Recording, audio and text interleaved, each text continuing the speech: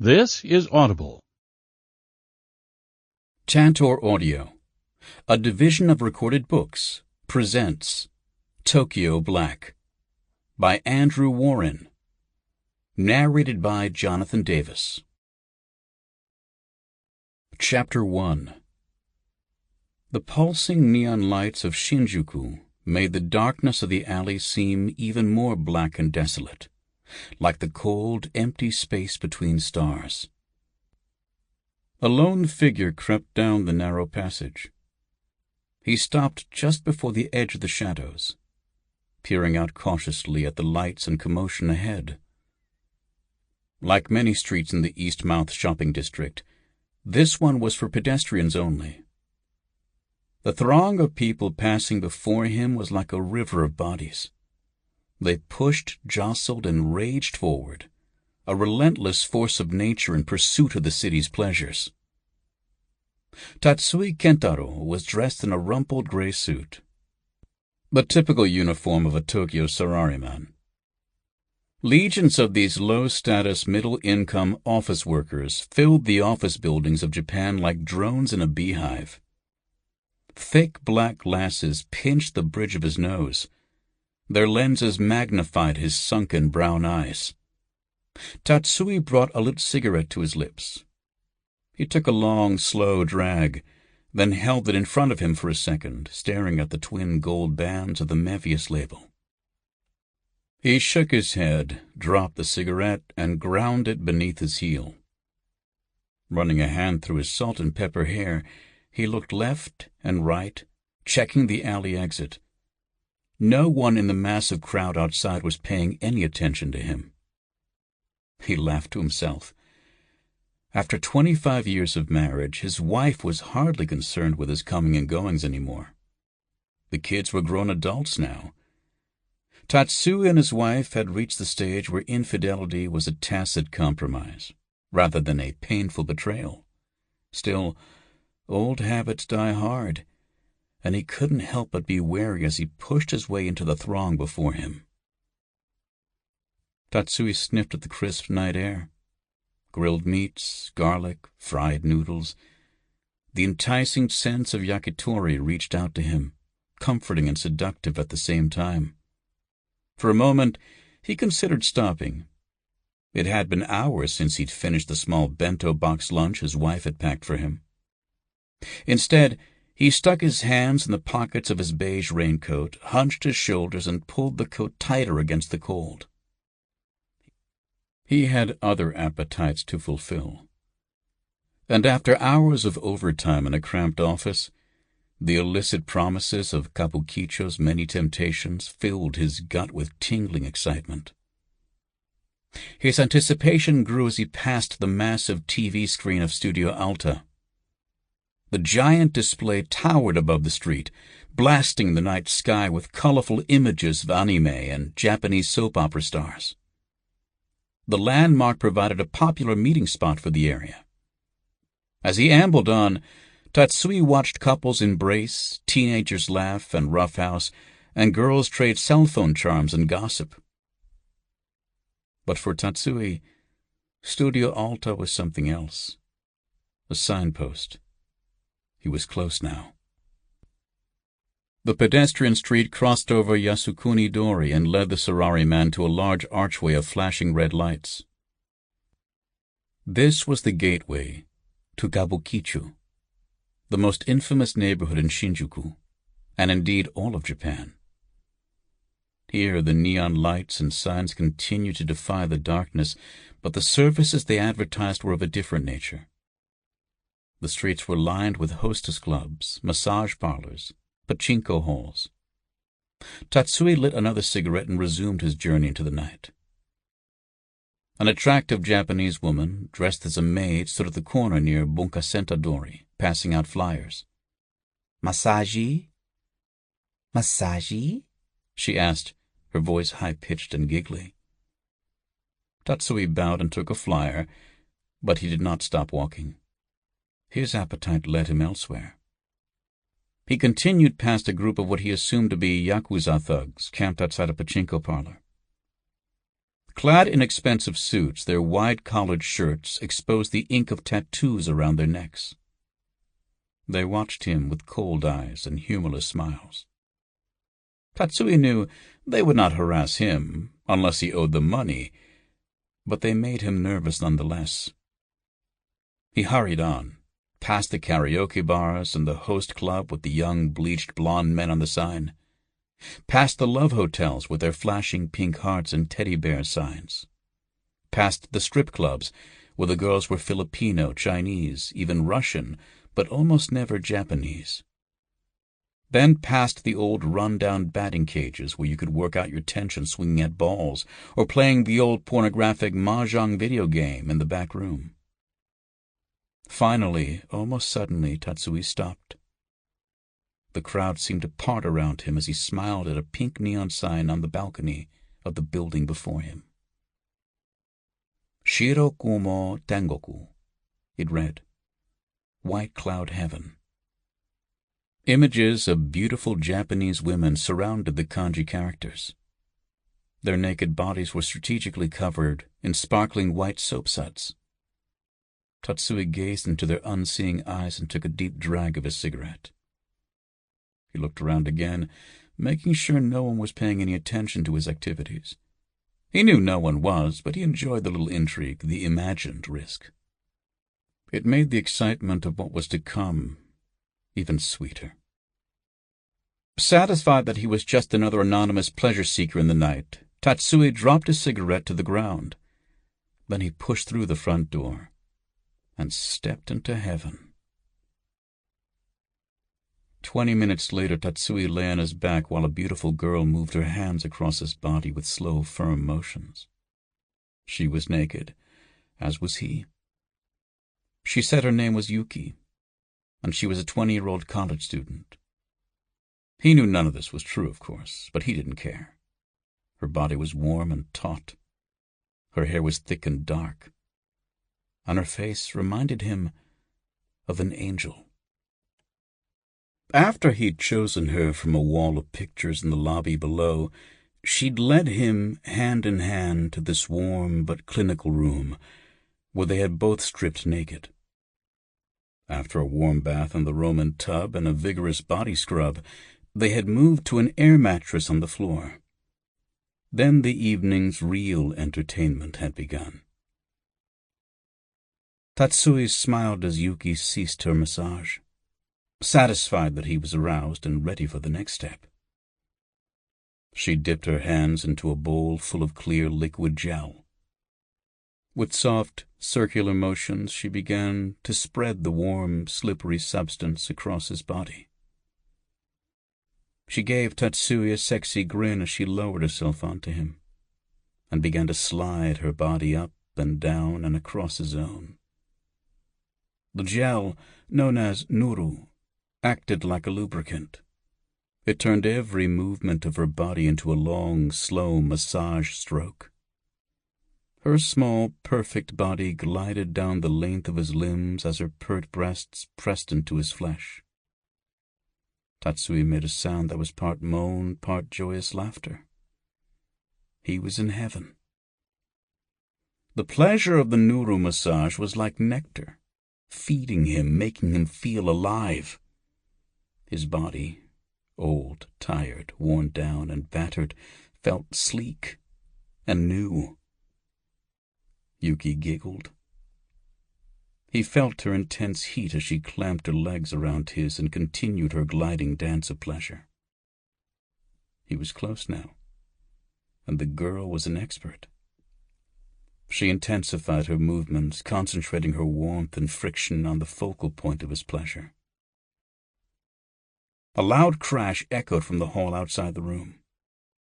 Tatsui, lost in a sea of bliss, barely heard the noise. Yuki gasped and froze in place. Jolted from his dreamlike trance, Tatsui propped himself up on the air mattress. He could hear muted shouting and footsteps coming from the other side of the door. He looked up at Yuki with alarm.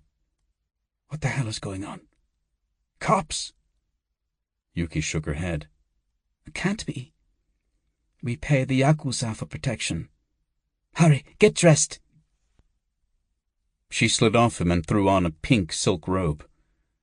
Tatsui scrambled off the mattress and grabbed his clothes. Ignoring his underwear, he struggled to pull on his suit pants. His legs were sticky from the massage gel, and the fabric tangled around his ankles. Tatsui looked up when he heard the sound of doors breaking, followed by a high-pitched scream. The noises were close now, and the commotion outside grew louder. He heard girls shrieking, men shouting, and customers complaining. Yuki hid behind him as he finally buttoned his pants. The door flew open, showering wood splinters through the air. Yuki wailed as men in black suits poured into the room, their faces cold but determined. One of the men grabbed the struggling Yuki and dragged her from the room. Tatsui realized with a start that they were all carrying guns. Tatsui had never seen a firearm before, at least not in person.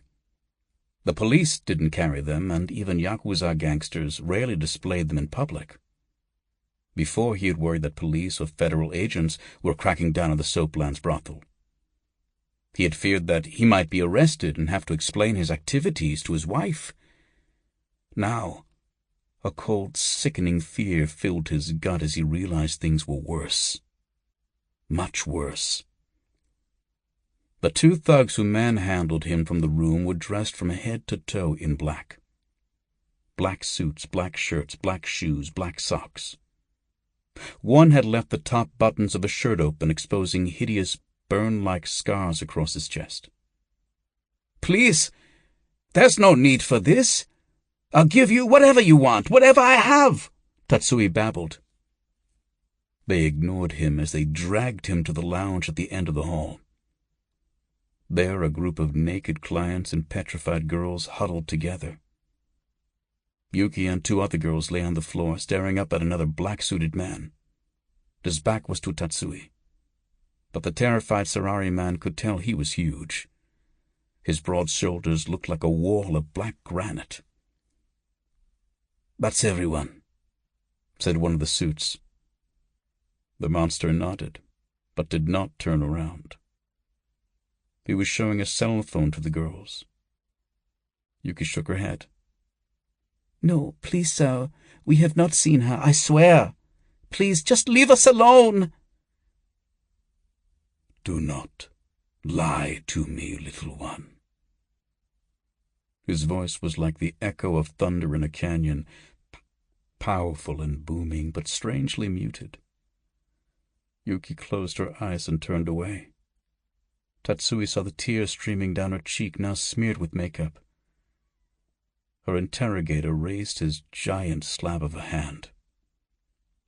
Before the big man struck Yuki, Tatsui spoke. His voice was a dry croak, and the sound of it surprised even himself. "Please, sir, there is no need for violence. What is it you want?" The big man lowered his hand and turned around to eye Tatsui. The other thugs immediately trained their guns on him, as if the sound of his voice had caused them to take notice of him for the first time.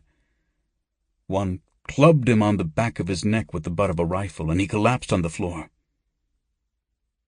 The big man gave Tatsui's attacker a disdainful frown, but he did not offer the injured Sarari man any assistance. He looked down impassively. It was the stare of a cold-blooded reptile, motionless, unfeeling, waiting for prey to move that fraction of an inch too close. Tatsui picked himself up and stood before the hulking, dark figure. The man's face was a nightmare of strange burns. Twisted scar tissue drew deep, jagged lines through his primitive features. In place of a left eye was a milky, unseeing orb. Tatsui took a deep breath. "Please, just tell us what you want. If I can help you, I will. Then you can let us go." The working girls ceased their panicked sobbing. The room grew silent, save for the dim noise of traffic outside. The big man spoke. "What is your name?" "Tatsui." The awful scarred face gave a small nod, an almost imperceptible tilting of the chin. Still, the motion was at least somewhat human. That comforted Tatsui somewhat. Perhaps there was a chance after all. "I am called Babu.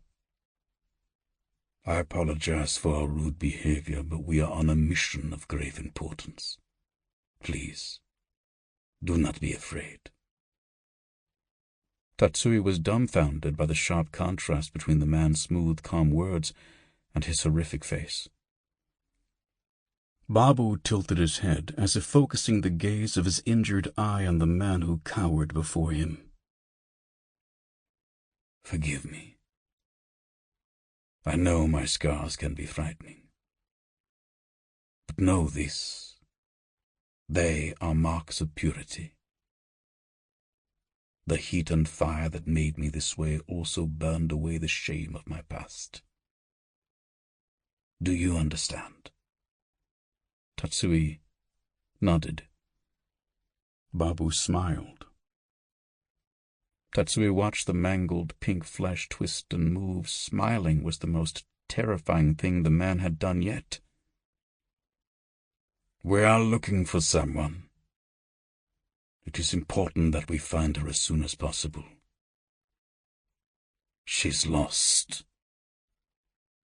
Babu held out the phone to Tatsui. It showed a picture of a girl in her early 20s.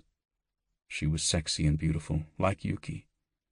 But unlike his masseuse, her beauty was not angelic and carefree.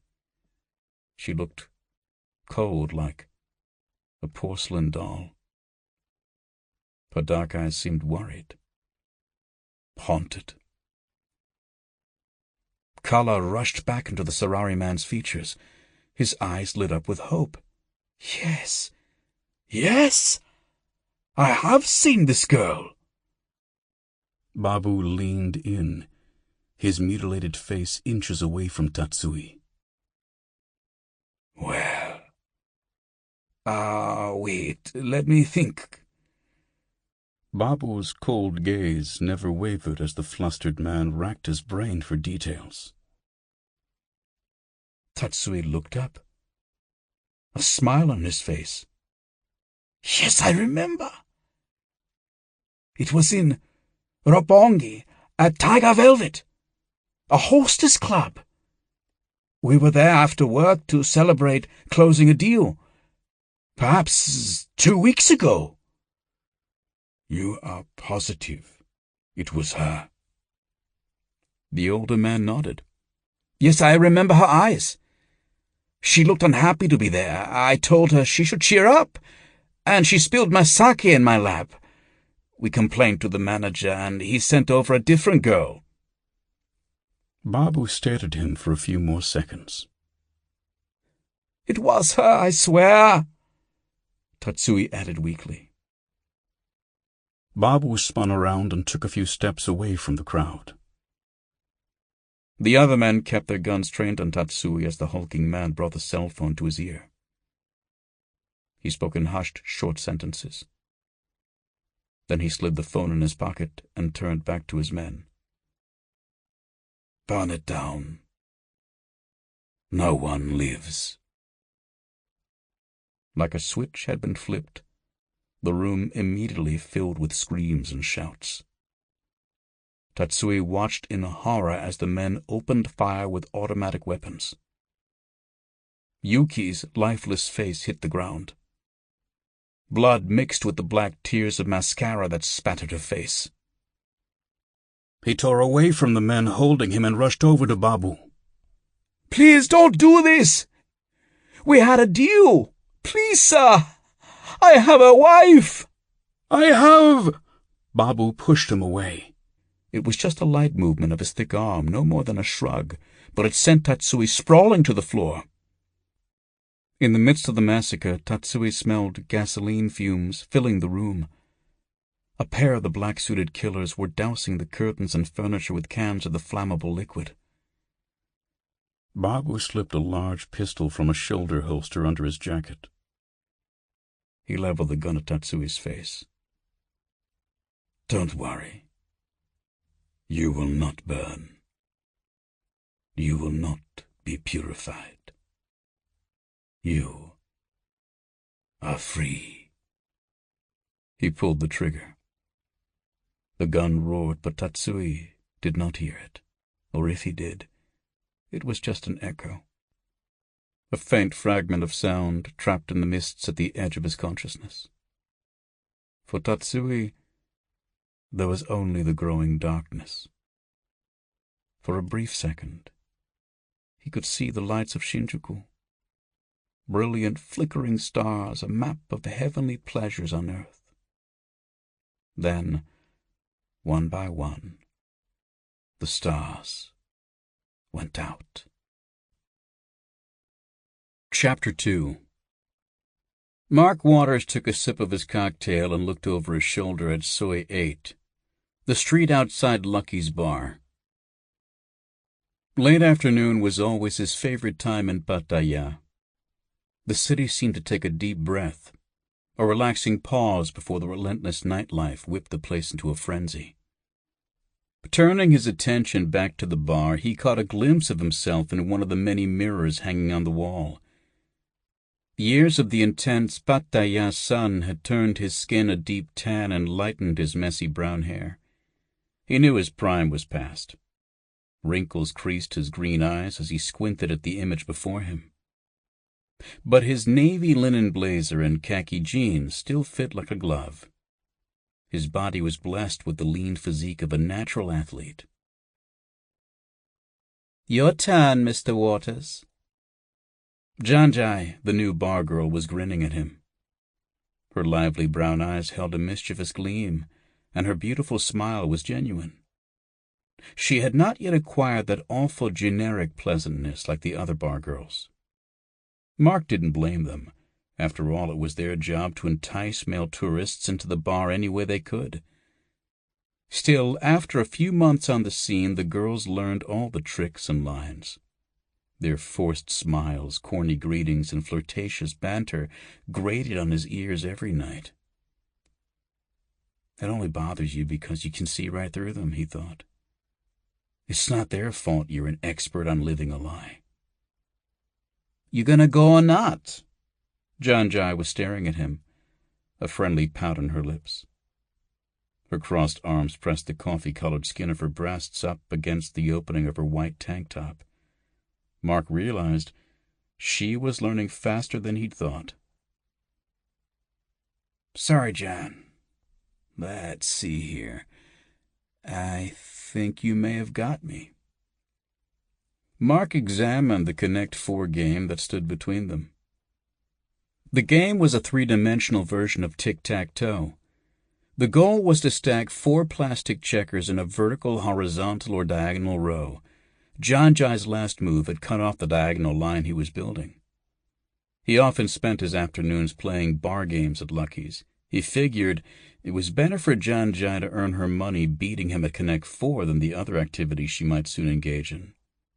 Most of the time, he let her win. Today, however, Janjai's inevitable victory was due to her skill alone. With a sigh, he slipped a red checker into the grid. It fell into place, blocking the girl's vertical play, but it left her with an opening to make a horizontal row in her next move. The Thai girl shrieked with delight as she dropped a black checker into the plastic grid. The piece completed her row of 4 and won the game. She clapped and laughed. "You lose, Mr. Waters. I'm too smart for you." Mark chuckled as he slipped 200 baht notes from his wallet and laid them on the counter. Janjai snapped them up with a childlike glee. "Truer words were never spoken, Janjai. Now how about you take pity on me and make me a drink?" "Sure thing, Mr. Waters. Then we play again? You want another sabai sabai?" Sounds good to me. John Jai prepared his drink, a refreshing combination of sugar, lemon, club soda, crushed basil, and local Thai whiskey. As she worked, Mark stole a glance at his cell phone. It was a prepaid model from the electronics stand down the street. It showed no incoming calls. This doesn't feel right, he thought. The truck should have arrived at the docks 40 minutes ago. Lau was supposed to check in as soon as they arrived, and then again when the merchandise was loaded on board the boat. Mark always stayed far away from the dock when a delivery was scheduled to arrive. It was up to his partner, Lau Somchai, to keep him in the loop and confirm that everything was all right. That left two options. Either Lau was keeping him in the dark, or everything was not all right. John Jai set the drink down in front of him. "Ready for next game, Mr. Waters?" Mark gave her a warm smile and placed another 200 baht on the counter.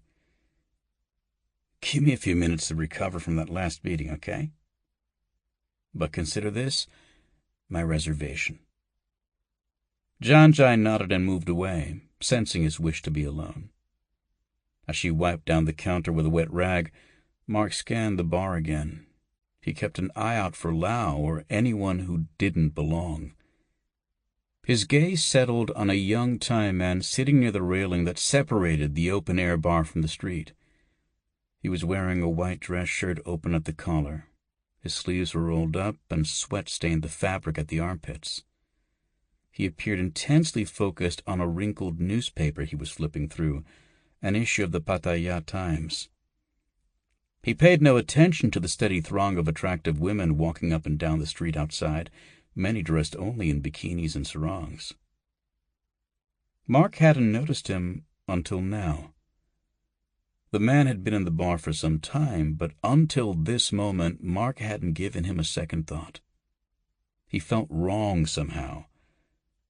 Mark took a deep breath, shocked to realize just how much his skills had atrophied over the past few years. Keeping a lock on the man from the corner of his eye, Mark angled back towards the bar and took another sip of his cocktail. He let the cold ice linger against his teeth, using the pain to sharpen him up. He allowed himself another unobtrusive glance in the man's direction. He could just make out the large color photo on the front page of the rumpled newspaper, girls dancing in pink evening gowns. Something about it was familiar. "Janjai," he said without looking away, his voice low. "Lucifer's bar still do the beauty pageant thing? You know, where the girls put on fancy dresses and do that fake pageant." Janjai leaned over the counter. "Sure. They raffle off the winner for the night. They do that on Wednesday, I think." It was Saturday afternoon. That meant the man was fully absorbed by 2-day-old news. Mark drained his drink and slammed the glass down on the bar. "Time to make a deposit," he announced. Janjai giggled, but gave him a concerned look. He slipped several baht notes onto the counter. "In case I don't make it back for the game," he whispered. "You probably would have won anyway." He purposely avoided looking at the Thai man as he made his way to the dingy men's room at the rear of the bar. He staggered and swayed as he walked, giving the impression that he was drunk. With a sigh, he shut himself in the tiny, dark room. As soon as the door closed, he sprang into action. Tearing his cell phone from his pocket, he popped off the rear cover and disconnected the battery. He threw the battery in the trash and stomped the dead phone into pieces with the heel of his boot. Then he dumped the pieces into a dirty bucket of mop water that stood in a corner. He had no idea who could be tracking him. Based on the lone watcher he'd spotted, it was probably just the Thai Royal Police. But that was far from the only possibility, and the other options could be much more deadly. Outside the door he heard Janjai talking. "Police, wait! Someone in there!" Mark uttered a silent curse as footsteps hurried towards the bathroom door. He grabbed the dirty towel that hung from a rack of cleaning supplies and wound it around his arm. Gritting his teeth, he smashed his padded elbow into the dirty glass of the bathroom window. The dusty pane shattered and exploded outwards. The noise outside grew louder. Janjai was screaming, and someone, most likely the Time man, was shouting. Might be calling for backup, Mark thought, which means if I don't get out now, I don't get out. Loud thuds echoed through the bathroom as the door shook. Someone was trying to break through. Mark took a deep breath and vaulted through the broken window into the alley behind the bar. Crouching, he looked up and down the thin strip of dirt. There was a commotion at the south end, the ocean side of town. 5 armed men in civilian dress rushed around the corner, charging towards him. One dropped to his knees to take aim with a pistol. Mark launched into an all-out sprint as the weapon roared behind him. The bullet struck the dirt, sending a small cloud of dust into the air near his ankles. Ducking around the corner of Lucky's bar, he hurtled into the crowded street of Soy 8. He ran north, away from the beach. A motorized growl grew closer and closer as he ran. A 3-wheeled tuk-tuk followed close behind, weaving through the pedestrians and bicycles. The tiny vehicle bore the yellow and purple markings of the Thai Royal Police. 3 uniformed officers rode on board. This is all wrong. Mark increased his pace, sprinting towards a narrow alley that led towards Soy 7. Since when do the Royal Police give a damn about some counterfeit jeans and designer purses? He looked back. Unable to fit down the narrow passage, the tuk-tuk had turned away. Mark figured it was probably headed down the boulevard that linked Soy 8 and Soy 7. Panting, Mark burst out the other end of the alley and turned north again, heading up Soy 7. Behind him, he heard the tiny vehicle screech around the corner. The driver must have anticipated his route. A wailing siren now rose above the whine of the tiny motor. Pedestrians and motor scooters swerved left and right, clearing the street for the police as they closed the gap. Mark gasped for breath, knowing it was only a matter of time before they caught up to him. Even at his peak, now several years behind him, he couldn't run like this forever. A small truck pulled into the cross street ahead of him. The driver leaned on his horn, trying to clear the throng of pedestrians from the crosswalk ahead. Mark dropped to the ground and slid under the truck. The rough pavement tore at his clothes and scraped his skin. Ignoring the pain, he rolled out from under the other side of the vehicle and leapt to his feet. He turned and continued his frenzied run. Behind him, the tuk-tuk driver slammed on the brakes, but he was too close and traveling too fast. The tiny vehicle fish-tailed in the street, sending the crowd of partygoers clambering to the sidewalks. The passengers leapt from the unstable vehicle as it rolled onto its side and slammed into the truck. Mark couldn't resist the slightest grin of satisfaction. He dodged to the left and ran into an outdoor beer garden. Finally, he had gained some distance on his pursuers. The sirens and shouting grew fainter as he lost himself in the crowd. Mark stood in a shadowy corner of the Venus Club, a sleek modern structure of glass and chrome, built to resemble a popular bar in Bangkok. The bar's interior was a sci-fi fantasy. Each of the club's go-go dancers held a laser pointer, which they flashed around the room as they slithered and swayed atop their chrome pedestals. The glass-enclosed bar was suspended above a parking garage in the wealthy modern neighborhood of Amaya Hill. Several beautiful Thai girls danced near the edge of the structure, grinding their bodies against the clear walls. They aimed their lasers at the pedestrians below, hoping to lure more young, rich partygoers into the club. Ignoring the beams of light dancing over his body, Mark scanned the crowd from a second-level catwalk. The height gave him a bird's-eye view of the girls and their customers, and the shadows helped hide his torn, dirty clothes. He had been able to avoid the police so far, but he knew they were still looking for him. He would have to keep a low profile until he could get out of the city. Still early in the evening, The crowd was sparse. As he surveyed the room, he spotted the man he had been looking for, Lao Somchai. He watched as the short, chubby man ambled into the club, laughing and gesturing expansively with his arms. He wore a loud Hawaiian shirt and expensive-looking slacks. The bar girls immediately marked him as money and began moving closer, teasing their laser beams across his body. The lights danced across his partner's face. Mark saw quick flashes of greasy, pockmarked skin and dark, beady eyes. Lao peeled off bought notes from a shiny money clip and tossed them onto the bar with a flourish. The bartenders set up a round of drinks for Lao and the lingerie-clad girls that surrounded him. All the girls were beautiful, but Mark knew Lao's favorite was Candy. Within minutes, the waif-like Thai-Filipino girl was at his side. She laughed and ran her hands across Lao's sweaty, bald head while whispering into his ear.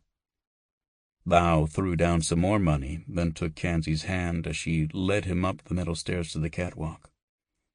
Mark left his perch for one of the small glass rooms that surrounded the slender stage.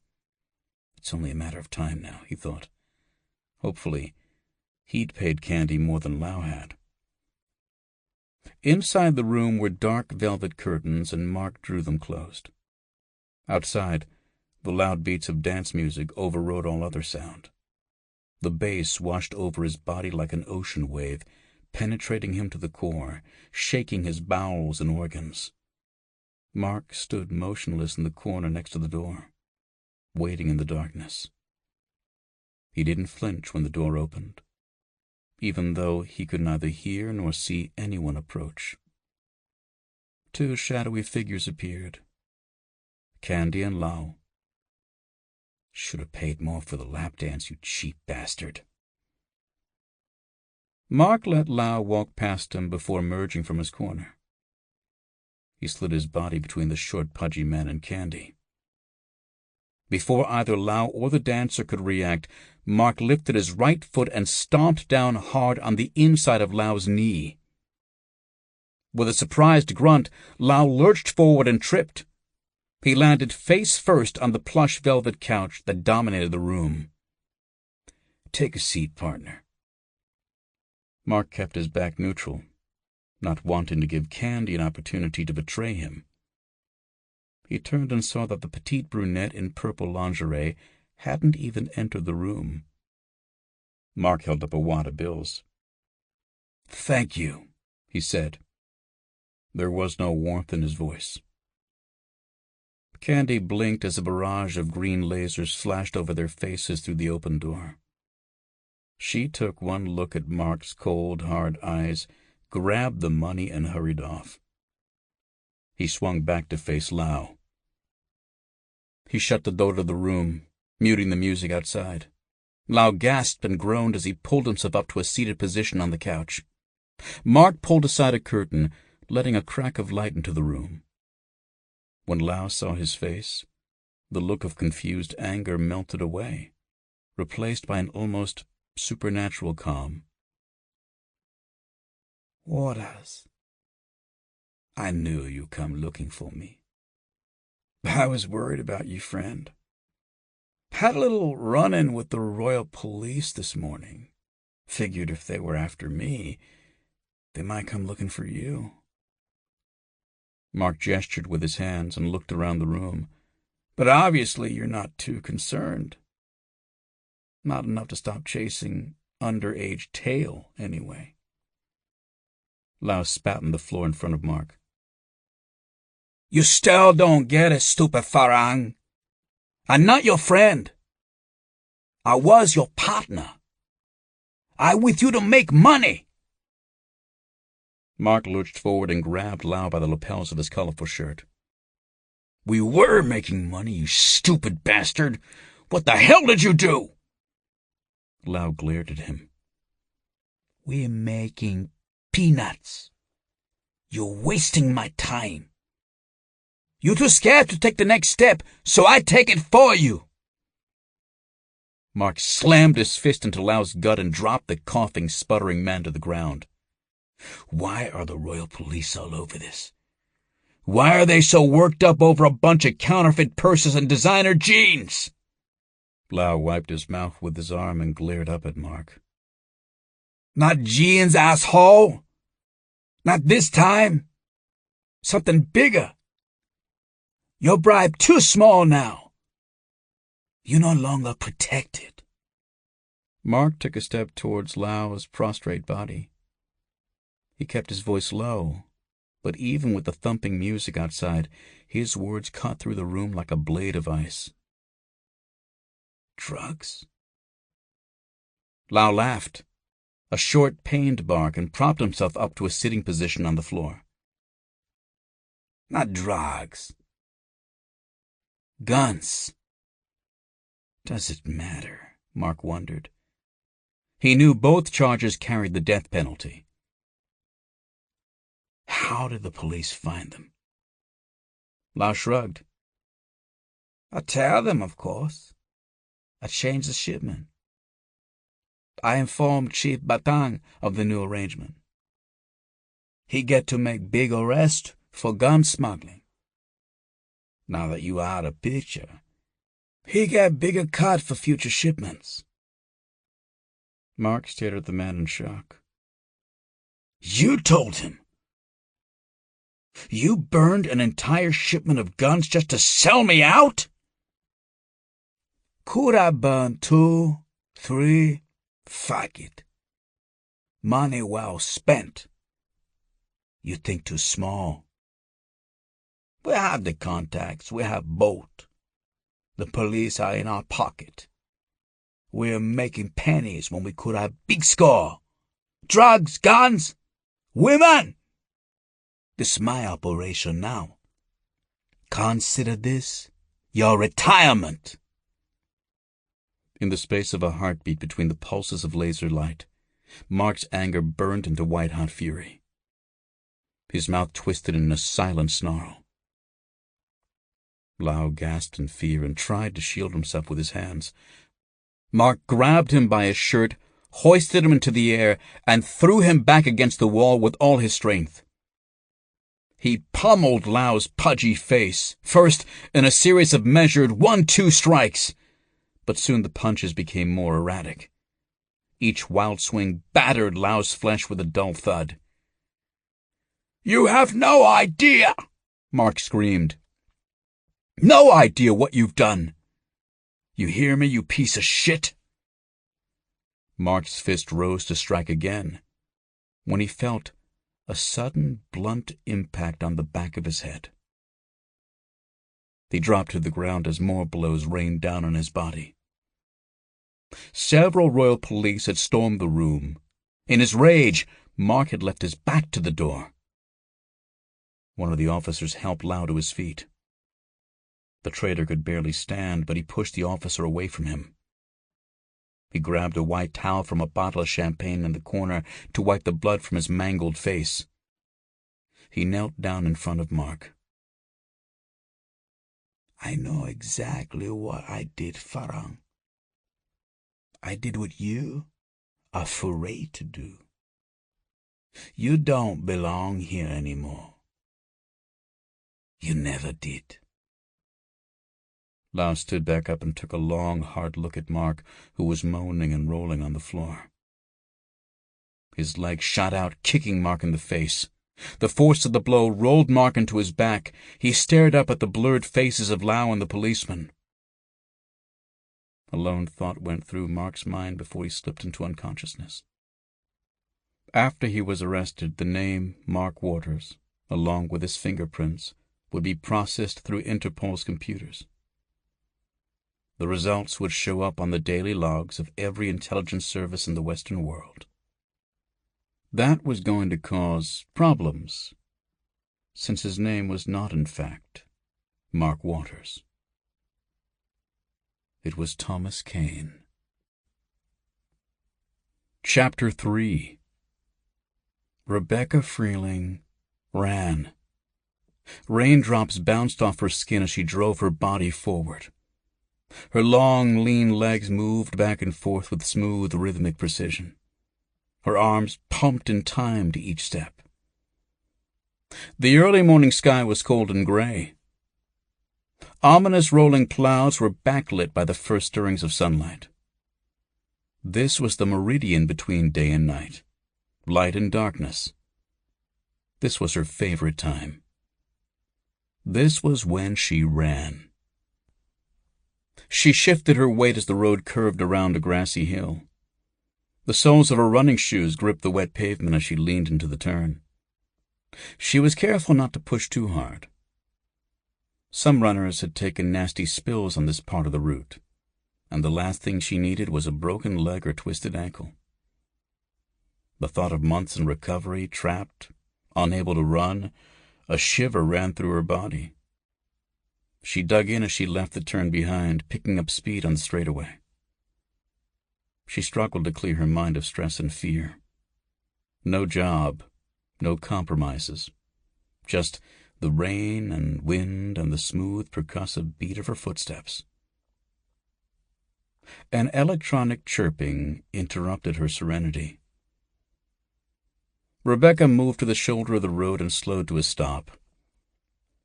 She stretched her arms up as... Great job keeping up so far. Now's the perfect time to relax for a bit. Let a gentle tune refresh your energy before we continue.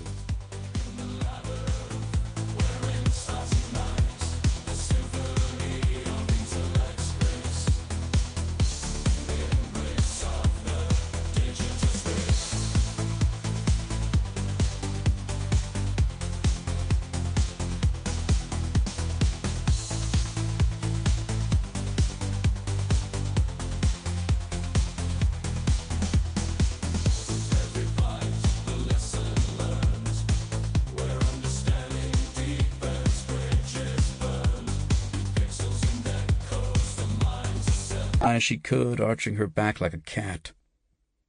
The cell phone clipped to her waist continued its soft ringing. It would go on forever, she knew. There was no voicemail. When that phone rang, she was expected to pick it up, come hell or high water. As her breathing returned to normal, she tapped the screen to answer. "Go ahead." The voice on the other end had the nasal, high-pitched whine of a teenager, though Ethan Maslin was in his 20s. Ethan was her information specialist, a hacker busted in an FBI sting operation. Now, to avoid a jail sentence, he put his talents to work for the CIA. "How do I know it's you? Maybe you've been kidnapped and replaced by a robot duplicate." Rebecca sighed. "It's too early for this, Ethan. I'm in the middle of a run." "You know, you do work behind a desk, Rebecca. What's with all the exercise? Do you have field ops envy?" "The better to kick your ass with, Ethan. Hanging up now." "Wait! Bernardo called. He said a meeting. Cryptos, 9 a.m. on the dot." She checked her phone's clock. Just enough time to finish her run and get ready. A short buzz indicated Ethan had already sent the invite. "Thanks, Ethan. I'll be there. See you in a couple hours." "Hey, Rebecca." "Yeah." "How's your time?" She laughed. "Shitty as always. Trust me, Ethan, it's not about the time." She hung up and spared herself a minute to look around, soaking in the tranquility of the cool morning. The truth was, Rebecca had run this route dozens of times, and she had never once timed herself. For her, it really wasn't about the time. It was about the escape. She picked up her feet and resumed her pace. The morning mist grew thicker, surrounding her, and then she was gone, lost in a cold gray cloud. 2 hours later, Rebecca had traded in her damp sweats and sneakers for a charcoal Helmut Lang suit. Her long, fiery red hair was slicked back into a thick ponytail, and she wore a navy blue raincoat, belted at her waist. The sharp lines of her designer clothes made her feel like a shark, a smooth, deadly predator, relentlessly moving forward. Her black heels clicked on the walkway between her office and the new headquarters building. Up ahead, a courtyard separated the two buildings with a centerpiece known as Cryptos, a sculpture as enigmatic as its name suggested. Rebecca strode up to the 8-foot-tall copper statue. The sheet of metal rose up from the ground in a curved S shape. It stretched 12 feet from left to right. A series of letters and symbols was stamped into the metal, divided into 4 square sections. Each section contained a coded message, all but one of which had been cracked and translated. The 4th code remained a mystery, known only to the artist and, according to legend, the director of the CIA. Alan Bernardo stood in front of the copper statue, gazing up at the strange symbols that adorned its surface. Clad in a black trench coat, he held an umbrella in one hand and a steaming cup of coffee from the nearby cafeteria in the other. He stood with his back to her, but he spoke before she entered his field of vision. "You're late, Freeling." Rebecca didn't bother glancing at the slim platinum watch on her wrist. "Sorry, Alan. Rain slowed me down." She stood next to him and glanced at the 4th section of the Cryptos panel. This was the code that no amateur or CIA cryptographer had been able to translate. "Taking a crack at the 4th code?" Alan gave a short laugh, more of a grunt than an expression of humor. "You know how much this thing cost?" "Fucking ridiculous." He looked down at Rebecca, raindrops beating on his small round glasses. "Walk with me." Rebecca looked up and tried to read his eyes. As always, they were as dark and unyielding as the metal wall before them. She shrugged and nodded. They turned and walked down the pathway leading out of the courtyard. The older man didn't say a word as their footsteps crunched across the pebbled path. Gradually, the sound of the rocks beneath their feet became louder than the clattering of the co-workers in the courtyard. He cleared his throat once. "Where are we on the Kusaka situation?" His voice was low and even, as emotionless as the navigation system in her car. "Sir, with all due respect—" "No," he interrupted. "Don't do that." "Don't do what?" Even as the words left her mouth, she knew it was a futile gesture.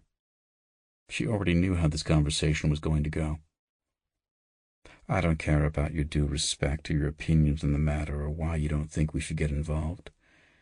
I don't care if you like me or hate me or you think I'm the fucking Antichrist. I assigned you a task. I'm on a tight time frame here. What do you have for me?" Rebecca stopped in her tracks, forcing Alan to shuffle a bit before turning to glare at her. "May I be blunt, sir?" He nodded. Rebecca took a breath. "I do not have the access required for the task you've assigned me.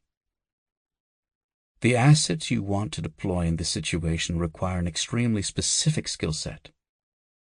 Language skills, deep cover background, regional knowledge. I've exhausted the normal pool of outside talent, and no one comes close." Alan looked at his watch. "I've got a meeting with Homeland in 10 minutes. Give me your pitch." Rebecca stifled a laugh. Working for Alan had taught her new meanings of the word arrogance. "I don't have a pitch, Alan. I'm just not sure." Alan held up a gloved hand. "Just tell me what you want, Freeling. What's it going to take to get you to do your job?" All humor left her face as her features hardened into an icy stare. The man knew how to get a rise out of her. "All right. I need higher clearance to find the kind of talent you're looking for. I need access to records that are closed off to me right now. And I need Ethan working point for me on this. That's what it will take to get this done in the time frame you've given me." Alan nodded and looked toward the shiny buildings in the distance. Although he seemed disinterested, she knew him better than that. The far-off look in his eye was risk analysis. He was weighing the odds and planning his counter-moves in case things went south. "All right, fine. As of now, you are head of a new task group I'm starting. The Extra Departmental Assets Group, or some other bullshit name we come up with. High-level clearance, minimal oversight. Ethan has access to any and all files he needs. Just get someone suitable in Tokyo by the end of the week. I don't care who it is. I don't even want to know who it is. Just get it done. Are we clear?" Rebecca opened her mouth, but no words came out. Of all the possible outcomes of this meeting, a promotion was one she had never considered. Finally, she settled for a firm nod. "Good. Don't bother keeping me posted. I'll be keeping tabs on you."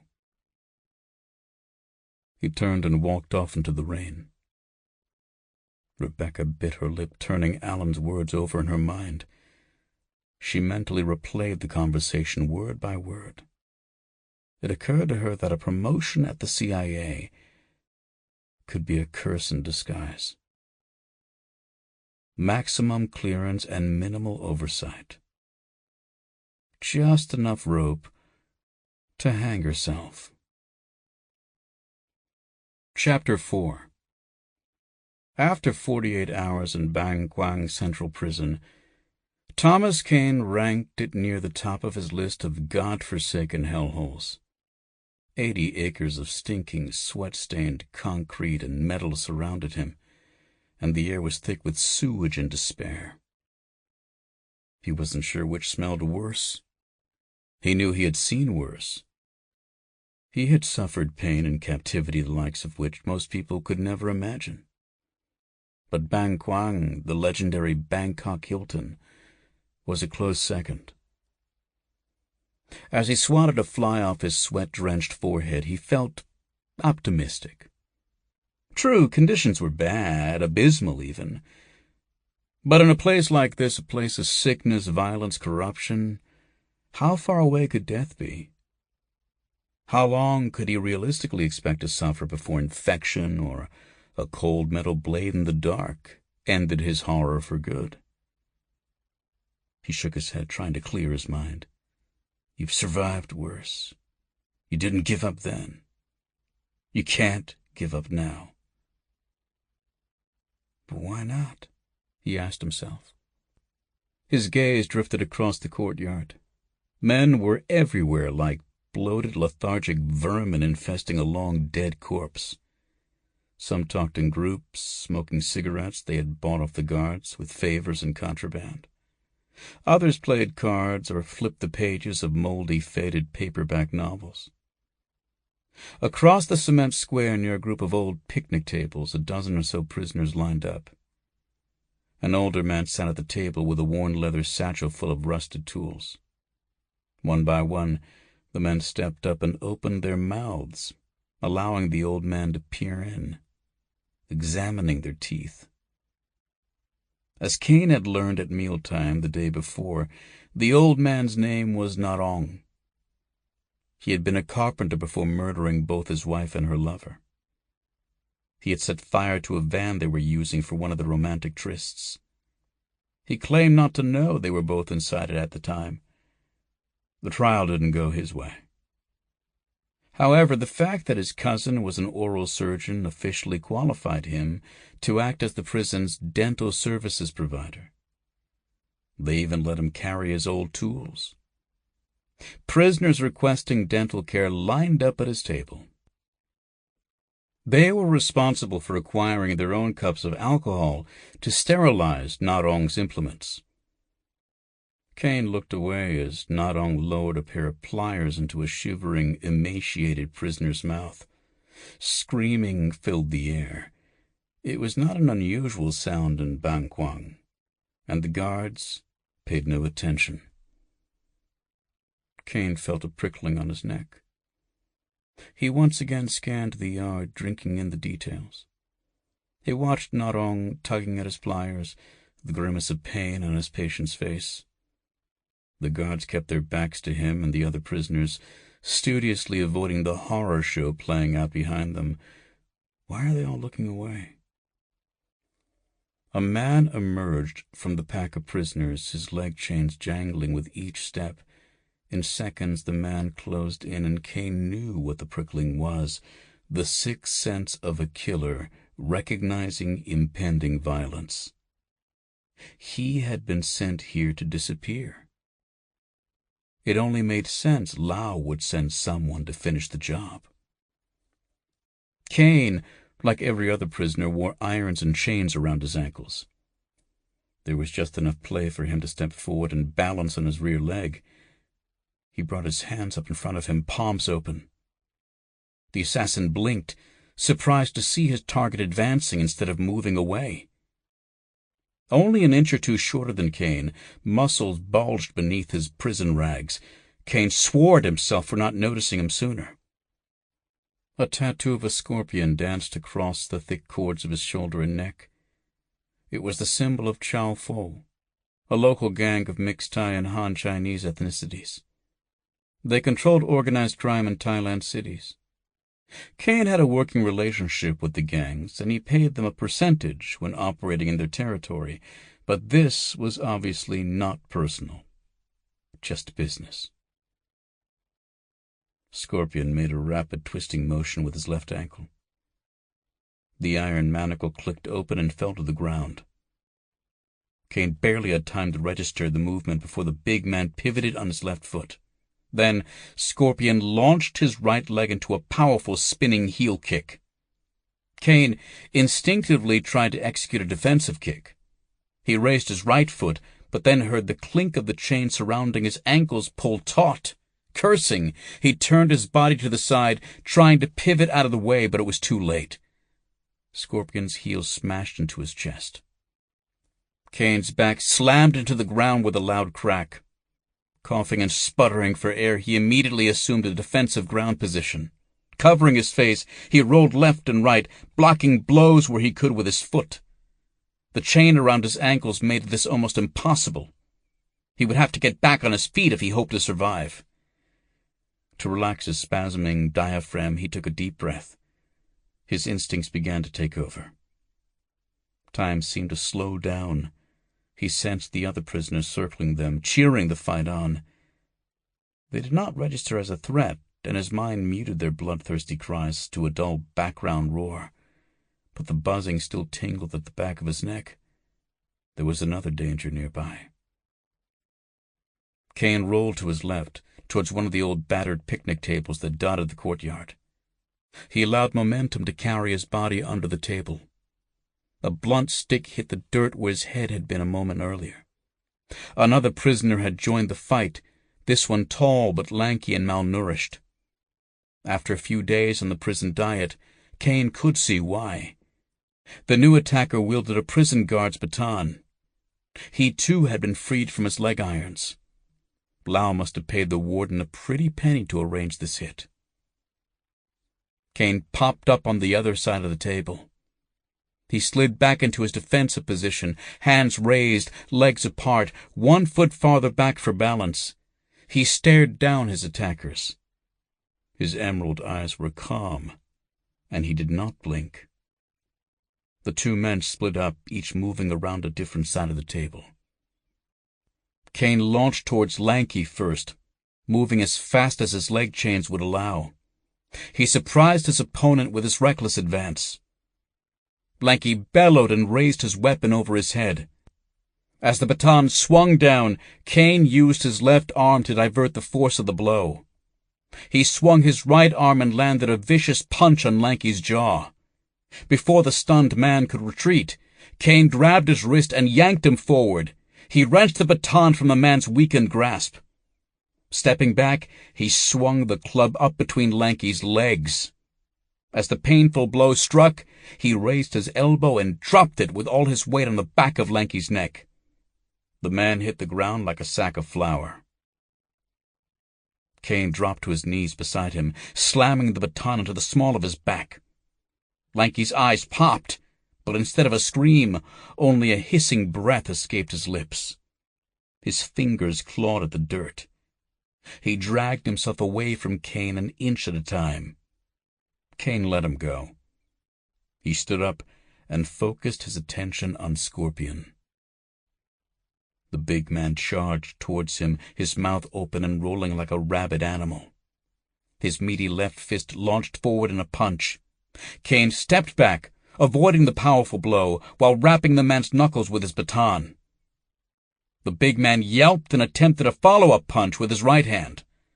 But the pain from Caine's counterattack had thrown him off balance, and Caine dodged the clumsy strike with ease.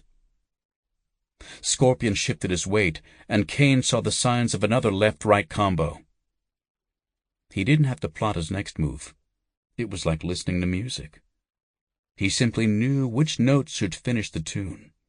Sure enough, Scorpion launched forward again with his left fist. Caine whipped his left arm in front of him, knocking the blow wide and leaving his attacker open. Stepping forward, Caine slammed the baton into Scorpion's gut. As the big man gasped and bent over, Caine clubbed him on the back of the neck and the giant crumpled to the ground. Caine hesitated for a second, staring at the now defenseless inmate.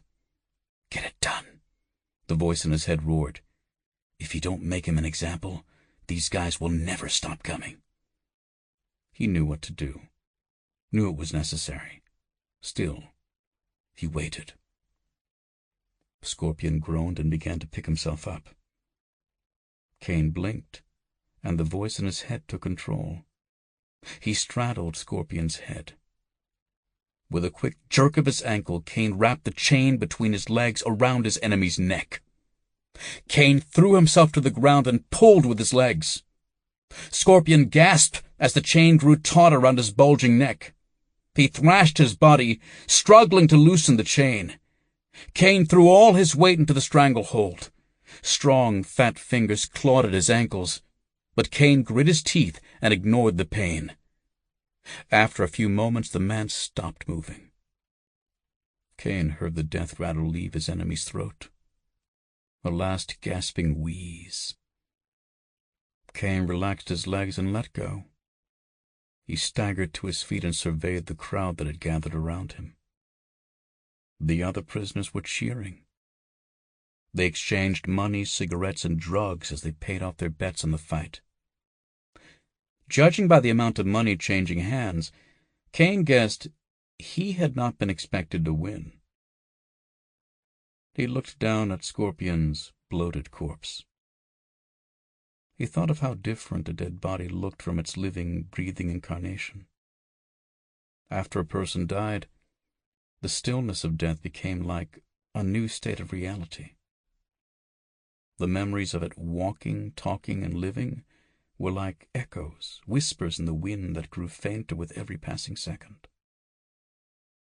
He looked around and saw Lanky had managed to drag himself under the picnic table for shelter. He wasn't moving, but Caine could tell he was still alive. That's okay. One is enough. This time. As the crowd parted, he saw Narong still standing by his table, still holding the rusty pair of pliers. The old man grinned, raising the old tool in a jaunty salute. Caine could just make out the small white tooth in the pliers' grip. His emaciated patient nodded and clapped his hands. Blood and saliva dripped from his mouth. That was the last thing Caine saw before the guards forced their way through the crowd and began pummeling him with their batons. He made no move to resist. He sank to the ground and let the blackness fall over him like a blanket, numbing the pain of their blows. When he fell unconscious, he was smiling. Chapter 5. Rebecca sighed and leaned back in her office chair. As she massaged her temples, the plastic clicking of computer keys filled the air. It sounded like the mocking chatter of a high-tech rodent. She returned her attention to the pile of dossiers spread before her. Assassins, mercenaries, disavowed agents. A grim cast of unsavory players covered her desk. A collage of dark, blood-stained history. Each sheet of paper detailed the secret career of a highly trained killer. These assets were used discreetly by the CIA, but never appeared in official agency records.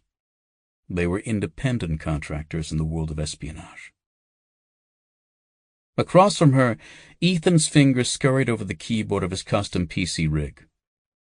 12 liquid-cooled processing cores sifted through mountains of data. Every now and then a promising dossier filled his screen.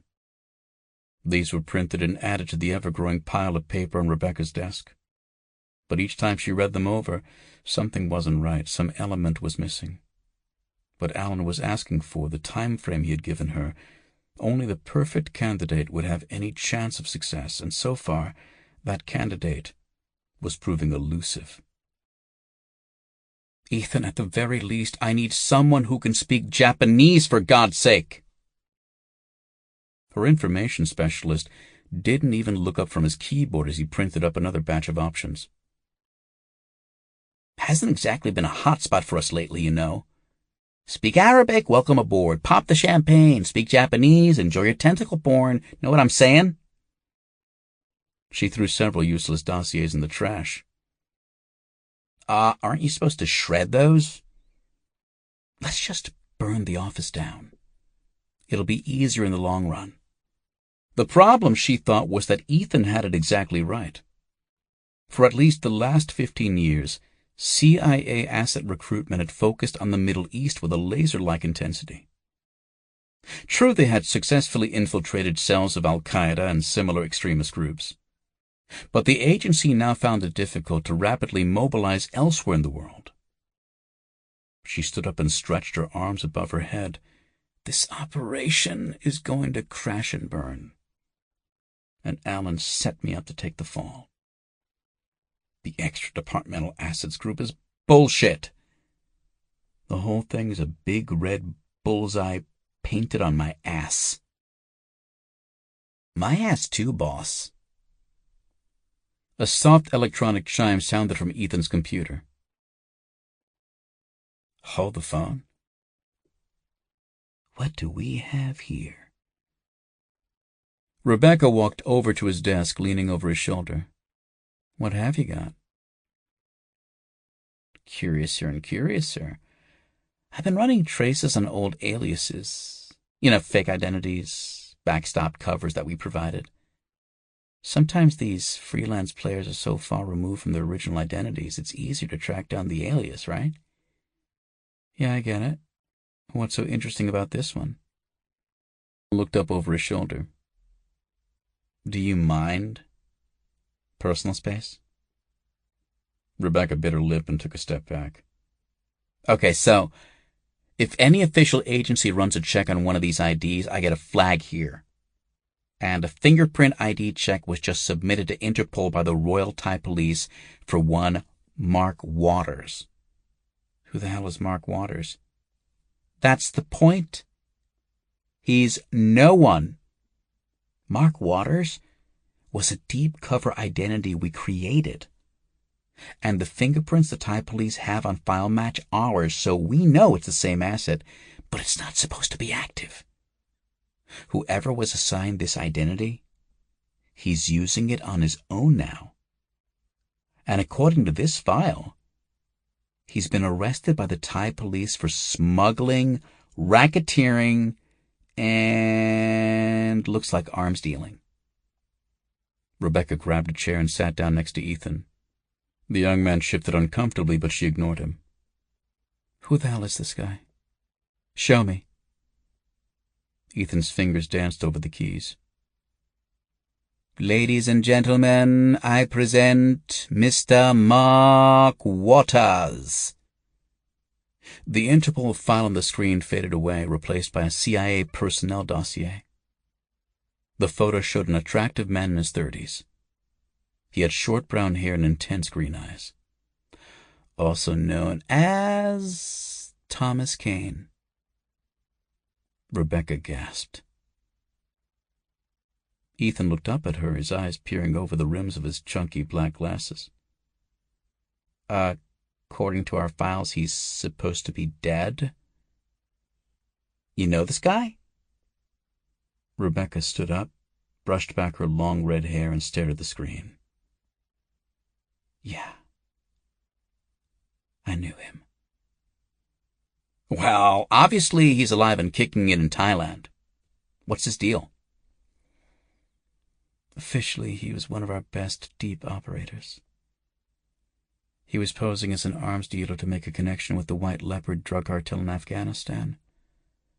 According to his handler's report, he went rogue, killed his partner, and disappeared with a shipment of guns and heroin. Then he resurfaced and tried to sell on the black market. When the White Leopards found out who he really was, they killed him and took back their drugs. Ethan nodded. Okay. And unofficially? Rebecca paused for a moment, staring at the pixelated photograph. Unofficially, I knew him. I debriefed him once after an operation. We became close. How close? Rebecca didn't answer. She returned to her desk, shoved aside the white sea of dossiers and personnel reports, and grabbed the folder Bernardo had given her. Bury that report. I don't want any other internal system flagging it. Ethan laughed. Right. So you're saying you want me to hack every computer inside the CIA? And Interpol if you have to. She dialed her desk phone and waited for the operator to pick it up. Just do it, Ethan. Kill that report. Science and Technology Special Activities Division, said a voice on the phone. Rebecca cradled the receiver against her shoulder as she stuffed files into her leather briefcase. Yes, video archives, please. I need any footage we have on Thailand politicians, something compromising. I need to lean on someone. Who exactly do you need to lean on? Anyone tied to the warden of Bangkwang prison. She hung up the phone, grabbed her coat off the back of her chair, and eyed Ethan. When they deliver the footage, send it to my phone. And Ethan, not a word of this to anyone. Do you understand? Especially not Bernardo. Ethan stopped typing again and looked up. His eyes looked wide and concerned behind his thick glasses. Well, where are you going to be if anyone asks? Rebecca slung her bag over her shoulder and hurried out of the office. Tell them I'm visiting an old friend. Chapter 6. Genki Inc. was a small tattoo parlor in Takeshi Tadori, a pedestrian street in the trendy Harajuku area. The shop had a reputation for quality work, but its Bosozuku gang clientele tended to scare off more casual customers. A small group of these gang members lounged outside the shop. They smoked cigarettes and ran combs through their greased hair as they watched the crowds go by. Inside, the air smelled of sweat mixed with the antiseptic sting of alcohol. The heavy electronic buzzing of tattoo guns was constant. Not even the Japanese punk rock music blasting from the shop's speakers could drown it out. In the rear of the shop, the gang's leader, a Japanese man in his late 20s, lay face down on a table.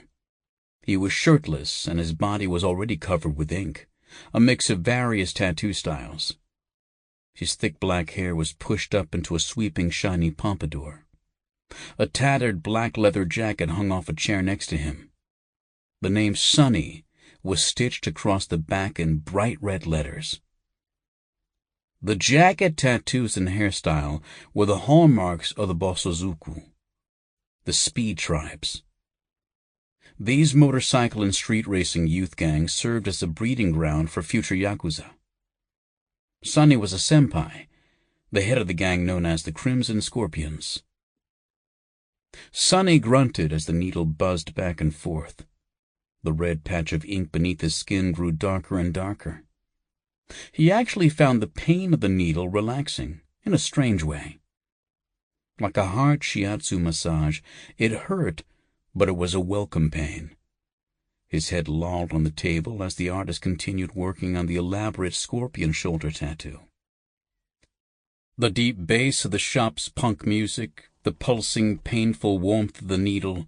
After a long night of drinking and partying in the Roppongi bars, he nearly fell asleep. As Sonny's thoughts turned to dreams, he let his mind wander to the future.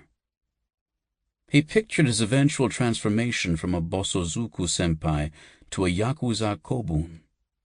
At 29, Sonny was old for a Bosozuku. Government crackdowns on the Yakuza families had lowered the demand for new members. Enrollment opportunities were limited, but Sonny knew his turn would come soon. He'd turned the Crimson Scorpions into the most respected gang in the Kanto region.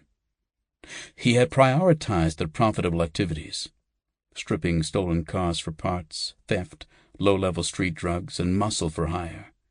He ran the gang like a business, making sure his members contributed to the bottom line and stayed out of trouble. Honor and pride had their place, of course, but it was the money he brought to the table that would secure his position in the Yakuza. The door to the tattoo shop swung open with a jingle, but Sonny paid it no mind. He was still contemplating his future, a life of flashy suits, sports cars, and beautiful girls at his beck and call. He dreamt of drinking sake from the cup of his oyabun and earning the respect and admiration of his brothers. Ignoring the common men who called him burukamen, outcast. He had friends and relatives who had joined the Yakuza.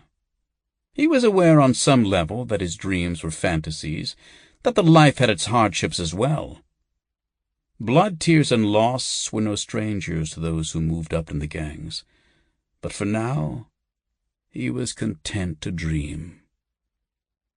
Lost in his thoughts, Sonny paid no attention to the enormous man who'd entered the parlor. Clad in a black suit, his massive size eclipsed nearly all the light from the shop's front windows. Two other men dressed in identical black suits flanked him. Babu. The artists were so engaged in their work, no one even looked up as one of the men began lowering the shades of the parlor windows. Babu surveyed the store, his milk-white eye finally settling on Sonny. No emotion whatsoever crossed his features as he approached. His associates drew Glock 19 automatic pistols tipped with silencers. As they made their way to the back of the store, they opened fire. The silencers turned the explosive shots into loud but muffled coughs.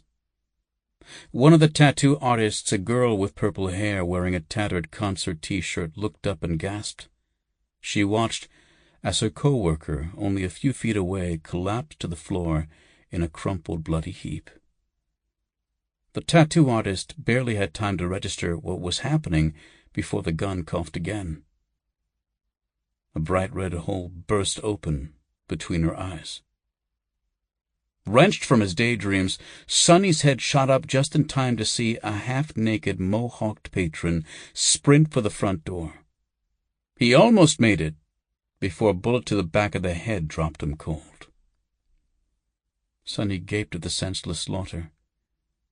He looked up as a shadow descended over his table. Babu stood over him, gazing down.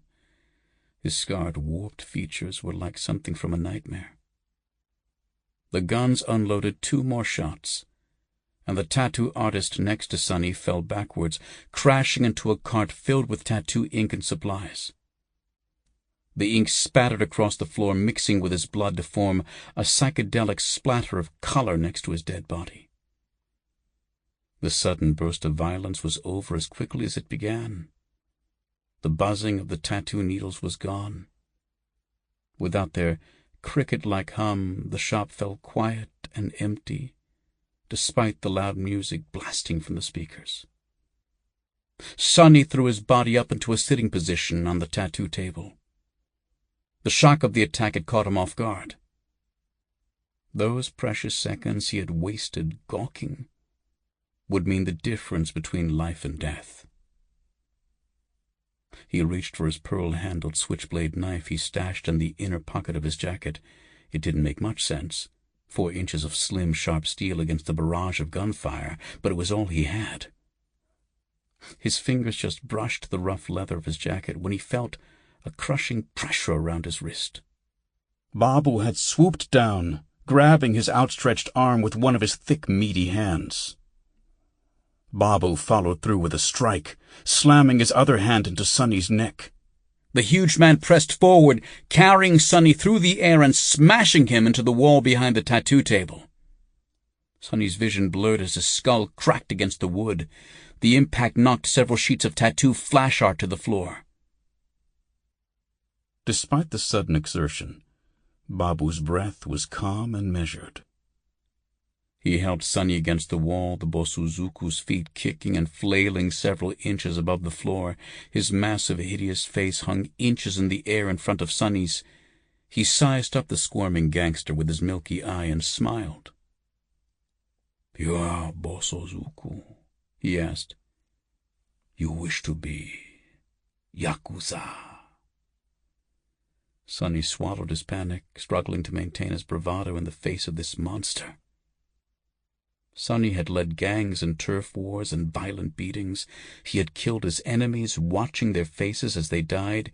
He squinted, knowing that fear showed first in the eyes. "Who the fuck are you?" He was grateful to hear his voice didn't waver. "Do you know who you're messing with?" Babu barked a command, and one of his associates stepped forward, holding a cell phone in front of Sonny. On it was a digital photo of a girl. The expression on the girl's face was strange. She looked haunted, lost. To Sonny, she looked like a fallen angel.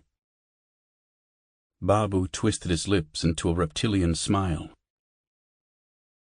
"I apologize for the inconvenience. We are looking for this girl. It is vital that we find her. You wish to be Yakuza, yes? You wish to be part of a Ninkyo Dantai, a chivalrous organization."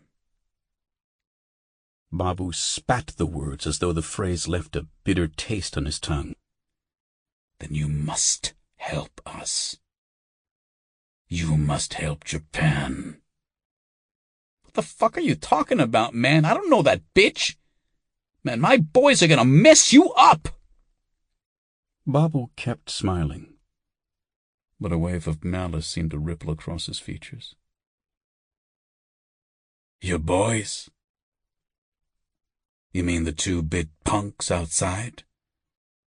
Preening and grooming for the Lolita harlots that walk this street? Please, let me summon them for you." Babu nodded, and one of his henchmen disappeared from view. He turned back to Sonny. "Nihon, Japan, our island. Our home is dying, my friend, from the worst cancer of all. Weakness. And you are part of this weakness, this sickness that is strangling our home. Just as I once was. Ah, your associate has arrived." Babu moved his massive head. His lackey had returned from his errand. In his left hand he held a metal hacksaw. In his right hand he held the severed head of Sonny's second-in-command, one of the Bosozuku he had stationed outside to stand guard. Both dripped blood onto the scattered papers and debris strewn across the floor of the tattoo shop. "Look, man, I can help you. I've got people. I'm senpai." Sonny didn't even care that his voice quaked. All pretense of courage and defiance drained from his features. He knew the man could see the fear in his eyes. There was no hiding it. Babu laughed. The sound was deep and guttural, like wind flowing through a dark, wet cavern. "You are a weak, insolent child, a parasite, who dreams only of sucking the blood of a diseased, cancerous host. You wish to be Yakuza? I was once Yakuza, and I tell you, they have lost their way. They flaunt the tattoos and cheap suits and gold-plated sports cars. They squabble over money and territory. Meanwhile, all around them, Japan is dying. The real enemy grows stronger and stronger." Sonny struggled, but Babu squeezed his throat tighter. "Let me see the picture. I think I know her. I can help." Babu reached his free hand over to a tattoo needle on the counter next to him. He held it up, staring at it, fascinated. "This instrument. This is not even the proper tool for a Yakuza to receive his tattoos. It should be irezumi, the traditional way, done by hand using needle and chisel. The time, the pain, that is the price you pay for the beauty, the honor of proving your conviction." The big man shook his head and laughed again, looking back at Sonny. "The honor of strutting around like a peacock in heat. Bah! I was Yakuza once, but as you can see, I have renounced those convictions. Our scars mark us now. They show that our devotion is to a higher cause. And make no mistake, we will restore Nihon to its rightful place in the world. We will flush out the weakness just as I had to flush the poison from my veins. But first, we must find this girl. She was working as a hostess at a club in Roppongi, Tiger Velvet. The other girls there say you were her client. They saw her leave with you." Sonny nodded. Yeah. Some bitch at some club. Let me see. I'll help you find her. I gave you one chance. You refused. Now you say you want to help us? Like a true Yakuza, you must prove your convictions. I have no more time to waste. Babu plunged the tattoo needle into Sonny's right eye. A brief spurt of clear fluid burst from the wound, followed by a stream of crimson blood. Sonny's shriek echoed through the room. Babu and his men stared as his cry of pain turned to a pathetic sob. "Said I'd help, man! I'll help! I'll do anything!" Babu raised the needle again. "I am glad. You have one more chance. And one more eye."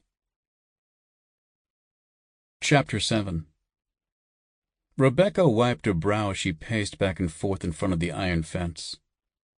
The plants and flowers of the garden before her filled the hot air with a sweet scent, but they couldn't mask the stench of sweat and sewage. The combination was nauseating, like rotten fruit. The garden occupied a tiny strip of land no more than a meter across, before it was cut off by another set of bars. It was a tiny sliver of beauty trapped in a filthy metal cage. A private little paradise for no one's eyes. Normally, neither visitors nor prisoners were allowed here, but Rebecca's visit was abnormal in every way. The guards who had escorted her hurried away as quickly as possible. She felt like a witch or some kind of boogeyman, and that was fine by her. Whatever works. The muted shriek of metal grating against metal came from deep within the bowels of the hellish prison. Then, footsteps. Distant at first, they grew louder along with another sound, the jingling of a chain dragging along concrete. And then he was there, standing in front of her, on the other side of the far fence. He was little more than a meter away, but ages of unanswered questions stretched between them. He stared unblinking, body perfectly still. She remembered how sometimes his stillness could unnerve her, as though he were dead inside. Then he would touch her face or stroke her hair or make some other human gesture. She would laugh and smile, no longer able to see the shadow that had so unnerved her, as if it were an optical illusion. She nodded, not sure why, but feeling it was the appropriate response to seeing a living man she'd believed to be dead for so long. "Well," she said. "I knew someone would come," he said, his voice soft but sharp like a paper-thin knife. "But I didn't expect it to be you." Rebecca bit her lip. "Who did you expect?" Caine shrugged. "Anyone but you." "You're supposed to be dead." He smirked. "You sound disappointed." Rebecca dug a plastic band from her purse. She pulled back her hair, heavy and damp with sweat, tying it into a loose ponytail. Caine watched like a cat watches birds play on the other side of a window. "Your hair is longer." Rebecca's face flushed. The two sets of bars cut the man before her into disjointed slivers, like reflections in a house of mirrors. "My hair is longer?" Her voice rose to a strangled shout. "All these years, that's all you can say? I wake up and you're gone? I mean, disappeared completely out of my life, and now... Tom! What the hell happened to you?" Caine paused, then looked away. A muscle in his neck quivered. "That's not my name anymore. I don't know why you're here, but you should leave." "No, Tom, that is your name. That's why I'm here. You're why I'm here." Rebecca's slim porcelain hand gripped a metal bar. "Mark Waters was the asshole you were pretending to be, a drug dealer who traded guns for heroin to terrorists. Is that who you are now? Is that who you decided to be?" "No, that's who the United States government decided I should be. It served their interests and I paid the price, trust me. They got the better end of the deal." Rebecca had to force herself not to step back from the bars. His voice, cold and raw with hatred, was like a blade of icy steel stabbing at her. She shivered despite the intense heat. Caine smirked again. "Now I serve my own interests. I've earned that. So how about you drop the jilted lover act and tell me what it is you want?" "I want the truth, damn it!" Caine chuckled. "Then you may need to reconsider your career path." "Fine. Screw the truth, then. I'll just assume you are what your file says you are. A traitor and a disgrace. And dead. Let's not forget that." "Well, if you're not interested in debating the truth, neither am I. Besides, I don't think it will be too long before the facts reconcile themselves. People don't last long in here. The locals call this place the Big Tiger. Know why?" Caine didn't answer. Rebecca finally felt like the conversation was on equal footing. She took a step closer. "Because it eats men alive." Caine held up the manila folder in his hands. "And this is what exactly? My ticket out of here? A favor I do for you in exchange for my freedom?" She nodded. "I can fill you in on the details later, but the elevator pitch is in there. Arinori Kusaka is a prominent Japanese businessman with fingers in every technological pie there is, works with all the major Chinese factories and has close ties to many government officials. He's also a CIA asset, whose intelligence has been instrumental in thwarting several industrial espionage and cyber-terrorism attacks sponsored by the Chinese government. Caine flipped through the dossier, scanning the photos and reports in the folder with a lazy detachment. You want me to take him to the Hostess Club? Rebecca ignored him. Kusaka claims he has knowledge of an imminent terrorist attack that will take place on U.S. soil within the next 7 days.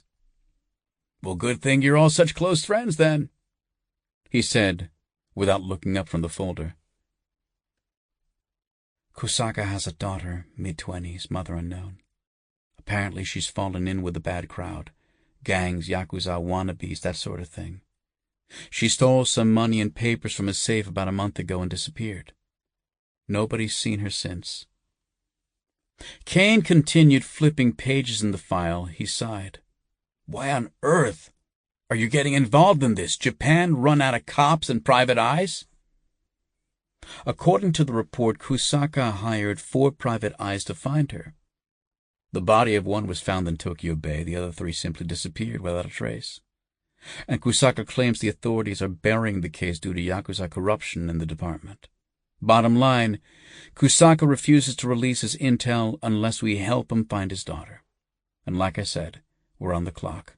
We have 7 days, including today, to make this happen. And you believe this intel is real? You trust him? Doesn't matter what I believe. Bernardo believes him, and he's calling the shots. Caine's head jerked up and his eyes zeroed in on hers. The dark shadow of death that lay just beneath his handsome exterior glowered with menace. Bernardo? Alan Bernardo, he's your boss? Director of Human. He's placed me in charge of a new group, Extra Departmental Assets Liaison or some other bullshit title. Basically, I get this done or it's my ass. Caine dropped the folder on the bench next to him. And the disgraced traitor in a Thai prison is the best you could do? She looked down at her top leather flats. I was hoping you could tell me something. Anything. Hoping I was innocent? No, that's not it. You were hoping I could sell it to you. Because deep down, you didn't believe it, but you want to. So you can use me like Bernardo. She looked up. What do you mean? Bernardo was my handler on Operation Big Blind, the op that got my partner killed. The op where he sold me out to the White Leopard clan. Bernardo sold the heroin? He actually used agency assets to facilitate a personal drug deal? Caine turned his back towards her. I'm not saying anything. It's someone else. He shuffled away. Tom, wait! She moved along the fence, trying to keep him in sight. Tom, just tell me what happened, please! The clink of his chain grew quieter, then disappeared. She heard the metal crash of a gate slamming shut. He was gone. She was alone again in the courtyard. The garden was quiet save for the buzzing of insects and the distant sounds of men and metal and pain. Chapter 8. Caine opens his eyes, and he is back. Back in the crumbling stone basement. Back where the harsh sunlight pierces through the cracks in the rock. The thin slices of light burn so bright. They are painful to look at in the darkness. The chain of the rusty cuffs is slung over a hook in the ceiling. His wrists ache and the rough metal bands have rubbed his palms raw. His feet dangle about a foot above the sandy floor. Every muscle in his body is taut and screaming. He cannot remember the last time he has slept. Nor does he seem to be fully awake. A prisoner now. His state of mind hovers somewhere between life and death. He has no idea where he is. His captors have moved him several times, always covering his face with a dirty hood. He does not know when they will come again. All he knows are the lies he has to tell. The truth is forbidden. His life, his suffering, is nothing. He has to tell his lies. This is how he can win. the only way left to him. He has lost the ability to see emotions in his captors, though he knows they are there, hidden in the men's shadowed features. Hatred of him, horror at the atrocities they inflict upon him, fear, flickering glances of doubt, tiny reminders that these are not demons, not monsters from hell. Human beings are doing this to him. But he can't see them anymore, those minute glimpses of humanity. Maybe they were never there to begin with. Just a trick of the light. He opens his mouth to laugh, but no sound comes. There is no sound at all. Not the creaking of his chains, not the rats scurrying from the sacks of rotten grain in the corner. All is silent.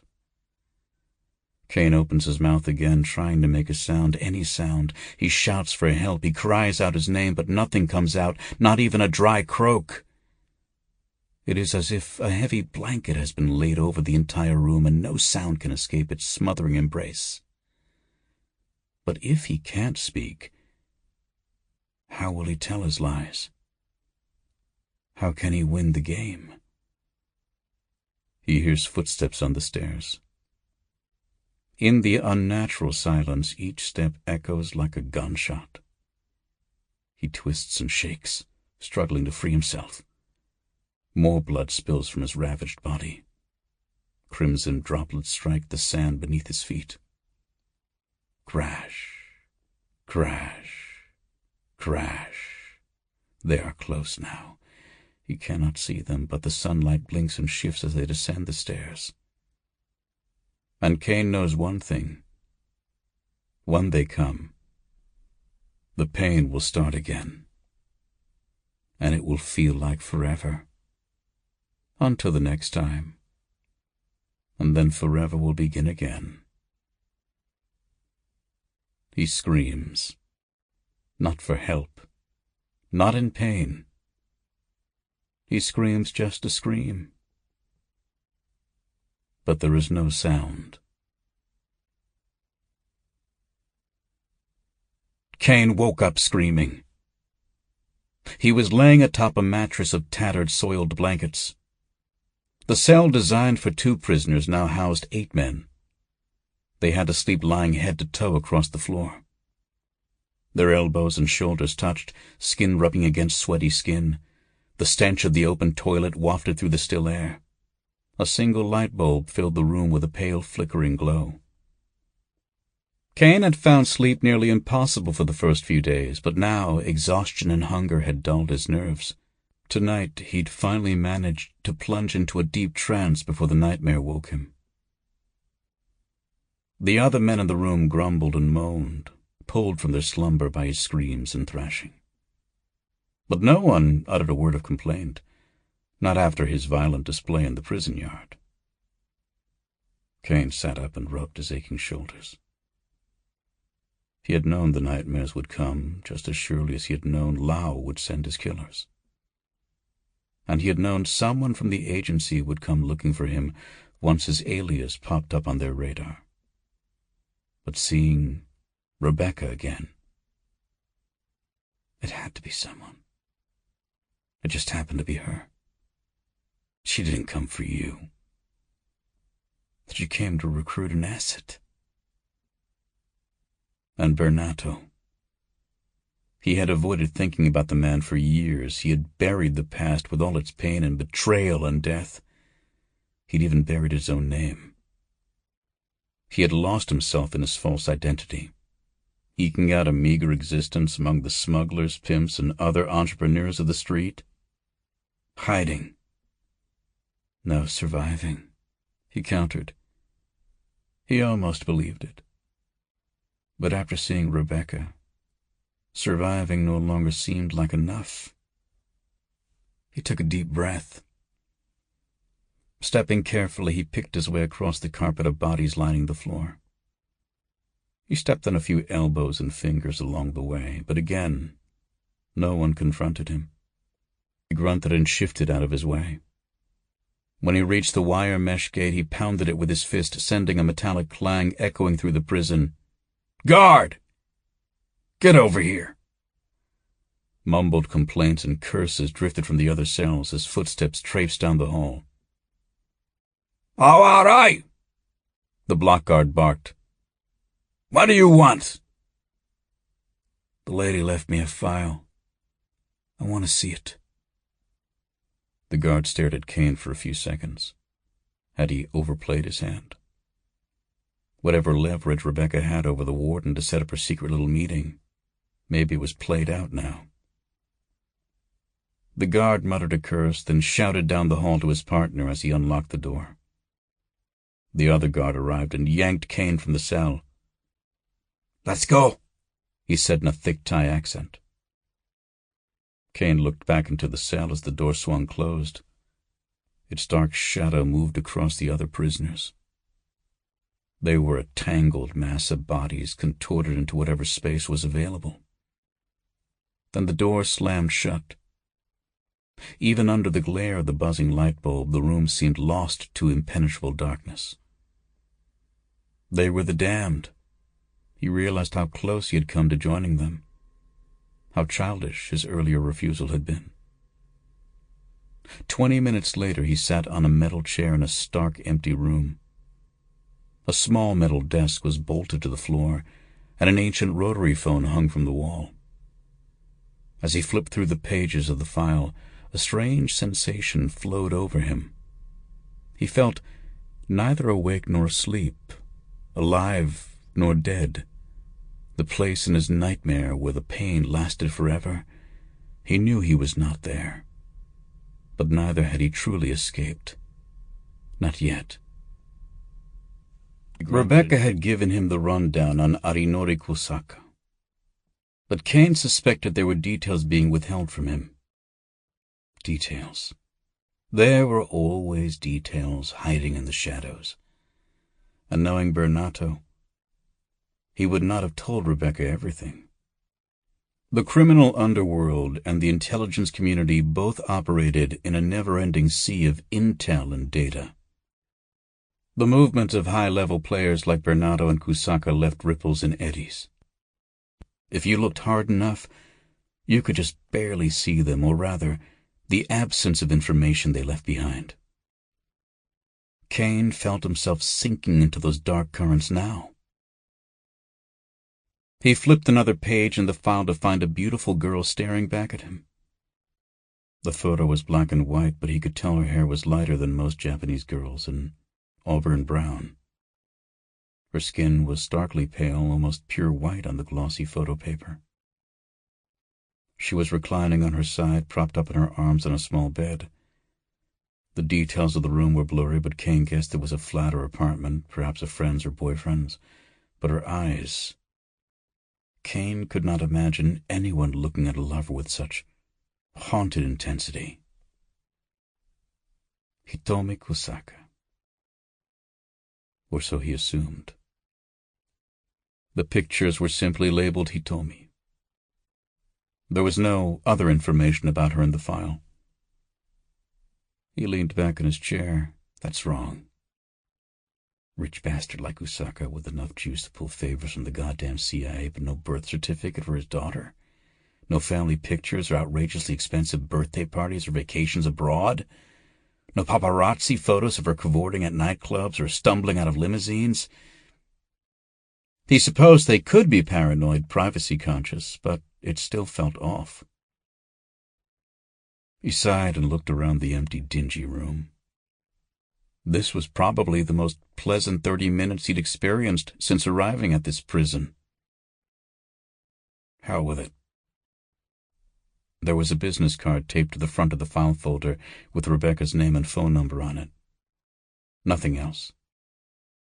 Caine picked up the ancient phone and listened to the dial tone for a moment, turning the dark possibilities over and over in his mind.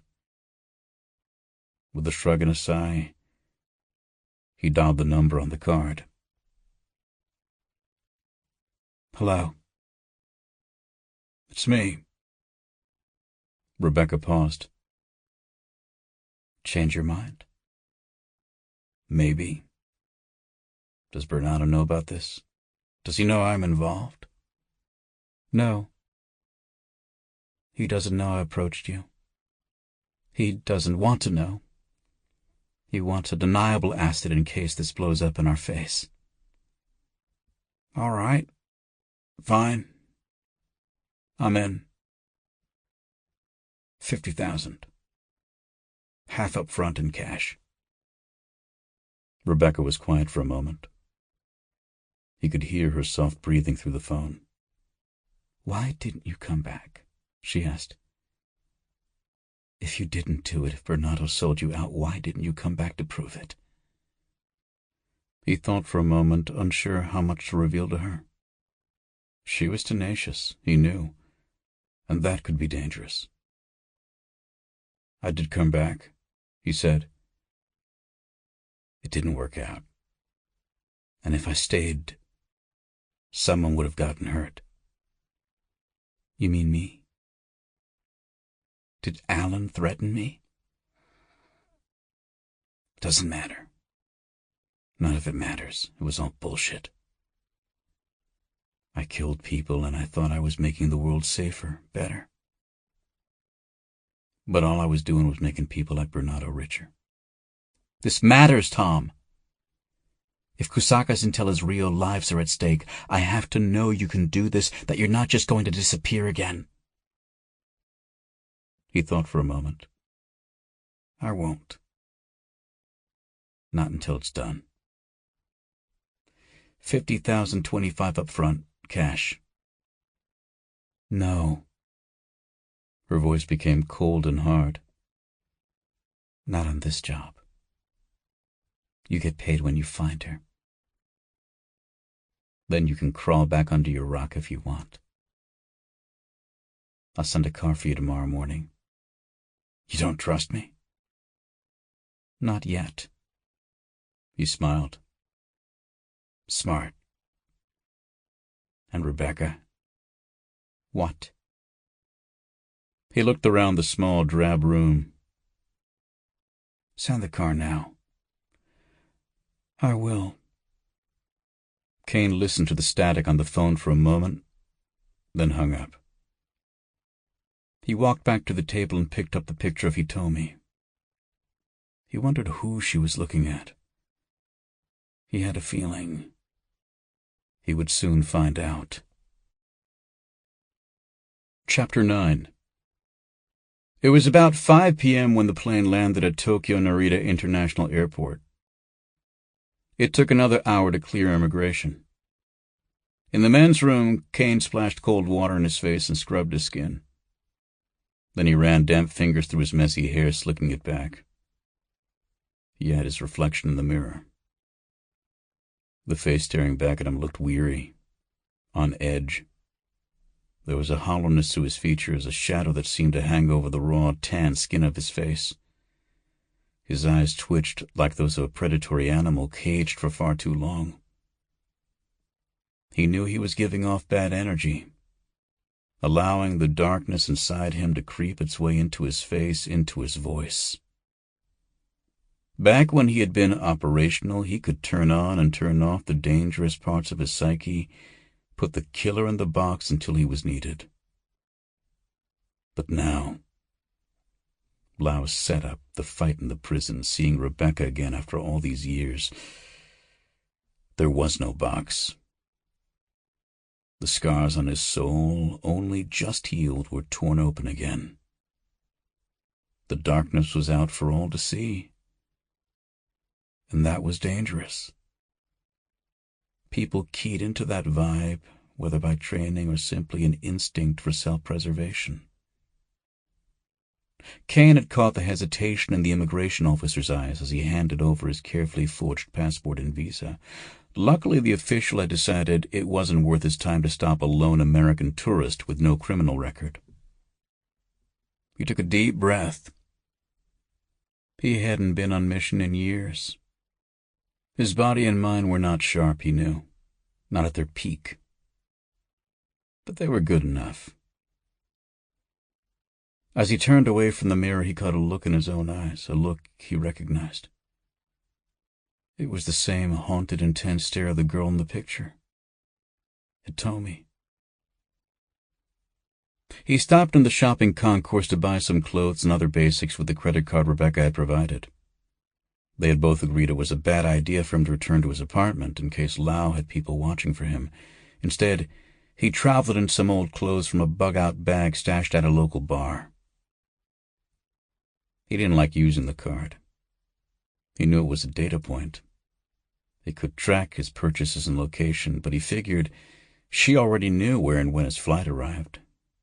He wasn't giving up any new details.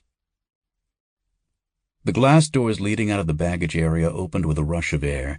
Caine carried his lone suitcase and shopping bags out into the sidewalk. He took a deep breath. The smell of the air filled his brain with hazy images. He had spent 2 years here, most of it pretending to be someone else.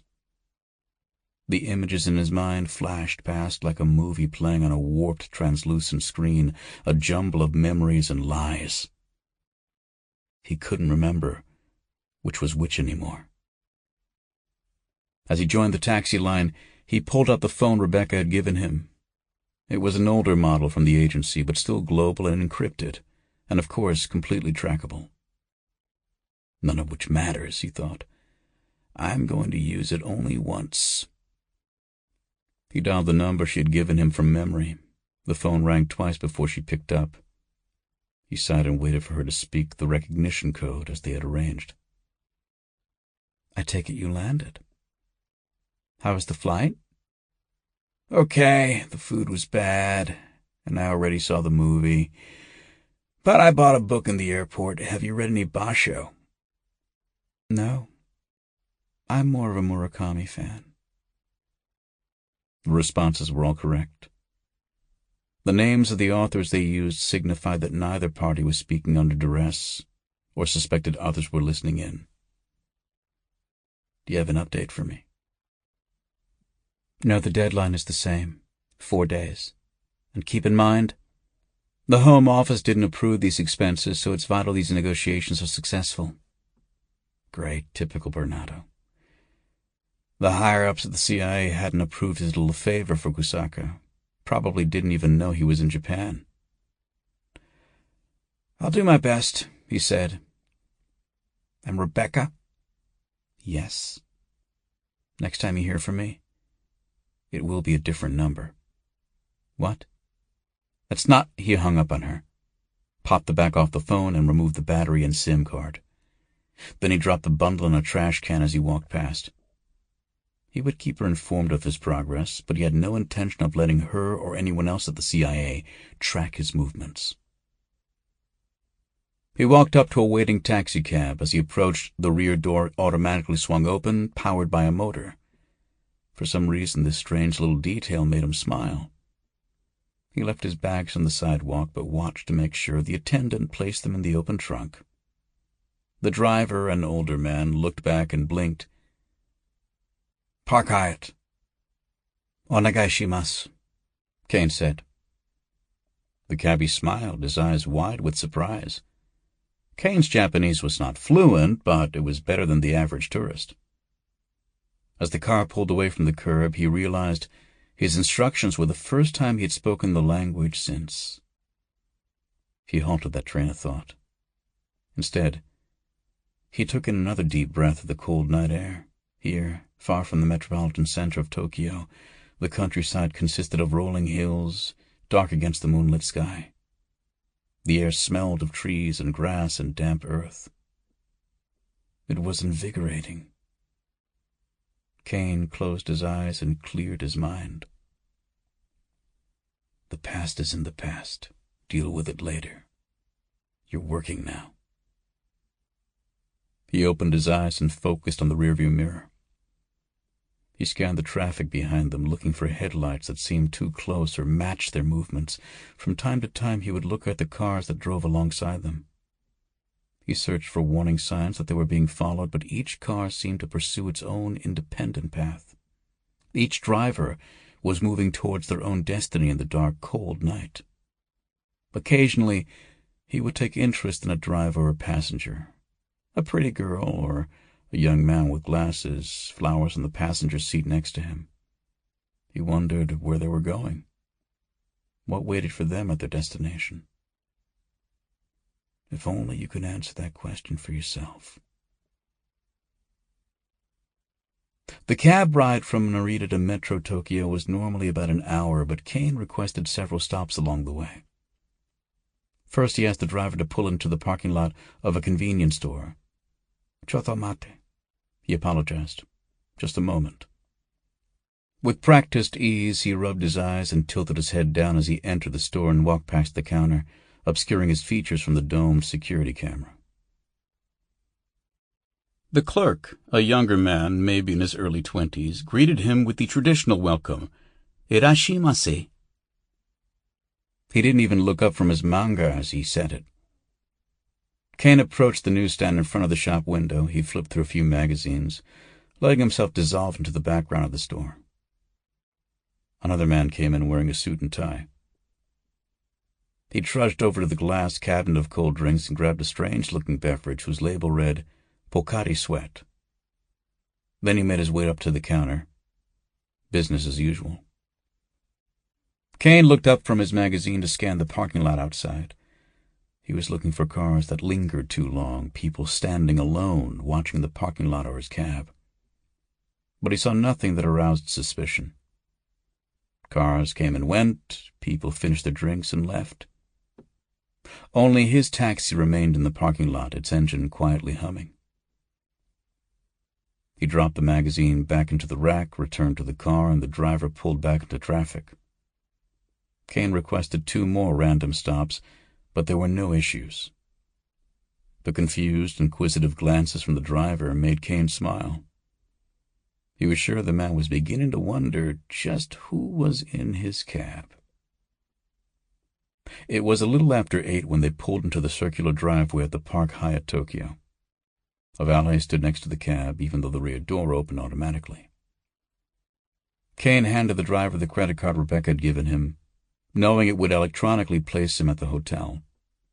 The driver handed it back along with his bill.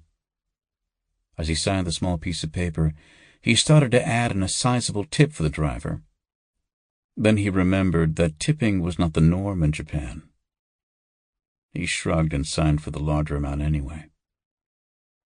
The driver looked at the total, then looked back up, confused. Caine smiled. "Gokuro-sama deshita. Thank you for your trouble." He slipped out of the cab and went around back to grab his bags from the porter. The driver sped off. Caine looked up at the hotel. 3 gleaming towers pierced the night sky, each taller than the next, like a series of steps. Each tower was capped by a sparkling glass pyramid traced by glowing neon light. They were brilliant spears of metal and glass, piercing the dark purple sky. It was beautiful, but Caine had no intention of sleeping anywhere the agency could trace him. He checked in at the front desk and let the porter bring his bags up for him. The room was spacious, modern, and luxurious. He barely even looked at it as he threw his belongings on the bed. He pulled out a roll of black electrical tape, which he used to block the security hole in the door. He wasn't planning to stay there, but no sense in giving that away. Next, he threw some of his new clothes and a few essentials into one of the larger shopping bags. He left the room, slipping a toothpick into the door jamb as he closed the door behind him. When the door clicked shut, he broke off the stub of wood he held in his hand, leaving the other half of the stick wedged invisibly in the doorframe.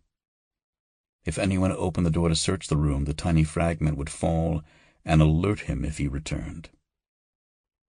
He had to laugh.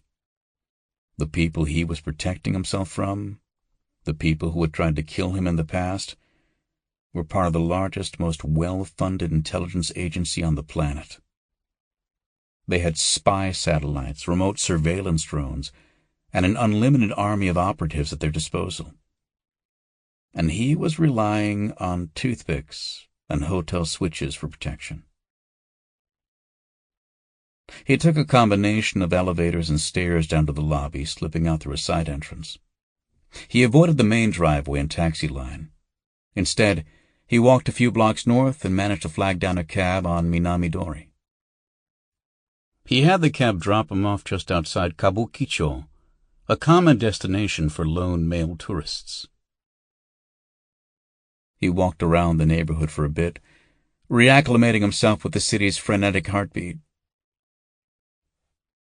He made sure he looked like just another tourist, window shopping, taking in the lights and sounds. He walked past the twin red arches that led into the infamous red light district, but he didn't pass through.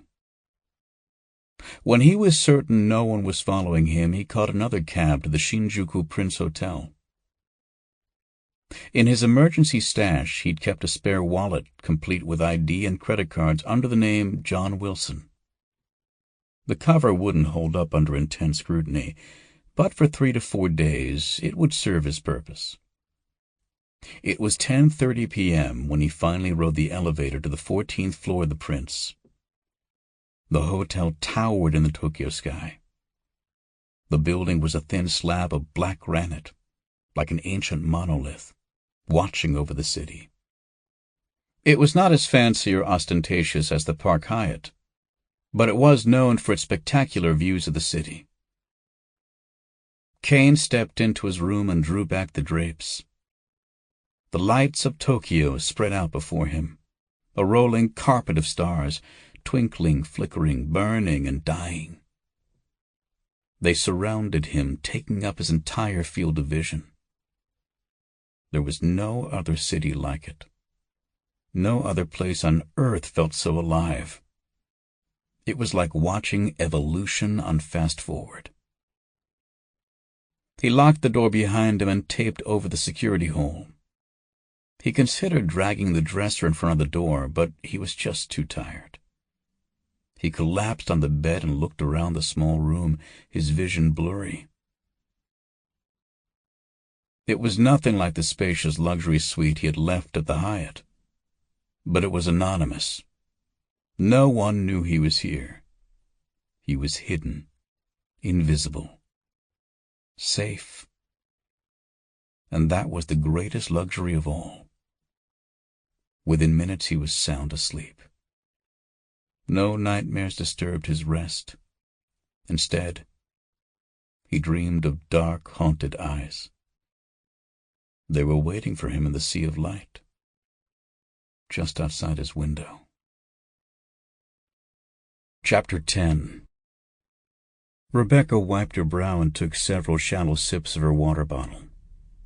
She'd begun to run early, leaving the lobby of the Bali High Bay Hotel at 6 a.m. She had been out only an hour, but the temperature was already in the high 80s and climbing. The humid air made the park trails and walking streets feel like a sauna, and her sleek body glowed with a sheen of sweat. She had circled around the hotel and then made her way down the Bali High Pier and back. The pier was of recent construction, part of Pattaya's efforts to attract family tourists. The pristine white beams jutted out over the teal seawater. An array of bright, colorful fishing boats were docked at the various berths along the way. Few tourists ventured out so early in the morning, and she was grateful to have the serene beauty of the ocean to herself for a short time. But even the stunning view couldn't distract her thoughts from one uncomfortable subject. Caine. She was still processing the series of events that had brought him back into her life. One moment he was a memory, a shadow dead to her and the world. The next, he was standing in front of her, staring at her with those intense green eyes. She shivered in spite of the heat and humidity. The anger in those eyes, in his voice, something had happened to him. Something not in his file, something so bad he preferred the anonymity of death rather than seek her out, rather than confide in her. Operation Big Blind. His last mission. The file said Caine had been working a long-term deep-cover operation, posing as an arms dealer and international criminal operating out of Japan. Through his association with the Yakuza, he was able to forge connections to Aydin Tural, a Turkish arms dealer. Turel was believed to be the primary weapon supplier to a collection of fundamentalist terror groups in Afghanistan and throughout the Middle East. Turel was simply a step along the way in Caine's mission, which was to identify and eliminate key players in the White Leopards. The Leopards were an upstart drug cartel operating out of the southern Kandahar region of Afghanistan. Their drug money was believed to finance numerous extremist terror groups in the area. The Yakuza linked Caine to Turel. Caine gained his trust, then set him up for a CIA rendition. All standard procedure. After a short but brutal stay in a black site prison, Turel was ready to play ball. He vouched for Caine and introduced him to the Leopards. A meet had been set, complete with merchandise samples. Caine and his partner, an operative named Tyler, were both there when something had gone wrong. Intel was sparse on what actually happened. All anyone knew for sure was Tyler was reported killed, and Caine had dropped off the grid. Turel's guns and the Leopard's heroin disappeared with him. It had been a simple matter to connect the dots. Caine was a highly trained operative. He was a living, thinking weapon in the war against terror, a machine. And sometimes, machines malfunctioned. Bernardo had been Caine's handler at the time. His final analysis of the operation was that Caine had played the various parties, including the CIA, and gone rogue. He had killed Tyler and taken the guns and drugs for himself to sell on the black market. In a follow-up report, Bernardo's intel suggested that the Leopards had tracked Caine to Indonesia and killed him in a retaliatory attack. General consensus around the CIA was, true or not, it was a tidy end to the story of a traitor. Caine was either dead or soon would be. He had too many enemies to survive for long as an independent operator. He was no longer a concern. Rebecca remembered the night she had heard the news.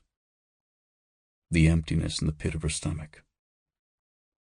Sitting alone in her cold, silent DC apartment as she sifted through the reports over and over. She had searched in vain for something, anything that could refute Bernardo's claims. But she had arrived at the inescapable conclusion that the man she had fallen in love with, the man she had shared laughter and memories and even her body with, that man was a cipher. His past, his background, family, friends, all just shadows. She knew so little about him. She had never truly known Tom, and back then, she had thought she never would. He was gone. All she had left were a series of slim reports filled with damning accusations, sketchy, fleeting glimpses of a stranger. And now here she was. Thailand, Japan, Caine. That look he'd given her, the anger and betrayal in his voice, that she knew was real. By the time she reached the air-conditioned lobby of her hotel, she had made a decision. She was going to use this operation to uncover the truth about Caine, Bernardo, and Operation Big Blind. On her way to the elevator, she noticed a man sitting in a lobby armchair, playing with a cell phone and reading a newspaper. She felt a ping in her subconscious. The man was young, late 20s, and white. Blonde hair, blue eyes, chiseled features. He was wearing a Hawaiian print shirt, khaki pants, and work boots. The boots looked odd. She would have expected sandals or flip-flops this close to the beach. She made a note to keep an eye out for him. Strange taste in footwear wasn't enough to set off her mental alarms, but she would have to be careful moving forward. This mission was off book. She had no backup, no support. And if Caine's story was true, then Alan Bernardo was even more dangerous than she'd thought. As the steel elevator doors clamped shut, she realized that if that was the case, she had stumbled upon a secret Bernato needed to keep hidden. A secret he'd already sacrificed 2 CIA agents to protect. Chapter 11. Caine sat in front of the small pachinko machine and twisted a pink plastic wheel, feeling vaguely ridiculous. The machine was covered with pictures of kittens and ice cream cones, and emitted a non-stop cacophony of electronic chimes and sugary pop music. Earlier that morning, after a workout in the hotel gym and a traditional Japanese breakfast, he had made some phone calls to his old contacts, Yakuza bosses and lieutenants he had done business with, smuggling counterfeit jeans and purses through his operation in Thailand. Most seemed surprised to hear he was still alive. News of Lau's takeover must have traveled fast. Like all criminals, himself included, they were a suspicious, paranoid bunch, and they all sounded vaguely uncomfortable to hear from him. The conversations were polite, but terse. Until they could figure out what exactly happened in Thailand, no one was going to give him what he wanted. A sit-down with Isato Yoshizawa. Isato was the Oyabun, or leader of the Yoshizawa clan, a powerful Yakuza family based in Tokyo. They ran the local Bukuto gambling trade in Kabukicho and other neighborhoods. There was protocol to observe, in Japan more than most places. Business deals could take weeks to close. Social meetings to exchange business cards, share drinks, give gifts were all part of the complex process. Each step followed its own rules of etiquette. In the underworld, things moved at a faster pace, but the principles were the same. There was an established order, a way of doing things. There were rules. Caine didn't have time to wait, so he planned to change the rules. As he twisted the pachinko wheel left and right, a stream of tiny metal balls poured into the machine. The wheel altered their speed, making them drop faster or slower, but the flow never ceased. Each tiny metal sphere would fall down the length of the machine, bouncing off a pattern of metal rods along the way. If the speed and angle of the ball were just right, it would spill out an exit hole into a plastic bin. If the ball hit a jackpot bar on the way down, it would trigger more balls to come pouring out, increasing the player's total ball count and triggering flashing lights and music to emit from the machine. The object of the game was to accumulate as many balls as possible in the winning bin. By hitting multiple jackpot bars, the final ball count could far exceed what the player started with. Caine had chosen this particular machine not for its confectionery charm, but because it sat under a 360-degree security mirror. By looking up, he could observe the long, narrow room behind him. It was filled with flashing lights, blinking machines, and curiously sullen Japanese men who seemed to take no joy whatsoever in the lively, noisy game they were playing. He continued twisting the plastic wheel, then stole a quick glance at the security mirror. Pachinko was mostly a game of chance, and like all games of chance, an underworld of gambling had sprung up around it. In this section of Shinjuku, pachinko gambling was controlled by the Yoshizawa clan. That was why he was here. Sure enough, a few minutes later, a pair of Japanese men sauntered into the parlor. They were clad in shiny sharkskin suits, their white silk shirts opened down to the chest. Their long hair was slicked back with pomade. A variety of chains and jewelry hung from their necks, and tattoo ink peeked out from either side of the open V across their chest. Yakuza. The two men made no effort to avoid jostling the gamblers as they navigated their way through the crowded room. Instead, the men and women at the machines shifted in their chairs or stood up and moved aside to make room. The men stared at Caine as they walked past. His was the only Caucasian face in the parlor, so he knew he stood out. Caine smiled at them. One of the Yakuza scowled. but the other returned his smile, an exaggerated leer, and dropped his hand to the left side of his waistband. Brushing aside his coat, he casually revealed the butt of a gun.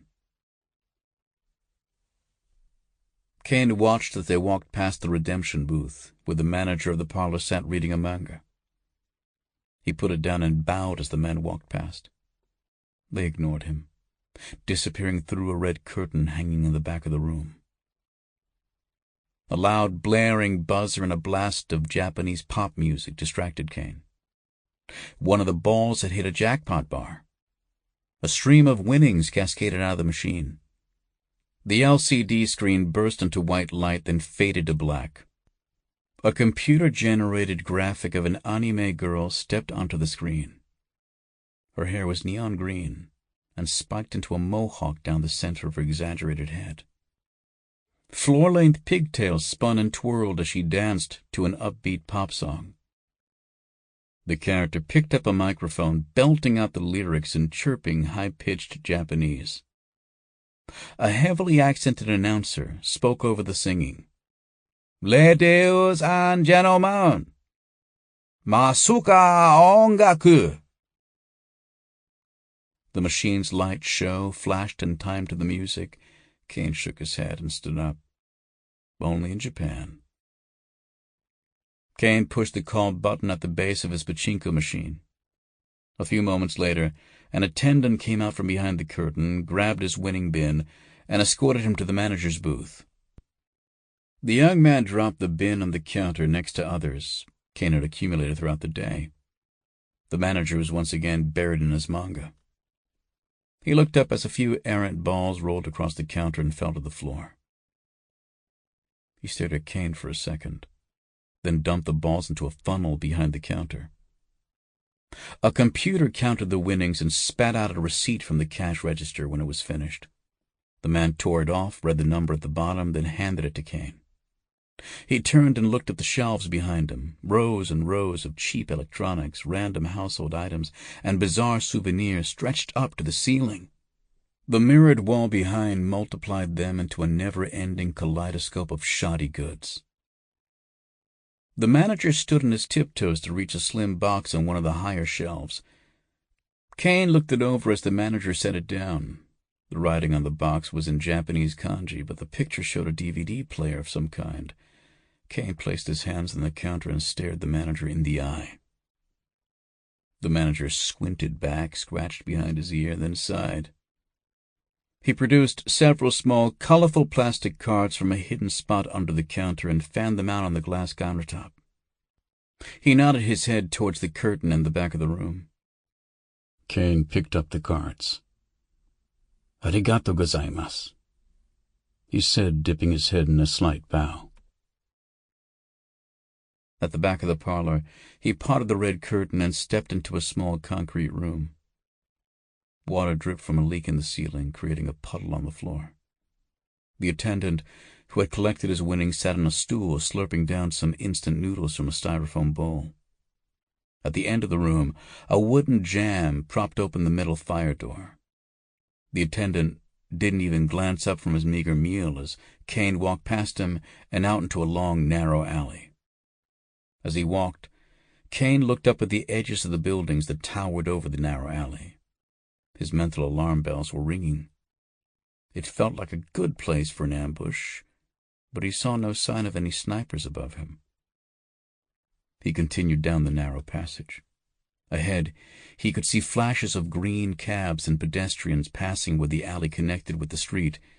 Just a few feet away was an entry to his right, a metal door painted over with several coats of thick, industrial gray paint. It was completely unmarked, save for a small metal panel set in the center. Perfect. The local tuck shop. Gambling on pachinko was illegal in Japan, but the parlors, with a little help from the local yakuza, had found a way around that. Prizes could not be exchanged for cash in the pachinko parlors themselves, but winners could bring their tokens to hidden spots like this one. The yakuza brought back the prizes for cash and took a percentage of the winnings. They played the role of the house, and as usual, the house always won. Caine stood at the side of the door, making sure it opened outwards and towards him. He knocked on the metal panel. Nothing happened. He knocked again. "Hey!"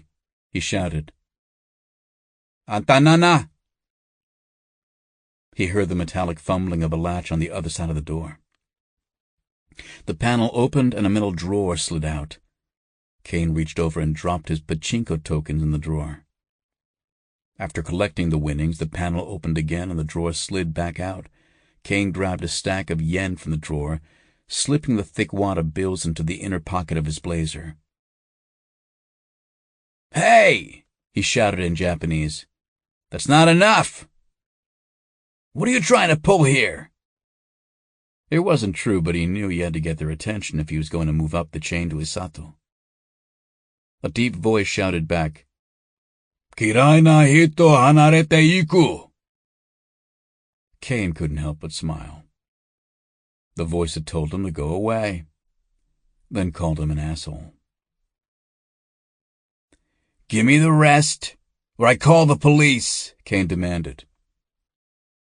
He heard more fumbling behind the door, the sound of a latch turning. He pivoted his body towards the door as it swung open halfway. He used the momentum of his turn to launch a powerful kick at the door.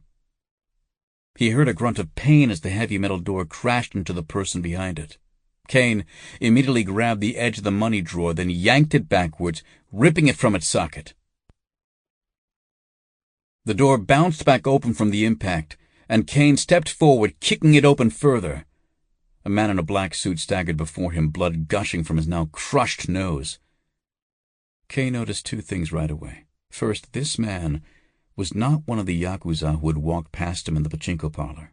And second, whoever he was reaching across his blood-spattered shirt and slipping his hand into his jacket. Caine charged forward, swinging the metal drawer in a powerful arc. The drawer knocked the man's hand away from the gun, then cracked into his chin. His head snapped back, blood spraying through the air. He tried to take a step backwards, but Caine grabbed the man's shirt collar and pulled him in close. He drove his knee into the man's groin twice, while slamming the metal drawer into his left side, striking the solar plexus. As the man crumpled, Caine heard a sharp crack. Someone was shooting at him. Using the incapacitated man to block the shots, Caine hunched low and surveyed the situation. At the far end of the room, another man in an identical black suit ducked behind a desk. Caine grabbed his hostage's weapon as the other man popped up from behind his cover. Crack, crack! The other man fired again. The sound was loud but muffled, like someone clapping in a soundproofed room. Caine felt the impact as the bullet slammed into the human shield he held in front of him.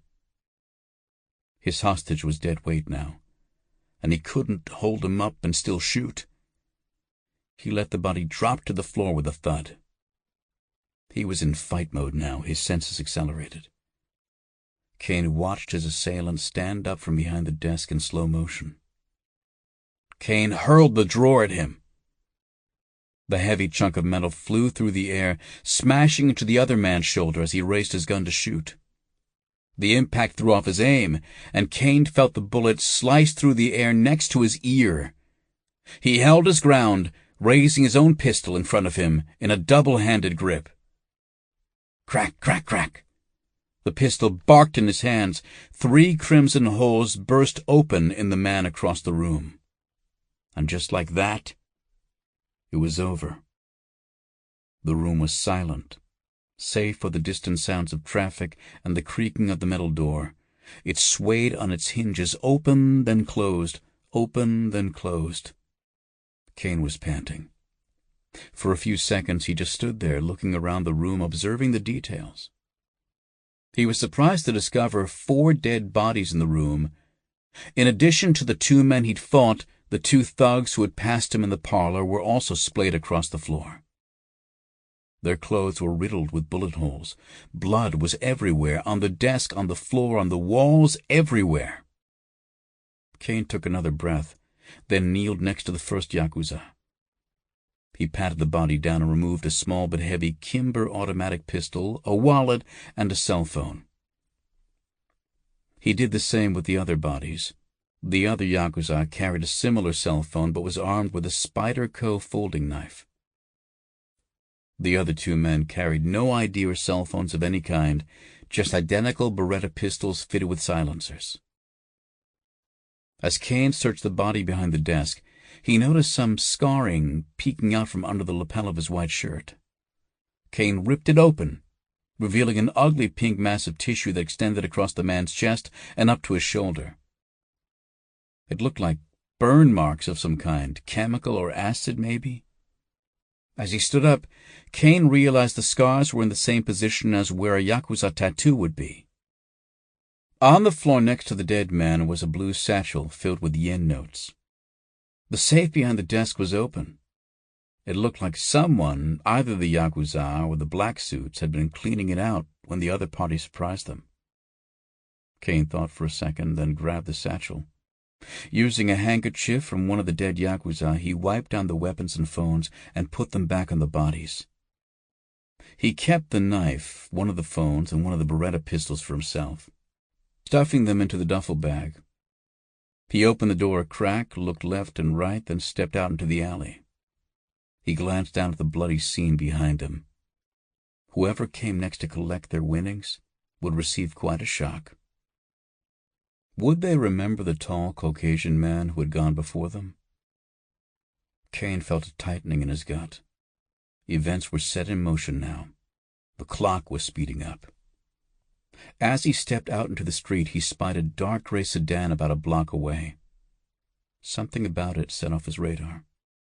The windows were tinted so he couldn't see who was inside. He paused and turned to look into a shop window, pretending to peruse the goods. As he stared at the rows of Masanuga sunglasses, he watched the sedan's reflection in the glass. Its engine was running. After a few seconds, it pulled away from the curb and joined the afternoon traffic. Caine continued down the street, making a few random stops and turns along the way. The sedan did not reappear. He pulled the Yakuza's cell phone out of the duffel bag, dialing the number he had been calling earlier.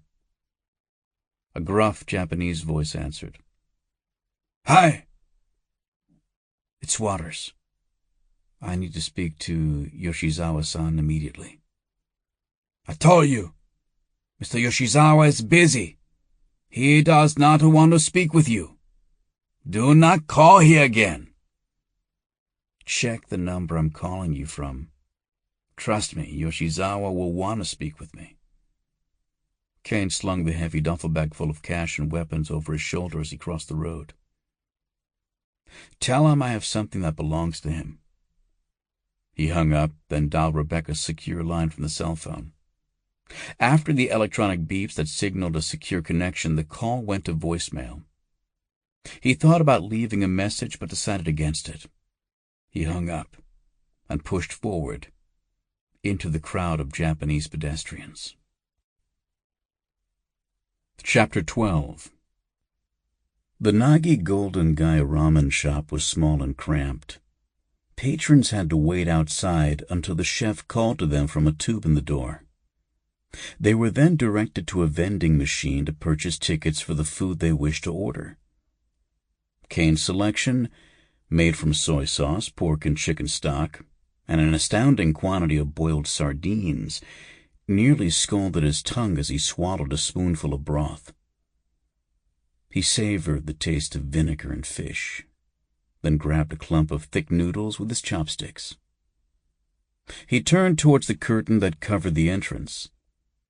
Two men without tickets entered the cramped dining area. He knew they weren't here for the famous ramen. They were here for him. One of the men looked like a J-pop idol. His hair, skin, and suit were all sleek and flawless. The other was older, his face like gnarled leather, his eyebrows white and bushy. The skin around his throat hung in folds. As they came closer, Caine recognized the world-weary face. Koichi Ogawa, one of Yoshizawa's most trusted aides. He looked up from his bowl and smiled. Koichi, is that you? God damn, you look like shit, man. Koichi gave a thin grin, but the smile didn't travel to his eyes. The young man said nothing. He glanced at Caine with disinterest, then tapped the shoulder of the diner next to them. When the pudgy man saw who stood behind him, he mumbled "Sumimasen" and scurried away, back up the stairs to the street. Steam rose from his unfinished bowl of ramen and wafted into the heavy air. Caine gestured to the empty chair. Please, have a seat. Best shoyu ramen in Tokyo. The young man laughed but did not sit down. He grabbed a pair of chopsticks, plucked some noodles from the abandoned bowl, and swallowed them with a loud slurp. Koichi grimaced and rested an arm on the back of the empty chair next to Caine. His hands were calloused and dry, and Caine noticed one other odd detail. Koichi was missing a finger. His pinky had been lopped off at the second knuckle. You said you'll have something for us, Water-san. Caine took a long sip from an ice-cold bottle of Kirin beer. I said I have something for Mr. Yoshizawa. I will give it to him. Koichi nodded and peered at the duffel bag next to Caine. Caine shifted his arm, moving his hand closer to the slit he had cut in the bag. Inside, his gun sat loaded and ready. Very well, said the old man. Follow me, please. Caine sipped one last spoonful of his ramen, then stood up with the bag at his side.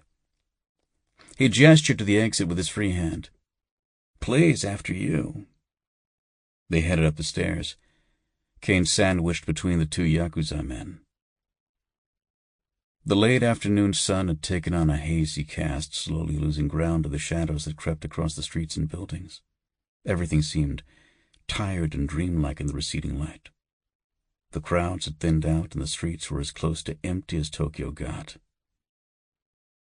Koichi led the way to a maroon Toyota Crown sedan, a luxury vehicle that rivaled BMW and Audi imports. Caine whistled. Very nice, Koichi. Coming up in the world, I see. It's not mine. Get in. Caine got on the passenger side of the Crown. He watched as the younger man walked over to a black Nissan GTR sports car, parked ahead of them in the street. Known as a skyline in Japan, its slow athletic stance and aggressive straight lines resembled a hungry black animal, a predator waiting to pounce. As Koichi slid into the driver's seat, the GTR roared to life and tore off into the street, tires squealing. The smell of burnt rubber lingered behind. Caine moved the bag to his right side and slipped his hand into the slit. He felt the comforting weight of the Beretta in his fingers. Koichi shifted the car into gear and pulled into traffic. Unlike the raw, menacing aggression of the GTR, the Crown's engine was smooth and powerful. It navigated the shadowed streets like a cruise missile wrapped in a mink coat. Who's the kid? Caine asked. Koichi looked over at Caine.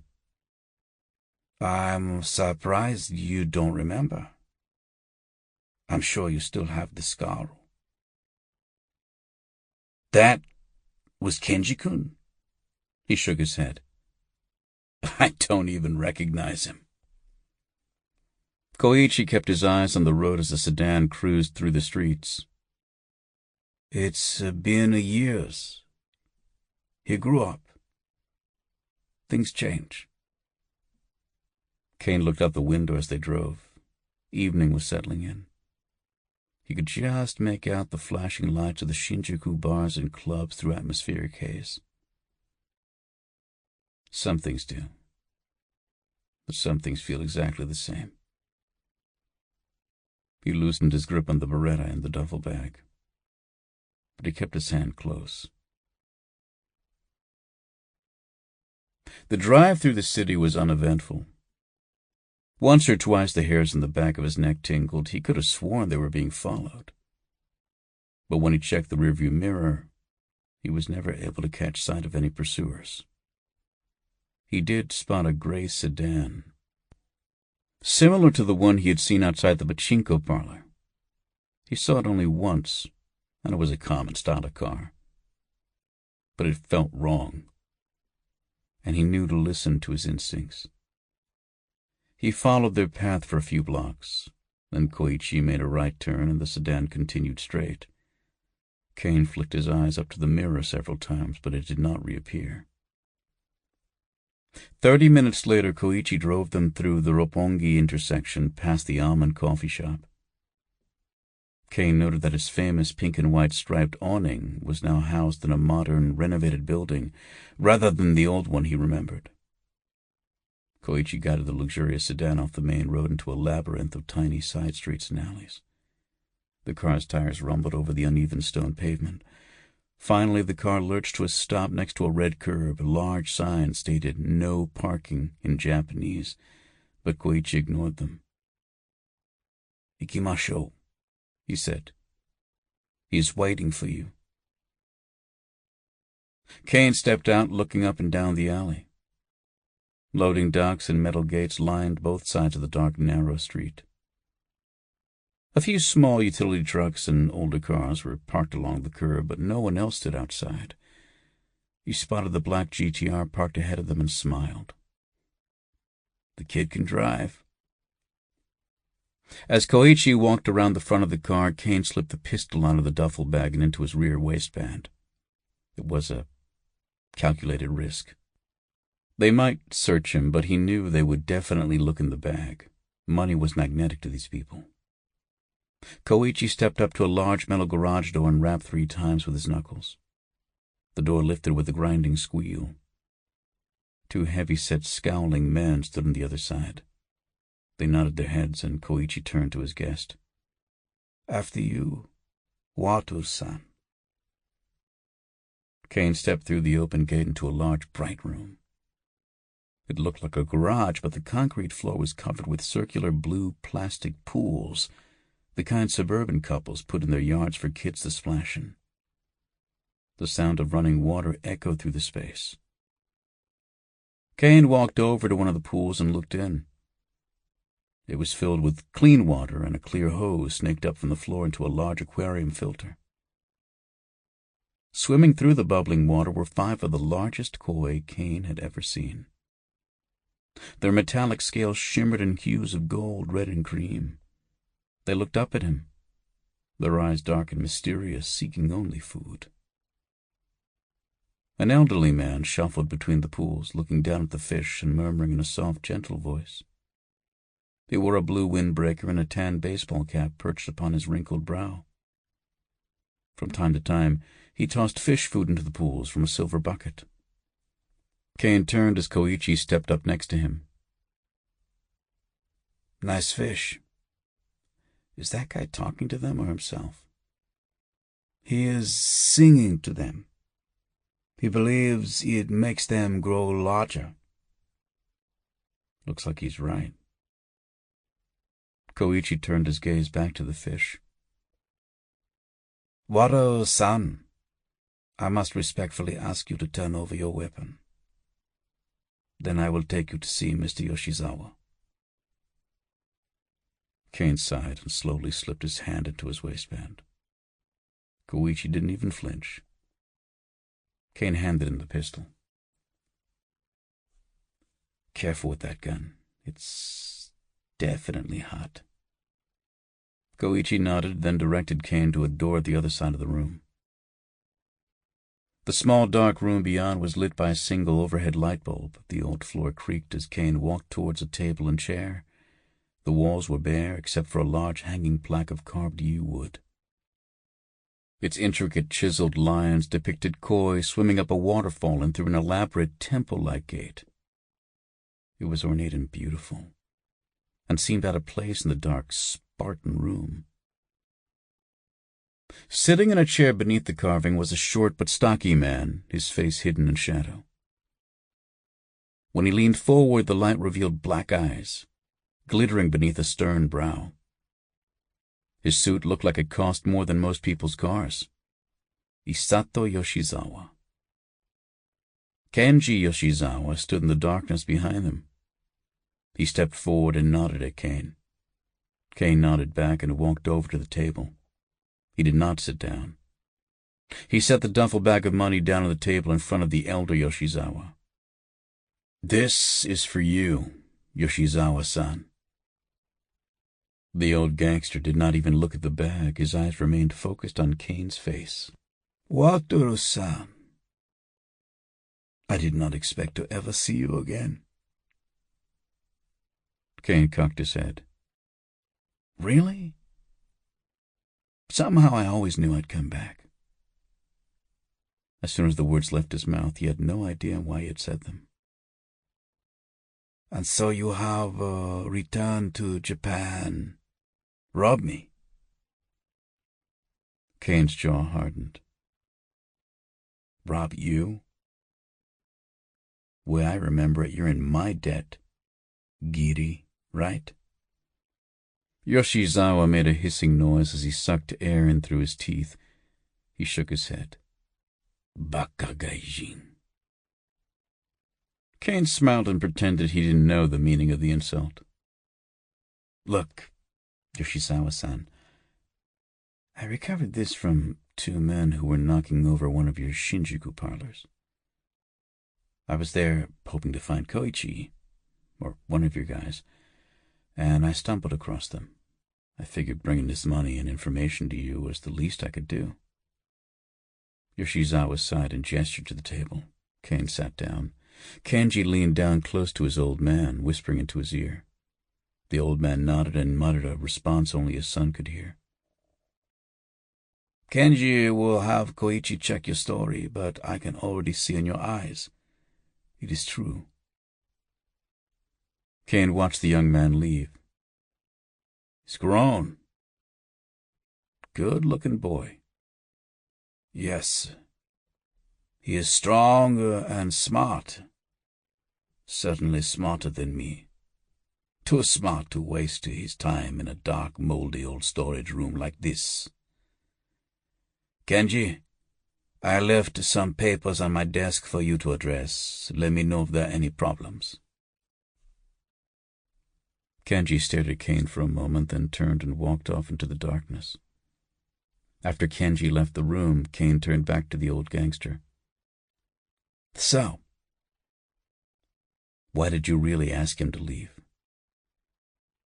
"I do my best to keep him away from all of this, and besides, I don't like discussing my obligations in front of others." "I suspect you two have secrets you'd rather keep for now?" Caine shrugged.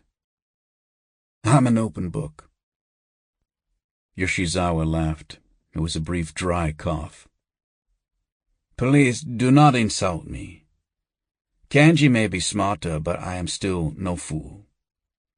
The only reason you are still alive is because of the debt between us." Caine moved his hand to his chest, rubbing the old scar beneath his shirt and jacket. "Yeah. That debt feels pretty strong when it gets cold at night. Aches. Then we have much to discuss. First, tell me about these men you encountered." Caine shrugged. Local muscle, black suits, automatic pistols. One strange thing, though. Yoshizawa stroked his chin with his thumb and forefinger, but did not blink. Caine continued. "Their bodies were burned or scarred somehow, like they were covering something up.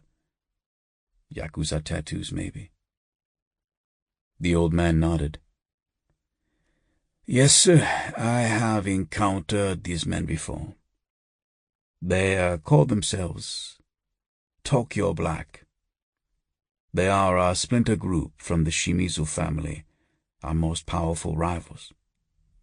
They hated their own family as much as us, feel that the Yakuza has lost its way. They wish to return to the old ways.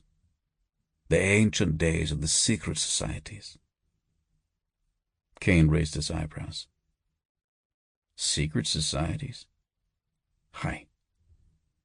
For as long as Japan has had contact with the West, there have been those who have wanted to turn back the clock, to restore the old ways of feudal Japan. The Black Dragons fought to keep the Russians out of East Asia in the 1900s, and the Dark Ocean Society is even older than them. Groups like this have always had ties to the military, the government, even the Yakuza. Isato paused. He looked at Caine uncertainly. These men, they swear allegiance to someone you are familiar with. Babu Shimizu. Caine leaned forward. Babu? Wait. You mean the big guy from... Yes, Isato said, interrupting him. He turned his head and stared at the empty space where Kenji had stood earlier. The man from that night, at the izakaya, the last time you were in Japan. The old gangster sighed and turned back to face Caine. I don't have all the details. From what I can gather, after his release from prison, Babu killed his brother Tetsuo, head of the Shimizu clan. There was some kind of power struggle between them. Then Babu and his followers declared war on both the Yakuza and the Japanese government for failing to enforce hardline policies against China and others they see as enemies of Japan. They recruited as many of Shimizu's people as they could, then filled their ranks with the dregs of other families. And the scars? Caine asked. Yoshizawa made the sucking sound with his teeth again. As I said, these men hate the Yakuza as much as they hate the government. But they are all former Yakuza themselves. To rise in the group, they must sacrifice their Yakuza ties. They burn off their old tattoos with acid and welding equipment. Those who survive the pain are admitted to the inner circle and work with Babu, and whoever is behind him. How do you know someone is behind him? Babu is a thug, just muscle. He could never organize something like this. There must be someone pulling the strings. Caine nodded. Then it seems I've done you a great service today. What is that? Giving me 2 bodies to clean? A bloodbath at one of my business establishments? Caine's eyes blazed in the dim light. I've returned your money and identified your enemies, in addition to my other gifts. The old gangster slammed his fist down on the table. The sudden harsh movement startled even Caine. Enough!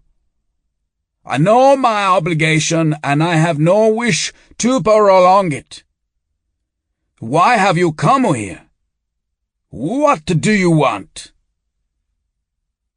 Caine pulled his phone from his jacket, tapped the display, and slid it across the table. On the screen was a picture of Hitomi. I'm looking for this girl. I need to find her. Quickly. I need your help. Yoshizawa looked away from the phone, but returned his gaze after a few seconds. What would I know of this girl? Who is she? Caine hesitated, then shrugged. Yoshizawa would find out sooner or later. Her name is Hitomi. Hitomi Kusaka. Kusaka? Arinori Kusaka? Caine nodded. I was not aware Kusaka-san had any children. At any rate, what would I know of a spoiled daughter of a wealthy man like Kusaka-san? Yoshizawa-san, I need to locate her. I can't say any more. If you can help me find her quickly, I will consider your debt repaid. The old man squinted at him and leaned back in his chair. Why would you do this? What is she to you? She's just a job. Someone wants her found, and I said I would do it. That's your only reason? Because you said you would? Isn't that reason enough? Yoshizawa nodded and stood up. I will make inquiries. Koichi will take you back to your hotel. Wait there. Caine stood up as the old man turned away. Why don't you let Kenji take me back? I'd love to see what that skyline of his can do. Yoshizawa shuffled into the darkness, shaking his head. He raised his hand in a dismissive gesture. No, Wado-sano. Koichi will take you. There was the creak and bang of an old door opening and slamming shut, and then Caine was alone. He stood there for a moment, then turned and walked back the way he had come, to the light, the singing old man, and his fat, hungry koi. Chapter 13. Koichi was quiet as he drove Caine back to the hotel. Caine wondered what he was thinking, but did not ask. He didn't want to break the silence. When they neared the hotel, Caine pointed at the blinking red entrance sign to Kabukicho. Drop me here. I'll walk back. Koichi eased the car over to the side of the road. Caine tensed as the gangster slipped his four-fingered hand into his breast pocket. Koichi handed a small phone to Caine. We will call you on this. Keep it with you. Caine took the phone and got out of the car. He shut the door and watched as Koichi disappeared into the evening traffic. Then he flipped open his old cell phone and called Rebecca. After giving the proper sign-in credentials, he left her a voicemail. I may have a lead. Need intel on Japanese nationalist/domestic terror group. Goes by the name of Tokyo Black. I'll be in touch. He hung up. As he walked back towards his hotel, he turned the evening's events over in his mind. He was fairly certain Yoshizawa knew something about the girl. He would not have offered to help otherwise. Caine also suspected that Yoshizawa knew Mark Waters had been an assumed identity, a phantom designed to build credentials and a history in the Asian crime syndicate. Furthermore, the wily old gangster was smart enough not to ask who he really was. The only question was whether he could trust Yoshizawa to help him and pay off his debt. Or did the old criminal consider his obligations null and void? As he mulled over the possibilities, Caine felt the familiar tingle on the back of his neck. He ducked into the nearest well-lit store. It was a tiny Japanese sex shop, cluttered with glossy images of schoolgirls and geisha, AV movie flyers and rubber genitalia. An old woman behind a glass counter nodded and smiled. Caine smiled back and picked up a magazine. He slid several hundred yen across the counter. Keep the change, he said as he peered out the door. No one had followed him in. The woman jabbered at him, trying to force his change on him, but he ignored her. He rolled the magazine into a tight tube, then headed back out into the street. As he walked, his sense of being watched increased. He stopped again and leaned against the wall, flipping through the pages of the magazine. Every now and then he glanced up, taking in his surroundings like quick snapshots. Woman in a blue dress, two scrawny young guys, old man with a camera. Nothing definite, nothing that pinged his inner radar. Then he saw it. Across the street. A gray sedan with tinted windows pulled into a loading zone. There were hundreds of cars like it in Tokyo, but Caine knew this one was here for him. He rolled up the magazine again and continued walking. As his eyes flicked across the mass of faces up ahead, he caught sight of a Japanese man in a gray suit. He was taller than the average Japanese male. His posture was perfect, his gait balanced. The man was walking slower than the rest of the crowd, occasionally stopping to peer in shop windows. To Caine, he stood out. He felt wrong. Forward tail, Caine thought. Caine waited until the man turned and walked forward again. Then he ducked into the first doorway on his right. A dark stairwell led to a basement of some kind. Faint music drifted up as he descended into the shadows. Once his eyes adjusted to the dim light, he saw a red curtain at the end of the stairs.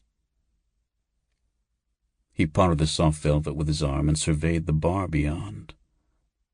Dark wood, warm candlelight, and plush upholstery met his gaze. A woman's voice sang softly in the background. The notes of slow, acid jazz floated over the murmur of hushed conversations. As Caine took a seat at the bar, a young bartender slid over to take his order.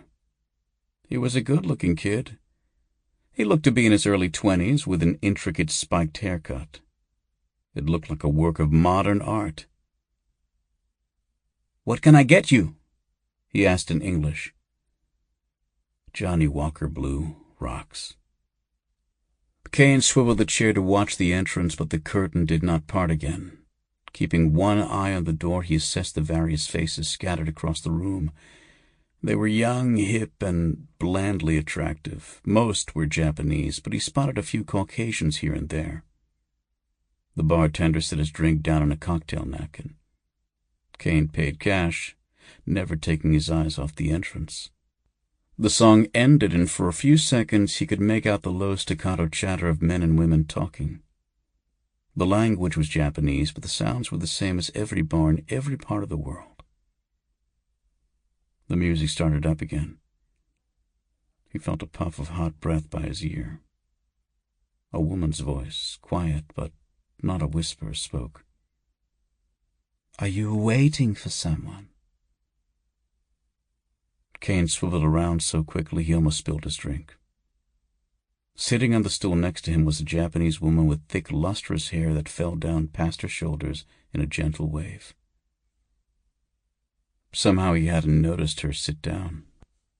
Very few people could sneak up on him, especially when he was on the lookout for danger. He feigned confusion. He was just a tourist who had consumed one drink too many.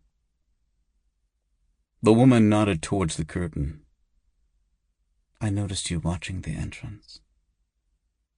You didn't even see me sit down.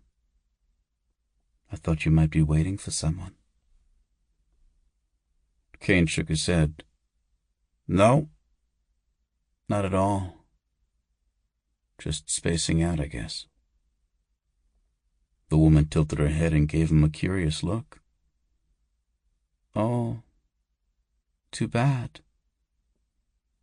I was thinking how nice it would be to have someone waiting for me like that." She smiled, but it looked wrong. More like a trap than a flirtation. When she blinked, he felt like he was being scanned by a pair of cold, black camera lenses. "Since you're alone, why don't you buy me a drink?" Caine imitated a drunken leer, taking in her long legs, small waist, and the gentle swell of her breasts beneath the lace of her cocktail dress. When she crossed her legs, he could just barely hear the rustle of the fabric as it slid against her creamy, coffee-colored thighs. "My pleasure," he said. He figured the woman was either what she appeared, a bored, lonely single looking for a free drink, or perhaps a prostitute. But there was another possibility. If the man outside had been a forward tail, Caine might have been made. The car, the tail, they might have been herding him to this location, in which case his best option was to play the situation as normal as he could, make them think they had the wrong man. And normal men alone in a bar did not refuse drinks with beautiful women. He gestured for the bartender and smiled at the woman. "I love this kid's haircut. Maybe I should get one." She giggled. A light titter like most Japanese women. But again, the eyes were hard and cold. There was an intensity there she was unable to hide. "I don't think it would suit you." She reached up and brushed a stray lock of hair on his forehead into place. That style is too young. Caine laughed as the bartender approached. The woman ordered in Japanese, and he hurried off to make her drink. Are you calling me old? No, not old, but not young either. Caine sipped his whiskey, the cold ball of ice clinking against the side of the glass. Just right. The woman shrugged. Could be. What's your name? Caine thought for a second, taking another sip of scotch to mask the delay. He decided to go with the identity he had given the hotel. John Wilson. And you? Mariko. She gave her strange, forced smile again. The bartender returned with her cocktail, and Caine had it added to his tab. The young man nodded and moved away, leaving them alone at the bar. She took a sip of her drink, a light golden cocktail made with whiskey, brandy, and apricot bitters. Thank you, she said. It's delicious. He slid enough yen to cover her drink across the counter, then turned his stool to face her. Mariko, it was lovely meeting you, but I'm afraid I must be going. My wife is waiting for me back at the hotel. She sipped her drink. Liar. You're not married. What makes you say that? I just know. She looked up at him, her eyes a pair of black holes in the dark space of the bar. Her pupils were singularities, their gravity pulling him in, deeper by the second. He wondered if it was too late to escape. Had she trapped him here? Was this where he unraveled into a single frayed thread? Was this where it all fell apart? You don't like me? She asked. I don't think I can afford you. She pursed her lips. With your friends? I wouldn't think that would be a problem. Assuming I was for sale, of course. Damn it. Looks like option 3. This meeting had been set up from the beginning. From what I hear, she said, her voice matter-of-fact, Mr. Yoshizawa is quite generous to his close associates. Money, drugs, girls. Caine looked her in the eye, but her dark black pupils gave away nothing. They merely studied him with mild curiosity. I'm sorry, I don't know who you're talking about. You must have me confused with someone else. She took another sip of her drink. That's certainly possible. Things can get very confusing where these people are concerned.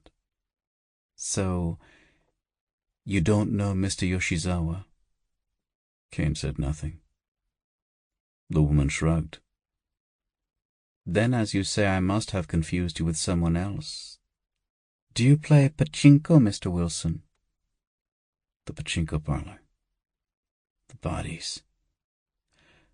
I'm sorry, miss. Her lips curled into a bitter, sarcastic smile. Smith. Caine smiled back. Mariko Smith. She nodded. Yes, I know it's a rather dull name, Mr. John Wilson, but at least it's simple. Easy to remember. Caine stood. Well, Miss Smith, I'm afraid I really do have to go. Enjoy the drink. I will. Thank you. I hope we can run into each other again. Somehow I doubt that, but you never know. As he turned away, she whispered into his ear, Ja mata. See you later. He looked her over one more time. Sayonara. As he walked back to the curtain and up the dark stairs, he hoped the goodbye was as final as he intended. He stalked the streets surrounding Kabukicho for nearly an hour, but saw no signs of the Toyota sedan or the man in the gray suit or Miss Mariko Smith and her lace dress. Chapter 14.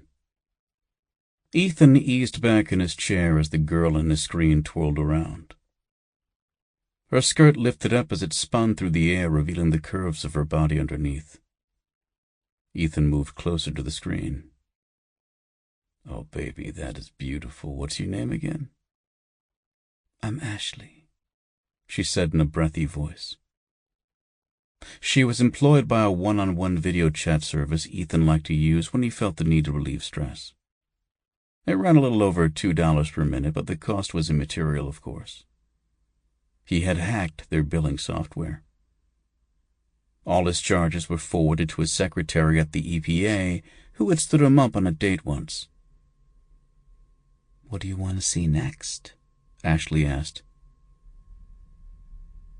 Ethan gulped as her fingers crawled up her inner thighs. Beep, beep, beep. He jumped in his chair as the small black window covered the images on his screen. Red letters typed out a short message. "Secure connection request RF07716 status Mountain." "Crap," Ethan muttered. Ashley and her lovely behind snapped off his screen. He initiated a homemade program that tagged the video call with a virus. In a matter of seconds, all records of the exchange erased themselves from the chat company's servers. He turned his attention to the chat window that had interrupted his fun and tapped a response on his keyboard. "Secure connection initiated. DR23748, status Oriole." The black box was replaced with another video chat window. Rebecca stared back at him with a curious look on her face. "Ethan, you okay? You look a little red." Ethan laughed as he adjusted his glasses and ran his fingers through his hair. Yeah, boss, all good. Just working on some reports." She glared at him suspiciously. "Right. Look, are you alone? Is this connection secure? I mean, airtight secure?" "Yeah, definitely. End-to-end encryption. My own algorithm. What's up? Your guy find the girl yet?" Rebecca looked hesitant. "No, not yet. The op is in progress, but there are some irregularities. Some things I need you to look into. Off the books." Ethan cracked his fingers like a pianist and grinned. "Off the books is where I do my best work. Ask and you shall receive." Rebecca nodded and looked off screen for a second. She bit her lip, then turned back to Ethan. "Okay, 2 things. One is intel for the op. I need you to see if you can dig up any mention of a group called Tokyo Black. Splinter group from the Yakuza, but politically oriented. Right-wing nationalist leanings. Check the usual sources, propaganda websites, extreme right-wing politicians, hate crime records, you know." Ethan scribbled the words on a notepad on his desk. "Tokyo Black sounds like a punk rock band. What else?" "Ethan, this is sensitive. You have to be careful. Do you understand? No one can know about this." Ethan blinked, then smiled. "Come on, Rebecca, you're freaking me out. But look, I'm the digital ninja. I live in the internet shadows. If I don't want someone to see me digging, you won't see me digging. It's that simple." "Right. Except you were caught once. That's why you work for me." "I wasn't caught. I was entrapped. There's a difference. And you may be a pain in the ass for a boss, but you beat life in federal prison." She nodded. "Okay, the operative we found, Thomas Caine. Bernardo doesn't know about him, right?" "Nope. I purged all records of his arrest like you said.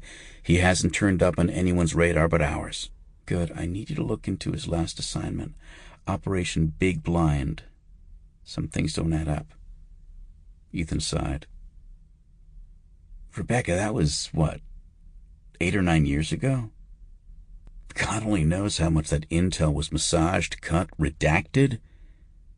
Even if I can find anything, verifying it will be next to impossible. No one wants to dig up that skeleton again." "Impossible?" even for the digital ninja.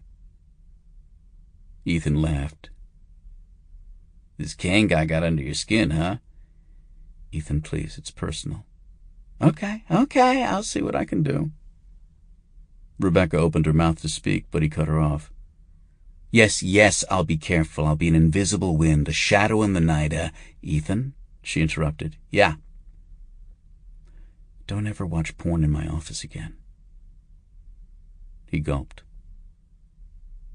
Right. Sorry, boss. Rebecca smiled as she reached forward to sign off. Thanks, Ethan. She tapped some keys, and her image disappeared from the screen. Ethan sighed and leaned back in his chair. He shook his head before tapping away on the keyboard once again. He opened a new secure connection. Once he had received the proper call-in sign, he typed another short message. She's digging. We need to meet. Birds chirped and squawked as they soared above the thick forest trails of Theodore Roosevelt Island. Ethan was no nature expert, but he was pretty sure the brown bird circling overhead was a hawk or some other avian predator. He watched as it lazily drifted by the clearing where the remains of an old manor house lay sunken in the ground. He huffed and puffed in the cool air. The island was accessible only by foot via a small bridge on the Virginia bank, and he was unaccustomed to traversing such distances. The forested island served as a monument to Theodore Roosevelt's love for nature and the untamed wilderness.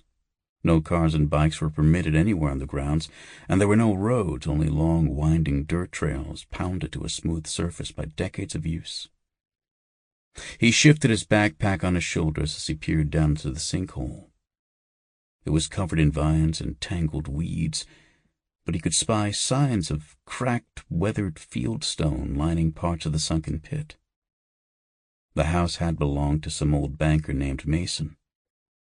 A fire had destroyed it long before the United States government took ownership of the island. Years of weather and neglect ate away at the remaining walls and structure. This hidden foundation was all that remained of the old house, save for an occasional fragment of old china washed up by the rain. He heard footsteps crossing the grass and vegetation behind him. A tall man in a black overcoat approached. Bernato. Ethan stood in silence and jammed his hands in his pockets as Bernato walked up to him. For a few moments they stood together, staring into the deep hole. The hawk soared above, a dark shape against the blue sky. There were few other visitors on the island this late in the afternoon. The shriek of the bird rose above the distant rumble of traffic on the Roosevelt Bridge. Bernato turned and stared at Ethan. Well, you said to let you know if you started digging, if anything seemed out of the ordinary. Get to the point, Ethan. If you called me, something must be up. Don't waste my time. Look, we had a deal, right? I do this for you, act as your eyes and ears in this op, and then I'm out. No more cybercrimes unit, no more ratting out my old hacker friends, no more restricted computer access. I'm free to start over. You did the right thing, Ethan. Everyone deserves a second chance. This is an important operation. I need to make sure everything goes according to plan. You help me take care of this, I'll take care of you.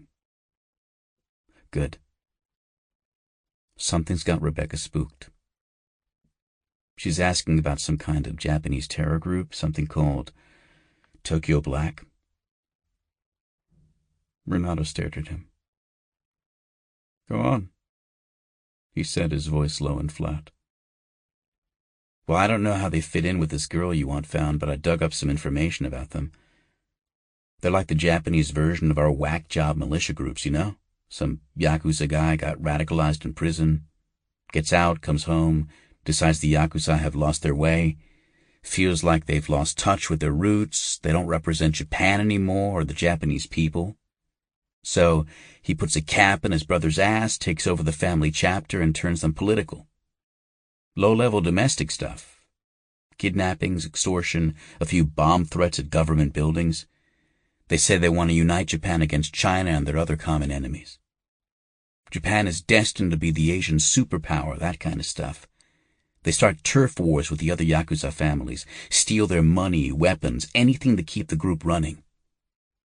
Bernardo nodded. Fascinating, but that sounds like Japan's problem, not mine. Ethan pulled a manila folder from his backpack. There's more. I know you don't want details on the asset deniability, right? See no evil, hear no evil? Bernardo glowered at him, his teeth clenched. Ethan handed him the file folder. Right, well, this guy we found, I think you should take a look. I've never seen anything like it. Aside from his operational record, half of it which is blacked out, he's a ghost. No background, no history, no military record, nothing. It's like he just popped up at CIA headquarters one day and started killing people. For all I know, he's a freaking Terminator robot you guys built. Bernardo took the file but didn't open it. He looked out over the dark hole of the old foundation and squinted. What's the asset's name? He surfaced in a Thai prison under the name Mark Waters, but that was just a cover ID. Rebecca said his real name is Thomas Caine. You know him? Bernardo nodded and opened the file, flipping through the pages without reading them. Oh, yes, I know, Thomas. Mr. Caine is a very dangerous man. Sure, well, piece of spook, right? So now, Rebecca's digging into this old operation of his, something called Big Blind. She asked me to go through a bunch of files about it. It's full of holes, man. Lots of conclusions, lots of supposedly dead people, but no bodies, no evidence. Lots of black marker, you know what I mean? Bernardo folded the file in half and slid it into his inner coat pocket. Is this everything? I mean, that's all I found on Caine. The Big Blind files are on Rebecca's office computer. Bernardo looked up at the hawk. Do you know why I picked this spot, Maslin? Old dudes love to walk. Ethan grinned. This island is a sanctuary. A peaceful, idyllic monument to nature. Bernardo held out his arms and took a deep breath. But did you know that after the U.S. government took over this island from the Mason family, it was used as one of the first weapons testing sites in America? They didn't mention that in the brochure. The old man smiled and went on. In the Spanish-American War, they used this island as a testing ground for the electrical ignition of dynamite. For the late 1800s, that was cutting-edge weapons tech, way ahead of its time. Yeah, real bleeding edge. Underneath all this beauty and nature, there's death and decay, Bernardo said. Behind peace there is war and blood and sacrifice. Always. Ethan stepped back. Look, man, that's all I got. We had a deal, so I called you. But I have to get back. Bernardo laughed. Like you said, I'm an old man. I have a taste for history. Indulge me for a minute. You see those fieldstones down there? Did you know Mason, the original owner of this island, had them imported from Scotland? He said he always wanted his homeland beneath his feet. Ethan leaned over the pit. Really? Seems like a lot of trouble for your basement. Bernardo clamped a gloved hand around Ethan's mouth and slid a black tanto blade knife out of his coat. He thrust the straight, flat blade forward, punching the weapon into Ethan's struggling body. The young man screamed, but Bernardo's vice-like grip across his face muffled the sound. The blow didn't strike any major organs, but the wound gushed blood, pumped by Ethan's panicked heart. Bernardo whipped out the blade and placed it along the soft flesh of his victim's throat. He sliced left to right, then kicked the body forward into the hole. There was a loud crack as Ethan's head struck one of the broken stones. His body rolled over and his glazed eyes rolled back in their sockets. Blood continued to bubble and flow from the gaping throat. "George Mason wasn't Scottish, you idiot," Bernardo hissed. He wiped the blade clean on the dirt and pocketed the knife. Then he walked back towards the footbridge that connected the island to the mainland. As he passed the island plaza and the majestic bronze statue of Teddy Roosevelt pointing towards the sky, he pulled out his cell phone. "Hello? Yes, I need to book a ticket on your first flight out to Pattaya, Thailand." Chapter 15. The izakaya pub in Osaka is dark, smoky, and loud. Caine throws back a glass of sake. The rice wine is expensive, and he knows it's a waste to shoot it like cheap tequila. But the Japanese men surrounding him all laugh and cheer. "Banzai," they shout. Caine laughs and slams the tiny glass down. The surface of their table is buried in empty glasses, bottles of liquor and food. Platters of takoyaki octopus balls, tempura, udon noodles, grilled meats. It is a small feast to celebrate their partnership and the profitable deal he has brought to them. Isato Yoshizawa sits next to Caine. He's chosen an expensive navy blue suit and a white silk shirt for the occasion. Most of the gangsters in Caine's company have shed their jackets and unbuttoned their shirts, but not Isato. He's the Oyabun. He commands respect. Across from them is Koichi, indifferent to the ruckus around him. Caine finds him impossible to read, but feels distrust in the old man's stare. Caine gestures and makes a joke, but the pub is so loud he can't even hear his own words. Shaking his head, Koichi gets up from the table. Two of his lieutenants stand and follow. He lights up a cigarette and navigates his way through the crowded bar. Caine leans over to Isato. "I don't think he likes me." The Oyabun smiles. "Give him time. Koichi is old-fashioned. He is wary of working with barbarians."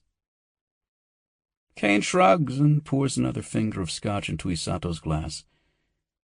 "Well, I'm glad you're more open-minded.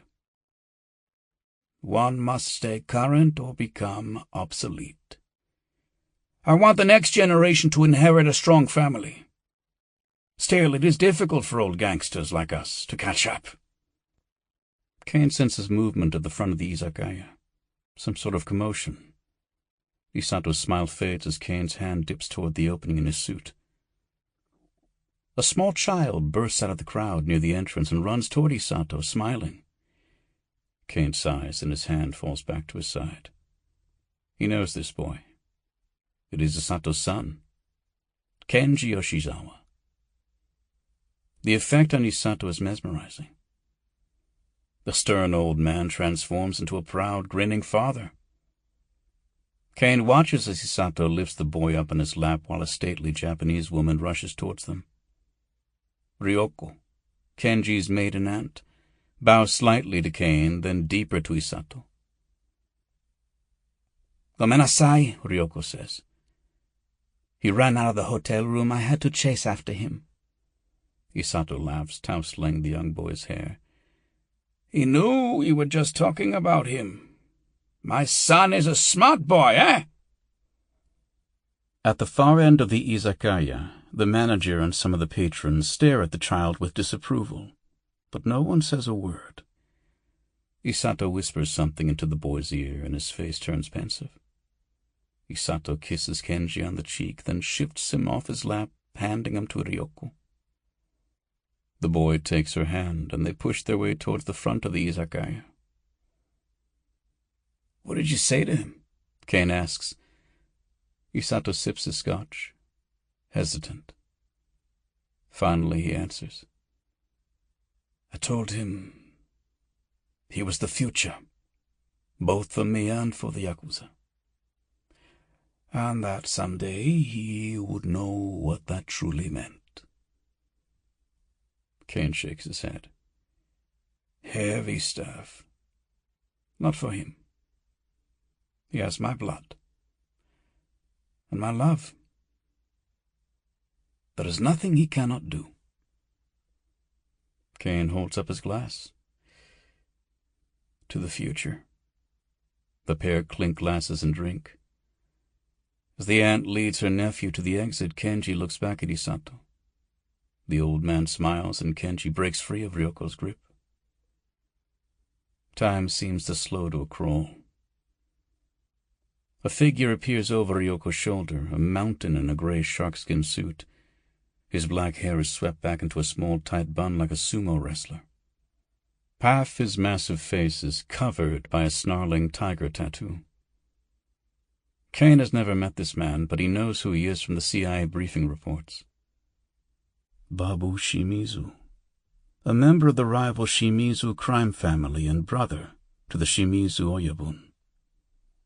Babu settles a cold, lifeless gaze on Isato, then shoves Ryoko out of the way. He is holding a gun. As Caine struggles to his feet, his reflexes dulled by alcohol and a lack of sleep, Kenji runs to his father. Isato stands and opens his arms wide, oblivious to the danger. Babu aims the gun, and Caine runs to intercept Kenji, pushing hapless bystanders out of his way. Isato looks up and locks eyes with Babu. Their faces freeze in snarls of mutual hatred. Babu's thick finger tightens on the trigger. Kenji runs into the line of fire. The boy skids to a stop, frightened by the angry look on his father's face. Caine slams into Kenji. He grabs the boy and pivots around, putting himself between the boy and Babu. Babu fires. The gunshot reverberates like an explosion in the small bar. Caine gasps as the bullet tears into him. He falls to the ground, clutching Kenji in his arms. The terrified child kicks and screams, trying to get away. Caine holds on despite the bullet wound in his shoulder. He winces in pain, but he does not let go. Koichi and his men rush back in. The bar patrons scream and scatter for cover as Koichi draws a gun of his own, aiming it at Babu. Isato rushes over and pushes Koichi's gun hand up towards the ceiling. "No, you idiot! No more shooting! Get Kenji out of here!" Koichi grabs Kenji from Caine's arms. Caine's field of vision narrows. A black haze closes in from all sides. The last thing he remembers is Babu, glaring at him in a cold rage. His tiger tattoo seems to roar with deadly fury. The combination of the man's ferocious face and grim stare is horrifying. He reminds Caine of an Oni, the red-skinned demons that deceive and devour humans. As Babu turns and flees the bar, Caine falls into the sweet embrace of unconsciousness. Caine woke from the dream slowly, tentatively. He willed himself to consciousness. The darkness lifted, replaced by a dim light creeping between the curtains of his hotel room. He felt like a man pulling himself out of quicksand, one step at a time. He sighed and rubbed the sleep from his eyes. All the nightmares of his past seemed to be returning one by one. Their dark touch lingered on his mind. Caine forced himself out of bed. After a brutal workout in the hotel gym, followed by breakfast and a scalding hot shower, he felt like he had finally escaped the lingering unease left behind by his dream. Not a dream, he thought. Memories. He rubbed the small white scar on his shoulder. The past had left its mark on him.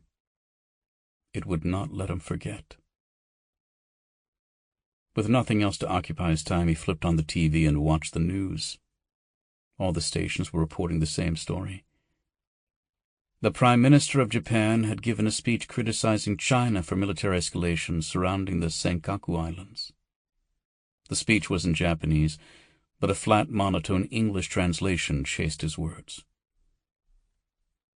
Both sides recognize that they have different views regarding the tense situations arising in recent years in the waters of the East China Sea, including those around the Senkaku Islands. But we do not consider this a territorial dispute. There can be no dispute over facts, and it has been acknowledged again and again that these islands are the sovereign territory of Japan. Rather, we believe there is a dispute over the causes behind the recent growth in tensions around these islands, and for this we feel it is clear that provocative activities by China are to blame. According to the newscaster's recap, the U.S. Secretary of State was flying in to mediate a sit-down between officials of Japan and the People's Republic of China. Caine shook his head and turned off the TV. Unbelievable. All this over a bunch of uninhabited rocks in the middle of the ocean. A buzzing sounded from the nightstand next to his bed. There was a text message on the phone from Koichi. "We have information for you. I will pick you up at 8 p.m. He erased the text. Chapter 16. The tiny internet cafe by the beach was simple, clean, and fairly busy. A few local teenagers, a vacationing businessman or two. The clientele was typical for a spot like this. Rebecca scanned the crowd one more time. Nothing seemed out of the ordinary, so she reached into her woven beach bag and removed a black USB dongle. Turning back to the computer in front of her, she inserted the device into a port on the machine. An icon popped up on the screen, and she double-clicked it. The tiny USB device instantly created a secure link to the network she used to reach Ethan. For the third time that day, she opened the black window and tried to initiate a chat. Secure connection request RFO7716, status Archipelago. She took a sip of her singer, pretending to be just another well-to-do professional on holiday. The cursor blinked silently on her screen. There was no response. Shit. She glanced around the cafe one more time. Certain no one was observing her, she yanked the dongle from the computer and the chat window blinked out of existence. Rebecca deleted her history on the machine, then got up to leave. Outside, bikini-clad girls ambled down Soi 5, heading for the beach. Neon green and yellow motor scooters buzzed along the road, gleaming in the overhead sun like shiny beetles humming through the air. In her tank-top shorts and oversized tortoiseshell sunglasses, Rebecca blended into the throng of beachgoers. The gold bangles and woven bracelets adorning her arms jingled as she walked. After the air-conditioned chill of the cafe, the sudden blast of afternoon humidity felt good on Rebecca's skin, but her face was still contorted in a troubled scowl. Ethan could be flaky, but it wasn't like him to just disappear like this. Hell, she thought, the guy practically lives in front of a computer. She was just about to try calling him again when the phone rang inside her bag.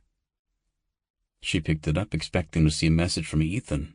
Instead, it was an unfamiliar international number. Japan. Caine. Hello? It's me, said Caine. Rebecca was annoyed to find herself comforted by the sound of his voice. I figured. Still reading that basho? No, I finished that one. Figured I'd try the Murakami book you recommended. Can't promise you'll like it, she answered. New number? You must be going through a ton of burner phones. Yeah, well, privacy has its price. And it may be cheaper than the alternative. She nodded in silent agreement. Any luck with the girl? I have a lead. I'll let you know if it pans out. Good. The clock is ticking. Did you get the info I forwarded you? Yes, Tokyo Black. your report jives with my intel here. How are they involved? I'm not sure they are yet, but our paths have crossed. Caine paused. You sound stressed. Everything okay? I'm fine, she sighed. It's probably nothing, but... She trailed off, unsure what exactly to say. Caine's voice cut in sharp as a knife. But what? What's wrong? My information specialist, Ethan Maslin. He's a hacker the FBI busted a couple years ago. He got a deal to work for the CIA. What about him? Well, he sent me the info on Tokyo Black yesterday, the files I forwarded you. She paused, listening, but there was only silence and static on the other end of the phone. And I haven't been able to reach him since then. I'm sure it's nothing, but... It's not nothing. Caine cut her off. These hacker guys love to brag. Did he tell anyone about this operation? Did he tell Bernardo that I was your asset? No, of course not. I had him delete all the records. And I'm telling you, Bernardo doesn't want to know. Don't be so sure. Is that everything? Yes. Well, maybe. I don't know. Yesterday I saw this guy at my hotel. Something about him felt off. I don't know why, but he felt military to me. Rebecca, this Maslin guy, what else did he dig into besides Tokyo Black? Rebecca looked down Soy 5. She saw a group of 3 men moving towards her. They looked to be a mix of ethnicities, probably Thai and Indonesian. They were wearing khaki pants and cheap T-shirts. One of them had a limp and another had a colorful tattoo on his arm. The tattooed man stared at her as they came closer. The street behind them simmered with rippling waves of heat. Rebecca turned to her right and headed down the beach road away from the cafe. What do you think, Tom? I had him look into Operation Big Blind. That report is bullshit and we both know it. Damn it, I told you. You told me a lot of things, Tom. Maybe if you would just tell me the truth, I wouldn't need to go looking for it myself. Rebecca, I didn't tell you because you were better off not knowing. He snapped. Why the hell do you think I stayed away in the first place? It's a lie, isn't it? You didn't kill Tyler. You didn't take the drugs and the guns. Bernardo did and set you up to take the fall. Caine sighed. We can talk about it later. Right now, you have to get out of Thailand. Get your ass in a cab and go straight to the airport. Leave your things. Just go. Rebecca looked behind her. The 3 men continued down Soy 5, past the beach road, laughing and catcalling at pretty girls as they went by. They didn't even look in her direction. She took a deep breath and realized her heart had been racing. Tom, we're on mission. Bernardo may be dirty, but this intel is real. We can't just... I'll handle it. Just get the hell out of Thailand. If Bernardo knows you're there, it's not safe. Promise me. Maybe you're right. I'll go. But keep me informed. I will, I promise. Contact me when you're somewhere safe. He hung up. Rebecca stepped out into the street to hail a cab. A few seconds later, a small blue taxi weaved its way through the beach traffic and pulled up to the curb. As she got in, she debated if she should go back to the hotel to get her things. Then she remembered the sharp edge to Caine's voice. It was fear. He was afraid for her. Airport, please. The driver smiled. He was missing a tooth. Utapao Airport? Take about 40 minutes in this traffic. 1,500 baht, okay? That's fine. She cracked her window, letting the warm breeze wash over her as they pulled away from the corner. She felt her heartbeat slow down. It was the fear in Caine's voice that had triggered her rush of adrenaline. Was it possible? Was Bernardo a traitor? There is another possibility. Maybe I'm only seeing what I want to see. Maybe Caine was guilty. Maybe he was playing her. Maybe he had been all along. She knew that in her profession the truth was a luxury. Exotic, hard to obtain, and not without expense. But she was determined to seek it out no matter what it cost. The taxicab sputtered to a stop at a four-way intersection. The road ahead was blocked by a mass of traffic. Idling engines and honking horns replaced the gentle sound of waves crashing on the beach. Rebecca craned her neck out the window but couldn't see past the blockade of cars. "What's wrong? Why are we stopping?" The driver shook his head. "Look like accident? I bet you it's another tour bus. They crash all the time. It was very bad here, miss. 80 people die here every day in traffic accidents." "Is there another route we can take?" The driver tapped some buttons on the smartphone suction cup to the windshield. "Let's see how bad it is. Maybe we take side street and loop around." Rebecca watched as the driver called up an alternate route. The car shuddered as he put it back into gear. "Okay, bingo. Hang on. We need to turn around." He looked over his shoulder and the car whined as he backed up. Rebecca saw his eyes go wide and his jaw drop before she heard the brakes screeching. She had just enough time to turn before the hood of a huge black SUV filled the rear windshield. The impact crumpled the rear of the taxi and launched her forward into the air. For a fraction of a second she felt weightless, as if she were hovering above the rear seat of the taxi. She heard the sound of shattering glass and squealing metal. Then her head struck the back of the driver's seat. The impact snapped her back, and she collapsed on the rear floor of the vehicle. Shards of glass rained down on top of her. Blood streamed from a gash on her face. She tried to move her head, but the muscles in her neck screamed in pain. She called out to the driver, "Are you okay?" Her voice was a hoarse croak. There was no response. She heard sirens in the distance.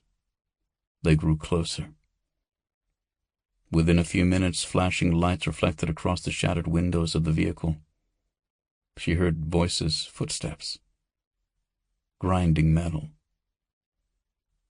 How did they get here so quickly? The crumpled door to her left ripped open. She felt strong, firm hands grasping her, pulling her from the wreckage. The hands lifted her onto a stretcher. The sun beamed down overhead, an uncaring orb of fire, bleaching the scene of the accident in a curtain of white light. She squinted, unable to look at it. "I'm okay," she mumbled. "I'm fine. I have to go." A man in a paramedic uniform leaned over her. He lifted her eyelids open and shined a small flashlight into her pupils, first left, then right. He nodded, then buckled a nylon strap tight across her abdomen. She tried to resist as he buckled similar straps around each wrist, but she knew her efforts were pathetic. She felt a needle slide into her arm. "Wait," she said, her voice faint and weak. The paramedic looked down at her. The sun cast a halo of fire behind his head, reflecting on his blonde hair. She had seen him before. It was the man she had spotted at the hotel. He spoke into a small microphone at his throat.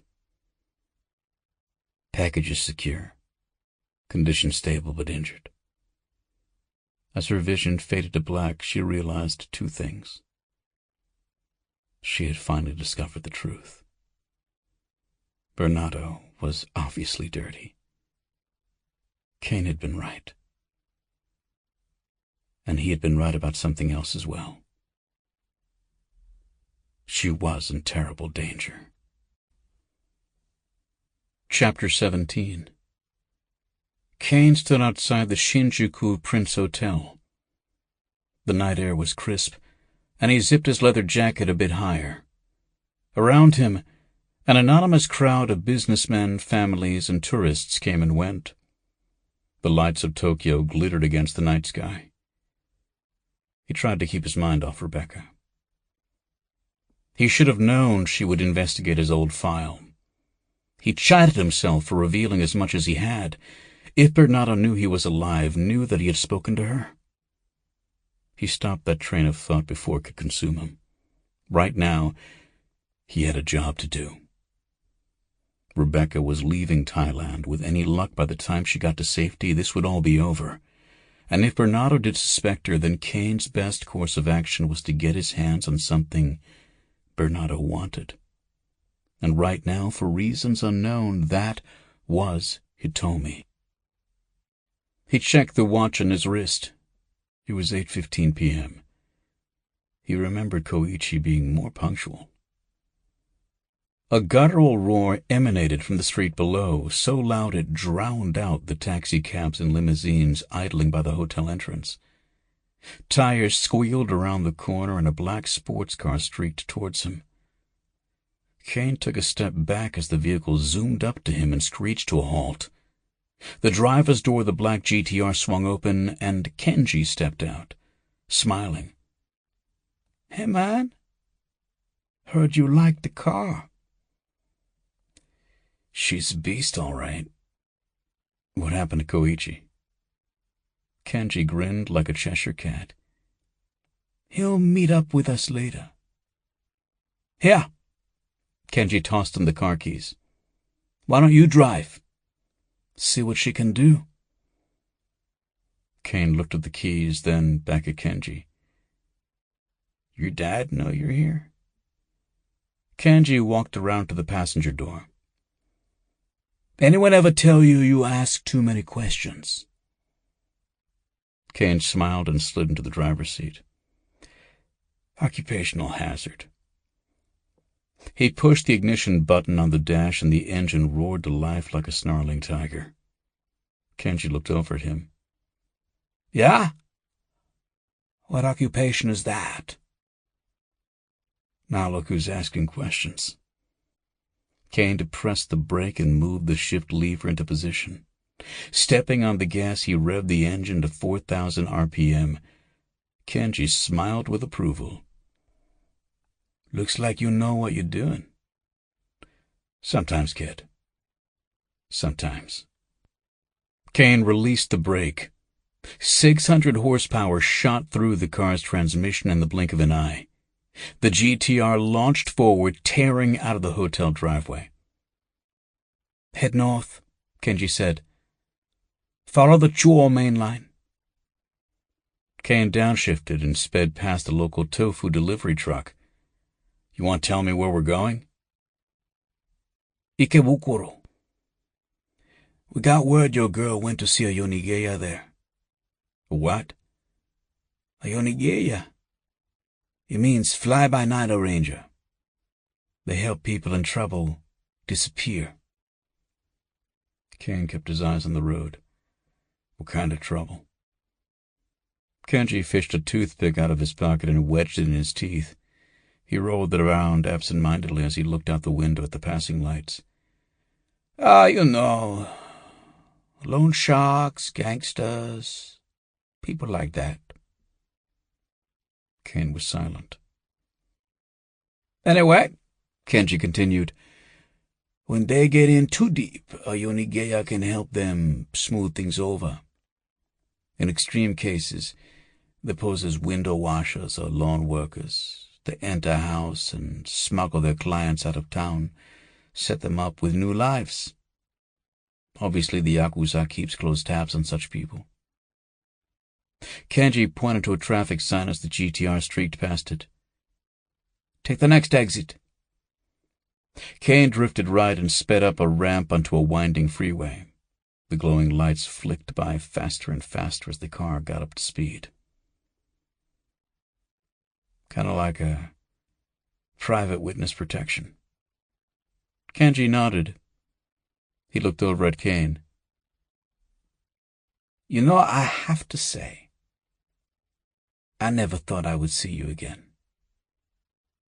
I wasn't that young, but I barely remember that night. Caine maintained his forward gaze, scanning the road. You were young enough, and I'm sure you were in shock. The young man nodded. Yeah, sure. I've heard all the stories, though. I mean, you took a bullet for me. I feel like I should at least, I don't know, thank you or something. Caine gave Kenji a quick glance. Kenji, that was a long time ago. Forget it. You don't owe me anything. How can you say that? I might not be here if it wasn't for you. You know, Koichi, he felt so guilty, he cut off his own finger. My dad didn't even ask him to. He just did it. Said he should have been there, but he wasn't. You were. Caine shook his head. No matter how much time I spend here, there are some things I will never understand about this country. Kenji laughed. Yeah, right. I understand it, though.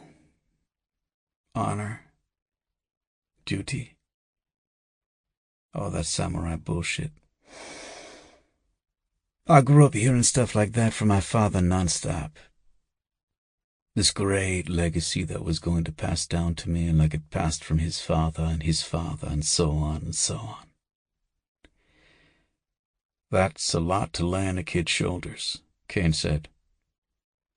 Looks like you went your own way, though. I didn't have a choice. After that night, you know, the one who was really in shock was my dad. Suddenly, everything I'd heard my whole life, leading the Yakuza, being the next Oyabun, honoring the family, that was all over, like that. Kenji snapped his fingers. He's kept me at arm's length ever since. Caine shot Kenji another quick glance. Kenji, you can't blame your father for being concerned. He almost lost you. Of course it was a shock. Kenji stared at him, his eyes wide and intense, probing. Have you ever felt like that, though? Like your whole life, everything you believed was true, everything you thought was going to happen, it just disappears in less than a second. You don't know exactly how or why. You just know it was taken from you. Do you know how that feels? Caine swallowed. When he spoke, his voice was thick and heavy. Yes, I do. Kenji looked away from Caine and stared out the window.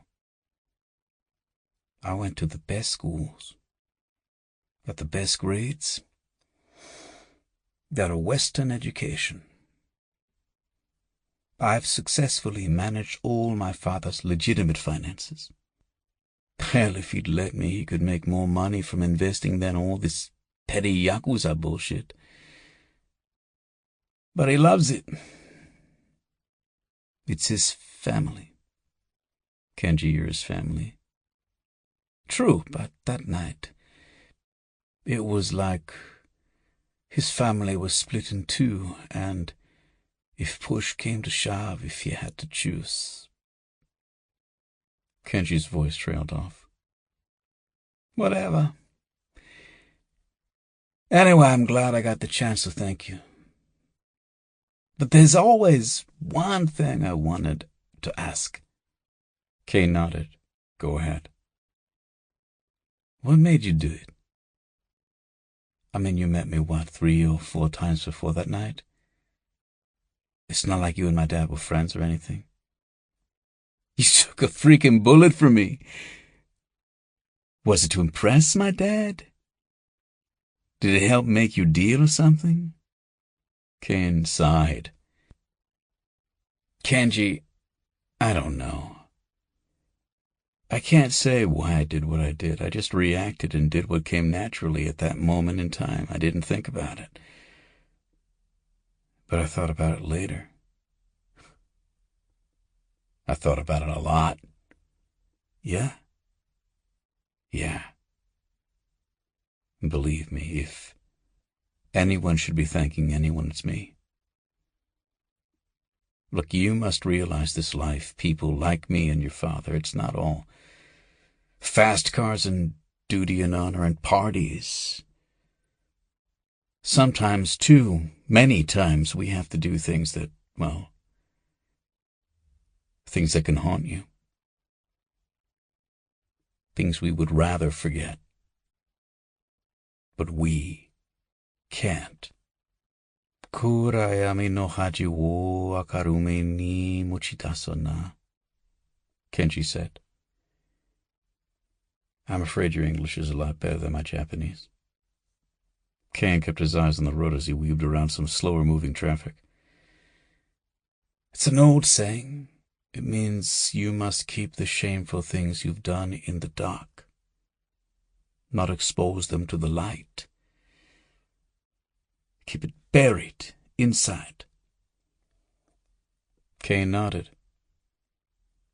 I have a lot of secrets buried in the dark.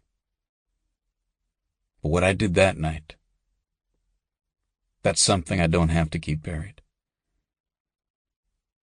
It takes my mind off things when the darkness gets to be too much. And I'd gladly do it again.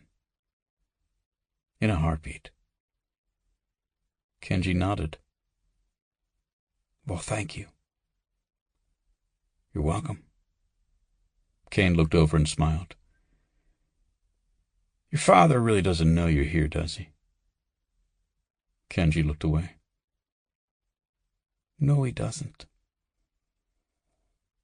Just one more thing he doesn't know about me.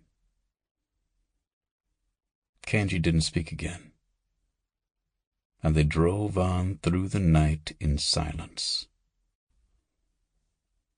Chapter 18. By the time Caine and Kenji reached Ikebukuro, a light rain began to fall across the sprawling district.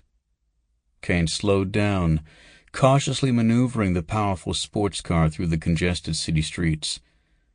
As the raindrops spattered on the pavement, the roads became sleek and reflective like long ribbons of black satin. They drove past the Ikebukuro station, the third largest train station in the world. Caine had to marvel at the size of the place. Buildings in Japan always seemed smaller in scale than their Western counterparts, but here the buildings were massive. The Seibu and Tobu department stores, the towering Sunshine 60 entertainment complex, everything was bigger, larger than life. Their glowing lights reflected off the wet pavement, bathing the car in flashes of red, green, and purple neon as they passed. It was like driving through a galaxy of bright, colorful stars. As they circled around the station, Kenji provided brief, simple directions. Soon they reached the outskirts of the area where the lights were just as bright but almost entirely red. They had entered Ikebukuro's unofficial Chinatown, a small enclave that had sprung up north of the station. Signs for Chinese restaurants and businesses hung from balconies and beckoned from dark basements. Kenji led them down a dark alleyway behind a small office building just off the main street. Each floor of the building housed a different business. The signs were in Chinese, but the occasional English word, such as passport or laundry, was printed in bright yellow letters. "This is the place," Kenji said. Caine slowed the car to a stop. They got out, and Caine followed Kenji down the alley and around to the main street. The building they were parked behind was flanked by similar structures on the left and right. A street-side cafe filled the ground floor of the left building. It sat beneath a huge red sign with blinking Chinese characters.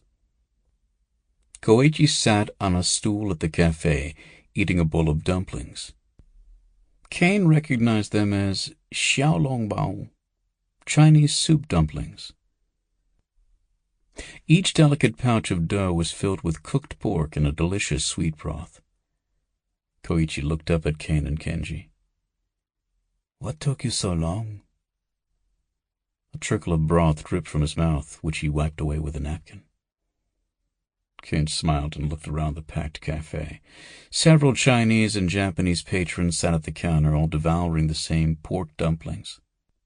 They ate at a rapid pace, scooping up the little pouches and sucking them into their mouths with loud slurping noises. "The news keeps talking about tension between Japan and China," Caine said, "but you both seem to have the same lousy table manners." Koichi stood up and tossed some yen on the counter.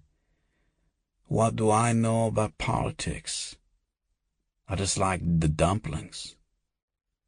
He nodded at Kenji.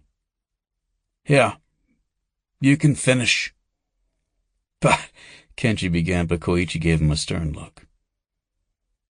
"If your father knew you were here with me, he would take another finger. That would make things very difficult in my line of work." Kenji sighed and sat down in front of the steaming bowl. "Hi. Have fun." Caine and Koichi walked through the misty rain towards the center building. Koichi spoke to him in a low voice. "Ikebukuro is Kyokutakai territory. The Yoshizawa clan was in a feud with them, but Isato broke it a peace several years ago. Now our mutual business is too profitable to squabble over such things." "Well, I'm glad you're one big happy family now." "When Isato put the word out about this girl you're looking for, one of their members said she had been seen visiting the Onigaya here. They keep an eye on his office in case he tries to help someone skip out on a debt to the Kyokuta." Fly-by-nighter ranger. So if this girl was looking to run, who was she running from? Koichi gave him a thin-lipped smile. "I assumed from you, Water-san."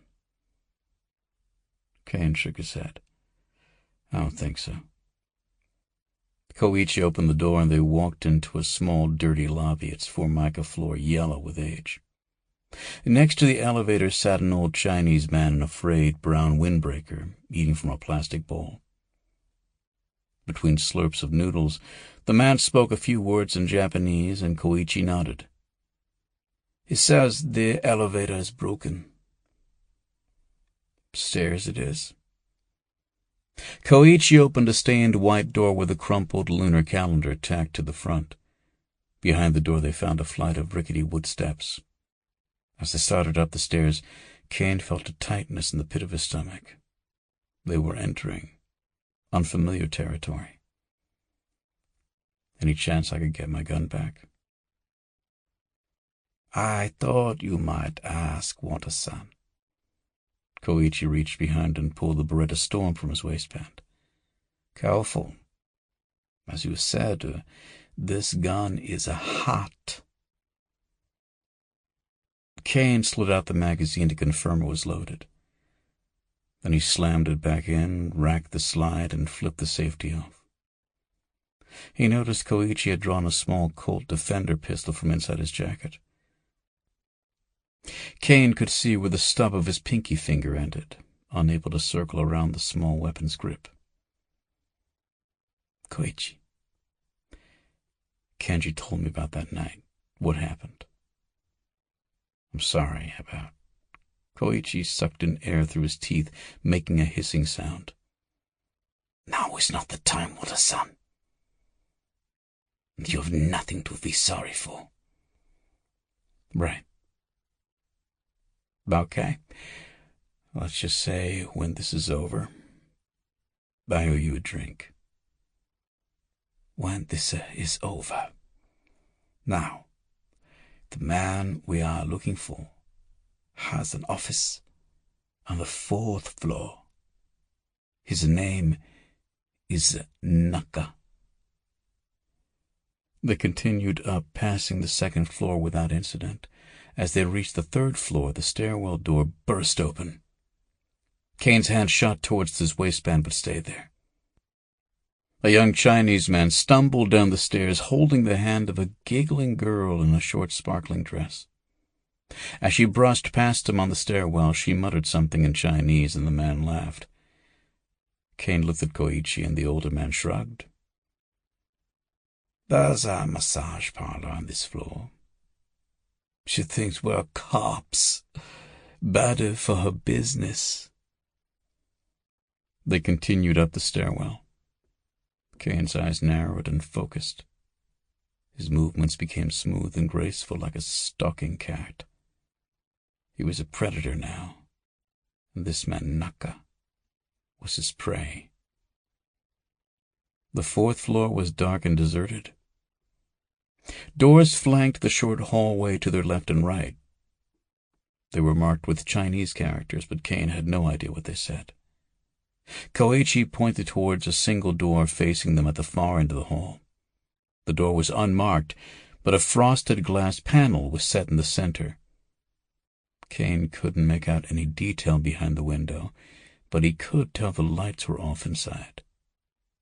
Caine turned the knob. The door creaked open. As they stepped into the room beyond, Koichi reached for a light switch. Caine put his hand on the old man's shoulder to stop him.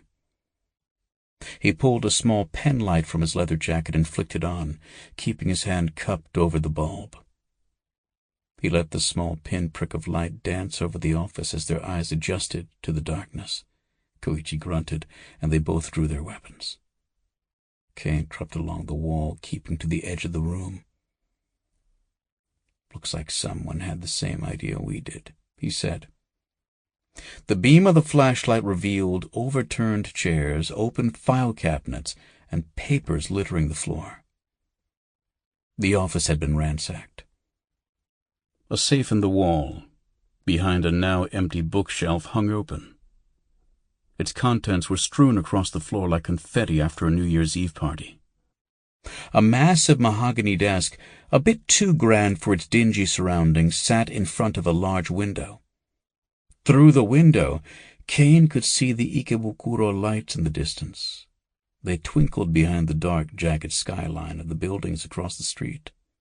Caine and Koichi crept past a glass partition in the middle of the office. A small sitting area lay behind the frosted glass. A pair of cheap sofas, their vinyl surfaces marked with stains and cigarette burns, flanked a small coffee table. A cracked ceramic ashtray perched on top of a stack of magazines. It was filled with butts and ash. Caine bent down and sniffed. Koichi gave him a strange look. "Smoked recently," Caine whispered. He looked up, noticing a small closet door in the corner. The Japanese writing on the wooden door said "Supplies." Caine pointed to his eyes, then the door. Koichi nodded and held his gun out as they stalked forward. They flanked the door on either side. Caine reached down and twisted the knob. The door swung open about an inch, and something heavy shifted. The closet door crashed open. Caine stepped back. Beretta pointed at the door. A large object toppled over and fell into the room with a thud. Koichi gasped. It was a body. Caine knelt down and examined the corpse. It was a Japanese man in his 30s. His ripped, tattered clothes hung off him like rags on a scarecrow. His face was unrecognizable. It was covered in cuts, bruises, and some marks Caine suspected were burns. He was tortured. Caine muttered. "Who the hell did this, Koichi? What's going on here?" Koichi shook his head. "Wataru-san, I swear, I have no idea. Someone didn't want him talking to us. So who knew we were coming here tonight? Koichi looked back and forth between the body and Caine. I don't know. I must call Yoshizawa-san. Wait, Caine said. Let's get our facts straight first. I'll search the body, check the desk, see if you can find anything on Hitomi. Koichi headed over to the desk. He rustled through papers as Caine dragged Naka's corpse into the center of the room. He patted down the body. The man's wallet was still in his back pocket. Caine flipped it open and found the usual contents: a driver's license, some random business cards, and a few thousand yen. They left his money, Caine said. This wasn't a robbery. Was there any doubt? Koichi answered back. Caine patted down the man's pockets again.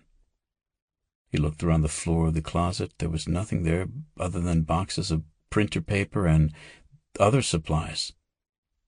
The bottoms of the boxes were soaked by a thick pool of blood. Koichi, I don't see this guy's cell phone.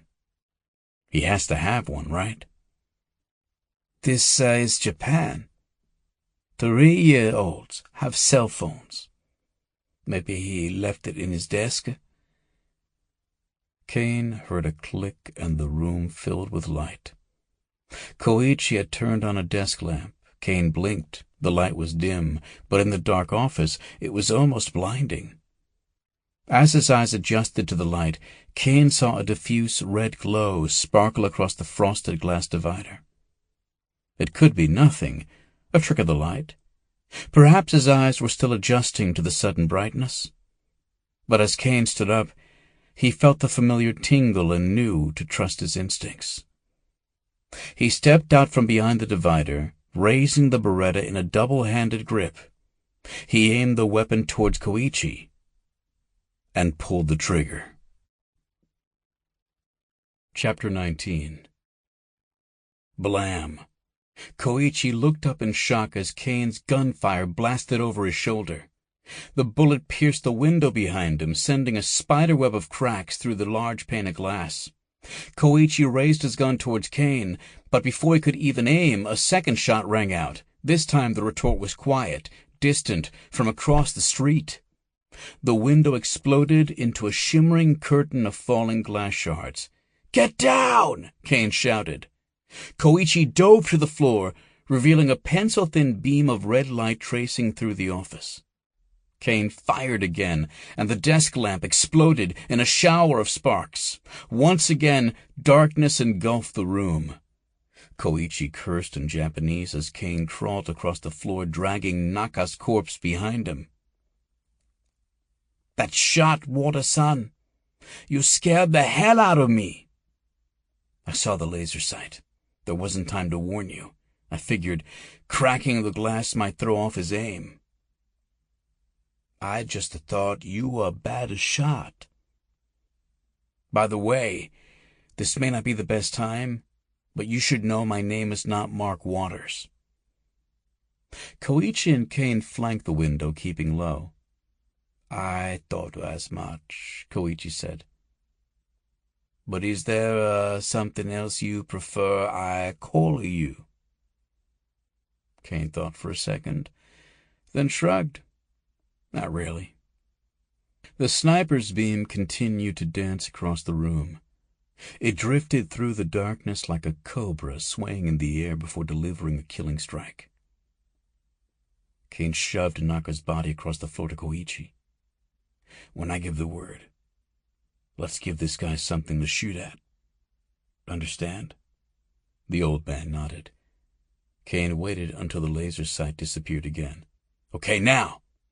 Koichi gripped the man's body by the scruff of his neck and heaved the corpse up onto the windowsill. The laser sight blinked back on and darted towards Naka's body. Caine peered around the corner of the window. He saw the flash of red across the street on the rooftop of another building. Its blaze gave away the sniper's position, huddled behind a rooftop air conditioning unit. The shooter fired again, the bullet thudding into Naka's dead body. Koichi hissed as the impact knocked the corpse backwards. Before the body even hit the ground, Caine stood and aimed his gun towards the roof of the building across the street. The laser sight snapped towards him, but before it could settle, Caine opened fire. He emptied the Beretta's clip in a wide pattern, sending a hail of bullets at his hidden enemy. The laser sight dipped down as the sniper took cover. Caine dropped back down below the level of the windowsill. Koichi peered around the corner of the window. "He's moving!" Koichi opened fire. Caine turned and saw the dark figure on the roof burst into a sprint. Koichi's bullets kicked up tiny explosions of dust at the fleeing man's feet, but the shots did not hit their mark. "Kono yaro!" The old man cursed, his face twisted into a snarl. "The little shit is heading for the fire escape! Give me your gun! Do you have another clip?" Koichi looked at him in disbelief. "I'm not running away from this piece of shit a coward. Kenji is still downstairs. You have to get him out of here." Koichi's face clouded. He handed over his pistol and an extra clip of ammo he pulled from a shoulder holster rack. "You're right, Wado-san. Good hunting." Caine grabbed the gun and ammo and jammed them in his waistband. He sprinted towards the emergency exit on the other side of the room. He threw open the door and found himself high above the dark alley behind the building. The metal stairwell creaked and shook as he ran out into the balcony. To the right, he spied a water pipe running parallel to the fire escape. Without hesitating, he grabbed the pipe and stepped off the fire escape. The rusty metal pipe was slick with rainwater, and he slid faster than he was expecting. The peeled, flaking paint tore and bit at the skin on his hands. He grit his teeth and grabbed the pole tighter, slowing his descent as he neared the ground. When he hit bottom, he fell from the pipe and rolled across the pavement. Gasping for breath, he staggered to his feet and drew the Colt. As he ran around the corner of the building, he ejected Koichi's spent clip and slammed in the new one. He burst out onto the street and jogged towards the other building. His hands were bloody and sore, making it hard to keep a firm grip on the pistol, but the pain was worth the head start he'd gotten on his adversary. He could see the dark figure across the street, just making it to the bottom of the fire escape.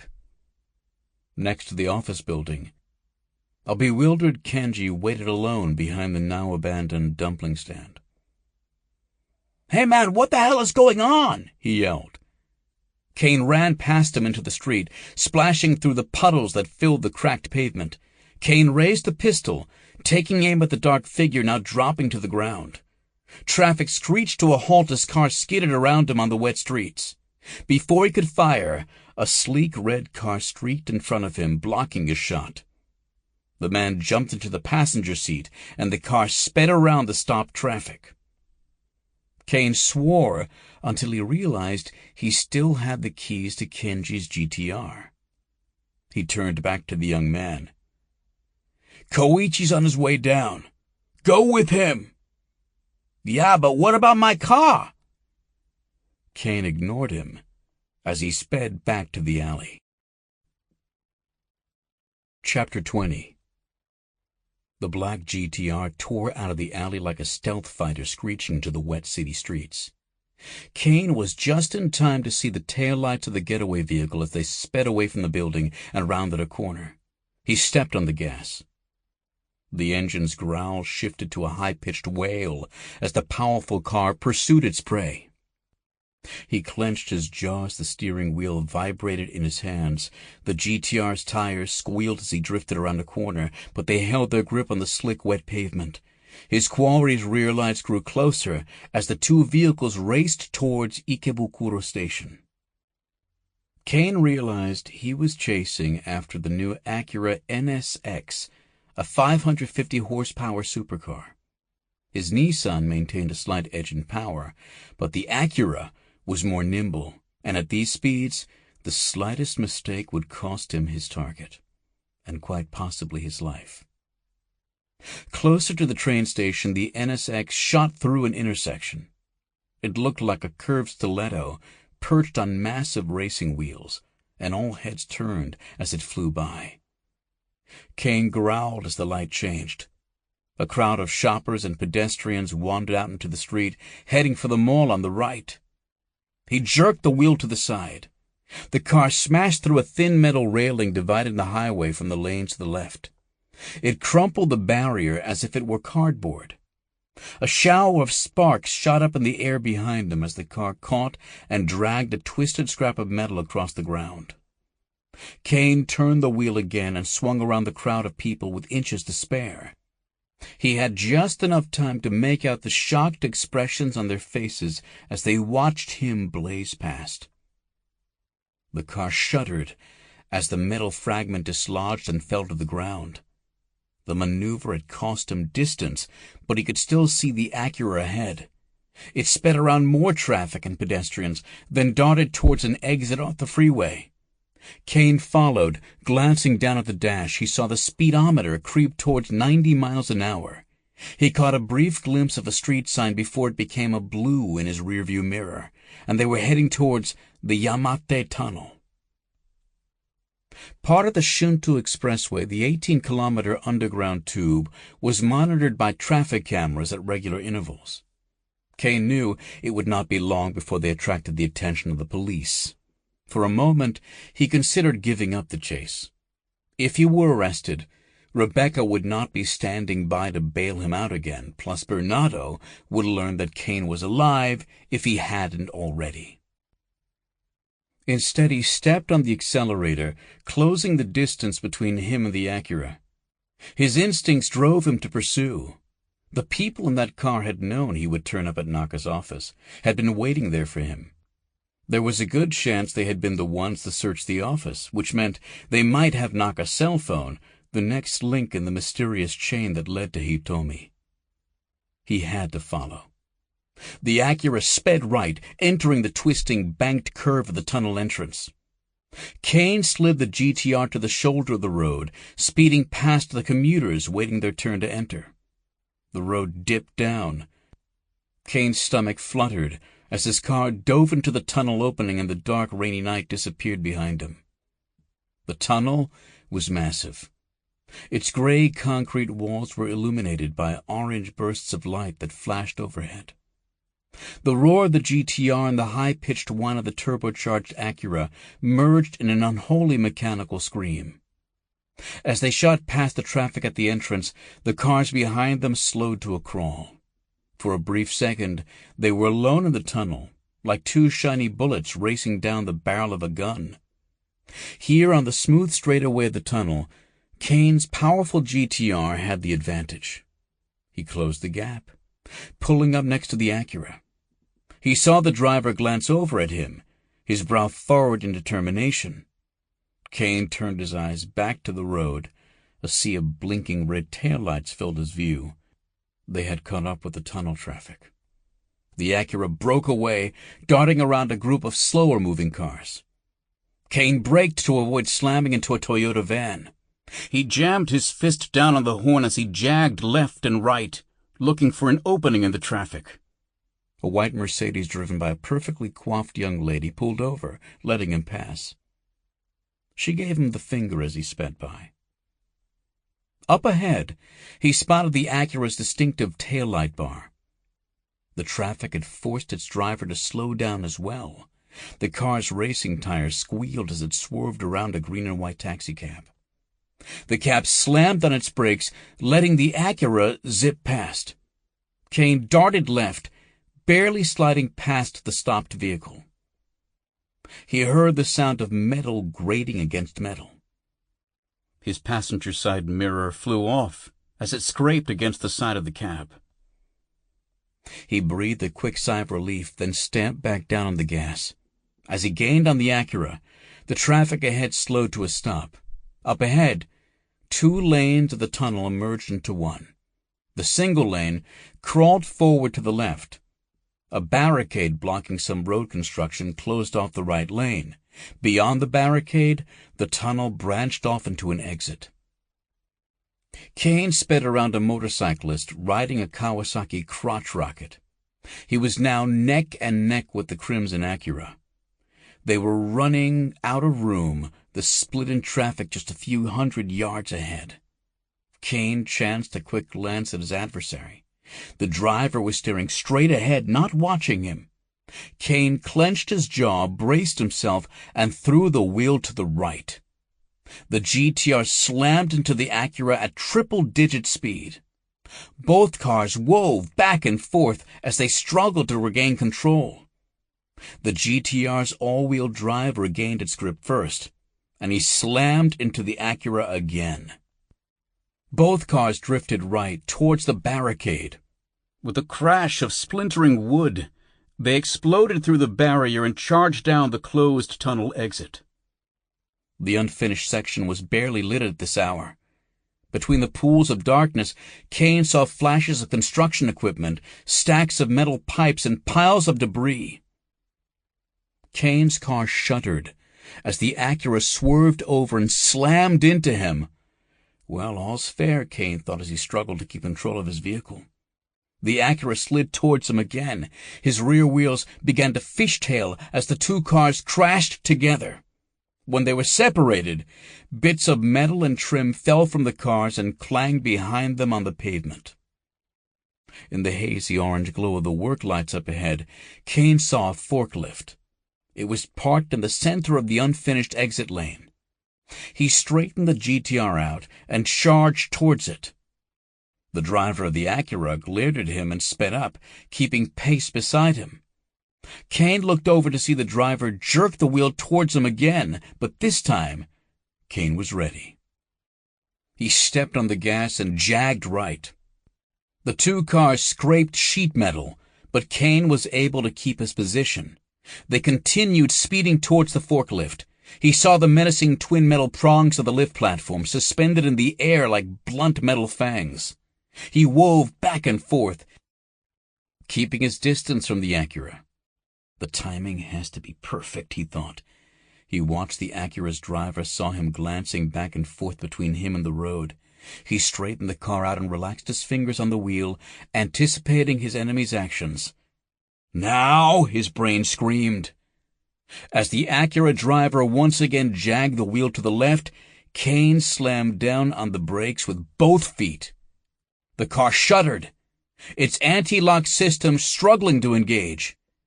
As Caine's speed plummeted, the Acura slid left into empty space and shot in front of him.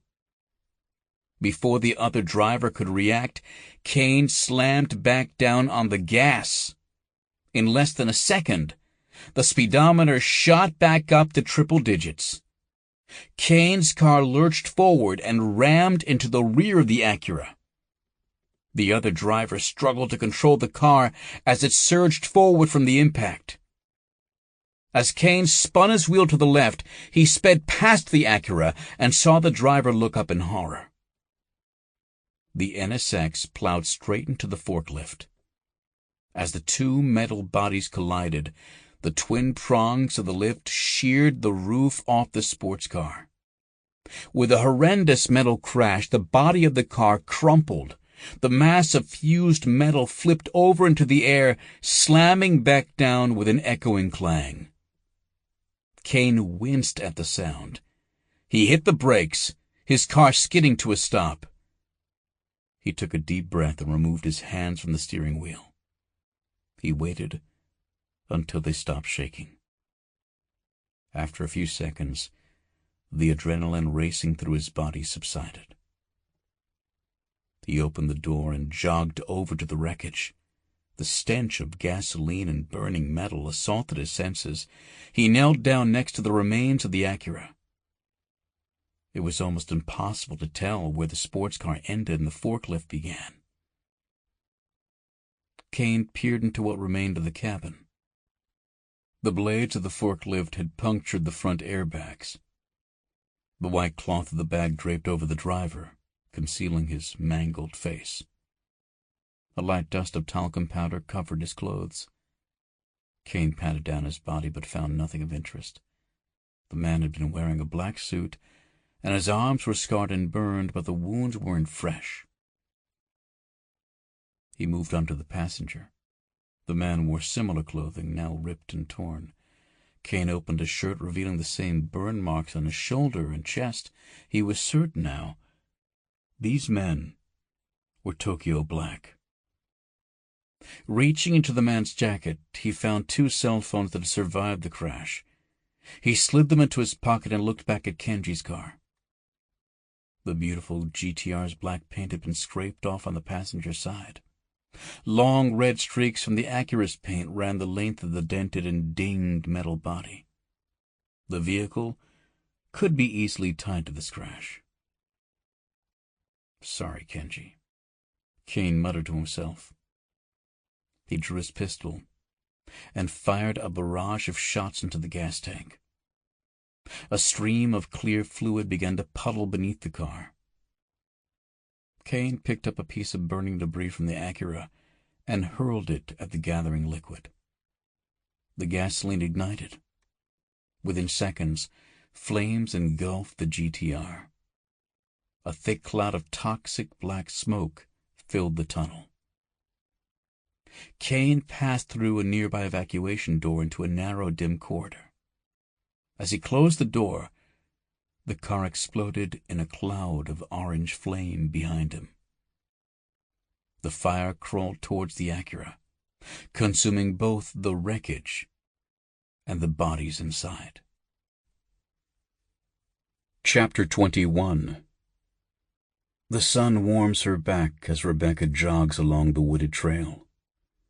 The autumn leaves rustle in the air above her, whispers of red and orange. When she looks around, the colors are all she can see. Is that a tree? An old windmill ahead? The details fade, lost in a shifting haze of muted brilliance. Then Caine is there, waiting for her at the end of the trail. She can just make out the green of his eyes. She runs towards him, fighting to catch a glimpse of him through the veil clouding her vision. Her feet pound along the path, but the carpet of dead leaves absorbs all sound. Is she getting any closer? She can't tell. His voice calls to her. "Rebecca, it's time to wake up." She blinks, and everything changes. The mattress underneath her naked body is firm and warm. Caine's hands cradle her gently. Dawn's first light drifts in through the window. The autumn colors are replaced by the chocolate silk of her duvet, the soft white of her cotton sheets. Caine is next to her, behind her, perched above her. She rolls over and stares into his eyes. He looks troubled. She caresses his cheek. "What is it?" He looks away. "I have to go soon." His voice is quiet, hesitant. "I won't be able to see you for a while." She tilts his face back towards her. "Is it a mission?" He smiles, but the lines around his eyes are tense. He always looks awkward when he has to tell her the truth. "You know I can't talk about it." She looks at him, confused. The words and the colors are jumbled in her mind. Nothing makes sense. Chocolate brown, bright orange, crimson blood, soft white. She rolls over. Her arm reaches out, but her fingers brush against cold, empty sheets. His body is gone. He was just there, she thinks. Where has he gone? "Rebecca, it's time to wake up. I have to go. A disgrace and a traitor. If Pernato knows..." Rebecca's eyes fluttered open. Towering before her stood the man who had dragged her from the wreck. She was sitting, her arms pinned behind her. Before she could process her surroundings, the man swung out his arm and slapped her face. Her head swung to the side from the impact. She struggled, attempting to shrink away, but she was tied to a metal office chair. She blinked and moaned in pain. "That's fine, Mr. Douglas. She's awake." "Alan!" she gasped. He was standing to her right, his hands jammed in the pockets of his pants. "What the hell are you doing here? What's going on?" He was slouching, and dark circles hung beneath his eyes. "Miss Frayling, I won't insult your intelligence, so please don't insult mine. In point of fact, I have to say, you've impressed me. You really did find the perfect asset for this operation. I couldn't have done better myself." He paused, considering her carefully. His lips curled around nicotine-stained teeth. "That's about as high a compliment as I can give." Rebecca took a long, slow breath. As Bernardo spoke, she reviewed her circumstances, taking in the little details that surrounded her. Concrete walls, water dripped from the ceiling, mold. The air was warm and dank. They were still in Pattaya. She could smell the humidity. Bernardo watched her with tired, calm eyes. "Take your time, Miss Freeling. Look around all you want. That's what you were trained to do, after all. Scan, process, assess. Glad to see you were paying attention." Alan's enforcer, bored by the conversation, turned away. He stepped in front of a rickety table and began cleaning an assortment of pistols with a wire brush. "Alan, what the hell is going on here? Why are you—" Alan's eyes clouded with annoyance. He raised a hand in the air like a frustrated parent scolding a toddler. "Please, Miss Freeling. You know exactly why I'm here." "Alan, I don't. Thomas Caine." She shook her head. "What are you talking about? Caine is dead." Bernardo smiled, but there was no humor in his face. "I know Caine is your asset. Deniability is not the same as ignorance, Miss Freeling. I've followed every step of your operation.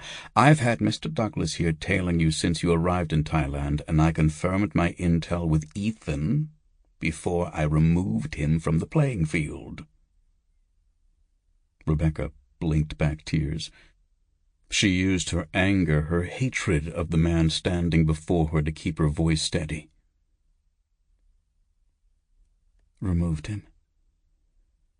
Like you removed Jack Tyler? Like you tried to remove Caine?" "More successfully, I can assure you. But in the end, it seems everything worked out for the best. As I said, Caine is the perfect asset for this mission. His background, his experience. Perfect." Rebecca struggled at her bonds, shaking the chair. "So everything Caine said was true? You set him up? Betrayed him? You're a liar, a murderer, and a traitor!" Alan's face flashed with rage and his arm twitched. Rebecca braced for the strike, but his anger faded as quickly as it surfaced. It was soon replaced by his usual emotionless gaze. "I'm no traitor. Everything I have done has been for the good of my country. No matter how myopic, bloated, and unrecognizable it's become. And Caine, my dear, whatever you may think, believe me, you know nothing about Thomas Caine. I know you framed him, hung him out to dry, and tried to have him killed." Alan nodded. "All true, I suppose, but Caine is not the man you think he is. Do you have any idea how much blood is on his hands? How many lives Caine has ended? How many operations, black unsanctioned, wet, whatever term you want to use, he has participated in. What are you talking about? I've debriefed plenty of operatives.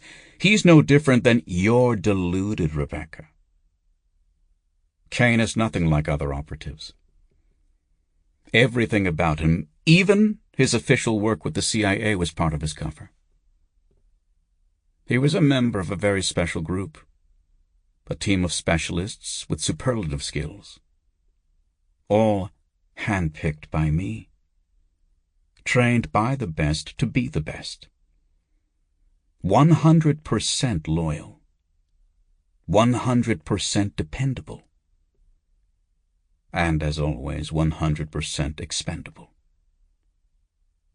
When I saw an opportunity to remove him from play and create a benefit for myself and the program, I took it.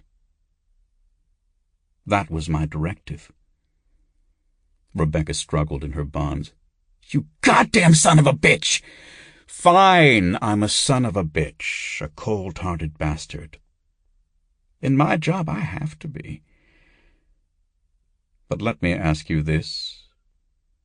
You were in a relationship with Caine, weren't you? Don't bother denying it. I know it's true. Rebecca stared at him, eyes molten with fury. The morning he left you, the last time you saw him before I sent him to Japan, you must realize he knew that he was leaving the country. He knew he would be under deep cover, that he would be away from you for years. Did he say anything to you about it? Did he even say goodbye? Rebecca said nothing.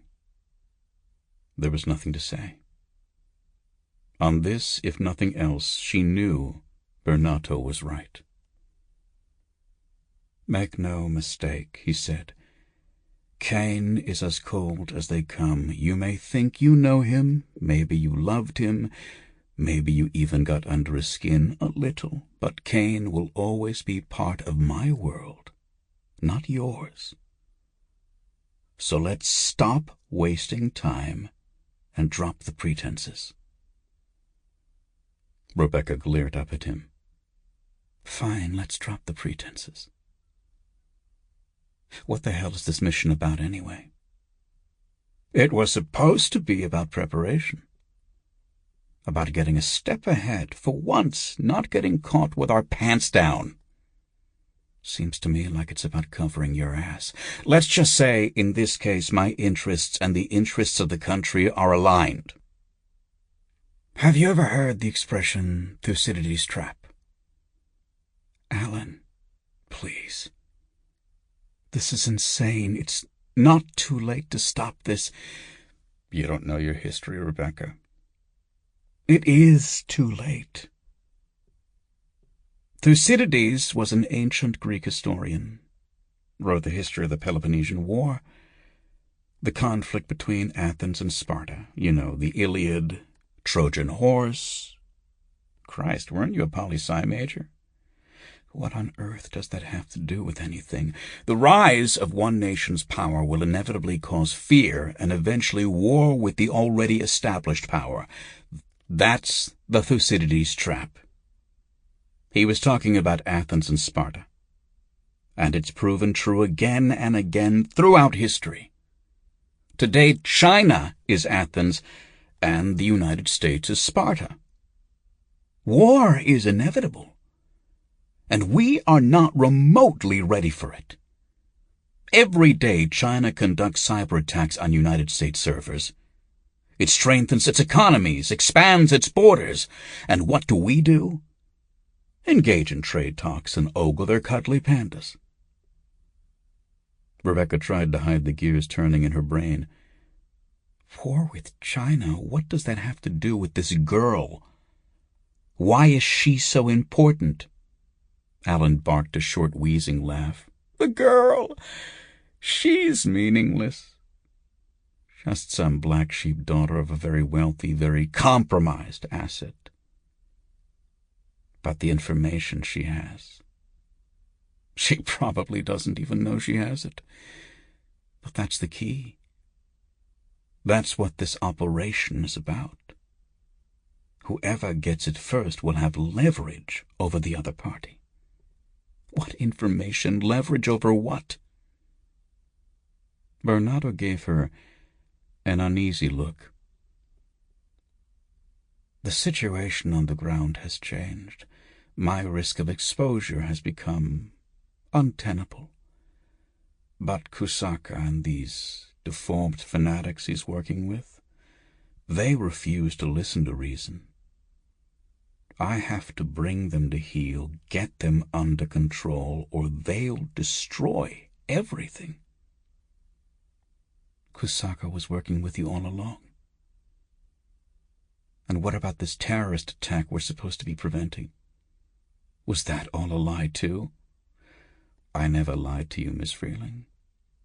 I do have intel regarding an imminent terrorist attack on United States soil, one that will entail a significant loss of life. I should know. I helped plan it.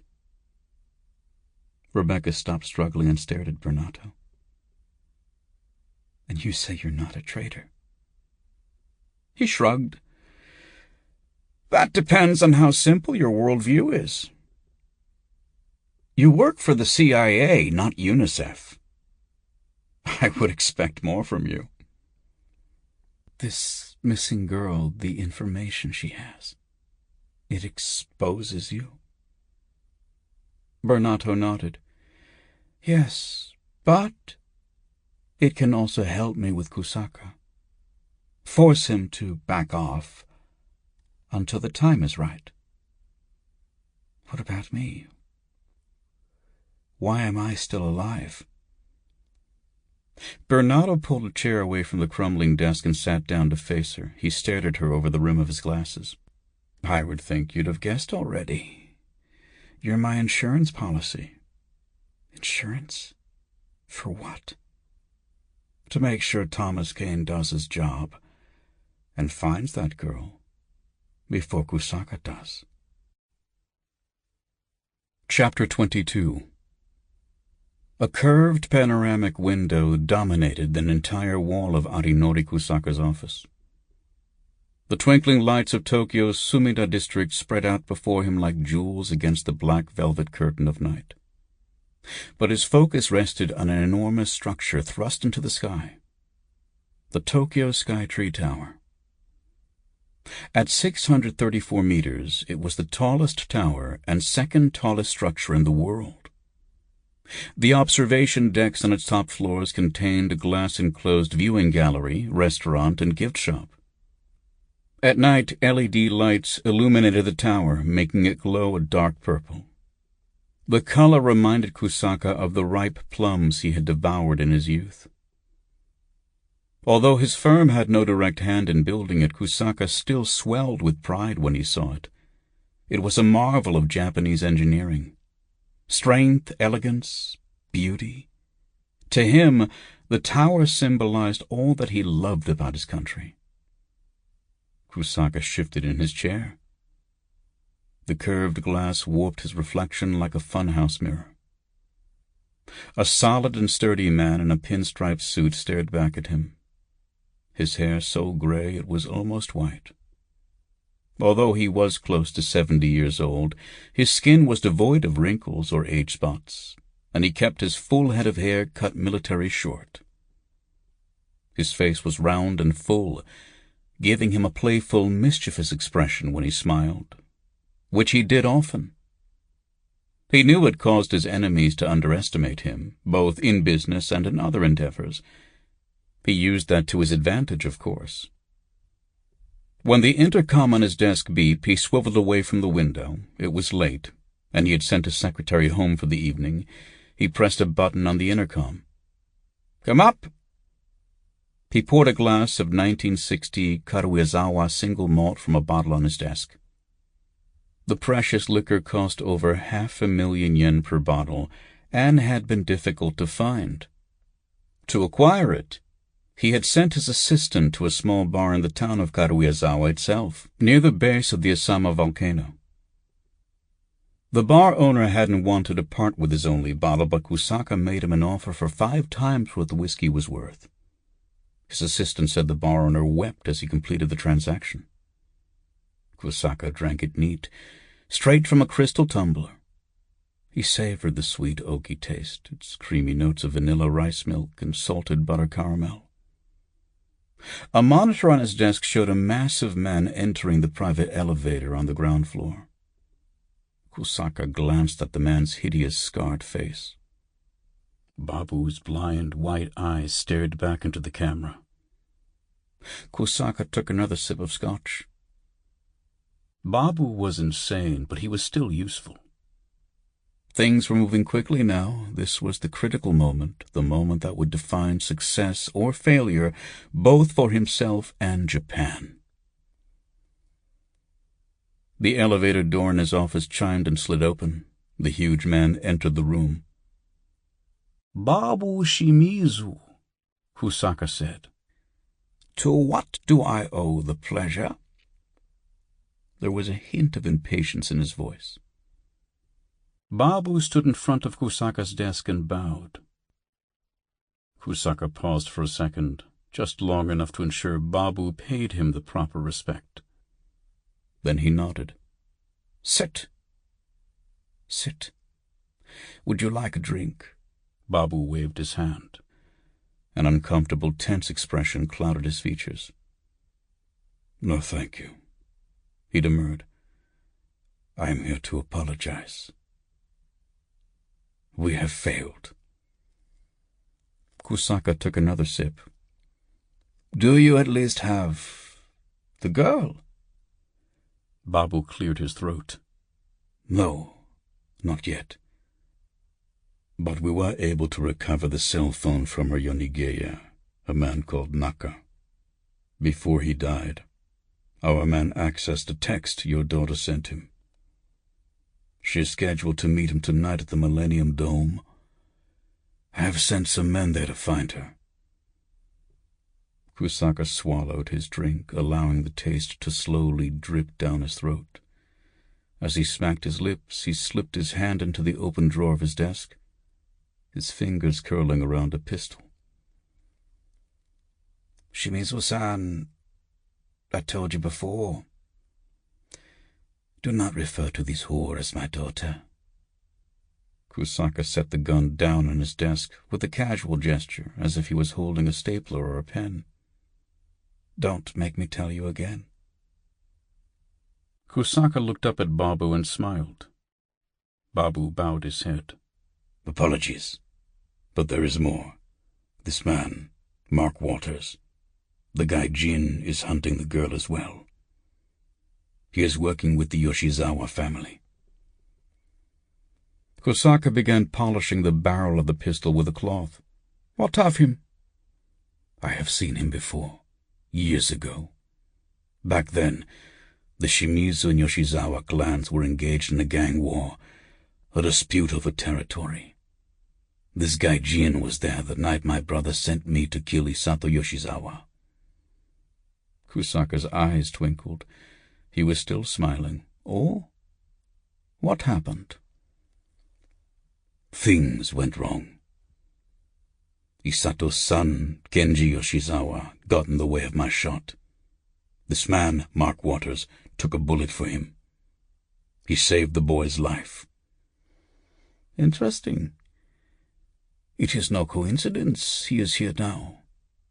There are other forces at play here, forces you are unaware of. Do not underestimate this man. He is more dangerous than any of Yoshizawa's soldiers." Babu bowed again, deeper this time. "Hi." "Now, is the plane on time?" Babu checked the watch that bulged against his massive wrist. "Yes, it should have landed 20 minutes ago." Kusaka nodded. He finished his whiskey, then poured himself another glass. He held up the gun, letting the polished black barrel glint in the light. The pistol was long and sleek, with a slim, tapered barrel. The oval-shaped butt was fitted with grooved mahogany grips. Have you ever seen a gun like this, Babu? Not in person. It's a Nambu, yes? The older man grunted. Nambu Type 14. Officer's pistol in World War II. It fires an 8mm .320 bullet. Look at it. Beautiful. Reliable. Accurate. Adopted for military use in 1925, which is how it got its name. 1925 was the 14th year of the Taisho Emperor's reign. Babu gave a thin smile. Before my time. Yes, but a patriot like yourself should be familiar with our glorious history. At any rate, this pistol was my father's. He bought it himself when he was promoted to officer. Then you must be honored to carry it. Kusaka sipped his whiskey and stared at the gun. He did not look at Babu. I was born after my father returned home from the war. He was young, entered the army at 16 years old. When the war ended, he returned to Osaka, opened a shipping company, and took a wife. She was a local girl, pretty but not beautiful. We lived in a small house outside the city. Our life was comfortable. But even as a young child, I knew something was wrong with my father. There was an invisible barrier between him and myself, a wall I could not even understand, let alone break down. He always seemed to be looking in the distance at something I could not see. Something I was afraid to see, based on the look in his eyes. One day my father and I were alone in the yard. My mother had gone to town to do the shopping. Believe it or not, I even remember what she was planning to cook that night. Nikujaga stew. Kusaka shook his head. I can't remember half the women I've slept with in this life, but I remember what my mother was planning to make for dinner that night, decades ago. Babu sat in silence. Kusaka continued. At any rate, I was playing with a ball, kicking it around, pretending I was playing football. My father was sitting in a chair under our cherry tree, sipping cold barley tea. I kicked the ball under his chair and pretended I had scored a goal. Cheering my own victory, I ran over to him.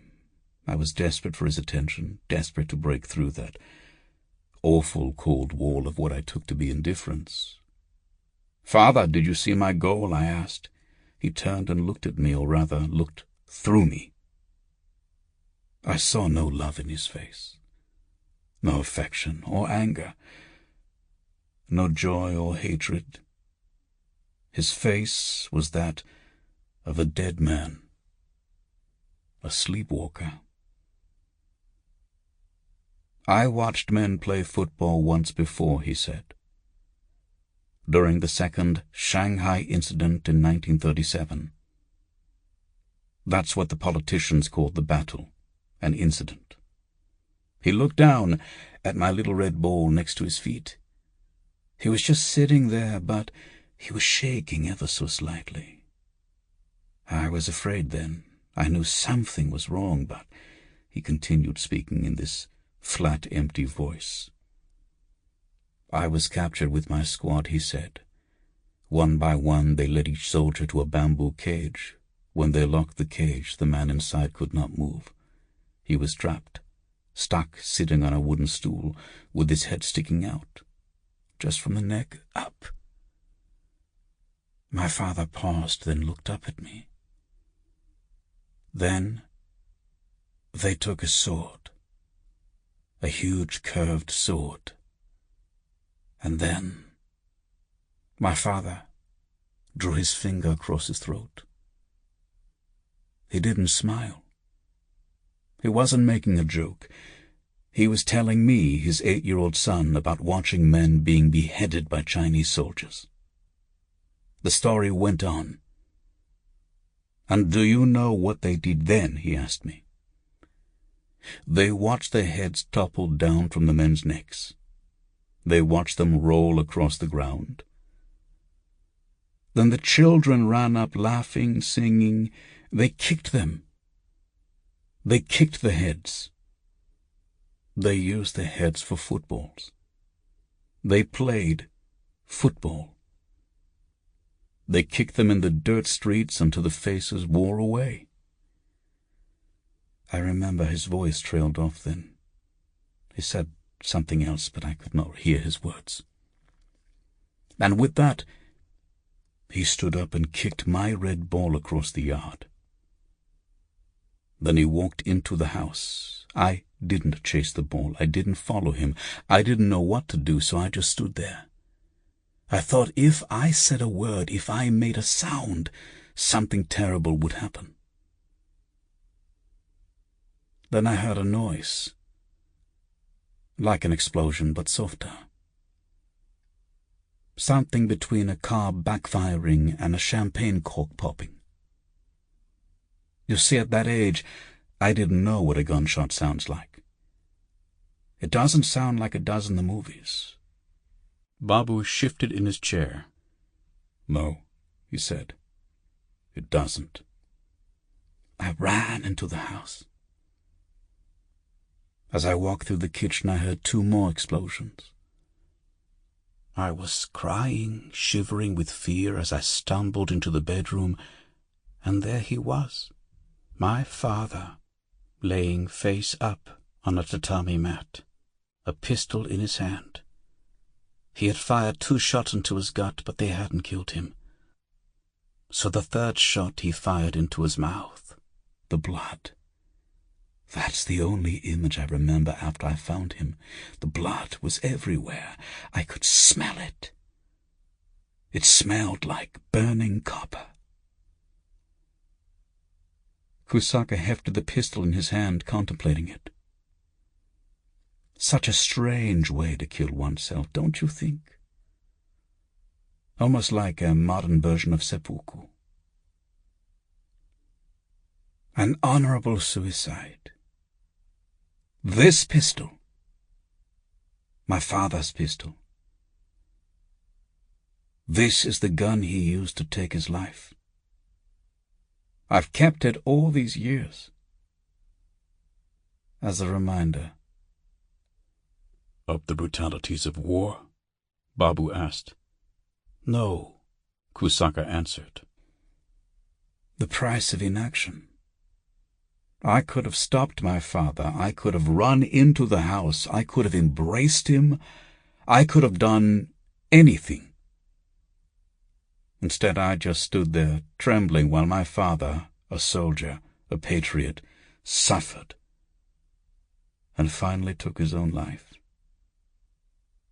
The only honorable way out that he could see. Kusaka picked up his drink. His face was taut, grim, but as he sipped the warm amber liquid, his features softened. Japan has lost much over the years. We both know it. We are each patriots in our own way. Our country grows weaker every day while China and others prosper. We cannot wait for help from the West. My allies there have become weak-willed, fearful. If Japan is to become strong, to once again be the dominant power in the East, then we must not give in to fear. We must act. Babu stood and bowed again. Hey! It will be done. Kusaka nodded. A war is won a single victory at a time. Find Hitomi. Return my property. Then the plan will move forward. Babu turned to leave. Kusaka swiveled in his chair. He stared out at the beautiful purple light of the sky tree. And Babu? Yes, sir. I am quite certain you will once again cross paths with the Gaijin, Mr. Waters. I am also quite sure that is not his real name. Whoever he is, I believe this is destiny. You have an opportunity to take action and correct your previous failure. He did not turn around, but he could sense Babu's bow. When we meet again, he will die. Babu turned and left. As the elevator closed, Kusaka picked up the Nambu pistol and aimed it at the tower on the other side of the glass. He lined up the top of the tower's observation platform, positioning it between the notched sights at the rear of the pistol. He pulled the trigger, and the gun clicked. It was empty. He pulled the trigger 2 more times. Once for each bullet his father had fired into his body. Chapter 23. The small green taxi waited to turn into the massive Tokyo Dome complex. The sprawling entertainment center was only a short distance from Ikebukuro, but traffic clogged the expressway. Caine stared out the taxi's window. He watched a Ferris wheel across the way spin in a lazy circle, lifting its passengers high into the night sky.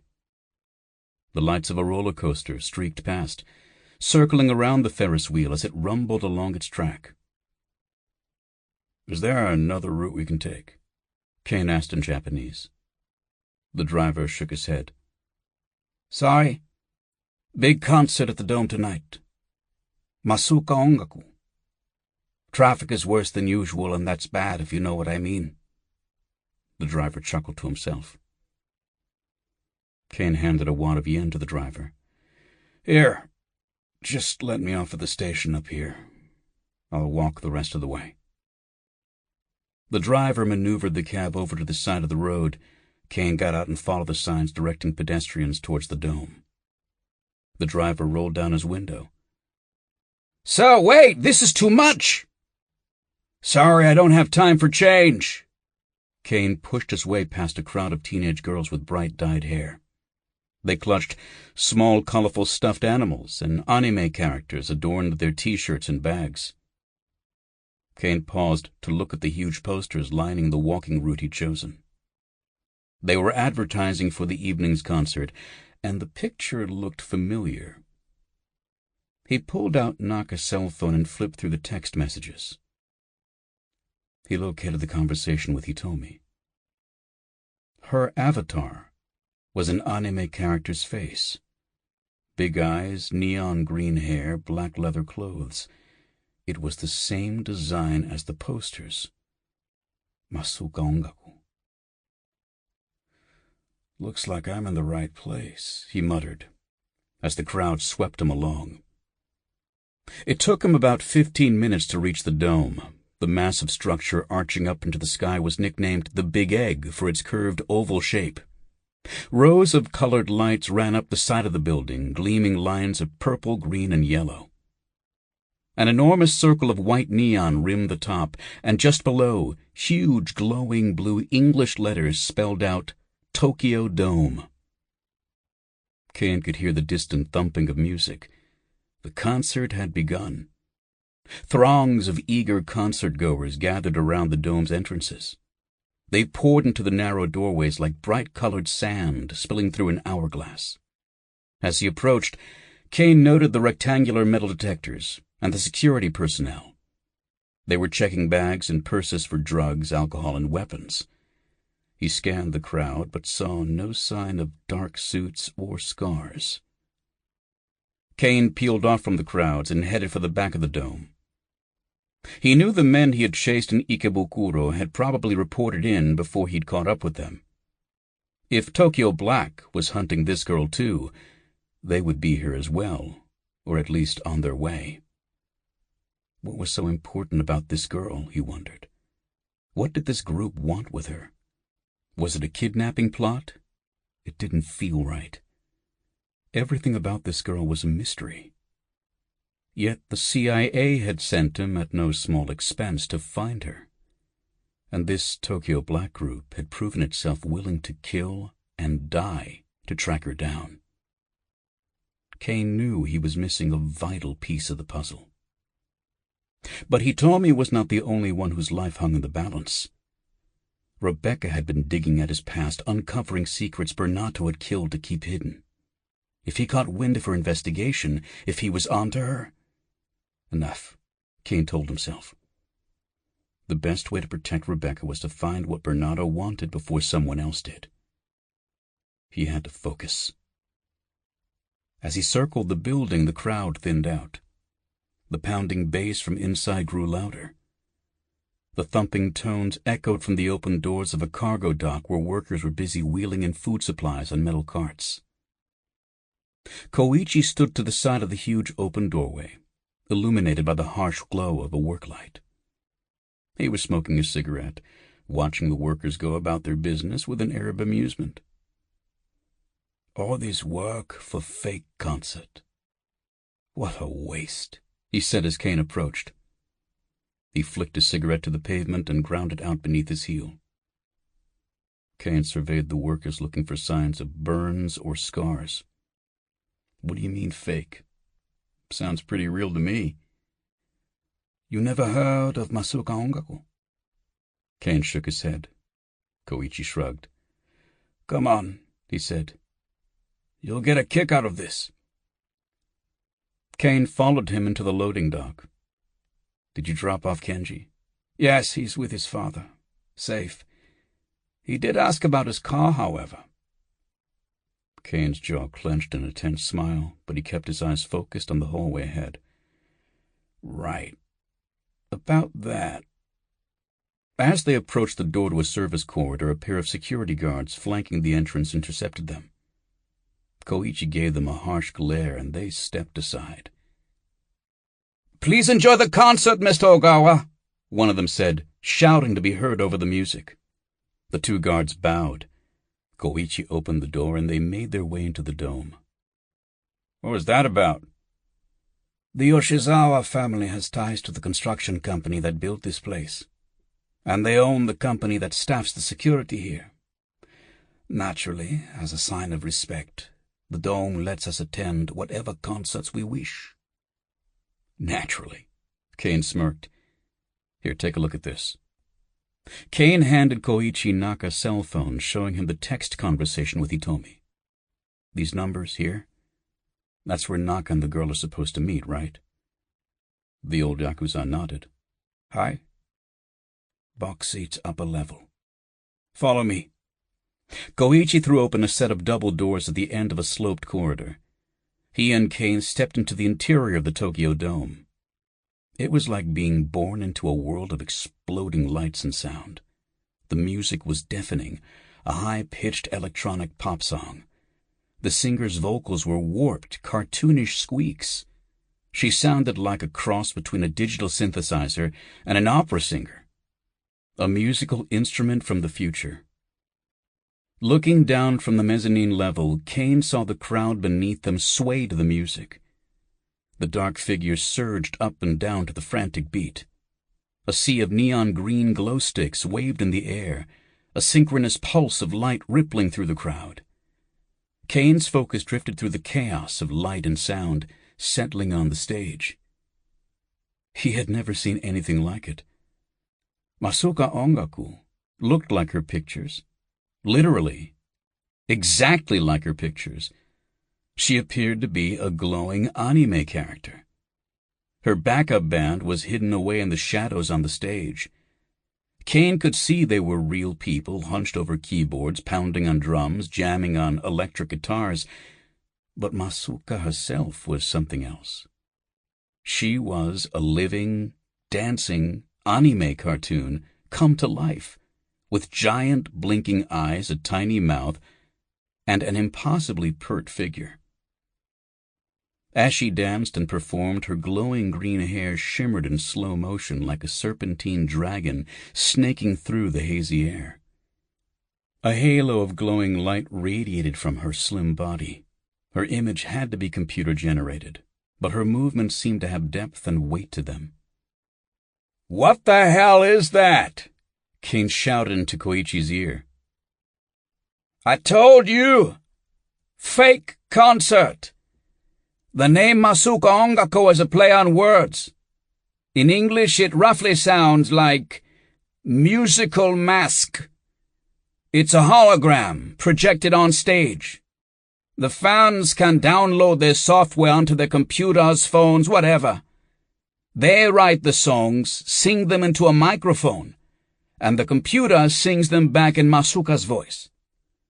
The company that owns her licenses the songs they like from the fans. Caine shook his head. Unbelievable. Let's get this over with. They climbed a steep set of stairs, and Koichi led him through another set of doors.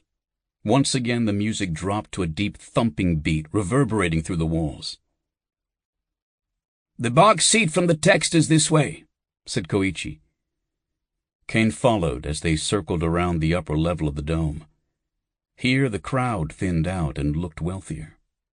Rich young mistresses walked arm in arm with their corporate boyfriends. Parties of older men in expensive suits laughed as they drank sake and beer while standing at small circular tables. It looked like every other exclusive concert Caine had seen, only at this one, the star performer literally did not exist. The numbers on the doorways they passed were going up. Caine forced himself to tune out the noise from the concert. Box number 25B was just a few doors down when he grabbed Koichi's arm. Look, he hissed. There! Outside the box seat entrance stood a pair of men dressed in black suits, eyeing the crowd passing before them. One of them turned to watch a pretty girl in a pink dress walk by. As his jacket flared open, Caine spotted the butt of a pistol hanging from a shoulder holster. Let me guess, he said. That's 25B? Koichi nodded, and they backed up until Caine was certain they were out of sight. He perused the remaining crowd on the upper level, but no one else stood out. To his left was a door marked Maintenance. He looked over at Koichi. You sure you're up for this?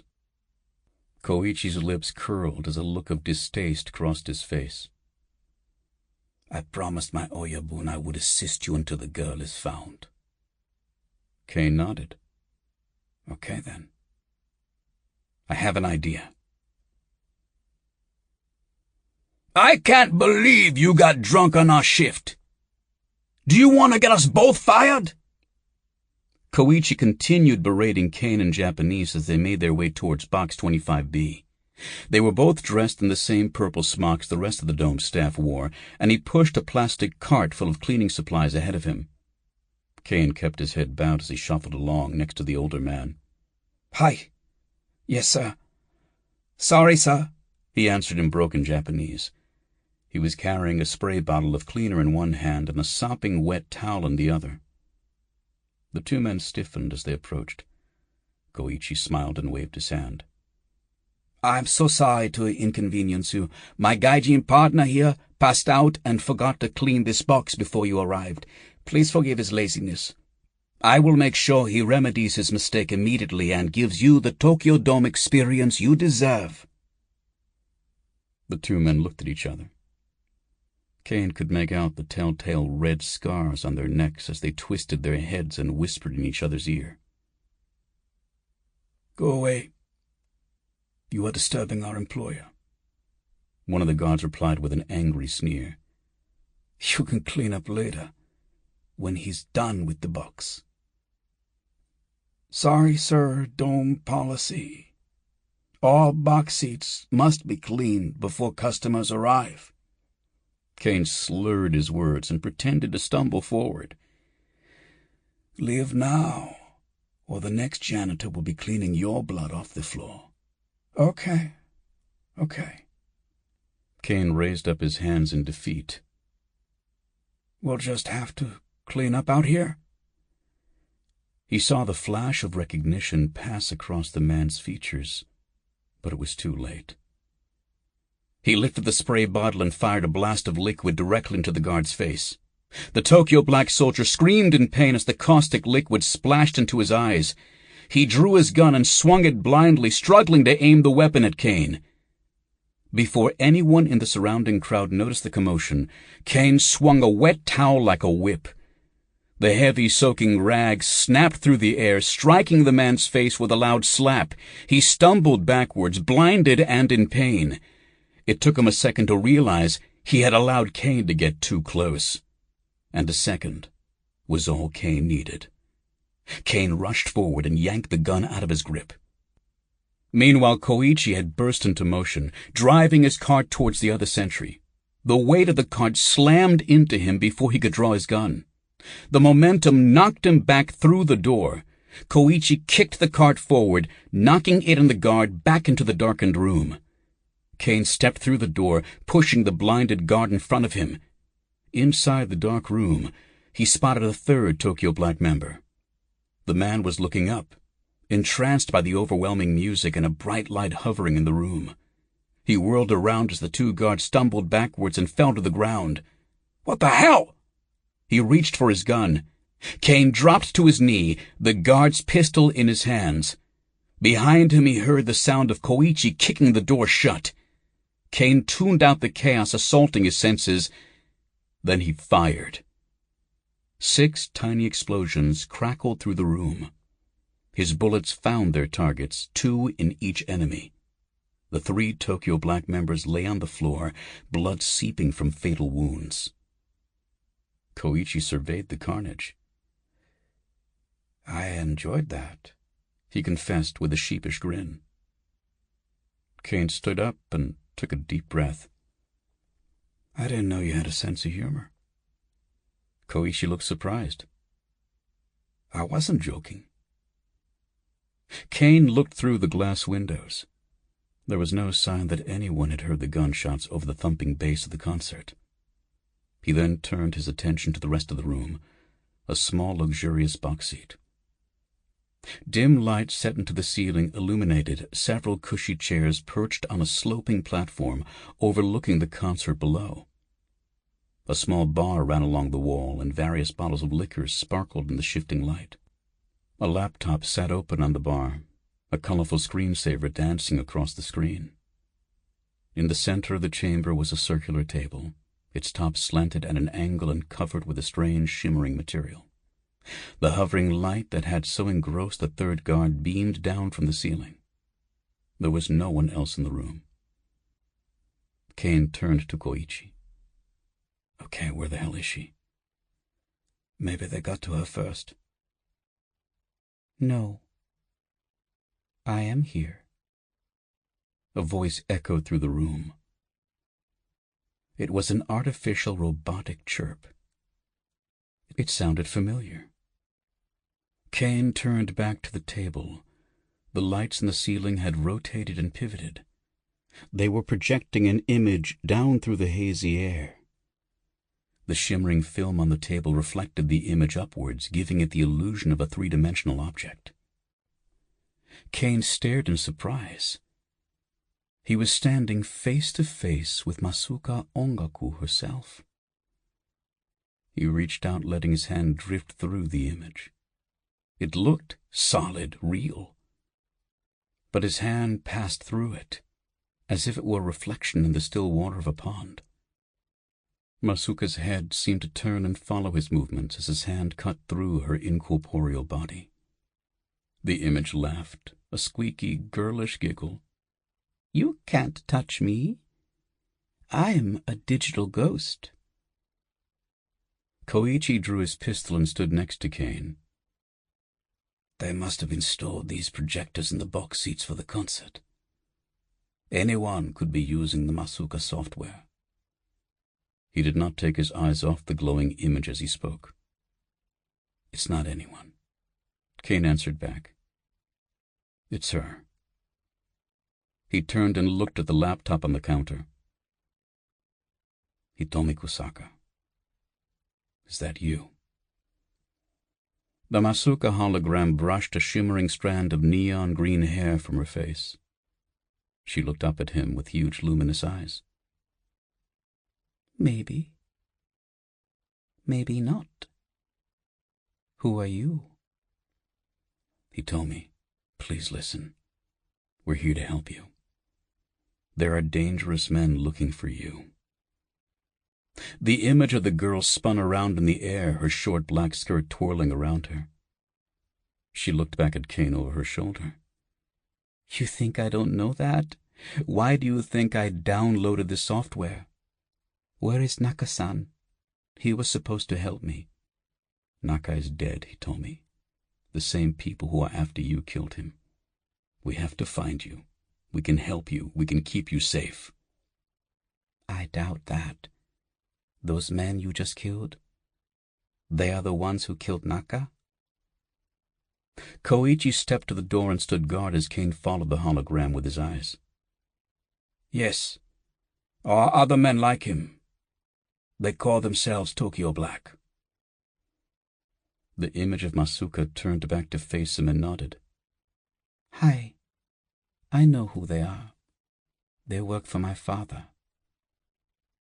So that was it.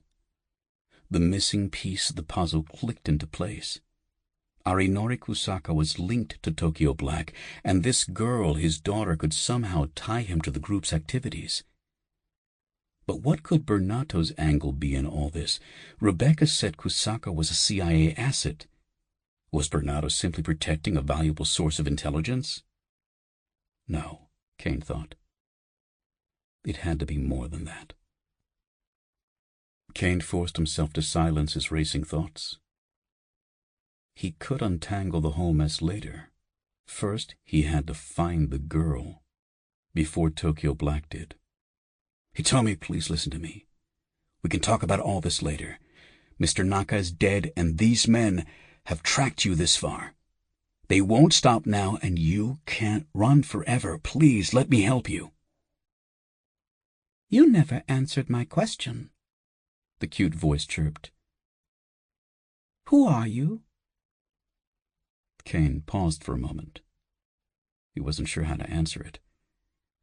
It had been so long since he had told anyone the truth. He was surprised how difficult it was. My name is Thomas Caine. Koichi looked at him in surprise. Caine shrugged and gave a half-smile, then turned back to the hologram. I realize you don't know me, but you saw what I did to these men. I have skills, training, and I have friends we can trust.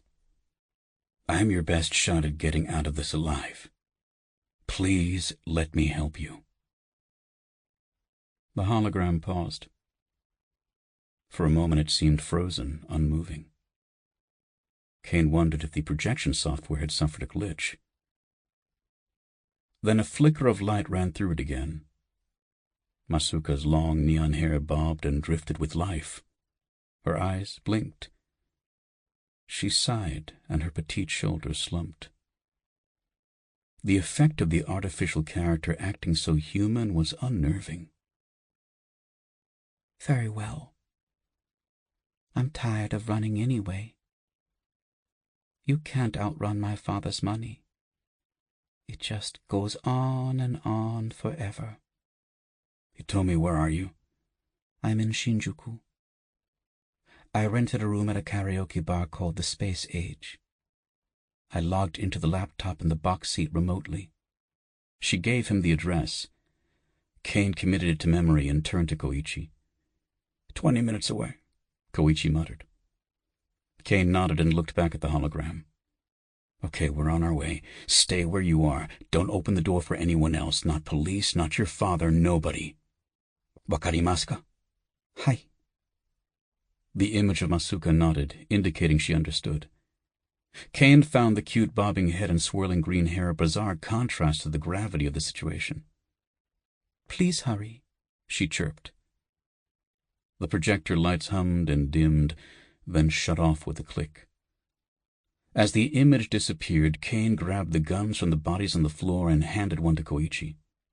The old Yakuza stared at Caine as he jammed it in his waistband. Thomas Caine, eh? That your real name? Caine nodded. Why did you tell the girl that? You didn't have to say it in front of me. Caine's green eyes blazed as the shimmering lights from the concert danced across his face. It's like she said. I'm tired of running. Koichi gave a thin smile and opened the door. Somehow, I don't think we're through running for the night.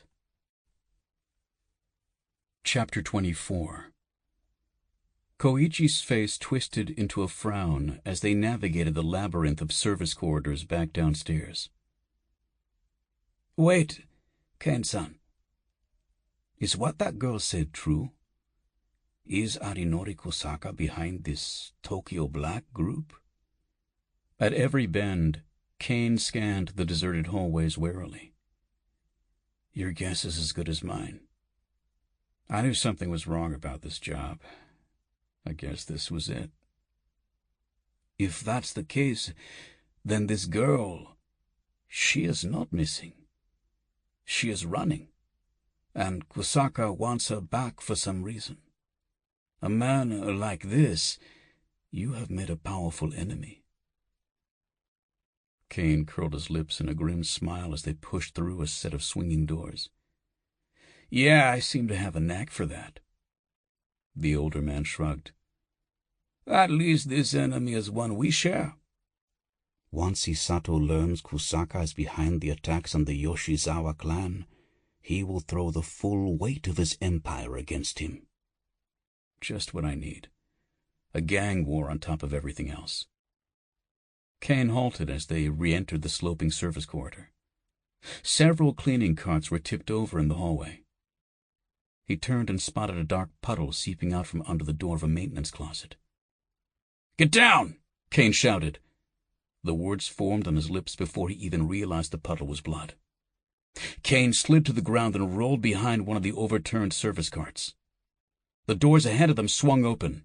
2 Tokyo Black men with KG-9 machine pistols stormed into the corridor. A hail of bullets ripped through the air. The short perforated barrels of the machine pistols glowed with muzzle flash as they pumped out round after round.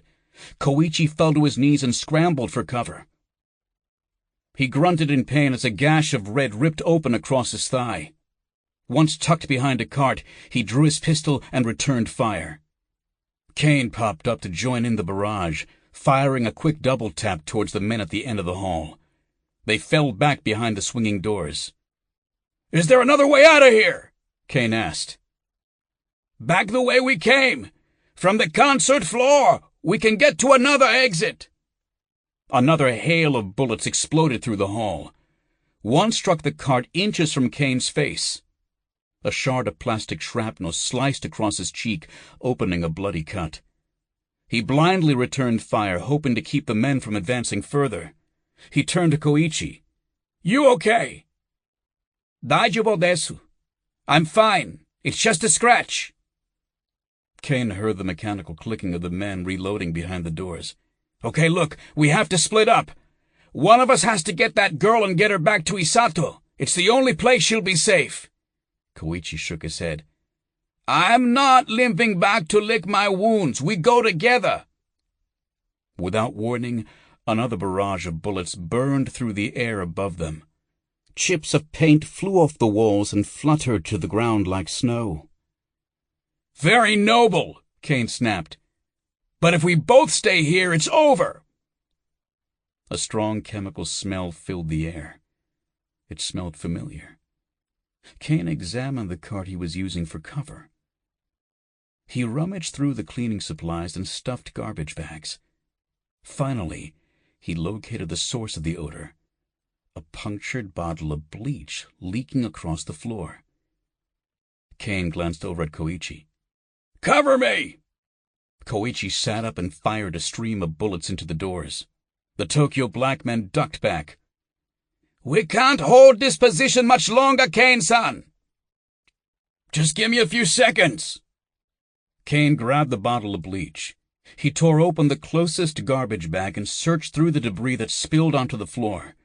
Grabbing an empty plastic water bottle, he removed the cap and filled it a quarter full with bleach. He mixed the bleach with a few more cleaning chemicals from the cart. The caustic liquid sloshed into the bottle, stinging the scrapes and cuts on his hands.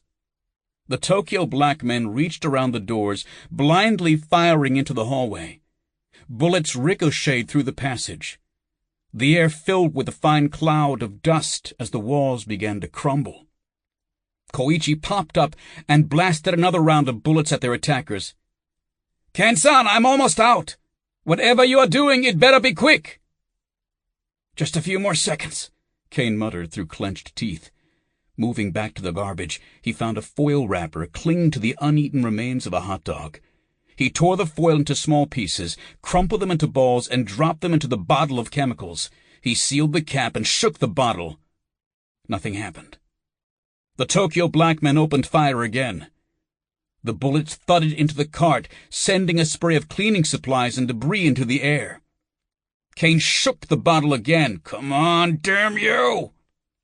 Caine focused his eyes on the bottle with laser-like intensity. Inside, the cloudy liquid was still, unmoving. Then he saw it. The sodium hydroxide in the bleach began to react with the aluminum.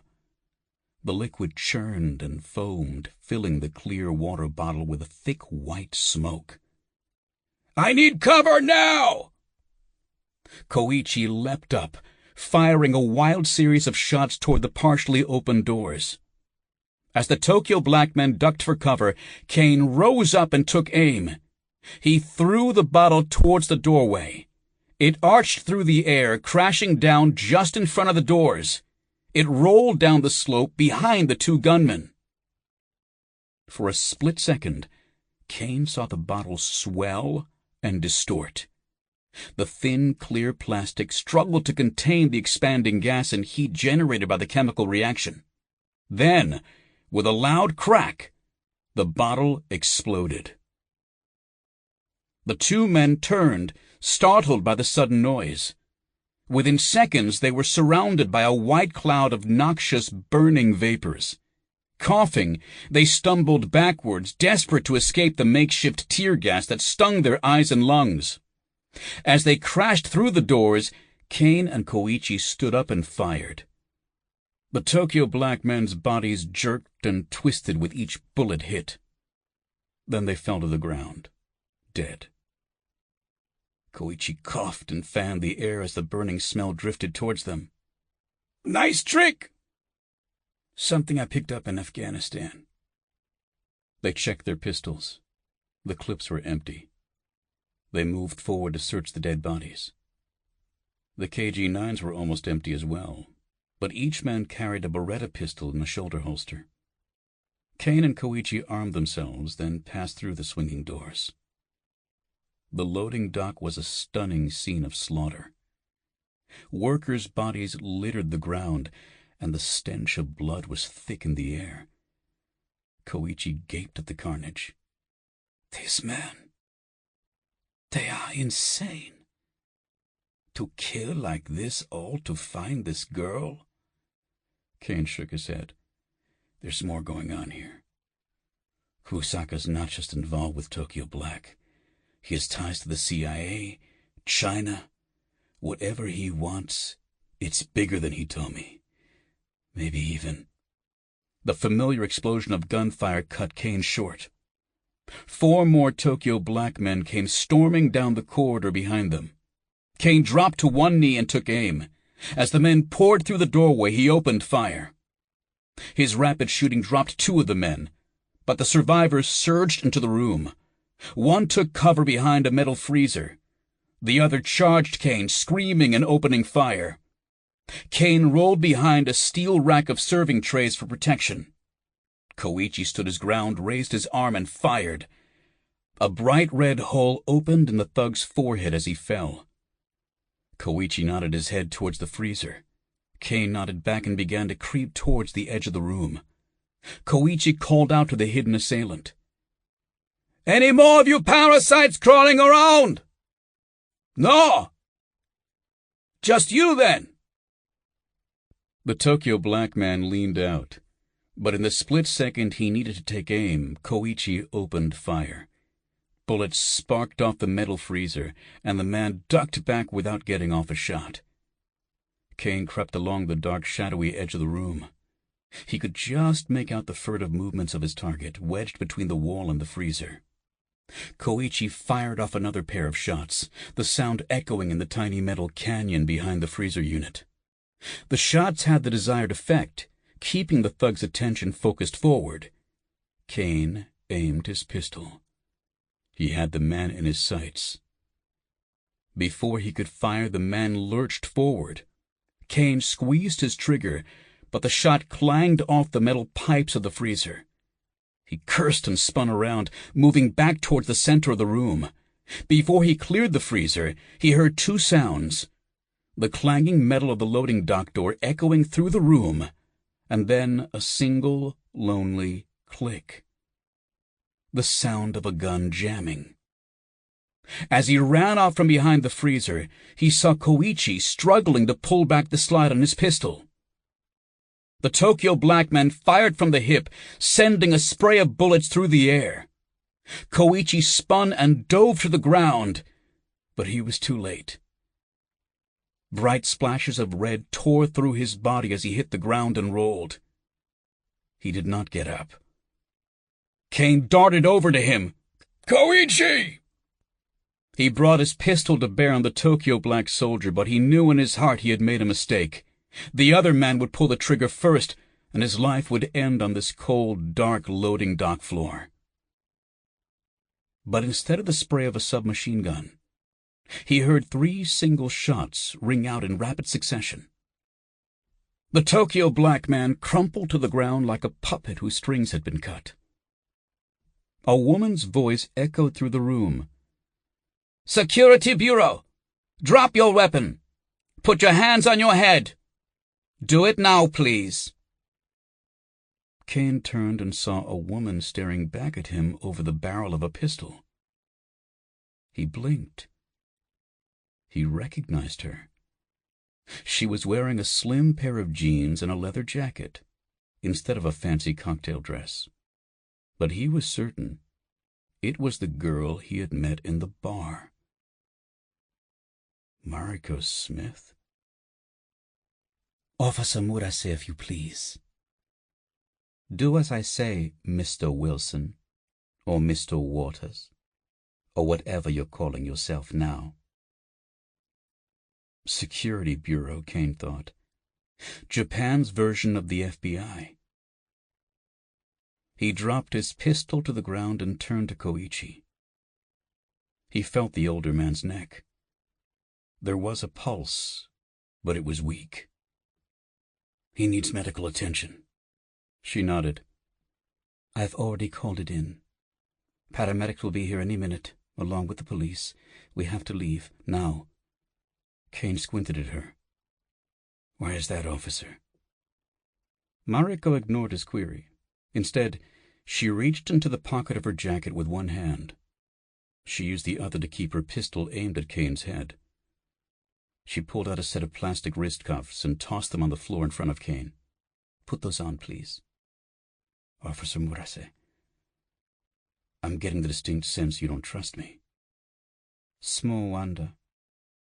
Just about everyone you've encountered in Japan has ended up dead. Now stop wasting time. One way or the other, you'll be leaving here.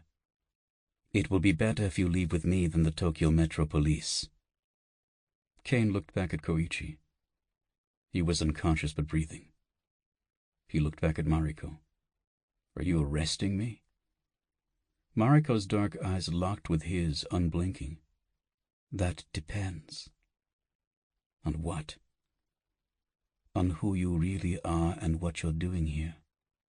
But once the regular police show up, I won't have a choice, will I?" Caine sighed. "There's always a choice. Just not always a good one." He picked up the cuffs, slipped them over his wrists, and tightened them with his teeth. He stood up. "Mariko Murase, pleased to meet you. I'd shake your hand, but—" He held up his cuffed hands. Mariko stepped forward, keeping the gun trained on him, and spun him around. She kicked the pistol on the floor away from them and did a quick frisk. After confirming he had no other weapons, she marched him to the exit. "So what should I call you?" she asked. "It doesn't matter. as long as you listen to what I have to say. Chapter 25. Rebecca lifted her head. She had passed out again, a remnant of the drugs in her system. Whatever Mr. Douglas had injected her with, it was potent. But now her vision was clear. Her arms were still shackled to the chair behind her. She looked around the empty room, then twisted and pulled at the restraints. She heard her bracelets jingle together and breathed a sigh of relief. They had missed something. It was a small comfort, but it was something. Okay, she thought. Remember your training. Scan, analyze, assess. They were still in Pattaya, a basement. She sniffed the air, dank, humid. The mold on the walls indicated they were near the beach. A dark corridor led off to her right. She could hear the droning of a television off in the distance. The basement had to have at least 2 rooms, maybe more, judging by the size of the hallway.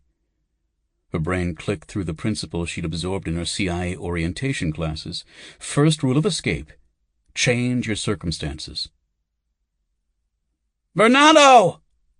Alan, please!" she cried out. She heard a sigh and the creaking of springs from down the hall. Then footsteps. She counted the seconds in her head. As Alan entered the room, she did some quick mental calculations. He was about 25 feet down the hall. Mr. Douglas stepped into the room behind him and took up a position next to the door. Bernardo stared down at her. "What is it, Miss Freeling?" "I'm getting the sense this is going to take a while." "And your point is?" "Unless you want this hole to smell even worse, I'm going to need a bathroom break." Bernardo looked at Mr. Douglas, who shrugged. He turned back to Rebecca, his eyes lingering for a second on her chest. She suppressed a shiver of revulsion. "You can hold it. Shouldn't be much longer now. One way or the other." She looked up at him, her eyes feeble and pleading. "You don't know that. Caine hasn't called in yet, has he? Please, Alan, it's not my fault you abducted me from a coffee shop. This place does have a bathroom, doesn't it? You can wait right outside. Where am I going to go?" Bernardo sighed and turned to Mr. Douglas. "Take her. Don't let her out of your sight." The operative smiled and stepped over to the table full of guns. He picked up an HK pistol, loaded a clip, and racked the slide. He held it in a loose grip as he walked behind her. "It would be my pleasure." He unlocked the cuffs, and she felt the warm tingle of blood flow returning to her wrists. "Stand up, please. Nice and slow." She did as he said. Her eyes drifted to the table full of weapons and equipment across the room. She forced herself to look down as the man grabbed her arm. "Let's move," he said, his voice rough and low. Whoever Mr. Douglas was, he was good. He had the weathered look of a freelance contractor. Blackwater, Delta Blue, or one of the other private military firms the United States government used to farm out off-the-books work. In her experience, those men came in 2 models: rugged, natural-born warriors, burned out by their time in the armed forces. These men knew no other life than to fight for a cause they believed in. And the others, killers looking for an excuse. The ones the military could not wait to get off their roster once the initial fighting was done. The ones who liked it, who couldn't get enough of it. Some might have called them broken men, but the truth was they had never been whole in the first place. There was something about Mr. Douglas that made her think he was the latter. Maybe it was the way he looked at her. He seemed to stare through her as if she were already a ghost, a temporary piece on the chessboard, one he would enjoy removing when the word was given. He was good. But he had made a mistake, she reminded herself. He had missed her bangle. He gave her a gentle push forward towards the corridor. As she stumbled into the dark hallways, the sound of the TV grew louder. A newscaster was speaking in English, discussing the growing tensions between China and Japan and the Senkaku Islands dispute. The U.S. Secretary of State was scheduled to mediate talks between both countries tomorrow. She paused. Could that be what this was about? Was Bernardo involved in the talks in some way? As they walked past the television, Bernardo broke off and entered the dark room. She heard the squeak of springs as he sat down on whatever moldy piece of furniture he had scrounged up. Mr. Douglas spoke from behind her. "Keep moving, please. The bathrooms are up ahead." Her eyes had adjusted to the darkness, and she saw the door at the end of the hallway ahead of them. When they reached the door, she stopped. There was silence for a moment, then Mr. Douglas's voice, pleasant but with the steely undercurrent of a knife's edge. "After you, Miss Freeling." Rebecca turned around, a look of disgust on her face. "Does this place have spiders?" Mr. Douglas took a step backwards, keeping the gun trained on her. "Do you have to go or not?" The doorknob turned in her hand with a rusty clicking sound, and the door creaked open. The room was pitch black. Damn. No windows. Again she felt the gentle push on her back. She stumbled forward. "I can't see a thing," she said. "How do you expect me—" She heard a click, and the room filled with a green, flickering glow. An old fluorescent light hung from the ceiling, surrounded by spider webs, mold, and chipped paint. The rest of the bathroom was just as filthy. The stinging scent of urine was overwhelming. Spattered patches of black and brown mold colored the walls. A large dark spot marked where the wall buckled inwards, most likely caused by water damage from a broken pipe behind the warped drywall. Mr. Douglas shut the door behind them and tilted his head towards the stalls. "Let's go." Rebecca stared at him for a second. Would you mind waiting outside?" "Yes, Miss Freeling, I would. I'll be right here, in case you see a spider." His thin lips curled into a smile. She shrugged and turned towards the toilet stalls. One had a bent, mangled door that hung open. The other stall's door was missing. Judging by the mangled metal of the hinges, it appeared to have been ripped off. She chose the stall with the door and closed it behind her. She gagged, the stench of urine magnified in the tiny space. In the flickering light she could see his feet, standing at attention outside the stall door, which meant he couldn't see her body. At least he had given her that much privacy. His second mistake. She dropped her shorts down to her ankles for his benefit. With slow, silent movement, she slipped one of her bangles off her wrist. It was large, thick, and hinged in the middle. Unlike her other jewelry, this one was cheap and hollow. She had used this hidden cavity inside to her advantage. She tilted the unhinged bangle, and a tiny black canister slipped into her hand. It was thinner than a tube of lipstick, and featureless, save for a red button on the top and a tiny indented nozzle on the side. She took a deep breath. The man standing outside her stall was an experienced killer. She had training, but she knew she was not in his league. She was an analyst, a desk jockey. Mr. Douglas lived in a different world. So did Caine, she realized. Bernardo had been right about that. "Miss Freeling, we have to get back." She pulled her shorts back up and fastened them. She took another deep breath.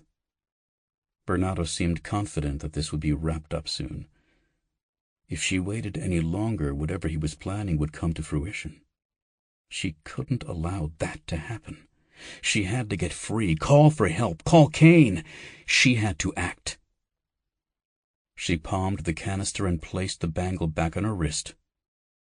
She spoke to hide the clicking noise it made as she shut the hinge. "I'm sorry, I can't go with someone watching me like this." She then reached forward and quietly unlatched the stall door. "Could you please just stand outside for a few minutes? I'll be quick, I promise." She heard footsteps approach the stall door. He instinctively knew something wasn't right. Men like him had an operational awareness, a sixth sense for when things were wrong. She was counting on it. She sat down on the toilet seat, raised her feet off the ground, and positioned them in front of the door. "I'm afraid that's enough," Mr. Douglas said, his voice tinged with annoyance. "For your own safety, Miss Freeling, I think we'd better go back." She heard the metal scrape of the stall door pulling open. Everything seemed to be moving in slow motion. Her doubt and fear swallowed her courage in an inky black maw of darkness. Every action she imagined taking ended with a bullet in her head and Mr. Douglas staring at her lifeless corpse. Then she thought of Caine. He had left her, true. He had lied to her. Maybe she had never truly known him. Maybe she still didn't. But she knew he had been betrayed. He had suffered torture. He had been branded a criminal, a traitor. And she had believed all the lies. The man responsible was down the hall watching television. Whatever else he might be, Caine had proved himself a survivor. Now it was her turn. Her mind snapped back into focus. The door moved a fraction of an inch. As it cleared the door frame, she lashed out with her legs. All the days she had run, all the early morning hours she had spent pounding the pavement, every mile, every foot, every inch she had pushed herself to complete, she focused all of it into one powerful kick. The door exploded outwards, smashing into Mr. Douglas and his outstretched arm. He stepped backwards, avoiding the full force of the blow, but the impact was still enough to throw him off balance.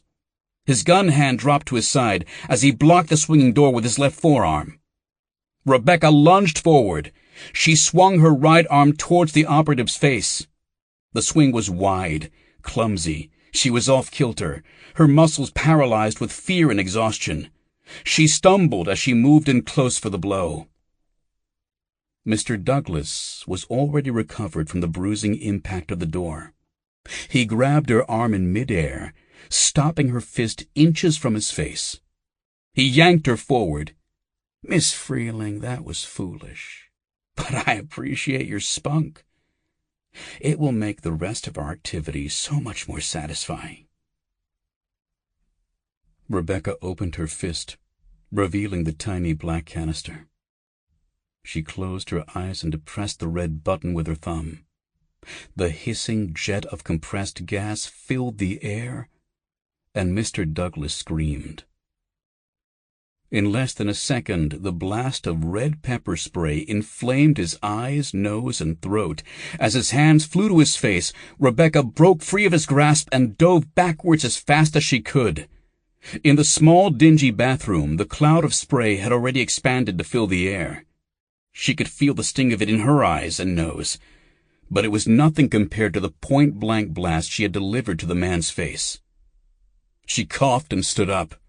Through squinted, tearing eyes, she saw the operative grabbing and clawing at his face. He stumbled backwards towards the door. She reached down and grabbed the filthy porcelain cover of the toilet's water tank. Hefting the brick-like slab in her hands, she swung it down on Mr. Douglas's head as hard as she could. The blow connected with a dull thud. Something between a grunt and a scream emerged from the man's mouth. He dropped to the concrete floor. His body twitched and jerked as his mouth struggled to form words. The white weapon in her hands was now streaked with blood. She hefted the weight over her head, Her arms shook. She saw Mr. Douglas turn and look up at her, a snarl of pain and anger replacing his usual cold, calm stare. "Satisfied now, asshole?" she hissed. She dropped the porcelain cover on his face. The impact shattered the white brick into several fragments. A geyser of blood erupted from his crushed nose. His body went limp. Rebecca grabbed the gun from his lifeless hands. She tumbled off the safety and checked to make sure it was loaded. It was. She took a deep breath. Her legs buckled and she almost lost her balance. She steadied herself. "You're not out of this yet," she thought. She aimed the gun at Mr. Douglas's unmoving body. No, she thought. If Bernardo hadn't heard the commotion, he would certainly hear a gunshot. Right now, the element of surprise was the only thing she had on her side. She had to get out before Bernardo armed himself and made it back to the bathroom. She turned and kicked at the buckled, collapsing wall. Plaster and drywall crumbled to the ground. She kicked again, harder. Cold, dank air wafted in where a small black hole opened up. The air smelled of mold, rust, and sewage. Rebecca smiled. Chapter 26. Mariko led Caine past a row of delivery trucks in the parking lot, careful to keep out of sight. Caine heard distant screams coming from the dome. It was impossible to tell if someone had discovered the grisly scene they'd left behind, or if it was just the general commotion of the concert. As they walked, Caine twisted his wrists back and forth, working to loosen the plastic restraints. Mariko had checked their tightness, but a couple millimeters could make all the difference later. "I suppose I should thank you for saving my life." Caine flashed her a charming smile. She ignored him and scanned the parking lot. "Keep walking." "Where are we going? And why is a PSB officer in such a hurry to leave a crime scene instead of waiting to file a report with the police?" "Damare!" she hissed. "Quiet! I can't hear myself think. Do you always talk this much?" She shoved the pistol in his back, prodding him forward. "Sorry. Guns make me nervous." She led him to a parked Toyota. It was a gray sedan. "That car looks familiar." "It should. I've been following you since your first night in Kabukicho. Get in." She opened the rear passenger door and Caine slid into the car. A Japanese man in rumpled clothing waited in the driver's seat. He looked fit, despite the lines of age in his face. Caine recognized him at once. He was the forward tail from the night he met Mariko. A scowl settled onto his face when he saw Caine. He turned to Mariko as she sat next to him. "What the hell are you doing bringing him here? Are you crazy?" She closed the door with a thud. "He knows something. Drive." The man shook his head and started up the car. As they pulled out of the parking lot, Caine could see a row of police and ambulance lights flashing in the distance. The lights cut a path through the standstill traffic. Mariko turned around to face him. The harsh glow of the neon and street lights outside reflected across her face. "All right, Mr. Wilson. I'm listening. Talk." "Call me Tom." She said nothing. "I can't tell you everything. To be honest, I don't know everything. But I can tell you that all of this, the Yakuza, Tokyo Black, the fighting, it's all over one girl. Her name is Hitomi Kusaka. She's Arinori Kusaka's daughter, and she's in danger." Her eyes narrowed. "Arinori Kusaka, the businessman? You're certain he's involved?" Caine wondered if he had said more than he should. Her entire demeanor had changed at the mention of Kusaka's name. He'd struck a nerve. "Your turn," he said. "Why have you been following me?" She bit her lip as she glanced over at her partner, then back at Caine. "I've been investigating links between the Yakuza and certain right-wing groups. Groups that have potential to commit acts of domestic terror. Groups like Tokyo Black." "Hi.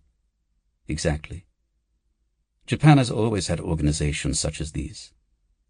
The Red Army, Om Shinrikyo, death cults, secret societies. But Tokyo Black? I've never seen anything on this scale before. What the hell do they want? Who's pulling their strings? Mariko shrugged. They're radical conservatives. They claim that Japan has allowed itself to become weak, subservient to other nations, particularly China. It began as a gang in Fuchu prison. A man named Atsutani Yuasa started it, after he was sent there for a gas attack on a subway in Osaka. One of his followers in prison was a man named Babu Shimizu. Caine leaned forward. Babu Shimizu? Tetsuo's brother. Big guy? Tattoo on his face? Yes, although he no longer has the tattoo. Before he was Yakuza, Babu was a low-ranked sumo wrestler.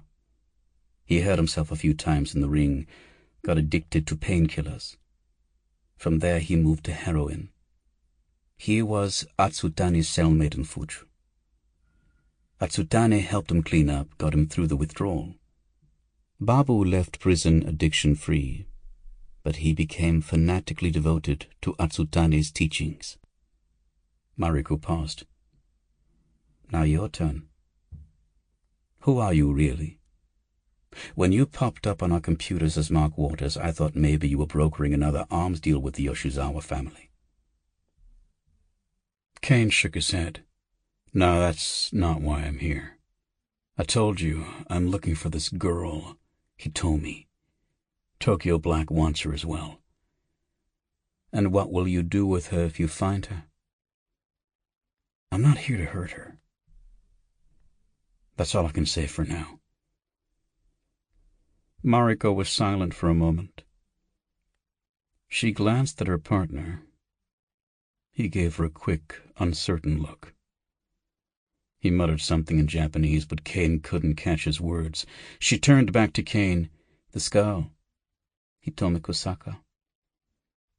She is interesting to me for 2 reasons. Why's that? First, I have suspicions that Arinori Kusaka has been secretly funding Tokyo Black. In my investigation, I uncovered evidence that he was funneling money to them through his numerous companies. When I presented my findings to my superiors, I was suspended. They said I had acted without permission, exceeded my authority. So that's why you're in such a hurry to leave the dome. A frown crossed her face. She looked away. Kusaka-san is a highly respected man. He has political connections, friends in the government. I was foolish to make such an accusation without more proof. I should have waited until I had evidence that could not be ignored or explained away. Sounds to me like your superiors are dirty. Wouldn't matter what evidence you had. Either way, your hunch was right. Hitomi said she's running from her father. She said Tokyo Black works for him. Mariko reached into the back pocket of her jeans. She pulled out a folding knife and flicked it open. The passing lights glinted off its blade. That is the second reason this girl interests me.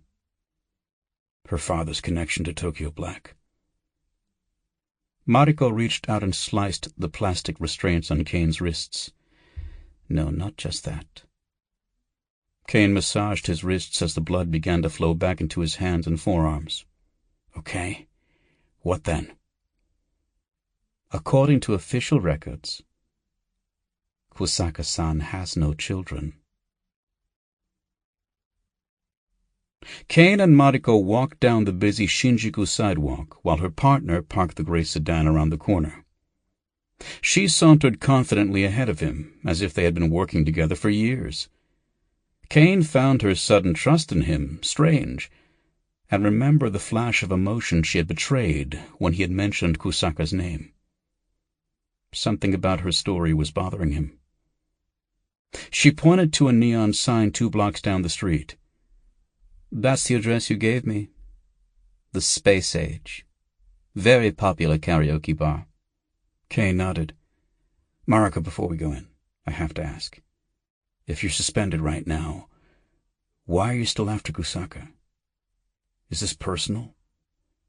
My duty is to protect Japan.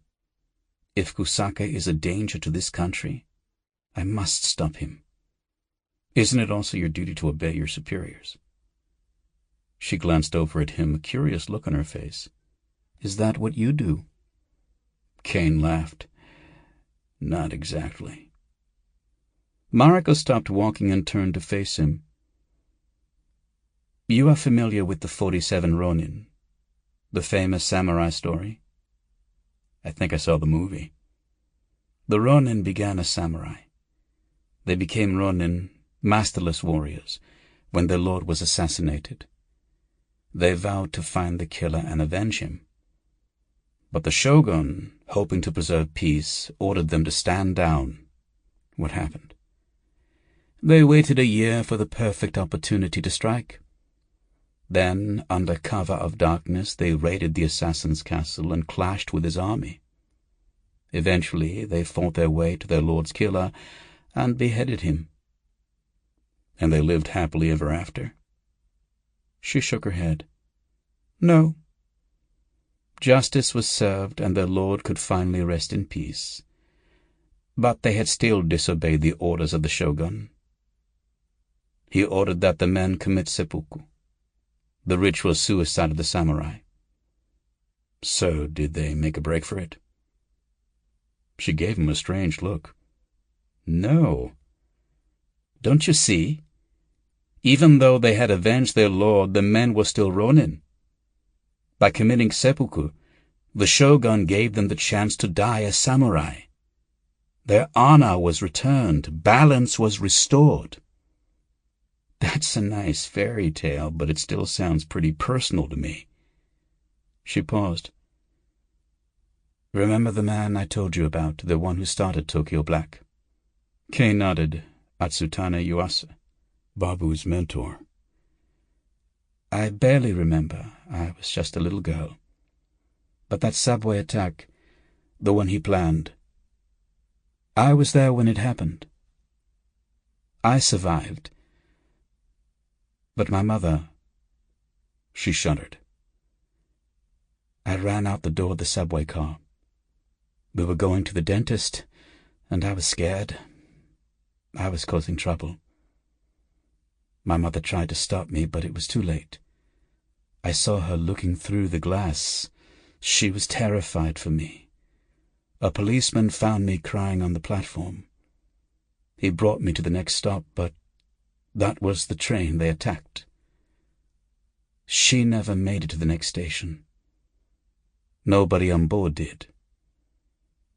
There was something in Mariko's voice, a tiny quavering, a slight dip in volume. Whatever it was, it cut through Caine's hardened shell. After a lifetime of fighting and violence, Caine had seen more death and despair than he cared to remember. He knew the wounds of grief and loss could cut far deeper than any physical pain. His face softened. "I'm sorry." "What about you?" she asked.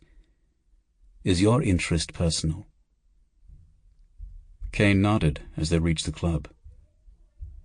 "Definitely personal," he said. They passed through a set of glass doors and entered an elevator under a flashing neon sign. Chapter 27. Mr. Douglas sat up and gasped for breath. The dank, dingy air of the bathroom filled his lungs and cleared the haze from his eyes. The sting of the pepper spray still lingered, but that was secondary to the throbbing in his head.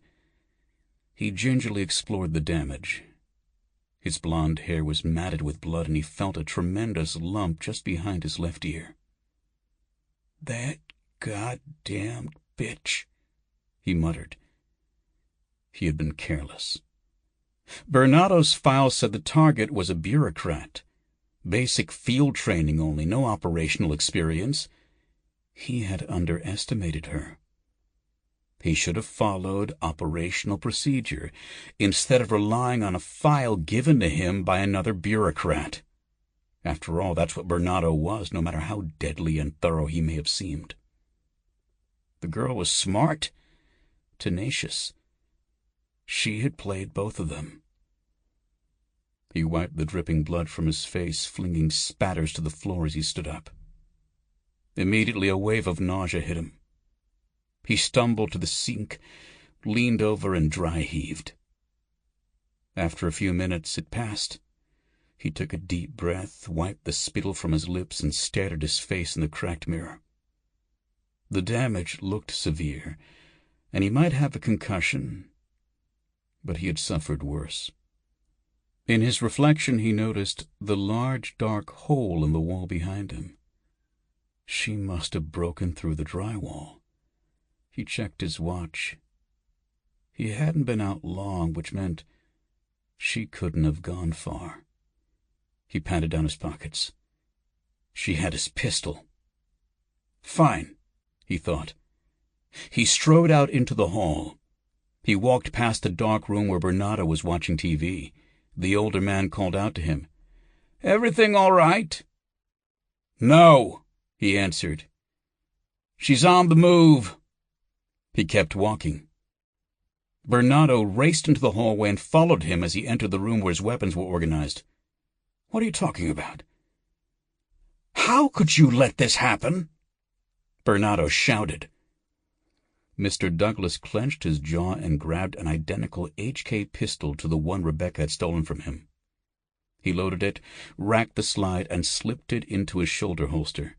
Next, he slung an HK MP5 submachine gun around his neck. He slid several spare magazines of ammo into pouches on his belt. "She hasn't gone far. I'll take care of it. Listen to me. I need her alive. Do you understand? Alive!" Mr. Douglas stopped and stared at Bernardo. "Right now she's alive. Should I stand down, or do you want me to pursue? If I pursue, I will do my best to deliver her alive, but I think we both would agree her death is preferable to certain other outcomes." Bernardo lowered his gaze. "Fine. Go do what you have to." Mr. Douglas added one more weapon to his arsenal, a collapsible spring baton.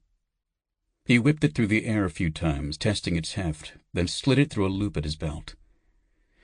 "Trust me, I prefer alive as well. For now." He strode from the room as Bernardo cursed under his breath. He checked his watch. Time was running out. Scrapes and bruises covered Rebecca's arms. She winced as she dragged herself forward through the darkness. The crawl space was only a few feet tall and pitch black. Occasionally, she would run into a twisted shaft of iron rebar jutting from the ceiling. The narrow, dark space was silent, aside from the occasional drip of water. She had half expected to hear the frantic scuffling of a pursuer, Bernardo or even Mr. Douglas. She realized that, in her haste to escape, she had forgotten to check his pulse. Was he dead, or just unconscious? She shook her head and moved forward another inch. It was too late to second-guess herself now. Either he was dead or he wasn't. And she could sooner picture Mr. Douglas rising from the dead than Bernardo crawling after her in this filthy crawlspace himself. She froze when a rustling sounded above her and chips of drywall and other debris drifted down. The rustling grew louder. Someone was moving around up there. She had no idea what kind of building she was in or the layout of the place. Was there a subfloor directly overhead, she wondered? The sound grew closer, and she struggled to turn over in the tight space. She looked up, peering into the darkness above her. Bang! The shout exploded through the air next to her head, sending a shower of dust and debris into her eyes. She screamed and clawed her way forward. Bang! Bang! 2 more shots rang out, each one closer than the last. She could feel the sizzle of hot air as a bullet streaked past her ear. This time, she didn't scream. Instead, she pulled the HK pistol from her waistband. She could feel her heart racing. She could almost hear it thumping in the tiny dark crawl space. She slowed her breath and steadied her hand. Aiming the gun at the floorboards above her, she squeezed off 2 shots. The explosion was deafening in the enclosed space. She ignored the ringing in her ears and moved forward again. Her body twisted around the iron rebar that blocked her progress. More bullets rained down from above. The shots came at a slow, steady pace. The bastard was honing in on her movements, tracking her by sound. Well, 2 could play that game. She returned fire, using the bullet holes above her as a guide. Her head slammed into something solid. Another bullet smashed through the floor, just missing her knee. She unleashed a wild barrage of bullets at the floorboards above her until she heard a muted grunt of pain. The sounds above stopped.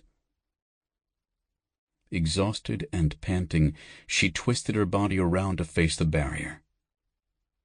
Her fingernails clawed at the drywall. It was soft, rotted from mold and humidity. Pivoting her legs around, she began to kick at the wall. A clump of soggy plaster shifted and crumbled to the floor.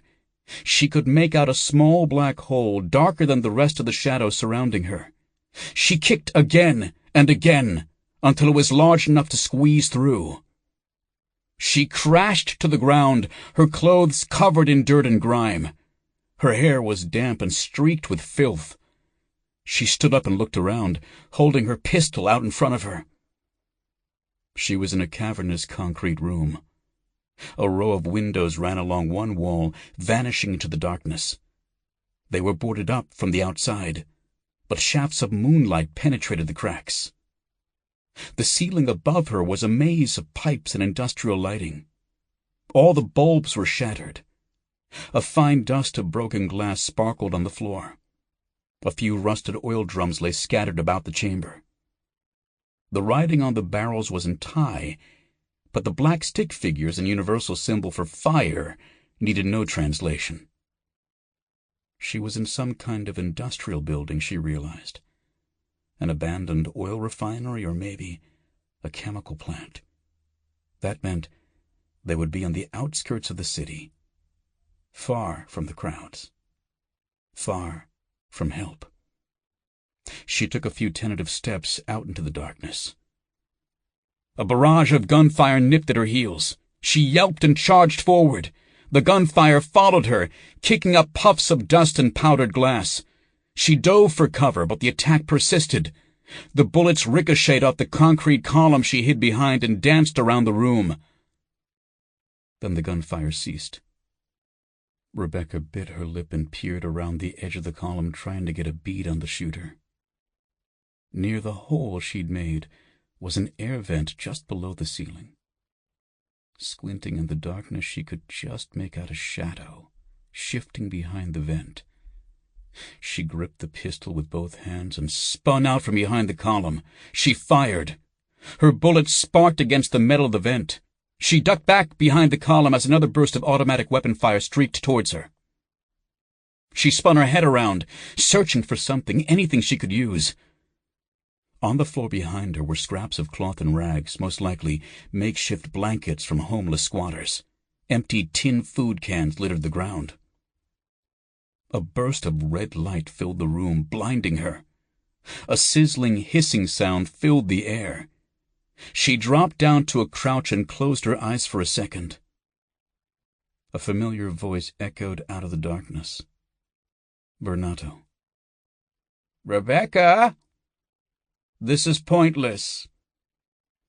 She blinked, her eyes open. A bright pinpoint of red light flickered in the center of the room.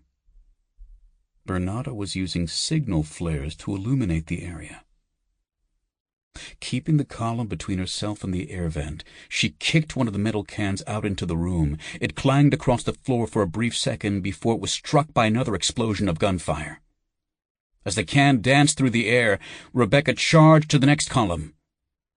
She caught a glimpse of a shadowy figure in a doorway. Bernardo raised his arm, and Rebecca saw the brief muzzle flash of a pistol. She darted to safety behind the column. The bullet ricocheted off the concrete floor behind her. The room once again fell silent, save for the sizzling flare in the center. She was just outside its radius of light, hidden in shadow behind the other columns.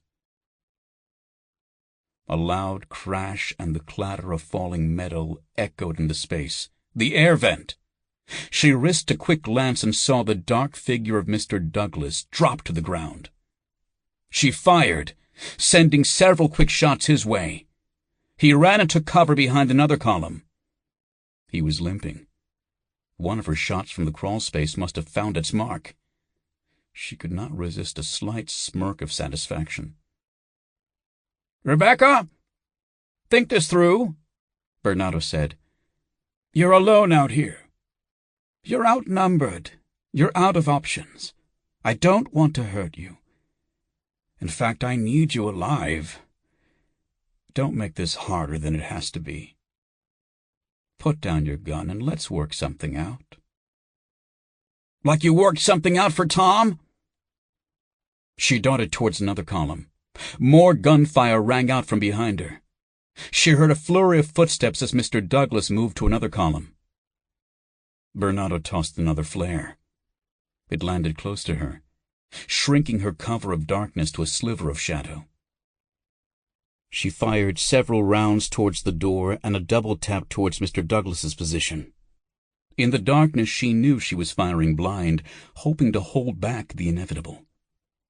She ducked back behind the column and scanned the room again.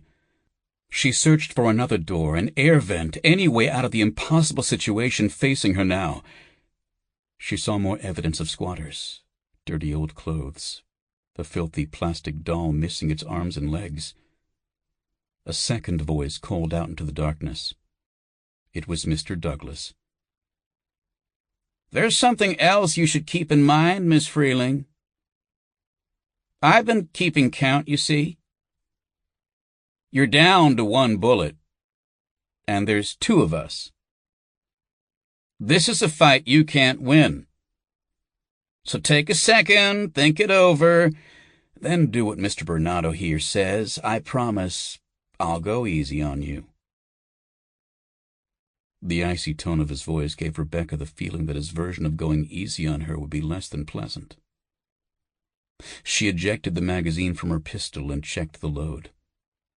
He was right. The magazine was empty. That left her with a single round remaining in the chamber. She choked back a curse. She slammed the magazine back in the pistol. She could hear Bernardo's footsteps growing closer. He ignited another flare and tossed it towards her.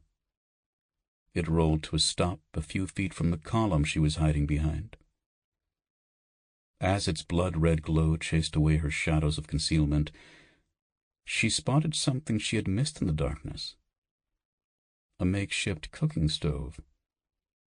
It was little more than a homemade valve and a length of metal tube attached to a small canister of propane gas. The contraption sat in a rusted shopping cart. A thin sheet of bent, charred metal served as a cooking surface. Two sets of footsteps moved closer, and Bernardo called out to her. "This is bigger than Caine. Bigger than you. We're talking about America's future here, Rebecca." Rebecca grabbed the flare and slid over to the shopping cart on her hands and knees. "Just keep talking, you bastard."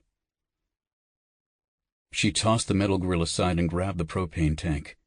She forced herself to be careful as she unscrewed the metal hose from the makeshift burner.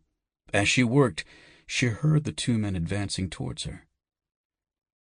"Rebecca, this is your last chance," Bernardo said. "Work with me. We can do some good here. I promise you. Just hear me out." A part of her knew what she was attempting was crazy, suicide even. But as far as she could see, Mr. Douglas was right. This wasn't a fight she could win, unless she changed her tactics. A barrage of gunfire exploded behind her. She ducked down low, but a red-hot pain lanced through her back. She cried out and fell to the ground. Her breath turned to a series of ragged gasps. She could feel hot blood pooling beneath her back on the cold concrete floor. She hugged the fruits of her labor to her chest as if she were clinging to life itself. The shadowy outlines of Bernato and Mr. Douglas stepped out from behind two columns at opposite ends of the room. The figures sharpened as they moved closer. Mr. Douglas's perfect, cherubic face and cold smile made him look like a fallen angel in the hellish red light. Bernato's angry scowl was amplified by the shadows that moved across his face. He was the fallen angel's master, the devil himself. She tried to roll away, her brain jumbled with panic and fear. The pain in her back, the numbness in her torso, she realized she couldn't move her legs. She was paralyzed from the waist down. "Rebecca, I'm disappointed." "This is foolish." Mr. Douglas stopped 6 feet away from her. "I'm not disappointed, Miss Freeling. I'm just curious. 1 bullet left. What do you do? Shoot me? Shoot Mr. Bernato? You know, when I was in the SEAL teams, we always saved 1 bullet for ourselves, just in case. Maybe this bullet has your name on it. What's it going to be, Miss Freeling?" Rebecca choked back her tears. She was damned if she would let him see her cry. She let her arms fall to her sides. The small, dirty white canister rolled out of her arms, stopping just a few feet away from Mr. Douglas. The flare was tied to the top of the canister with the length of metal hose. Its red glare burned away the shadows. In its crimson light, she saw Bernato's features shift from an annoyed scowl to shock. She had just enough time to smile before he turned and ran for the door. Mr. Douglas lifted his MP5, but he was too late. Her gun was already aimed straight at the canister. She pulled the trigger. A massive fireball filled the room, lifting her and the 2 men and tossing them through the air. She caught a glimpse of Mr. Douglas's face as the fire tore at his flesh. Then she fell to the ground. She felt as though all the air had been sucked from the room. The darkness spun around her as she slipped into the cold black space of unconsciousness. Chapter 28. The interior of the space-age karaoke bar was quiet and subdued. Brief flashes of loud music would drift through the dark hallways as customers entered and exited their private rooms. But when the doors closed, the only sound came from the quiet movements of cocktail waitresses and hosts. They glided through the corridors, balancing trays of empty glasses, bottles of sake, and platters of deep-fried snacks. The hostess at the door bowed to Caine as they entered. "Irashimase," she greeted him with a flirtatious smile. "Do you have a room reservation?" Caine smiled back. "We're meeting a friend." "Arigato gozaimasu." The hostess bowed again. Her eyes flicked over to a new set of customers entering the busy bar behind them. Caine and Mariko stepped into the labyrinth of dark hallways and muted music. Caine looked up at the numbers above the private karaoke rooms. "Back this way." They pushed past a crowd of drunken party girls and made their way to a red leather door. Caine scanned the crowd. From the corner of his eye he saw Mariko making her own assessments. "She's a pro," he thought. "Might be difficult to shake her loose if I have to run with Hitomi." He pushed the thought to the back of his mind. He would deal with that later. For now, she seemed like she could be useful. Once they were satisfied they had not been followed, Mariko nodded to Caine. "It's clear." He opened the door and stepped into outer space. A high curved ceiling rose above the dark room. A hidden projector beamed an image of stars and planets onto the dome above, while an eerie song played. The effect was startling and realistic, like a miniature planetarium.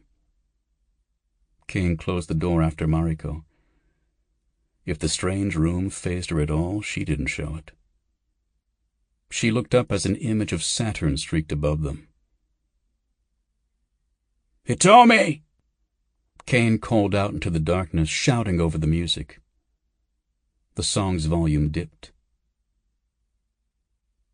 "I am here." Caine didn't recognize the girl's voice. Then he remembered. When they last spoke, Hitomi had been using the Masuka Ongaku avatar. Her voice was no longer a robotic chirp. It was softer human. A curious combination of bored and scared. Caine looked around. Unlike other karaoke rooms he had seen, this one was circular. Chairs were arranged around the walls, and the musical lyrics were projected on the ceiling, amidst the stars and planets. His first glimpse of Hitomi was just a bright outline. He saw a halo of light surrounding the dark shadow of a feminine form. She was sitting in front of the room's projector. "Who is she?" Hitomi asked. Caine looked back at Mariko as she took a step forward. "My name is Mariko Murase," she said. "I'm working with Keisatsu-cho, Public Security Bureau." Hitomi's shadowy form twisted in her chair. "Then you work for my father, whether you know it or not." "Hitomi," Caine said, "we're here to help. "You can't keep running. You said so yourself. These men chasing you are dangerous. It's only a matter of time until they find you, unless we can stop them." "I was almost free of him. Then you showed up. For all I know, you led them to me." Mariko pressed a button on the wall. With a quiet mechanical hum, metal blinds rose up from the floor, uncovering the windows and revealing the city outside. A shaft of darkness crawled across the room, chased away by the glow of the colorful lights outside a large curved window. Hitomi appeared in the reflection as the darkness receded to the edges of the room. She looked different from her picture. A bit older, maybe 21 or 22. Her hair was no longer a rich dark brown. She had dyed it a pale, almost silver blonde, and it shimmered in the glow of the city outside. Her skin was pale as well, either from makeup or hiding indoors. Her eyes were soft pools of brown in the luminous white landscape of her slim face. Slashes of dark eyeshadow gave them a strange alien look, like the lifeless eyes of a kabuki mask. She wore a white sequined bustier and a long matching skirt. The shimmering fabric clung to her body, stretching as she crossed her legs. Expensive-looking heels adorned her tiny, pale feet. She had unbuckled their ankle straps, and one of the shoes dangled as she bounced her foot up and down. She looked like a ghost, a pale figure of death sitting alone in a dark room. "Not exactly playing it subtle, are we?" Caine remarked. The girl smiled and sipped a cocktail. "I'm hiding in plain sight. My father knows what I look like. A more extreme look makes men like him and his followers uncomfortable. Maybe they will not look at me so closely this way." Mariko stepped forward, looking the girl up and down. "Who are you?" she asked. "Who are you really?" "You know who I am. Arinori Kusaka has no children," Mariko snapped. "I don't have time to play guessing games with you, girl." Mariko stormed forward and swiped Hitomi's cocktail glass off the chair. The girl flinched as it shattered against the wall. "Mariko!" Caine grabbed her by the arm. She shrugged out of his grip and turned back to Hitomi. People are dying. Kusaka has the city in a chokehold of corruption and bribery. Whatever he is planning, it is dangerous. It must be stopped. I must stop him, and you will help us. Do you understand me? An angry glare replaced Hitome's peaceful gaze. Kusaka-san is my father. She spat out the words as if they tasted bitter on her tongue. He may not acknowledge it more than you do, but it is the truth just the same. You think I am playing a game? You don't know anything about me. You don't know what I had to do to get here, what I went through to find him, and now what I've had to do to escape. If Kusaka-san is your father, you must be one of the richest girls in Japan. Why would you want to escape? Caine stared at the two women. There was a severity about Mariko that bothered him. He was beginning to get the feeling there was more to her interest in Kusaka than she had told him. As they argued, he moved to the window and surveyed the street below. You know nothing, Hitomi said. I was not born here. This is not my home, and he does not see me as his daughter. He sees me as... Her voice trailed off. Caine saw a stream of flashing red lights in the distance. They formed a long line in the street and were heading straight for the intersection where the space-age bar was located. Mariko? Caine called over his shoulder. Did you report in to your superiors before we came here? Mariko looked back. No, why? We've got a problem. Look. She stepped over to the window. The line of lights was closing in. It was a row of police cars snaking in and out of traffic, making a beeline for their location. Kuso, she cursed. It must have been my partner, Taro. He's worried he'll be suspended too for helping me. I should have known he'd crack. Now he'll probably get a commendation. Caine hit the button on the wall, and the blinds began to close. He told me, we have to go. The girl stood up. It's my father, isn't it? I told you he'd find me. No, it's the police. She sighed and draped a black leather jacket over her shoulders. I keep telling you, it amounts to the same thing. Money, power, connections. My father is Tokyo, do you understand? He controls everything in this city. Caine touched her shoulder, guiding her towards the door. Mariko poked her head out into the hallway. It's clear. Let's move. They headed for the exit. He told me, I know your father is a powerful man, but he doesn't control everything. Or everyone. Hitomi looked at him as she stepped out into the corridor. She stared into his eyes, tilting her head slightly. Her pupils were wide and dark. She was clearly on something. You look familiar to me, she said in a dreamy voice. You saw me at the concert on your camera, remember? She shook her head. No, it's not that. It's your eyes. They look like mine. I can see the pain in them. She touched his face with her slim hand. Her fingers were cold. Pain and betrayal. You have suffered these things, haven't you? Yes, Caine said. I have. She looked away. Then you should know better than to think we can escape my father. There are some things no one can escape. She turned and followed Mariko out into the hall. Caine paused for a brief second, wondering what she meant. Then, as the sirens grew closer, he stepped into the darkness outside. Behind him, the projected cosmos of twinkling stars and spinning planets continued to dance across the ceiling. Chapter 29. The tiny blip on the air traffic control screen pulsed brightly. Natsumi sipped her coffee as she watched the green dot inch closer and closer on the radar screen.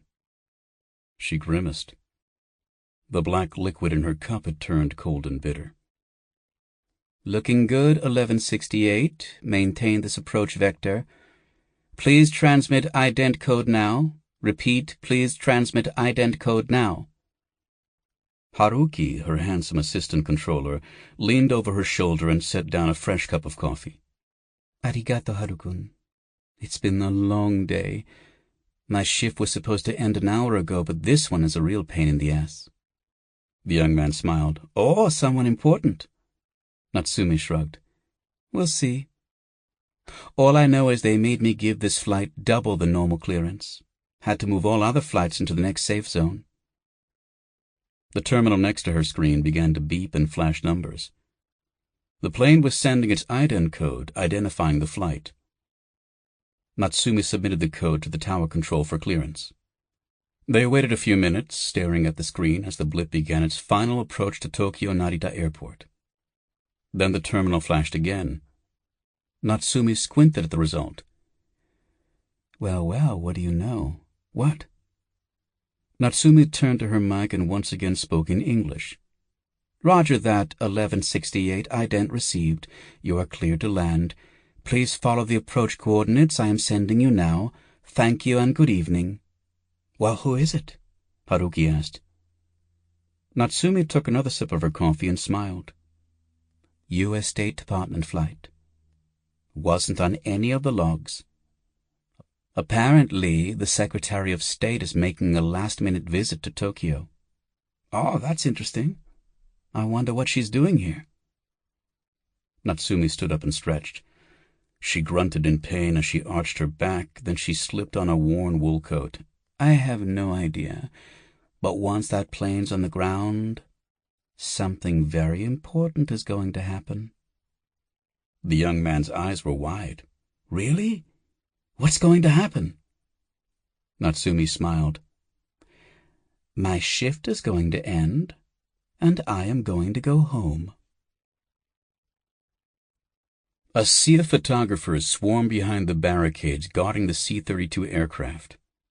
The plane was long, sleek, and gleamed in the runway lights. A woman dressed in a stylish gray business suit stepped out onto the stairs that led to the tarmac. United States Secretary of State Janet Kelson waved to the reporters. A phalanx of Secret Service agents stood at attention, scanning the crowd from the ground. Two more flanked the secretary and her aide, a petite younger woman named Susan Clifford. The entourage followed as she descended the steps to meet the greeting committee of Japanese officials and a ranking U.S. naval officer. She bowed, then shook each of their hands in turn. The press continued snapping photos as she moved down the line. When she got to the naval officer, she emitted the bow and gave his hand a firm shake. She leaned in closer. I hope they didn't drag you out of bed for this, Captain. The military officer smiled. No, ma'am, I was just stationed here last week. Still haven't adjusted to the time difference. That's what hot sake is for. She turned and faced the crowd one more time. The Japanese official stood by her side, posing for another series of photographs. After a few minutes, one of the Secret Service agents led her away from the flashing lights and reporters. They walked over to a waiting limo. The chauffeur opened the door and she climbed in. Susan followed after her. The door closed, and Janet's mouth gaped as she uttered a loud yawn. How long is the drive to the hotel? Susan pulled out an enormous smartphone and tapped on it with a stylus. 2 hours in current traffic. Janet shook her head. Can't even take a nap, or I'll be up all night. Do you have my briefings? Susan handed her a stack of manila folders. Here's everything we have on the Chinese and Japanese officials. You'll be meeting them for breakfast at the embassy, then traveling by helicopter to the islands. Janet nodded. A little light reading? Susan smiled and consulted her phone. Looks like rain tomorrow. Make sure you bring your trench. Lovely. I hope that's not a bad omen. The limo pulled away from the airport. Janet began to flip through papers as they turned onto the freeway. This would be a useful trip, after all. She figured the United States could use some diplomatic goodwill after all the turmoil in the Middle East. A few pictures with the local officials, a quick helicopter ride to a series of rocks not worth fighting about. Whatever China and Japan decided about these islands, she knew this could be a perfect PR opportunity for the United States. Even better, if she could play the diplomacy game just right, she could strengthen ties to both China and Japan. The United States would be seen as a fair, impartial ally to both. But it would require finesse. The last thing America needed was to be pulled into a pointless conflict between China and Japan. Even a diplomatic squabble such as this could have long-term economic repercussions. At first, she'd been annoyed when the U.S. ambassador was hospitalized. The car accident was terrible in terms of timing, and she resented being ordered to take his place at these talks. The flight to Tokyo was thrown together last minute, and the long trip was more than a tad inconvenient. But now, she was beginning to see the situation as an opportunity for peace, and an opportunity for personal advancement. A new song played over the limo stereo speakers. As she flipped through the files, she began to hum along. Chapter 30. The cell phone rang and rang until once again the voicemail picked up. It was the third time Caine had tried to reach Rebecca. He knew she was traveling, but she hadn't checked in on the airphone as they had agreed. He had hoped maybe he would catch her at a connection airport, but so far he hadn't had any luck. Something was wrong. He sat on the bed of the run-down love hotel and rubbed his face. The day's activities had taken a toll. As the adrenaline of this latest brush with disaster subsided, he felt his body groaning in protest. Tired, beaten, battered, he knew the signs. He could not keep going on like this forever. The walls of the cheap room were paper-thin. He could hear the shower running in the bathroom where Hitomi was cleaning and hopefully sobering up. Mariko paced back and forth in front of the closed blinds. She stopped and pulled them aside.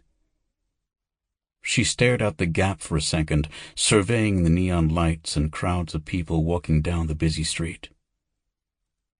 The bed was round, bubblegum pink, and, Caine noted with amusement, equipped with an assortment of vibration settings. The sheets were gleaming satin. Looking up, he saw a circular mirror recessed in the ceiling. His reflection looked distant and alone, adrift in a vast sea of shimmering pink. Mariko noticed him looking up and gave him a grim smile. "It's been a long time since a man's taken me to a place like this." "Hey, you picked it." She shrugged. "Our options were limited. At least here we could check in by computer. No one to see our faces if the police or Tokyo Black come looking for us." Caine gazed at her, drinking in the details. Smooth skin, dark lustrous hair. Her body promised warmth if one could just get past the darkness that lay behind her icy, calculating stare. She was beautiful, and it had been a long time since he had allowed himself to appreciate a woman's beauty. But Caine knew attraction could be a dangerous weapon. It could make him lower his guard, ignore risks, or fail to notice obvious signs of danger. He reminded himself to stay sharp. The mission, whatever it was not over. Bernato, Kusaka, Babu, it seemed he added a new name to his list of enemies every day. He wondered if Mariko was an ally, or if her name would soon be counted among those who wanted him dead. Mariko stared at him for a second, then walked over and sat down on the bed next to him. He found his eyes drawn to the curve of her ear, framed by the sweeping black line of her hair. "You're wondering if you can trust me," she said. Caine looked her square in the eye, searching for truth in the dark sea of brown and black. "Mariko, we barely know each other. And back at the bar you came at the girl pretty hard. I get the feeling you're not telling me something." For the first time, her cold black stare began to thaw. Yes, there is more. For you as well. This man, Babu, you have a past with him?" Caine nodded. "You could say that. A few years ago, the Shimizu and Yoshizawa clans got into a pissing match over territory. Typical Yakuza stuff, old school. Babu was sent to take out Isato Yoshizawa, sent a message. A young boy, Isato's son, got in the way. I was there, and I couldn't just let it happen. I blocked Babu's shot. I took the bullet. Isato and the boy lived. Babu was caught by the police, went to jail.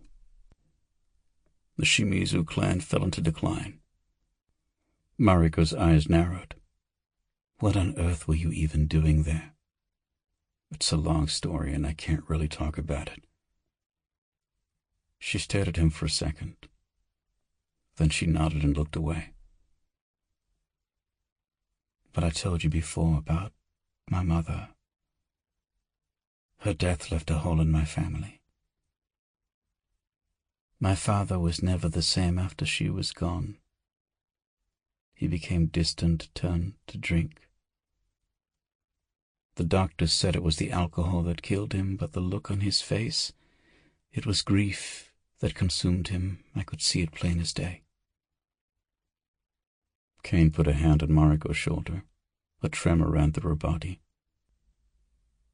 "My younger sister, Emiko, I wasn't there for her. She wasn't like me. She was gentle, fragile even. She couldn't face the pain alone. She went down a path I did not approve of. Drugs, boyfriends, toroburo, trouble. We fought. I said things that were unkind. We did not speak again for several years. A few weeks ago, she left me a message. She said she needed to talk. I was busy pursuing this case. I was determined to expose Kusaga's links to Tokyo Black. It was all I could think about. It was an obsession. If I could cut off their funding, I could cripple them once and for all. I could. Mariko's voice trailed off. She looked up at Caine. Her voice wavered. I never called her back. What happened? Caine asked, his voice low. Several days later, park rangers found a girl in Aokigahara Forest. She was dead. Massive drug overdose. Aokigahara is a beautiful place, a sea of trees. People go there to end their lives. It is known as the Suicide Forest. I've heard of it. Mariko's almond-shaped eyes glinted with held-back tears. The girl they found, it was Emiko, my little sister. A death in that forest. It is no accident. You understand? Caine nodded. She went there to end her pain. In my country, it is not always an easy thing to ask for help. Emiko tried to reach out to me. I didn't call her back. I wasn't there for her. I couldn't. I'm sorry, Caine said. You can't blame yourself. He knew the words would not help, but what else was there to say? Mariko shook her head. As a young girl, I cheated death. Now, it is seeking me once again. A man, a sick, disturbed man, kills my mother and hundreds of others. He dies in prison. But he was like a black stone tossed into a quiet pond. The ripples of his actions spread and tore my family apart. Now, years later, Babu, his apprentice, returns to seed more hate and destruction. It is a circle of death, as if his spirit is reaching out for me from the grave. Caine gripped her shoulder. She looked up, her eyes moist and wide. No, Mariko, these are just men, not spirits. I've known men like this all my life, fought them, killed them, even worked with them when I had to. Mariko nodded. I know they are just men, I know. That is why I kept investigating Kusaka even after I was suspended. He is the head of this thing. His money is this thing's lifeblood. It is keeping Tokyo Black alive. Her eyes hardened and she stood up, shrugging away Caine's hand. She shivered and crossed her arms. Her voice dropped to a whisper. I will stop them. Kusaka, Babu Shimizu. I'll go to hell itself and stab this cult's founder in his black heart if I must. But I will end Tokyo Black for my family and for Japan. That is my duty. A small, quiet voice spoke out. I am sorry about your sister. Caine and Mariko turned to find Hitomi staring at them.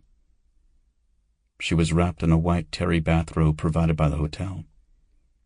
Her silvery hair was wet and glistened in the light. Standing in the dim room, soaking wet, her makeup washed away, she looked young, frail, and ethereal. Mariko's voice was calm but firm. Hitomi, I'm the one who should apologize. When I saw you tonight, you reminded me of Emiko in a way. I was not there for her. That is my shame. I'm sorry I took it out on you. Hitomi looked down. You fight for her now. She is lucky to have a sister like you. Why is Kusaka so determined to find you? Caine said. What do you have that he wants? Hitomi sighed and sat down on the bed. At first I thought he just wanted me back. As I said, he does not see me as a daughter. I am his property. Mariko walked over to Hitomi and began to stroke her hair with a towel. What do you mean? I was born in China. My mother was. My father, Kusaka-san, paid her for her body, for pleasure. He visited her many times on his business trips to Beijing and Shanghai. I grew up hearing that my father was a rich, powerful man, a king in Japan. When my mother died, I used every penny she had saved to come here. I did not have a passport. I was nothing in China, a ghost. I paid men to smuggle me here. I owed them money, so I worked in their clubs and bordellos. I pleasured men, as my mother had. And then I found Kusaka-san, my father. I went to him, hoping that he would save me from the monsters who had brought me here. Hitomi, I'm so sorry, Caine said. Living in Thailand, he had heard many stories of girls looking for a way out, smuggled around the world, hoping for a better life. He had even come up against traffickers himself. He knew such stories rarely had happy endings. My My father was the biggest monster of all. He bought my contract out from the Chinese gangs. I thought my dreams had come true. But I did not go to live with him in his mansion. Instead, he sold me to the Shimizu family. They put me to work in their clubs, and my father... Her voice trailed off. Mariko looked over at Caine and slowly shook her head. Caine's entire body simmered with anger, but he said nothing. He does not see me as his daughter, Hitomi said. He says I remind him of my mother. That is how he sees me. Sometimes I would be delivered to his house for a night. Once I saw him hiding papers and computer equipment in his safe. He took pictures of me sometimes. I knew the pictures were in the safe. I just couldn't stand it, knowing that they were there. One night, he got very drunk after he was finished with me. He forgot to lock the safe. I took what was inside and left. I thought I could blackmail him, that he would be ashamed of his actions and he would pay me enough money that I could go home. It wasn't the pictures, was it? On the drive? Caine asked. Hitomi shook her head. I don't know. I tried to hook it up to a computer at an internet cafe, but it wouldn't work. It is in code or something. I couldn't access it. And now these men. I have seen them before, the one with the burned face. Babu, Caine hissed. Hitomi nodded. My father sent me to him once. She shuddered. He is just as big a monster as my father. He believes what he is doing will restore Japan somehow, make the country powerful again. He's crazy. And my father has sent him to find me. He has been chasing me all this time, killing all those people. She began to sob gently. Her body shook softly at first, then harder. Mariko grimaced, then held her in an embrace.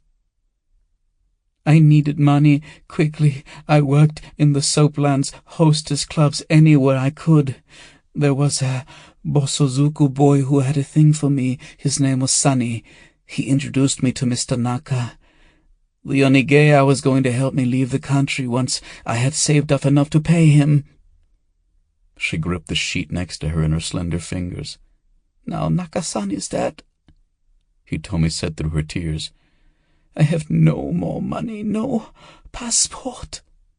There's nowhere left to run. Babu will find me. We're not running, Caine snarled. We have something these men want. That means we have leverage. Hitomi shook her head. Her eyes were wide with fear. Leverage? Are you crazy? Does the rat have leverage over the tiger just because the tiger wants his meat? Caine stood up. Sometimes it's not about who has the biggest teeth, Hitomi. It's about who goes for the throat first. Where is the drive now? Mariko asked. Hitomi wiped the tears from her face. It's at the Hotel Riverside, in Asakusa. It's a capsule hotel. I left the drive in a locker there. Then that's where we're going, Caine said. Hitomi, you'd better get dressed. The girl nodded and padded back to the bathroom. When the door clicked shut, Mariko turned to Caine. What are you going to do? She asked.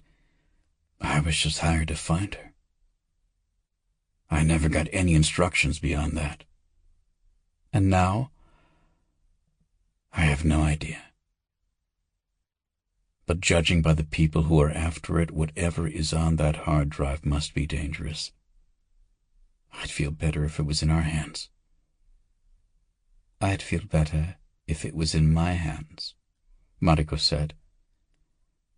I'm still not sure what your involvement is here. Caine nodded. Yeah, I'll let you know when I figure that out myself. He pulled out his cell phone and dialed another number. What are you doing? Mariko asked. Calling for backup. He turned away from her as a voice on the other end of the line picked up. It's me. I need to speak with Yoshizawa-san. Tell him I need a favor. Chapter 31. Kenji Yoshizawa whistled a catchy K-pop tune as he walked through the Roppongi warehouse. He felt a strange current in the air, a nervous energy. The Yakuza thugs scattered around the large room puffed away on their cigarettes and spoke in hushed and hurried tones. They watched him pass with hard, silent stares, then returned to their conversations. His father's men were on edge. Something was happening. He shook his head as he watched the old man in the blue windbreaker shake food into the plastic pools covering the floor. The koi farm was one of many investments he'd advised his father to dump. As usual, Yoshizawa-san refused to listen to him. Kenji could show him charts and graphs all day. He could show the business's lack of profits, the rising cost of supplies and real estate, and a million other statistics. If his father wanted a business location to conduct his Yakuza meetings, why not at least make it a successful business? But his father would ignore the charts, the graphs, and Kenji's statistics. Instead, he would rattle on about old stories or superstitions. Like the legend of the koi, who after 100 years managed to swim up a waterfall and through the Dragon Gate, despite mocking demons impeding its progress. The ancient gods were so impressed, they transformed the koi into a powerful dragon with gleaming gold scales. Kenji knew there were no gods handing out dragonhood in Japan or anywhere else.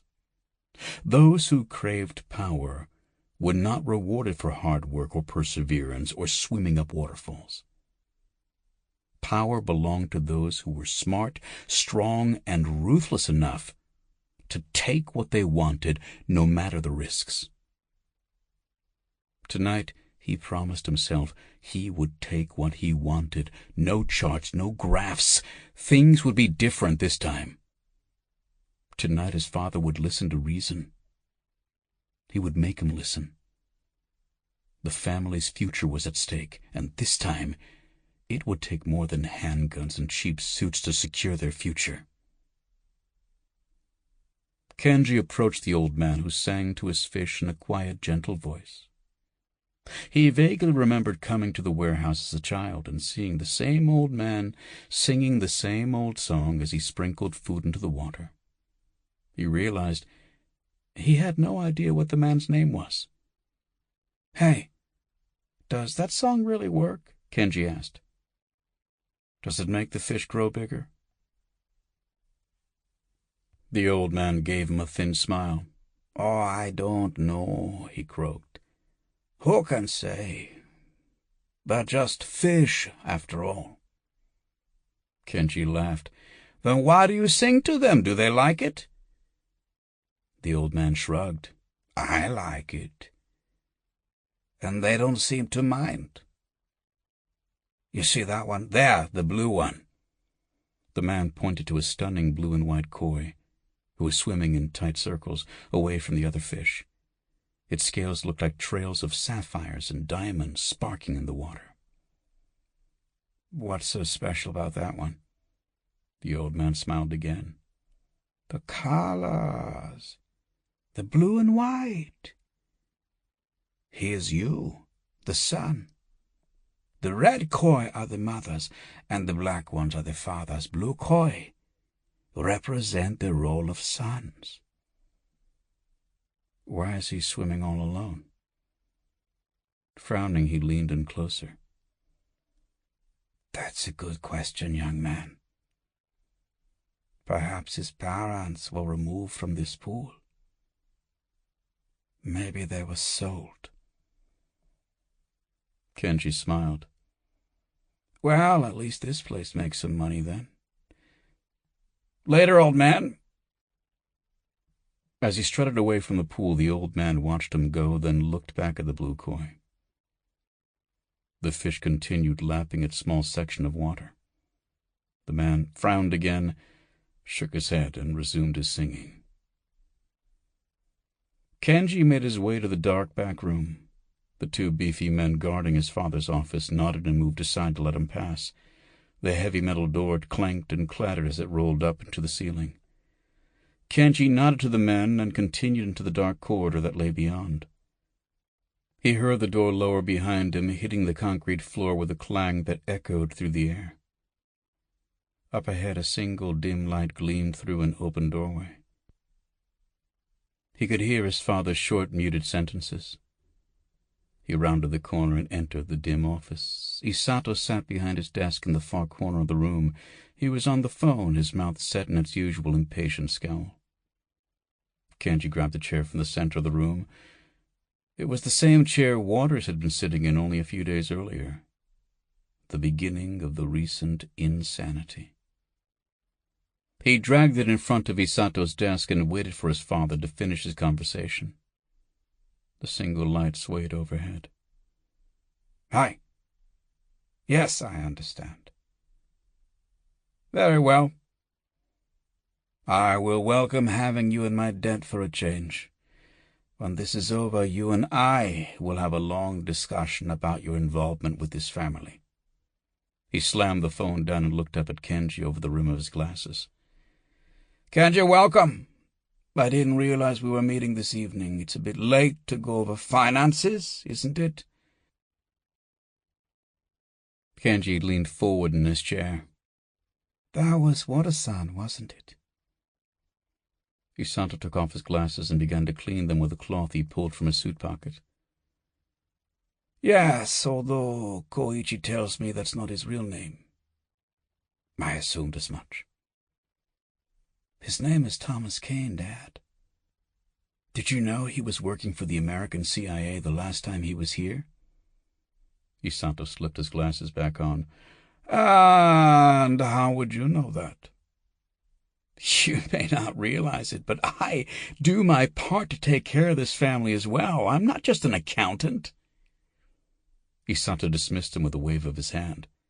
"Bah, I keep telling you, leave the Yakuza stuff to Koichi and the others. You're more useful to me in the boardroom than the streets." "Where's Caine now?" Kenji asked. "That's not your concern," Isato said. "Now, do you want to go over numbers or not? Come on, I owe the guy. I just want to make sure he's okay." Isato looked at him long and hard. His beady black eyes seemed to look through Kenji's face into the dark space behind him. For the first time in his life, Kenji got a sense of how his father's enemies and underlings might feel, faced with that penetrating stare. "Kenji," Isato said, "you don't get to be my age in this business without learning how to spot a lie. Now what is this all about?" Kenji sighed and leaned back in his chair. "Jeez, Dad, it would just be nice if, for once, you could at least act like you trust me. I was helping him earlier tonight. Koichi and I took him to see Mr. Naka, or at least what was left of him." Isato slammed his fist down on his desk and cursed in Japanese. "Damn it, Kenji! I told you to stay away from him. Koichi knew about this?" "Take it easy, man. You'll give yourself an aneurysm. I just gave him a ride, that's all. You may be the Oyabun, but I'm the Oyabun's son. Koichi has to respect me too, right? Kenji, it's not about respect. I want to keep you away from all this. You spend your days in meetings and office buildings and coffee shops. You have fancy cars, expensive clothes, beautiful girls. Why on earth do you want to waste your time in a barren, boring, dark, cold warehouse like this? This isn't your world. You don't belong here. Kenji nodded. His face looked pale in the harsh light. You don't think I belong here, I know. Ever since that night, you've done everything in your power to keep me away. But this warehouse, the men outside, your two-bit scams and pachinko halls and massage parlors, this is everything in this world that you love. And you keep me away from it, separate, because you don't think I'm good enough. Isato shook his head. No, Kenji, it's because I want you to be better than this. I'm your son, Kenji said. This is your life, and I'm not a part of it. Isato shook his head. I don't have time for this right now. I promised Wara-san Caine, as you say, that I would send him assistance. Koichi's wounds are not as bad as I feared, but he's still not up to a fight, which means I need to find someone else I can trust. You still haven't answered my question. Where the hell are they going? Maybe I can help. You've done quite enough. They're going to the capsule hotel in Asakusa. This girl he's been searching for, whoever she is, left something valuable there. Why this is my concern, I have no idea. Kenji leaned back and smiled. You're right. It's not your concern. You've done enough. Isato shook his head. Kenji, you may understand numbers and finances better than I ever will. But in my business, those things are nothing next to honor. I cannot buy my men's respect with money. Not any kind of loyalty that matters at any rate. I have to earn it by my actions. Part of that is keeping my word, paying back my obligations. Kenji nodded. Okay, let's say you're right. You have an obligation to Caine, but you also have an obligation to this family. A greater obligation, wouldn't you say? Isato stared at Kenji again, his dark eyes squinting. He said nothing. Listen to me, Kenji said. Trust me now. Do not call in your men. Do not help Caine. You've done enough. Trust me, and this family will prosper beyond your wildest dreams. What are you talking about? Isato asked. What have you done? I did what you do. I have ensured this family's success. In my own way. Isato reached out and began dialing the phone on his desk. Kenji, I don't know what you're talking about. I suspect we will have a long conversation about it shortly, but for now, I gave my word. I intend to keep it. Kenji gave his father a cold smile. He pulled a sleek black pistol from his jacket and aimed it at Isato's head. The old man looked up and found himself staring into the dark, circular barrel of the gun. If he was afraid, he didn't show it. His expression remained blank and smooth as slate, inscrutable. Father, Kenji said, put down that phone. Now. Isato did not put down the phone. What do you think you are doing? I'm making this family rich. You put me in charge of your finances, remember? And like you said, I know numbers.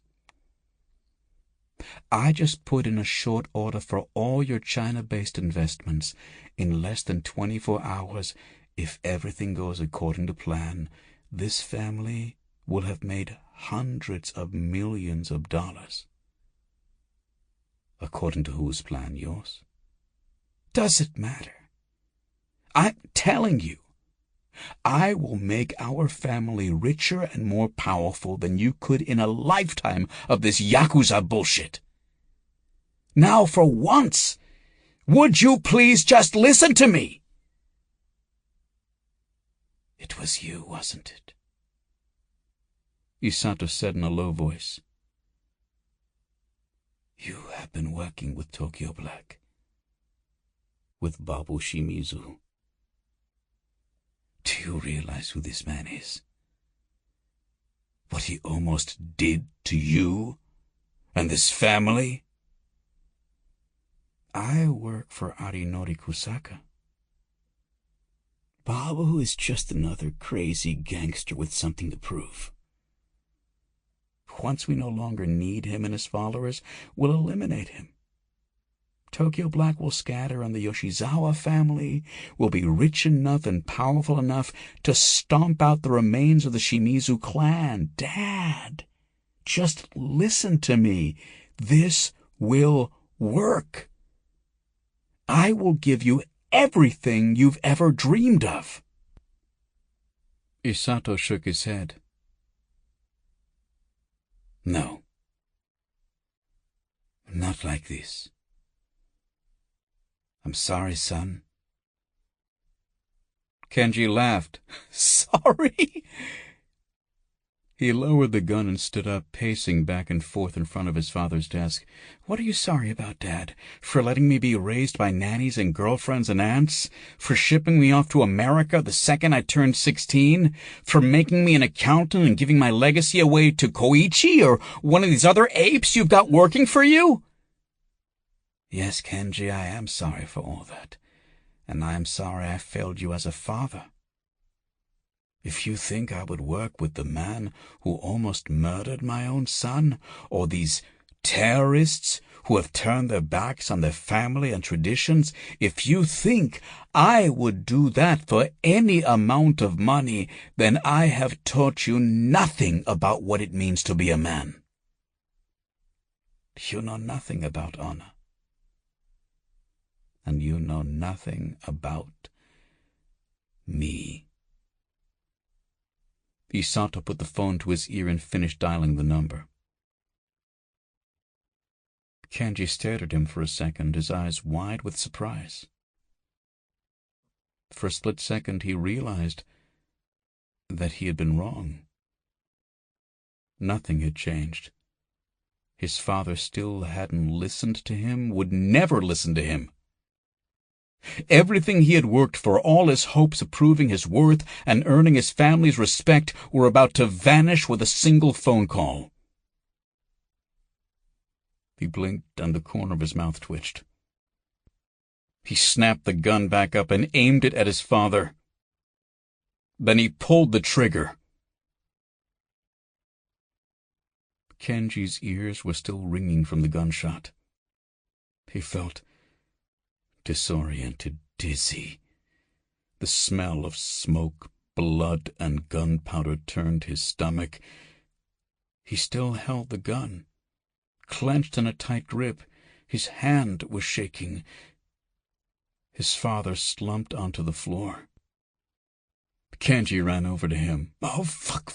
What did I do? What the hell did I do?" he muttered as he helped his father sit up on the floor. Blood gushed from a hole in the old man's neck.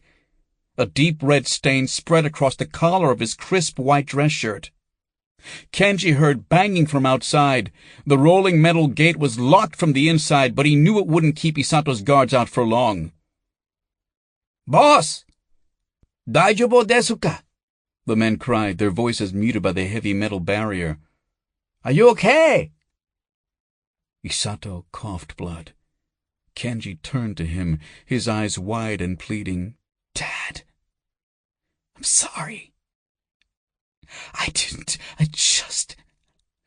needed you to listen. You never listen." Isato regarded Kenji with half-closed eyes. I'm sorry, son. I'm an old man. Perhaps I was too set in my ways. But it's not too late for you. Listen to me one last time. The banging on the metal door grew louder, but Kenji held tight to his father. The business with Kusaka and the Shimizu family, it is shameful. It dishonors you and this family. Promise me you will stop it immediately. Promise me that, and I will rest easy. Daddy, you don't understand. I did all this for you. For the family. This is my legacy. Promise me. Isato hissed as his eyes began to flutter closed. My soul is black enough with my own sins. Don't make me face eternity with this on my conscience as well. The failure. The failure to raise my son with honor. Kenji held Isato in a gentle embrace. His lips quivered as he spoke, but his words were as hard as steel. No, Father. It's too late. And I am not a failure. You will see. Isato sighed and slumped back to the ground.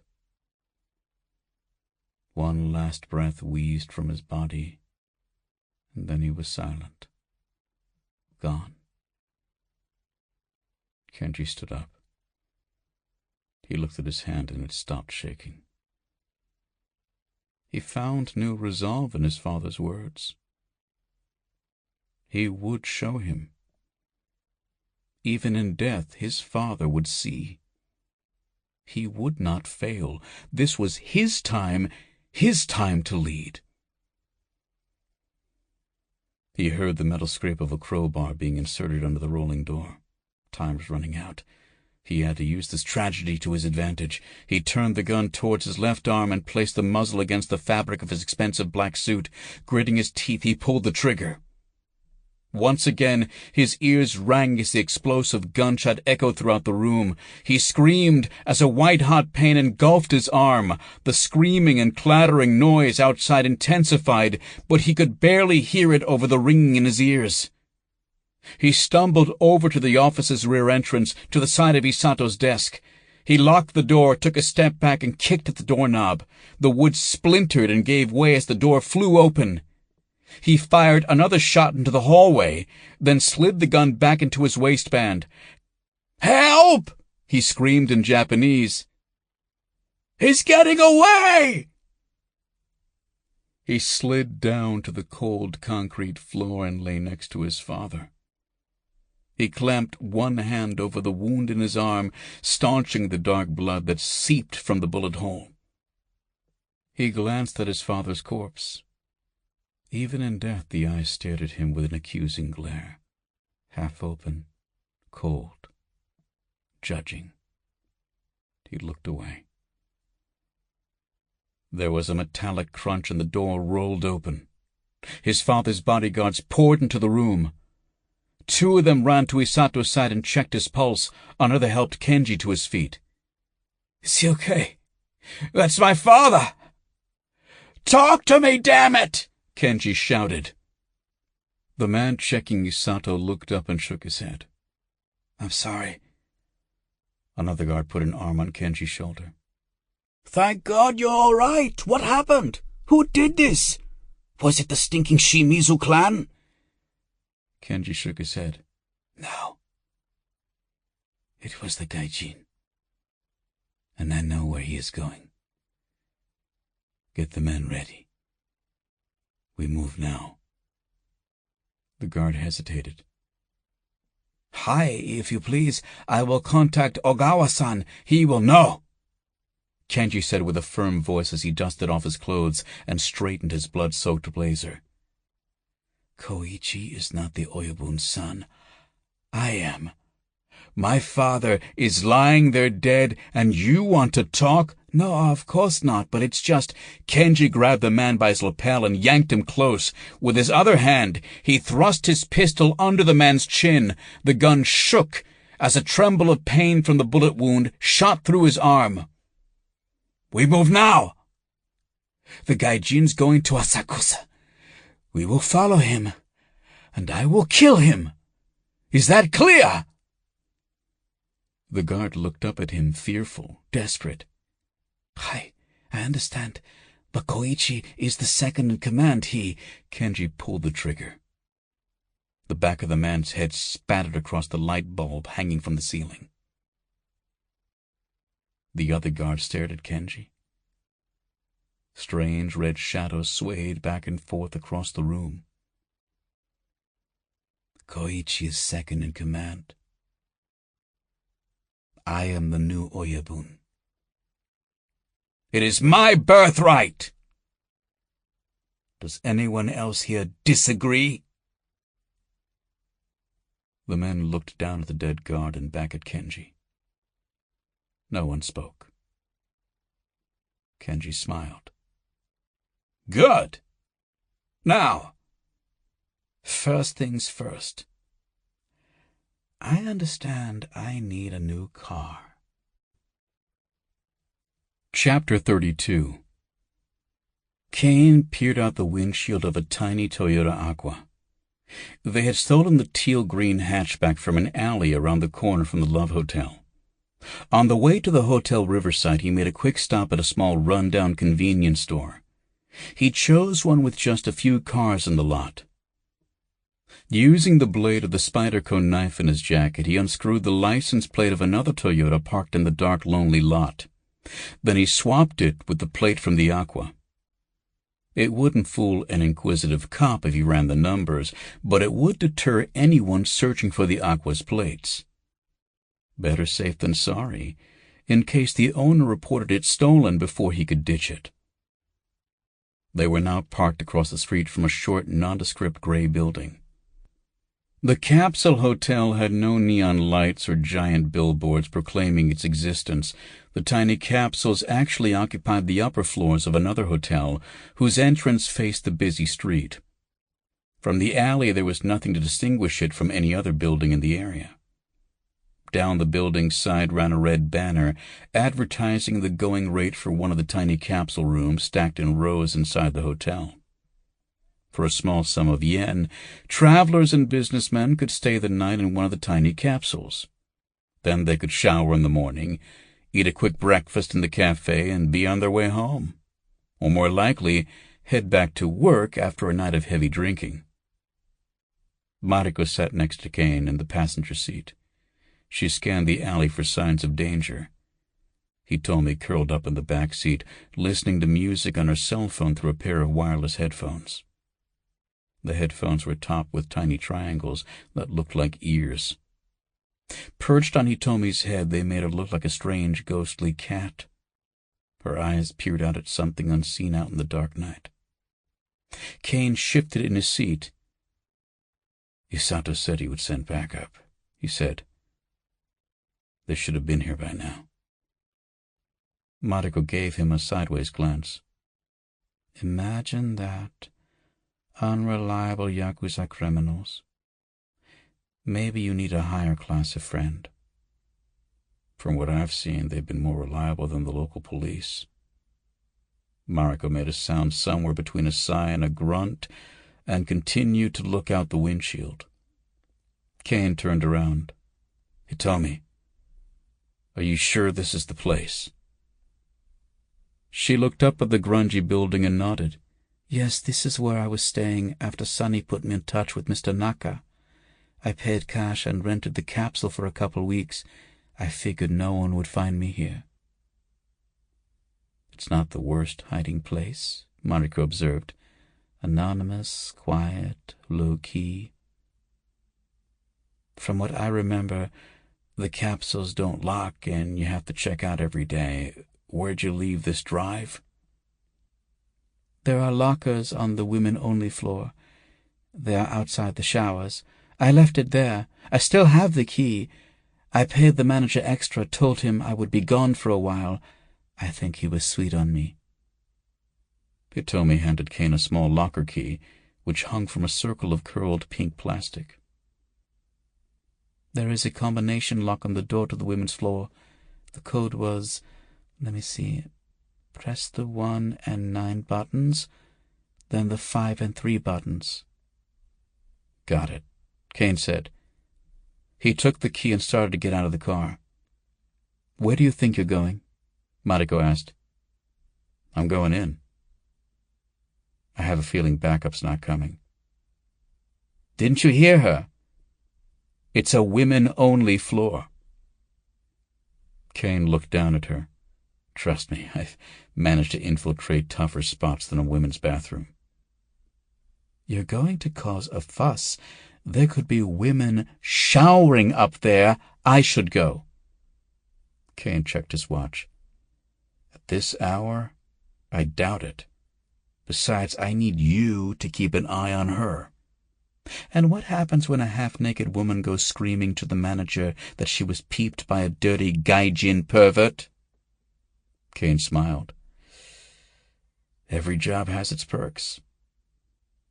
He shut the door and jogged across the street to the building's shadowy side entrance. "Puta," Mariko hissed to herself. Hitomi giggled.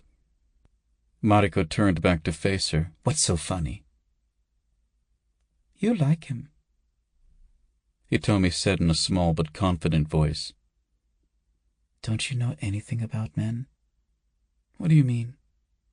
Hitomi stared at Caine as he crossed the street and entered the door in the alley next to the hotel. "That one? He's not right for you. Too much pain in both of you. There's no healing there. You and he are like two sides of the same coin. You may touch, but you can never stand side by side." "And just how do you know so much about him?" Mariko asked. She shrugged. "I know how to read men. It's in their eyes. When this is finished, he will leave here." Mariko nodded. "Maybe that's not so bad," she said. "Maybe you will get the chance to find out," Hitomi replied with a sly smile. Then she turned to look out the window, staring into space. Mariko could hear the faint music playing from her headphones. She looked back towards the empty street and waited. Above the side door in the alley hung a small green sign with white kanji writing. In English, the words Capsule Hotel flanked the larger Japanese characters. Caine checked the alley one last time, ensuring he was alone, then pulled the door open. He found himself in a concrete stairwell. On the second floor, he passed through another door and stepped into a tiny lobby. The once white counter of the reception desk was stained a dull gray by age and cigarette smoke. Behind the desk were rows of tiny lockers for personal belongings.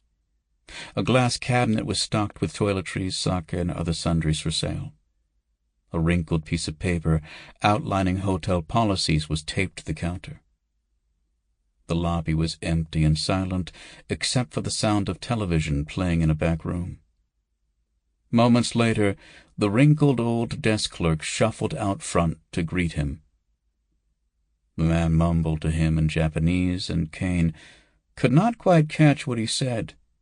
Caine pulled out his wallet and laid some yen down on the counter. The old man nodded and took the money. Reaching under the counter, he pulled out a small bundle and set it down before Caine. It was a locker key and a toiletry kit balanced on top of hotel pajamas. The man gestured with his head towards a curtained changing booth to the left of the desk. Caine grabbed the bundle, thanked the man, and headed into the changing area. The changing room, like the rest of the hotel, was small. There was just enough room for the 2 wooden benches that sat in the center of the room. They were surrounded by about 40 metal lockers. Caine located the locker number on his key. He opened it, took off his shoes, and put on a pair of foam slippers. They were comfortable but completely impractical if he had to run. But the last thing he wanted to do was attract attention, and this was the standard custom for these sorts of hotels. He left the pajamas in the locker and headed back out. The old man saw that he was still dressed in his street clothes. He shrugged but said nothing. On the 4th level, Caine found the first of the capsule floors. The dim hallways were narrow, barely wide enough for 2 men to walk side by side. Brown industrial carpet covered the floor, and it stank of cigarettes and sweat. On either side of the corridor, the capsules themselves were stacked in rows of 2. Each unit was a small plastic cell, just large enough for a grown man to lay down or sit up. A thin mattress covered the floor, and a small TV monitor hung from the ceiling. Some people jokingly referred to them as coffins due to their narrow rectangular shape. Caine padded down the hall, pretending to look for his unit. As he walked, he checked the ceiling out of the corner of his eye. He didn't see any security cameras. Most of the capsules had thin bamboo shades drawn over the entrance. Caine could hear the snoring and grunting noises of the men inside. He found his capsule. He had rented it only for cover, but he decided he could spare a few minutes to try Rebecca one more time. He had still not been able to report in, and she might have more information for him. He climbed the short metal ladder to the 2nd row of capsules and slid into a small plastic room. It was white, sterile, and reasonably clean. He turned on the TV and set it to a channel that displayed only late-night static. Then he dialed Rebecca's number. The phone rang 3 times before it picked up. No one spoke. "Hello," he said. "It's me. I finished the Murakami book." He could hear faint static on the other end of the line. Then a voice. A man's voice. "I don't have the proper response, Tom." "You've got me there." The voice was raspy and strained, but Caine still recognized the man on the other end of the line. "Alan Bernardo." "Yes, Tom, it's me. Glad to hear you're still alive." "Well, Alan, I find that a bit hard to believe. The last time we spoke, you sent a hired killer to finish me off." "It was nothing personal, Tom. We're all expendable in the end. You know that." Caine felt trapped by the smooth plastic walls of the tiny room. They were closing in, growing smaller and smaller, giving his rage nowhere to go. It simmered in the small hot room. "What are you doing with this phone?" he snapped. "Where's Rebecca? If you've heard her, I swear I'll—" "You'll do what, Tom? I'm not in Japan. So making threats just makes you look weak at this point. Did you find the girl?" Caine clenched his teeth. Bernardo was right. There was nothing he could do, but every muscle in his body had one desire: to reach out and strangle the voice on the other end of the phone. He took a deep breath. Get it under control, he told himself. "No," he said calmly. "That's not how this is going to work. First, I want to talk to Rebecca." Alan sighed. It sounded like a wheeze. "I suppose I could lie, but sooner or later I know you'd demand proof or life.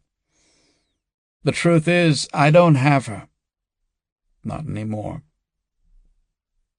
I don't know where she is now. I don't even know if she's alive. She caused quite a ruckus in her escape.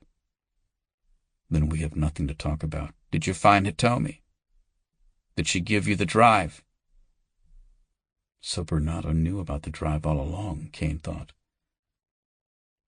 "What's on the drive, Alan? Why do you want it so bad? Leverage against Kusaka? You know who this girl is? What he's done to her?" Nori's perversions are none of my concern, but there is certain information on that drive, information I provided him that I need to get back. What information? Nori and I were working together on something big, something that could benefit both our countries, but he's taken it too far. I need to limit my exposure. Caine sat quiet for a moment, processing Bernardo's words. The terrorist attack. It's real, isn't it? You planned it with Kusaka, some sort of false flag operation. What's the target, Alan? I can't say any more. Call me when you have the drive. I can clear your record, Tom. I can fix things. You can come back home. Just work with me on this. The person in the next cubicle grunted and rolled over on his mattress. He kept his voice a low hiss so it wouldn't carry through the thin plastic walls. Here's what's going to happen, Alan. I'm going to get that hard drive. I'm going to stop whatever Kusaka is planning. And then I'm going to find you. Do you hear me? You better pray Rebecca is alive and well, because if she isn't, nothing in the world is going to stop me from bleeding you out. You know what kind of man I am, Alan. And you know I can do it. Tom, wait. Just listen for... Caine hung up the phone. He clenched his shaking fist to steady his nerves. After all these years, hearing Bernardo's voice brought back the years of suffering, the pain, the betrayal. In an instant, nothing else mattered. All he wanted to do now was leave Japan and find the man who had burned him, who had twisted him, the man who had made him a killer. Find him and make him pay. Bullshit, said the inner voice, the one he could never silence. Bernardo didn't make you a killer. You were always a killer. That's why he recruited you. You were just a weapon he used for his own ends. Caine ran his hands through his hair and breathed out slowly. Enough. He had a mission. Survival meant moving forward, like a shark, forever swimming against a relentless current. He raised the shade on his capsule and dropped to the floor. He thought about the push-button lock Hitomi had described and reached back into the cubicle. He grabbed the small toiletry kit the manager had given him. Then he made his way back to the stairs, heading for the top-floor showers and Hitomi's locker. Chapter 33. Caine stood facing a plain wooden door in a small vestibule on the hotel's top floor. The doorknob sat below a push-button combination lock, just as Hitomi had described. He glanced up again, checking the ceiling for security cameras. When he was satisfied that his actions were unseen, he pressed the small silver buttons in the order she had given him. He turned the doorknob. Nothing happened. The door was still locked. They must have changed the combination, he thought. He unzipped the toiletry kit and removed a slim tube of talcum powder. He shook a small amount into the palm of his hand and kneeled in front of the lock. A quick puff of his breath blew the powder into the air, coating the metal buttons with a thin film of white. He gently blew on the lock again to dislodge any loose powder. His careful dusting revealed masses of fingerprints next to the various buttons. The buttons were numbered 1 through 5. The concentration of prints seemed heaviest at the 1 and 4 buttons. He pressed those 2 buttons simultaneously, then pressed the 2 button with his other finger. He heard a soft click, and this time the door opened. He did not walk through. Instead, he leaned forward to check the area. He spotted the metal housing of a security camera mounted to the ceiling on the other side of the door. Keeping his back to the wall, Caine slid into the room.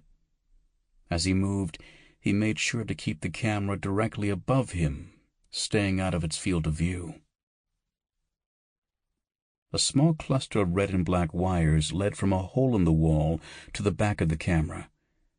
He gave them a sharp tug and they yanked loose, cutting off the video feed. Unlike the men's floor, the women's section was not carpeted. The floors were smooth hardwood and much cleaner. The air smelled of perfume and deodorant. The grunts and snores from his floor were replaced by soft sighs, the rustling of sheets. He was flanked by row after row, chamber after chamber of women, separated from him by only a thin shade of fabric. Caine realized how alone he had been the past few years. How long since he had truly connected with a woman. Now, he was surrounded by them. He imagined their bodies tossing, turning, writhing under the thin white sheets, lit from all sides by the harsh, sterile glow of the capsules. He thought of Rebecca, then of other women he had known during his exile in Pattaya, all touched by the pain and darkness following in his wake. Shaking his head, he moved on. He stepped past a row of cubbies stuffed with bathrobes, shampoo, and slippers. The floor changed from wood to a pale pink tile. He could hear the sound of someone showering around the corner. Damn. Mariko had been right. He could see the lockers on the other side of the shower stalls. Whoever was enjoying her late-night shower was out of view. Caine crept forward. As he crossed the communal shower, the woman came into view. Her back was to him as he snuck past. He watched as the droplets of water traced the curve of her thigh. She turned and threw her head back. A huge splash of water slapped the floor. She rinsed shampoo from a glistening dark mass of hair. The lather slid down her back, over her buttocks, and down her legs. Caine tore his gaze away and moved on. The sound of the shower masked his footsteps, allowing him to make it to the lockers without drawing her attention. He turned the corner, putting himself out of her line of sight, and breathed a sigh of relief. He found the number matching Hitomi's key. Inside were a few of her belongings, a pair of slippers, some gum, a crumpled transit card. Caine pushed these aside and found a small rectangular package. It was wrapped in a pink T-shirt with a picture of Masuko Ongaku on the front. Inside the shirt was a silver metal device with black rubber bumpers on the edges. Caine recognized the iron key drive immediately. He had used them before himself to transport sensitive information. They were built by a company in America with funding from the United States government. Iron key drives contained high-level hardware encryption. They could also be set to shut down or even erase all onboard data if accessed by an unauthorized system. Whatever was on the drive, Kusaka was serious about keeping it secure. But Bernardo's angle was still unclear. He said he needed leverage against Kusaka, that the man had gone too far. What did that mean exactly? A shudder of disgust ran through his body. He imagined the horrors Kusaka had inflicted on Hitomi. Was the evidence of his abhorrent perversions all he was protecting? Hitomi didn't think so, and Caine had to agree. Kusaka had been a CIA asset providing information through his Chinese industrial connections, but now he seemed to be working with Bernardo on something far more complex. What was their plan? What were they trying to accomplish?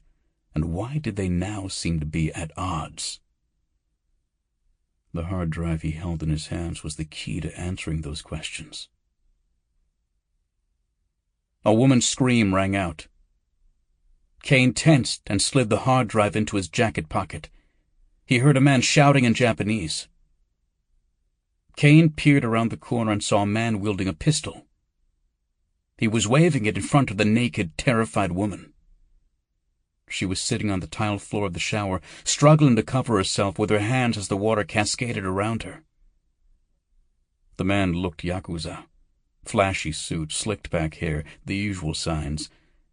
But Caine didn't see Tokyo Black scars. The thug pointed the gun at the woman and shouted again, asking her if she had seen a gaijin man on this floor. She shook her head no. Caine stepped out into the shower area.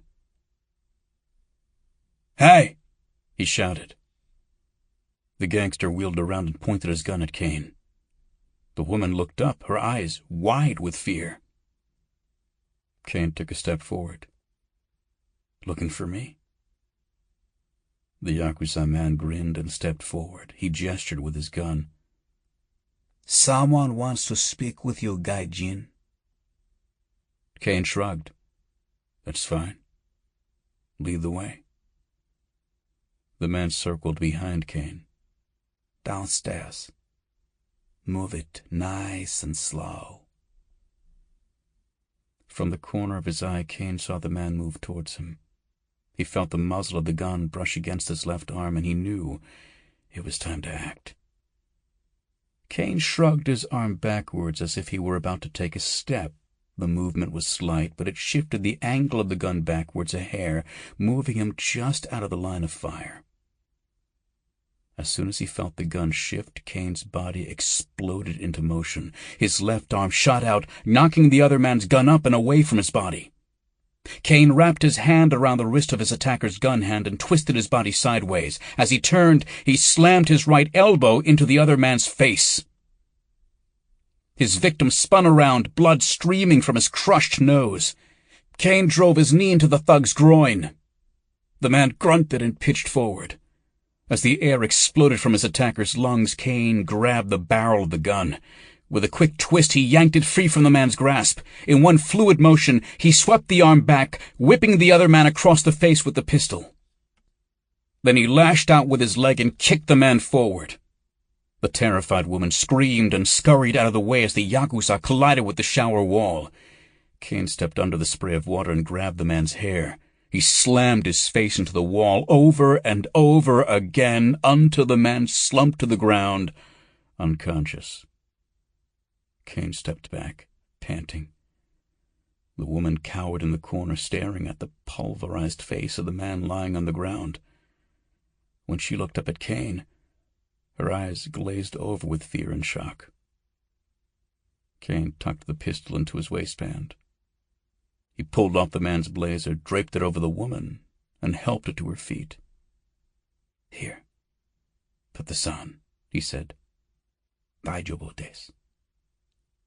Everything's going to be okay. Go back to your capsule. Stay there. Don't come out for anyone other than the police, you understand?" The woman nodded, although Caine doubted she actually understood what he said. As she ran off, Caine kneeled down and tore open the man's shirt. There were no scars. Instead, intricate Yakuza tattoos covered the man's skin. One curled up his arm, featuring 3 koi fish, one blue, one red, and one black, swimming up a stream of water through a wooden gate. Caine recognized the design at once. The man was not Tokyo Black. He was a member of the Yoshizawa clan. It looked like Maruko was right again. His alliance with Isato seemed to have dissolved. The old gangster had helped Caine find Hitomi. Maybe now he considered his debt fulfilled. Caine checked the thug's pistol, making sure it had a full load, and headed for the stairs. He could no longer trust Isato and his Yakuza. Rebecca was missing, or worse, and Tokyo Black had influence over the police. The only 2 people he could count on now were waiting for him downstairs in a dark alley. Caine snuck downstairs and slipped out the side door. As soon as he hit the pavement, he knew something was wrong. He couldn't say why exactly, but something about the thick night air, humid and heavy, felt off. The light mist that enveloped him hinted at the familiar scent of danger. Maybe it was paranoia due to so many betrayals and surprises, but Caine had lived a life based on instinct, and he didn't think twice about trusting his intuition now. He slid the pistol from his waistband and thumbed off the safety. He kept close to the alley wall and walked back to the street. Peering around the corner, he saw several cars parked across the street, their headlights facing the alley. Shadowy figures approached, indistinct against the blazing backlight. He heard the explosive blast of gunfire. He ducked back behind the wall as bullets sent chips of concrete flying through the air. He returned fire, shooting blind around the cover of the wall. Then for a moment, there was silence. A voice called out, "Wada-san, it's me, Kenji. Come on out, man. We need to talk." Caine's eyes darted back and forth as he tried to make sense of this new information. Isato was a gangster, yes. He may have withdrawn his support, maybe even put out a hit on Caine to tie up loose ends. But there was no way on earth he would send his son. From everything Caine had seen, Isato went out of his way to insulate Kenji from his Yakuza activities. "Kenji?" he called out. "What the hell are you doing here?" "Meet me in the middle of the street. Let's work this out before one of these ladies gets hurt." Caine cursed under his breath. Hitomi and Mariko. Kenji must have surrounded them, got the upper hand. He was torn. This was a no-win situation. He didn't have enough intel to know what was going on with Kenji. He knew the drive was the mission. Hitomi had led him to the drive. Mariko had helped. Now that the drive was in his possession, they were both expendable. Just as Bernato had said, everyone was expendable. The smart thing to do would be to head the other direction. Get out of the alley before Isato's men closed off the opening behind him. Take the drive, get somewhere safe, and plan his next move. Find out what happened to Rebecca. That was the right play. But it didn't feel right. He stood up. "Just you and me, Kenji? I get the feeling your family isn't too happy with me right now." "Sure, man, just you and me. For now." Caine slid the pistol back into his waistband. He stepped out into the street, his hands held loosely in front of him, open and unthreatening. He took a few steps forward. He could see Kenji flanked by a group of 8 Yakuza thugs. Caine recognized a few of them as Isato's men. One of them had an arm draped across Mariko's neck, her hands tied behind her. Caine looked her in the eye as he walked towards the group, and she returned his gaze. She looked scared, but she lifted her chin and nodded slightly. She was ready to make a move if need be. Behind the group of men, Caine saw Hitomi sitting in the passenger seat of a pearl-white Lexus LFA. She turned to look at him, her eyes blank. They showed no fear or regret or recognition. Caine knew that look. He had seen it in the mirror many times. It was the look of someone who had made peace with death. Someone who longed for it, because the alternatives that awaited them were far worse. Not this time, Caine vowed. Caine stopped walking and turned his attention to Kenji. The young man nodded and approached him. "I hope this isn't about the GTR, Kenji. Sorry, you know how Tokyo traffic can be." Kenji smiled. "Of course not. I was tired of that ride anyway. As you can see, Mr. Caine, I've already replaced it." He nodded back towards the Lexus. "Call me Tom. I'm glad you know my name. It was getting awkward hearing you call me Water-san all the time. So what's this all about?" Kenji stopped in the middle of the street, 10 feet away from Caine. He slid his hands in his pockets, arched his back, and smiled. "This is about family. It's about my father, Isato Yoshizawa." Caine looked at Kenji warily. Does he know you're here?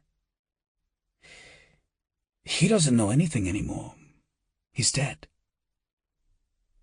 Caine gritted his teeth.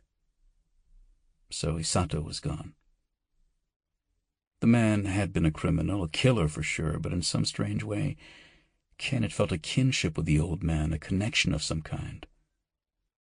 Now that the connection was severed, he felt a pang of loss. I'm sorry to hear that. I really am. Kenji took a few more steps forward. He leaned closer and murmured, I'm sure you are, Tom. I'm sure you are. Because these men here, they're under the impression you killed him. What? Why on earth would they think that? Because that's what I told them. Kenji, what are you? Kenji cut him off. I don't have time to explain it. You have something I want. Give it to me and I'll tell them the truth. Caine dipped a hand into his jacket. He saw the gunman tense, but Kenji smiled and nodded. He slipped out the small silver hard drive and held it up so the others could clearly see it. You mean this, don't you? This is what Kusaka wanted. Now you want it. You're working with him, aren't you? You're his mole inside the Yoshizawa clan. Kenji reached out for it, but Caine pulled it back from his grasp. The young man's face flushed with anger, but Caine also glimpsed shock and fear there. The kid was in over his head. He was struggling to tread water in a situation that had escalated beyond his control. Kenji, what's on this drive?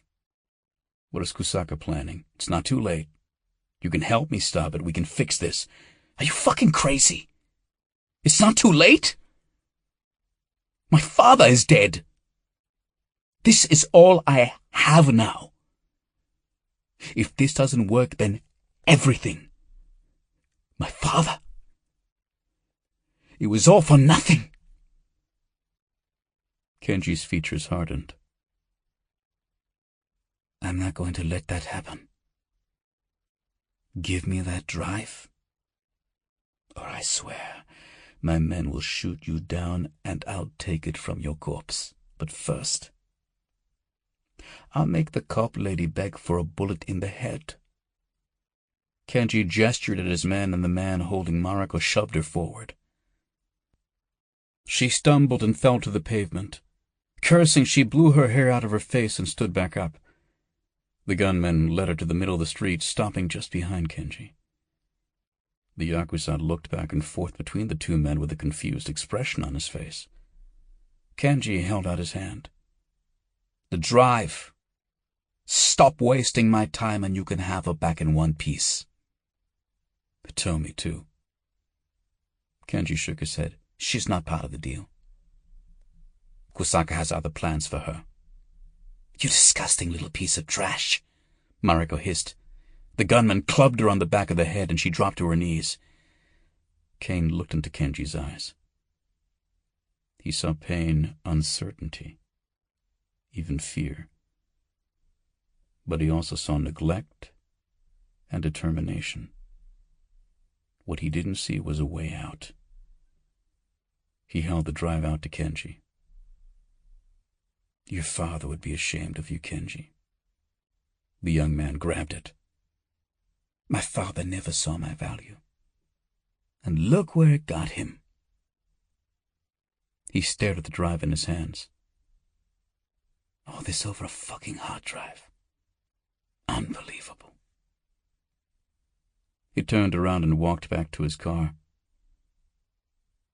Sorry, Tom, he called over his shoulder. But from what I understand, you're a pretty cold-hearted bastard yourself. Then he spoke in Japanese to his men. Kill them both.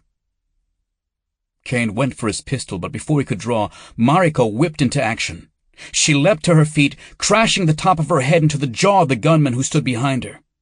Keeping her body close, she pushed backwards, keeping his gun arm outside and to her right. She stamped down with her right heel, crushing the man's instep. He fell to his knees, yelping in pain. As Caine's gun cleared his waistband, Mariko spun out of the way, giving him a clear shot at the Yakuza thug. Caine fired 2 bullets into the man's shoulder, then aimed for his head. Before he could pull the trigger again, a sudden explosion of light blinded him. A burst of wind ruffled his hair, and a deafening roar descended from above.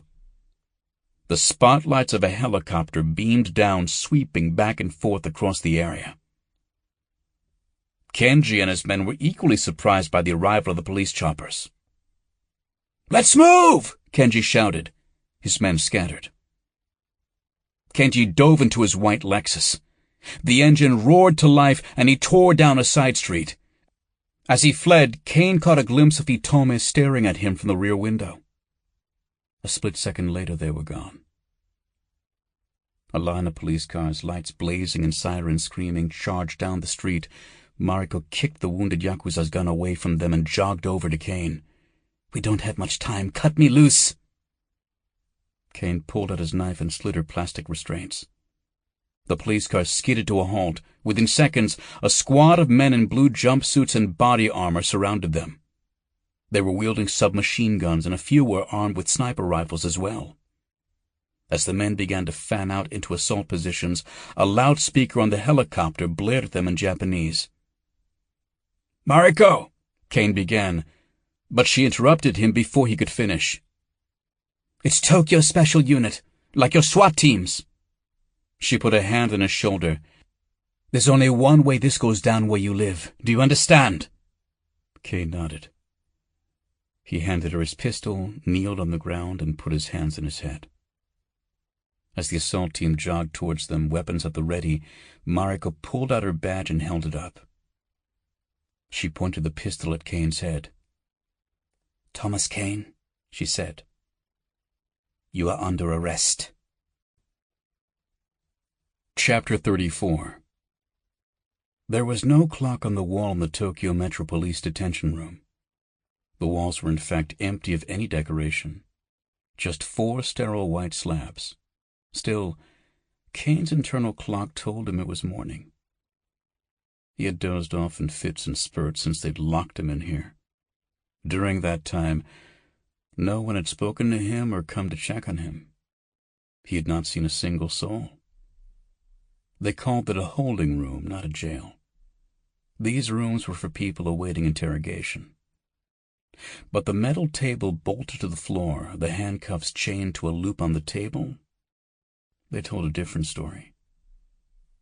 He had not been charged with any crimes, but his situation here was every bit as bleak as before, when he sat rotting in the Big Tiger prison. And this time, it didn't seem like Rebecca would be coming to his rescue. Rebecca. His thoughts wandered to her. Had Bernardo lied on the phone? Had he killed her? Or had she escaped him? If she was free, why hadn't she made contact?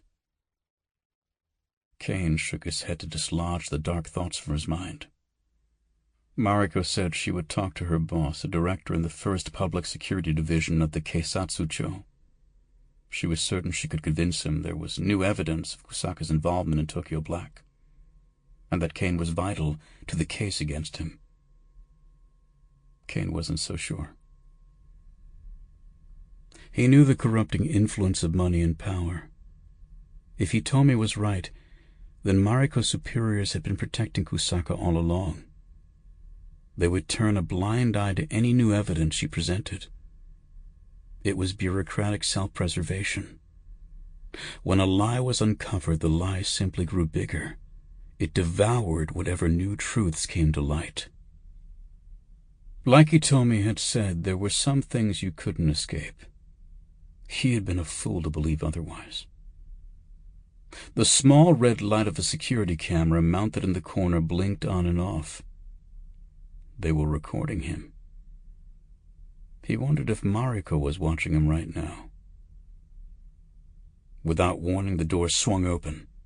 2 armed men in police uniforms entered and took up positions at either side of the door. He was about to have visitors. Maybe Mariko had some news. He allowed himself a flicker of hope. A friendly-looking man in a sharp business suit entered into the room. He sighed and took a seat across the table. Arinori Kusaka nodded his greeting at Caine. His wide grin wrinkled the corners of his eyes as he studied Caine's face for a moment. The heavy-set man spoke in a warm, gravelly voice. "Not who you were expecting, I take it. Well, that's okay. I like to surprise people. Keeps life interesting." Caine stared into Kusaka's eyes. "What do you want?" The old man chuckled. "That's quite a question, isn't it? Well, let's establish the ground rules first. Look up there. See the camera?" Kusaka pointed and Caine looked at the camera again. The red light was no longer blinking. "Normally they record everything that goes on here, phone calls, interrogations, you name it. But me, I'm just a good citizen who has served his country, and I've contributed quite generously to the police department. So, as you can imagine, they accord me certain favors. Privacy is one of them. Access to interesting prisoners like you is another. That should tell you something."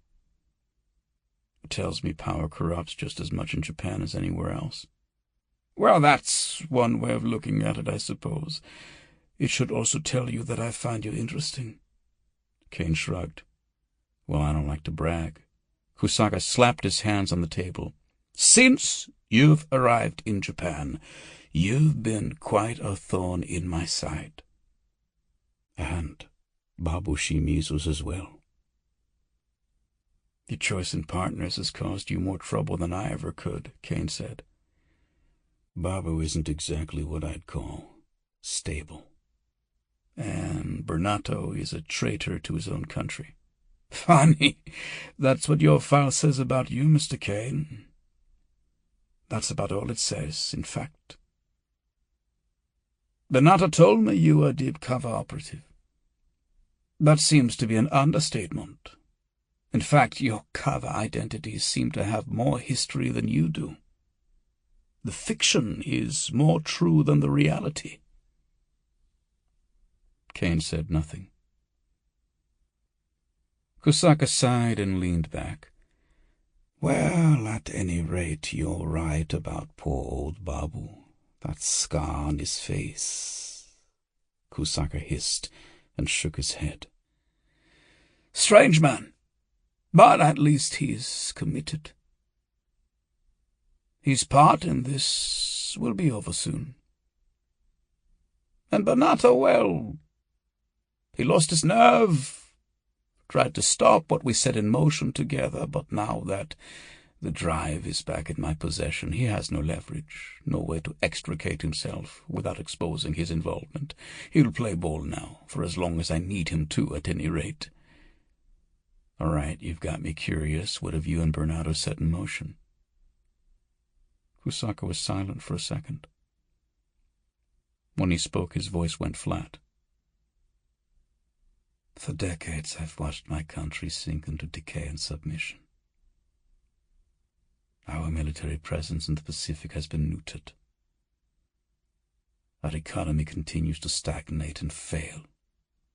Our youth have lost their way. And in the mad scramble to hold on to whatever scraps we can, our values have been compromised. We have become a shadow of ourselves, just as you are a shadow of the man you once were. Weakened by pain and loss, hiding, licking our wounds. Meanwhile, our true enemy grows stronger. Their power and influence increase with each passing day." The chains around Caine's wrists clinked as he shifted his hands. "And who exactly is the true enemy? Because right now, I gotta tell you, I've kind of lost count." "You joke, Mr. Caine. I like that.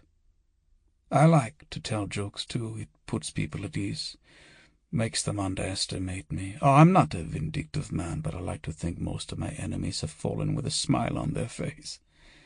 Caine leaned forward. Let's get one thing straight, Kusaka-san. You don't scare me. I've faced death and I've faced pain. I've sure as hell faced men like you more than I can count. Most of them are in the ground.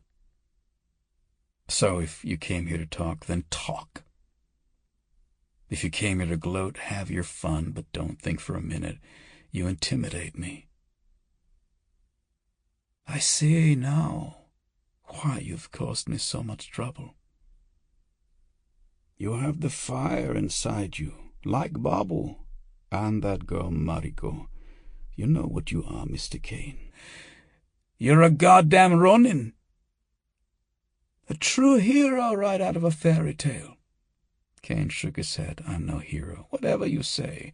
As to your question, we don't have much time left, Mr. Caine. Let's just say that as Japan has fallen, an old enemy has risen to new heights of industrial and economic power. China, Caine said. Yes, China. The United States and Japanese governments have done their dance of diplomacy and trade. Both are blinded by greed and willful ignorance. Each is afraid the other will seduce this powerful new ally and turn against the other.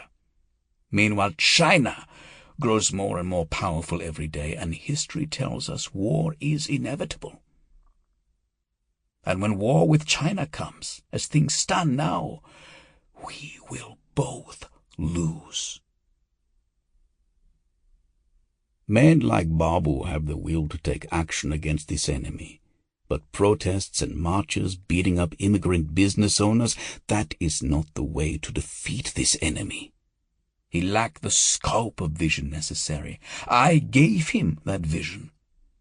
And Bernato shared my vision as well. He helped with the technical particulars. That's what's on the drive, Caine asked. Information from Bernato. Kusaka smiled. So you weren't able to access the drive, were you? I was curious. I took great pleasure in questioning Hitomi about that. Now I know she wasn't lying. Where is Hitomi now? What did you do with her? Kusaka waved his hand in the air, dismissing Caine's concerns with a gesture. Don't waste your time on Hitomi. That girl, she's my one bad habit. The weakness I just can't kick. I suppose it's better this way. Now that she's back where she belongs, under my control, I can give her a proper goodbye. You know that's your daughter you're talking about. Kusaka's face flared with anger, and he pounded the table with his fist. What do you know about it? You think she's the first girl to show up at my door? Desperate for money, for a better life, for the acknowledgement of my blood in her veins? She's another example of the cancer eating this country from the inside out. Caine watched Kusaka build himself into a seething rage. The old man's eyes stared forward, but they were no longer focused on Caine. It was as though Kusaka was looking through him, not even seeing him. Somehow he saw the object of his rage and anger instead. Just a half-breed whore, he shouted. I don't care who she is. I don't care what she is. All she means to me is... Caine lunged forward, cutting off Kusaka's rant in mid-sentence. Grabbing the metal ring in front of him, he swung his legs up into the air and slid his body forward on the table. The old man lurched backwards, but he was too late. Caine's legs clamped around his neck. Kusaka gasped for breath. He strained to break free of the hold, but Caine locked his ankles and twisted his torso. Using his legs, he dragged Kusaka forward onto the table. Then he began to squeeze. I don't care who you are either, Caine hissed through gritted teeth. He clenched his legs tighter. The door exploded open. 5 Caucasian men wearing body armor and tactical gear stormed into the room. Caine looked up. White guys, unmarked body armor, gray polo shirts. Definitely private security contractors, he thought. Probably on the CIA's payroll. "Jesus Christ!" one of them exclaimed. "What the fuck is this?" The Japanese official escorting them began shouting in Japanese. Kusaka threw his body weight back and forth, struggling to dislodge Caine's chokehold. One of the contractors walked up to Caine, raised his rifle into the air, and slammed it down on Caine's skull. The blow snapped his head back, but he held his grip on Kusaka. The contractor slammed the rifle down 2 more times, and Caine's body collapsed. He slumped down on the table and his legs went limp. The old man leapt up, coughing and gagging. One of the contractors helped him stand. "Are you all right, sir?" Kusaka pushed the man away. "I'm fine," he sputtered, overcome with another fit of coughing. "Just get him the hell out of here. I'm sure you have your orders." "Yes, sir," he answered, and turned back to his men. "Secure the prisoner." Caine rolled over on the table. Blood streamed from the impact wound on his temple. He stared up at the man who had battered him and spit blood into the air. The man leaned in close and whispered into his ear. "Bernato says hi, asshole." Then he clubbed Caine across the face 1 more time. Caine's vision went dark. Chapter 35. Mariko flung open the door to Office 257, the office of her superior. She marched up to his desk as his assistant rushed in behind her. "Excuse me," the flustered young woman said. "I told you Director Yamamoto is on an important call. You can't just—" Mariko glared at the woman, and her complaint died down to a whimper. A middle-aged man with a long, gaunt face and thinning gray hair held a phone receiver to his ear. His uniform's silver buttons and trim gleamed with a polished shine. Behind him, the windows of his office offered a breathtaking view of the morning sun as it rose over the bustling Tokyo metropolis. Director Yamamoto looked at Mariko, then turned to his assistant. "It's fine, Hiro-chan," he said. "You can leave us." He spoke into the phone. "Hi, I understand.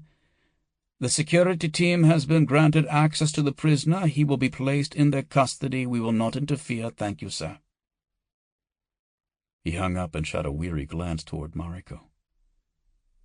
"Officer Murase, please sit down." Mariko did not sit. "Sir, you're turning over Caine without a debriefing? No questioning, no interrogation? I wasn't even allowed access to him, and he's my prisoner. Sit down."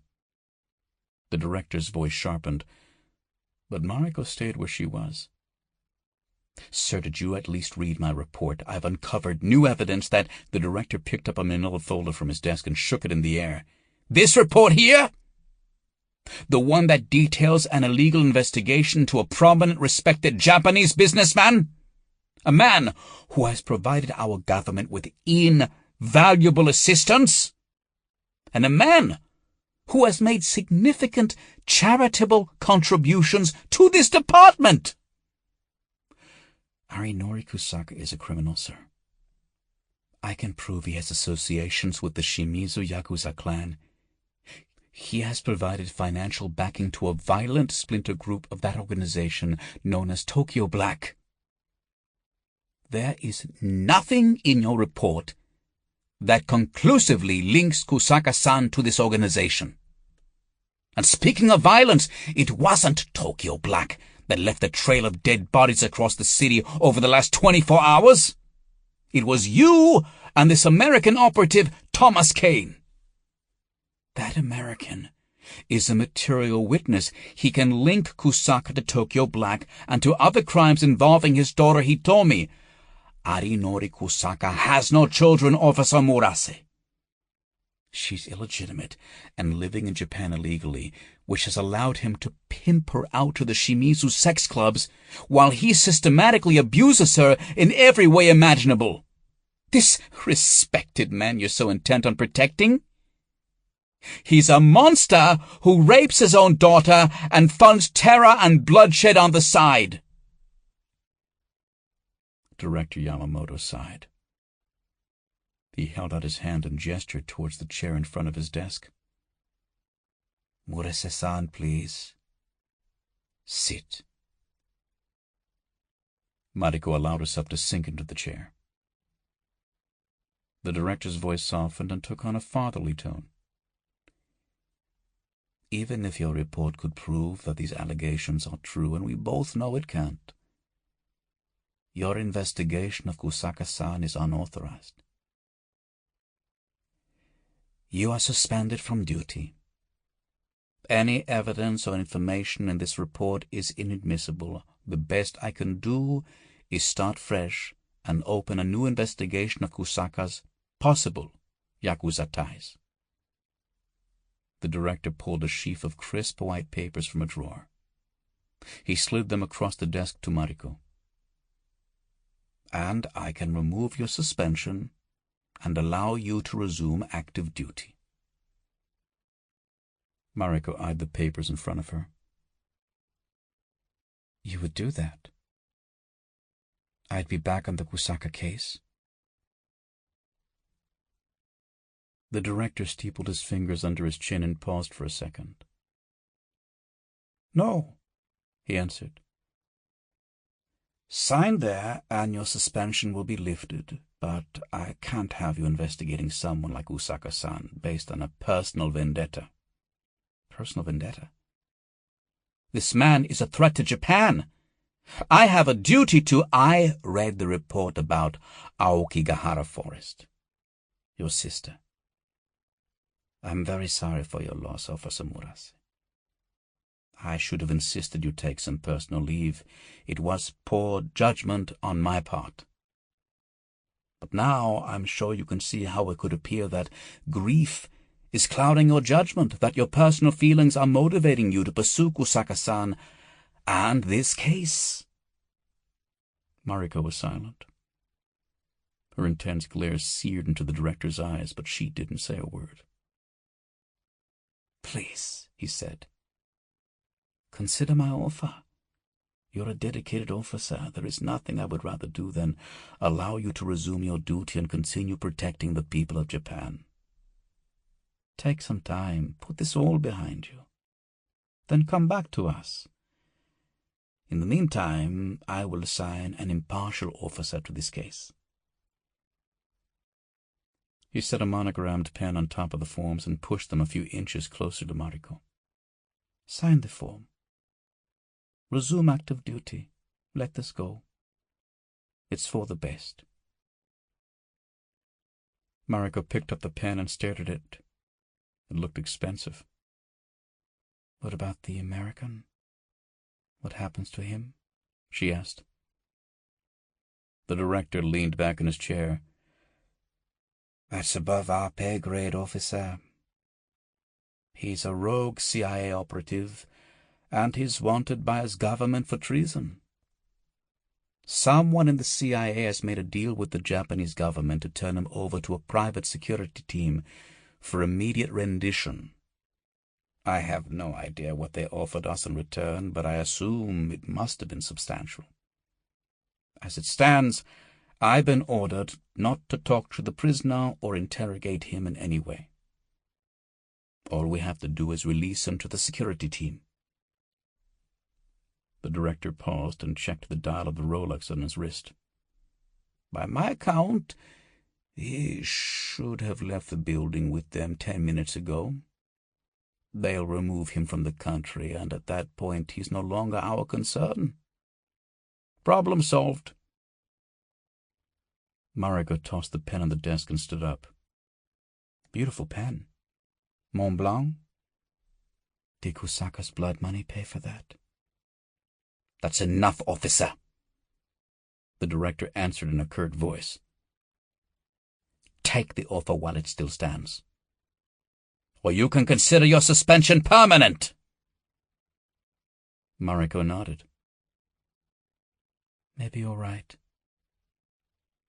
Maybe I do have a personal stake in making Kusaka pay for his crimes, but unlike you, my devotion to my duty is not for sale.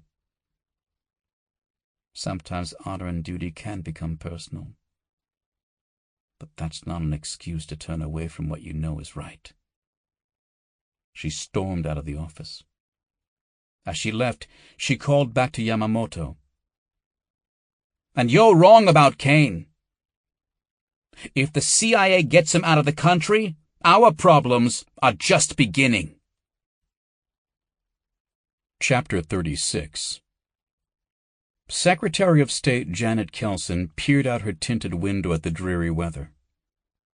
As the limo pulled up to the American Embassy in Asakusa, tiny droplets of rain drizzled down the glass. The dark gray skies did little to flatter the architecture of the embassy building. A heavy-duty iron fence surrounded the plain concrete structure. The building sat on a thin slice of land leased from the Japanese government.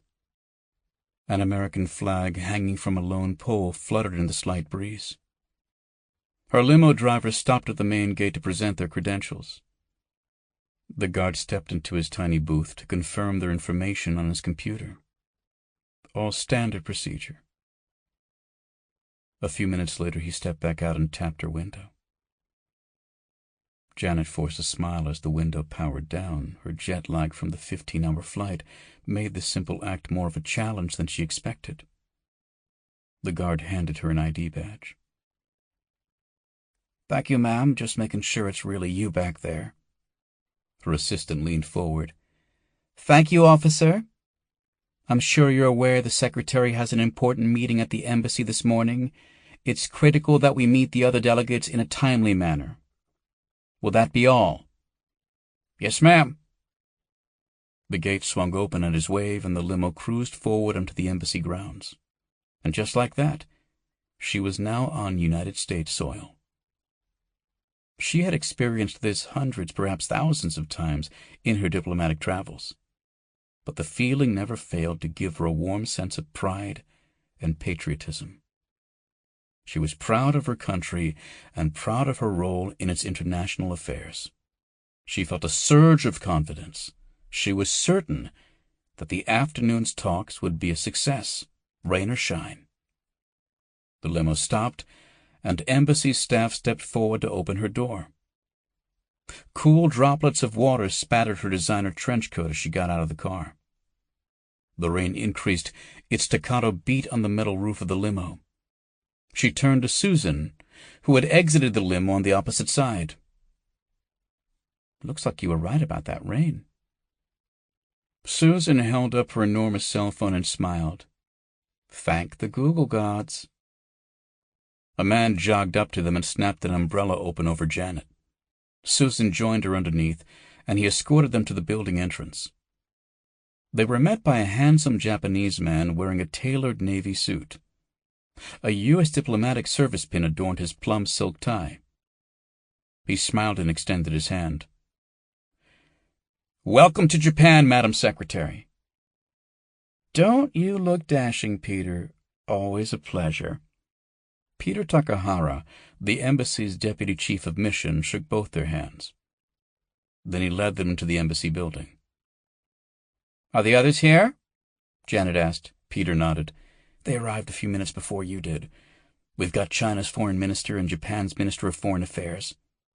Both are complaining that they're hungry, but otherwise I'd say they're in good spirits." "Well, I can't say I blame them," Janet whispered as Peter led them into the foyer. They marched through a series of ornate white columns that circled the room. Beige settees surrounded a navy throw rug in the center of the room. An American eagle was woven into its fibers. One of the eagle's talons clutched an olive branch, the other a quiver of arrows. It stood ready for peace or war.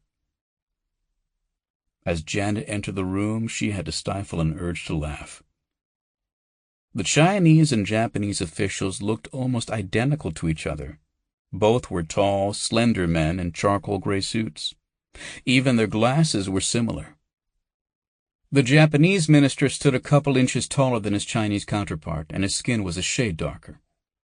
She shook his hand, then turned to the Chinese foreign minister. "Gentlemen, please accept my apologies. I'm so sorry I'm late." The diplomat's smile was thin, but he nodded. "Of course, Madam Secretary. After all, you did have the longest flight." Staff photographers darted forward to snap pictures as the officials greeted each other. They all shook hands and shared polite laughter. "Well," Janet said, "I understand we've all managed to work up quite an appetite this morning. I've asked the kitchen to prepare a specialty from the American South. Biscuits and gravy. What do you say we save the photo ops for after breakfast? Then we can visit these islands on a full stomach." The officials nodded their consent.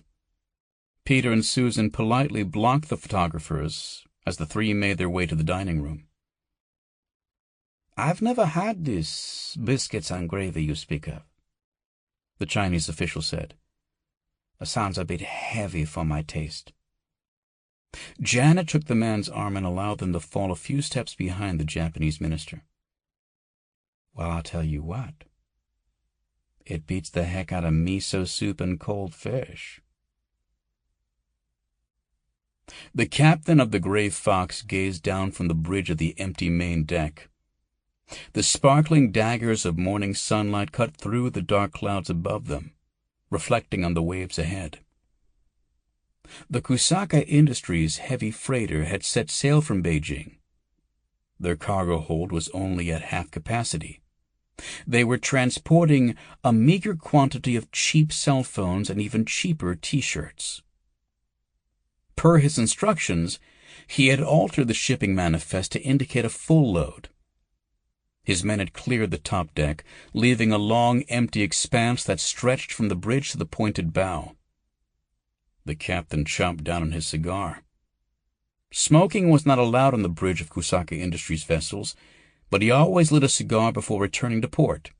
It was an old tradition, one he expected to take with him to his grave. After a few deep puffs, he turned away from the window. According to the ship's GPS navigation equipment, they were just inside Japan's territorial waters. The huge freighter was positioned between the Sea of Japan and the East China Sea. Several hundred miles west, out of sight on the distant horizon, lay South Korea and their insane neighbors. And south of that, the behemoth China. Less than 100 miles off their starboard bow sat the Senkaku Islands, the disputed rock stirring up all the recent political turmoil. The captain shrugged. He wasn't much for politics. Japan claimed the islands belonged to them. China rattled its sabers and occasionally flew drones and fighter jets over the disputed territory. The captain had seen a share of bar fights in the seediest ports of call all around this world. The latest eruption bore all the markings of two drunkards, posturing and puffing their chests for the crowd. They would throw a few half-hearted punches, then slink back to their beers. All the captain cared about was getting paid, and taking on this extra assignment for Kusaka-san promised a lucrative payday indeed. He cracked his knuckles and smiled. In the next 5 minutes, he would make more money than he had all year. He took another puff of his cigar and turned to the small group of men behind him. He had ordered all general crew to clear the bridge and wait below decks. Equipment inspection, he had told them. The only men left stood behind him, talking in low, quiet voices. They were all dressed in identical black suits. He wasn't exactly sure who they were. They looked like Yakuza to him. He had dealt with plenty of those types during his tenure in the shipping industry, but these men seemed different somehow. They exhibited none of the bravado or swagger of the gangsters he had encountered in the past. These men were quiet, driven, and purposeful. The captain cleared his throat and coughed. The men stopped talking and turned to face him. "We're in position," he announced. One of the men, a tall, slim figure who towered over him, nodded. He issued a quiet stream of orders to his comrades. The other men bowed and shouted, "Hi!" in unison. They cleared the bridge except for the tall man. He remained standing next to the captain. The two men watched as the doors of a large steel cargo container swung open. A few minutes later, a black missile-like form was wheeled out onto the empty deck. Painstakingly refurbished and modified, the aircraft was a Chinese-made Lijian Mark II, also known as the Sharp Sword. It was an unmanned aerial vehicle, or UAV for short. The drone cast a sinister shadow on the freighter's empty deck. Its sweeping wings and bulging fuselage were covered by rubbery black, radar-reflective material. It resembled some sort of huge, predatory nocturnal bird. The captain turned away from the window. "When do I get paid?" The man beside him grunted, but did not look away as his men scurried about the drone, preparing it for flight. "Soon. We will all receive our rewards soon." The tall man slipped in an earpiece. "Final check. Report," he said. The captain could not hear the response, but the tall man nodded. "Begin final countdown." His lips moved as he silently counted down from 10. The men outside maneuvered the drone into position. The empty deck of the ship stretched before it. Once the drone was in place, the men scattered and took cover behind the cargo container. The countdown reached 0. The drone's engines flared to life, and the sinister black craft charged forward. It rapidly gained speed. Although the Chinese denied it, many believed the Lijian Mark II was based on stolen American plans for the US X-47B. Like that device, the drone was designed for aircraft carrier deployment. The Gray Fox was no aircraft carrier, but its upper deck was within operational tolerances for takeoff. The drone screamed towards the end of the deck. The captain sucked in his breath. He watched as the craft tore across the metal surface. It charged closer and closer to the edge and the churning sea waters below. "What if the damn thing falls into the drink?" he thought. "How do I get paid then?" The drone was operating on autopilot. There was nothing the captain or anyone else on board could do to assist the aircraft. It would either take off and fly to its predetermined coordinates, or it would not. His companion showed no trace of emotion as he watched the drone speed towards the end of the deck. At the last second, inches away from crashing into the ship's bulkhead, the drone lifted into the air. It soared above the ship's deck, rising to the clouds above. The captain raised his fist in the air and cheered, "Banzai!" The tall man nodded and spoke into his earpiece. "Takeoff successful. Prepare for Phase 2. For Japan." The captain slapped him on the back. "Now we all get paid, eh?" he exclaimed with a wide grin. "Hi. Now we have the honor of serving Japan with the ultimate sacrifice." The man keyed in a code on the cell phone and then slipped the device in his pocket. The men outside sat down on the deck and stared up into the dark, cloudy sky.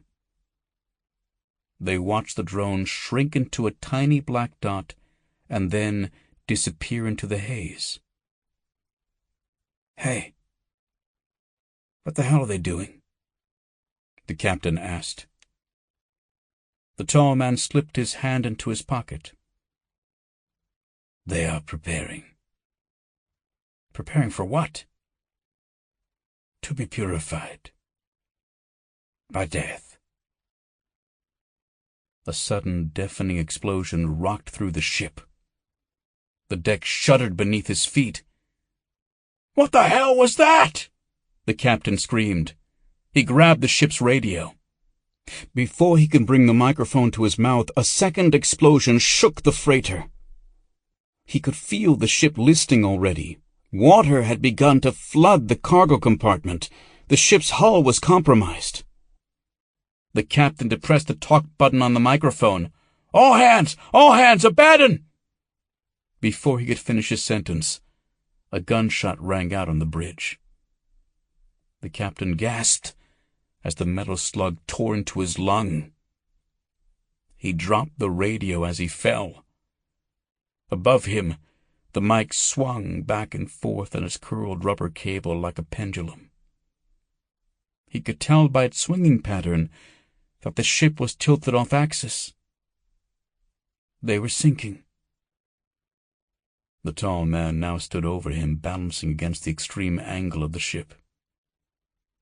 He was aiming a heavy pistol down at the captain. The captain held up a hand in protest. The tall man fired again. A bloody hole opened in the captain's hand. The bullet tore through his flesh and buried itself in his chest. His attacker knelt down to whisper, "You and your crew will also be purified. Together, we have raised the sword. Others will use it to strike the death blow." As the captain's vision faded, he heard more muted gunfire, followed by screams. He caught a glimpse of the gray clouds outside the window before the ship lurched again and they slid from his view. As he faded from the world around him, he thought of the drone streaking through the sky. An arrow of death launched from the black heart of the underworld. He hoped there was no underworld, no heaven, and most importantly, no hell.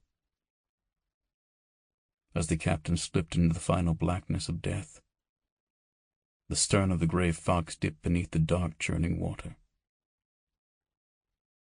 The men on the deck and the tall man on the bridge sat with their legs crossed in the lotus position. Frigid water surged into the ship. The tall man gasped as the freezing chill of the ocean struck his body. But he did not move. He looked forward, determined to stare death in the face as it came for him. And death did come. The massive freighter disappeared underwater. Only the scattered flotsam and a few floating corpses marked the fact that it was ever there. Soon, the ocean's churning waves would disperse even these last bits of evidence. High up in the clouds, oblivious to the death and destruction below, the drone continued its relentless flight towards Japan. Chapter 37. Caine awoke to utter blackness. His head throbbed and ached. He gasped for breath. The darkness surrounded him. He realized he was wearing a hood. He couldn't see a thing under the sack covering his head. The smell of sweat and canvas triggered a surge of panic through his body. The hood reminded him of his days of imprisonment with the White Leopard clan. For a few seconds he was certain that he was back there in the desert. Everything and everyone else was just a dream. The mission, Rebecca, Hitomi, Mariko. They were hallucinations, phantoms. The pain and the screaming were his only reality.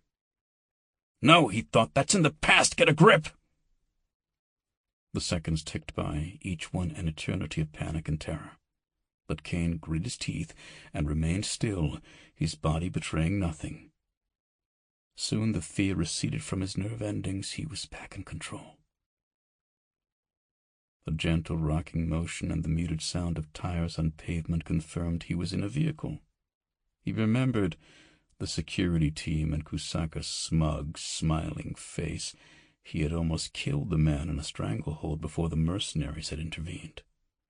They had beat him senseless, but they hadn't sedated him. Sloppy. A breach of standard rendition procedure. Bernardo must have contracted these men in haste.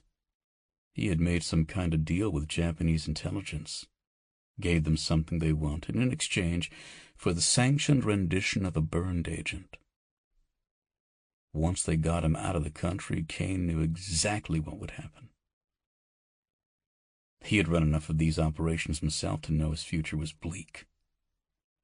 They would either shoot him or dump him in a black site prison, a place from which he would never resurface. Either way, he knew he had to act before they arrived at the destination. Every second he delayed was a second closer to his death. Caine listened. He heard men rustling, breathing, grunting. They did not speak, but he was able to piece together a mental picture of their positions in the vehicle. The driver sat in front of him, to the left. He could hear the man sigh and curse under his breath as they hit traffic. That meant they were most likely still in Tokyo. To his right sat another man. He heard a soft metallic clacking coming from that direction. It was a quiet rhythmic sound that matched the bouncing of the vehicle over the pavement. The sound was subtle, barely noticeable, but it was a sound Caine knew well. It was an automatic rifle, clattering against its sling as the vehicle vibrated. Caine pegged the man next to him as the one who had beaten him unconscious. It was impossible to be sure, but he had a gut feeling. Either way, he knew the man was armed. Assuming another man sat in the front passenger seat, he was dealing with 3 captors. The other men would be in a second vehicle, most likely a blocker car traveling ahead of them. Their job would be to keep an eye out for any possible resistance. Caine let the motion of the vehicle rock him backwards. Without appearing to move, he rolled onto his back and let his head loll against the side of the vehicle. Judging by the amount of space in the back seat, he assumed they were in an SUV. He didn't much like his chances of taking out 3 armed men while blindfolded and restrained, but he didn't have much of a choice. If he was going to die, he would die fighting, not drugged up in some concrete bunker, lost in whatever country the CIA was farming its torture out to these days. Caine tensed his muscles and prepared to make his move. The vehicle gained speed as traffic eased up. Then the brakes squealed to life, and momentum rolled him forward. He knew the man next to him would be off balance as well. Caine jerked his legs backwards. In one fluid motion, he slipped his feet through his tied arms. Before the man next to him could react, he lashed both legs out in a powerful kick. The blow cracked the man's skull against the side window. "Holy shit, the fucker's awake!" a voice shouted from the front seat. The man to his right grunted. Then the jingle of the rifle strap rang out. Caine knew it was only a matter of time before the man clubbed him again or took a shot. Caine honed in on the metallic sound and kicked until he made contact with the rigid firearm. He drove it backwards and heard the man grunt again as the rifle smashed into his face. "How do you like it, asshole?" Caine thought. He rolled forward as the vehicle swerved back and forth. The driver reached back and struck him with a security baton. The coiled steel snapped across his back. A burning pain eclipsed all other sensations. The baton had struck his spine, square between the shoulder blades. Caine collapsed to the floor of the vehicle. He twisted his body forward, shielding his vitals. The man to his right began stamping down on his back. "You son of a bitch!" he roared, as his heavy combat boots battered Caine's flesh. As the rain of kicks and blows continued, Caine's vision began to blur. An arm wrapped around his neck and dragged his head up in a chokehold. A harsh whisper breathed in his ear. "You know," the voice hissed, "we're supposed to get you out of the country before we do you. But hey, sometimes accidents happen." Caine coughed as the man's forearm dug into his windpipe. His attacker's other arm pressed down on the back of his head, driving his neck forward. Caine became lightheaded as the hold reduced the blood flow to his brain. He tried to pummel the man with his bound hand, swinging them up and over his shoulder, but his awkward position beneath the seat made it impossible to land a hit. With each passing second, his strength ebbed away as his brain began to suffocate. The naked choke variation on a jiu-jitsu maneuver was a dangerous hold. If applied past the point of unconsciousness, it could easily cause brain damage or even death, and Caine had the distinct feeling his assailant had no intention of letting him go. Caine forced his weakened legs to lift his body up, sliding his head up his attacker's chest. When he felt the man's breath on his neck, he tipped his head forward. A split second later, he slammed it backwards. The back of his skull crushed into the man's face. The mercenary howled in pain and loosened his grip. Caine let his body go limp. He dropped like a stone, slipping out of the stranglehold. As he fell back to the floor, the edge of the hood caught on the man's forearm and pulled halfway up. A burst of daylight flashed into Caine's face. He squinted, struggling to focus on his surroundings. The blood rushed back to his head, and he felt even dizzier than he had when suffocating. The vehicle continued swerving left and right. The driver swung his baton again, just missing Caine's face. The blow struck his shoulder with a loud crack. Caine winced, and it took all his willpower not to vomit on the floor. The pain, dizziness, and careening vehicle all conspired against his diminished senses. He shook his head, and his vision began to clear. He caught a glimpse of the man next to him, hands covering his face as blood gushed from a broken nose. Then the front passenger twisted around and pointed a pistol at him. He heard the click of the hammer and found himself staring down the barrel of a Colt .45. He closed his eyes. Once the man fired, he wouldn't have even a second to feel the pain before his head exploded into a bloody pulp. The explosion was deafening as the gun fired. Mariko stepped on the gas and the gray sedan leapt forward. She wove in and out of the stop-and-go traffic, ignoring the angry beeps and shaking fists as she disrupted Tokyo's morning commute. Up ahead, she saw the twin black SUVs. They were stopped in a line of cars waiting to turn onto the Shuto Expressway. Based on their route, she guessed they were traveling to Haneda Airport. A private aircraft would no doubt be waiting there, ready to whisk them out of the country.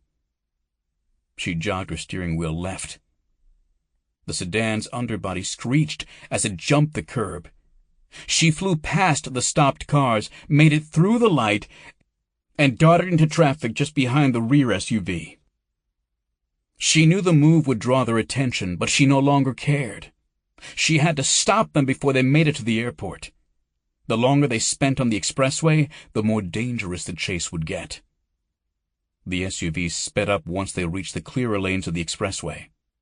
Then the rear vehicle began to swerve back and forth. The swaying vehicle clipped the rear end of a delivery van as it chugged past them.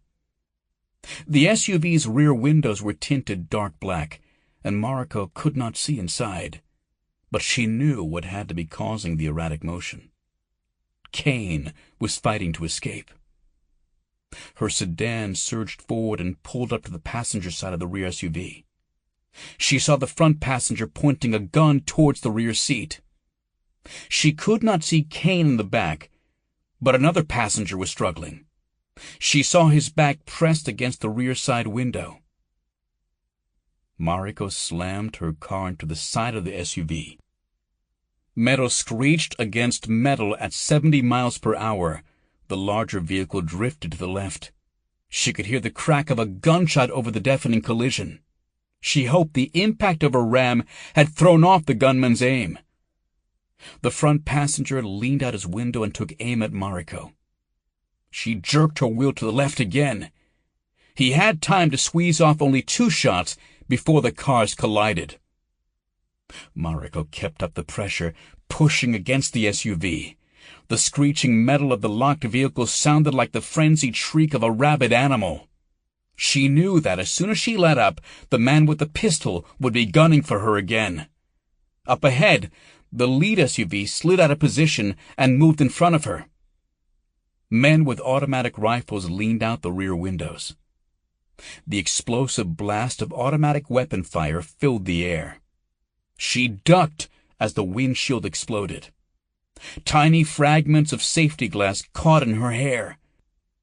Bullets whined and screeched as they tore into the metal frame of the car.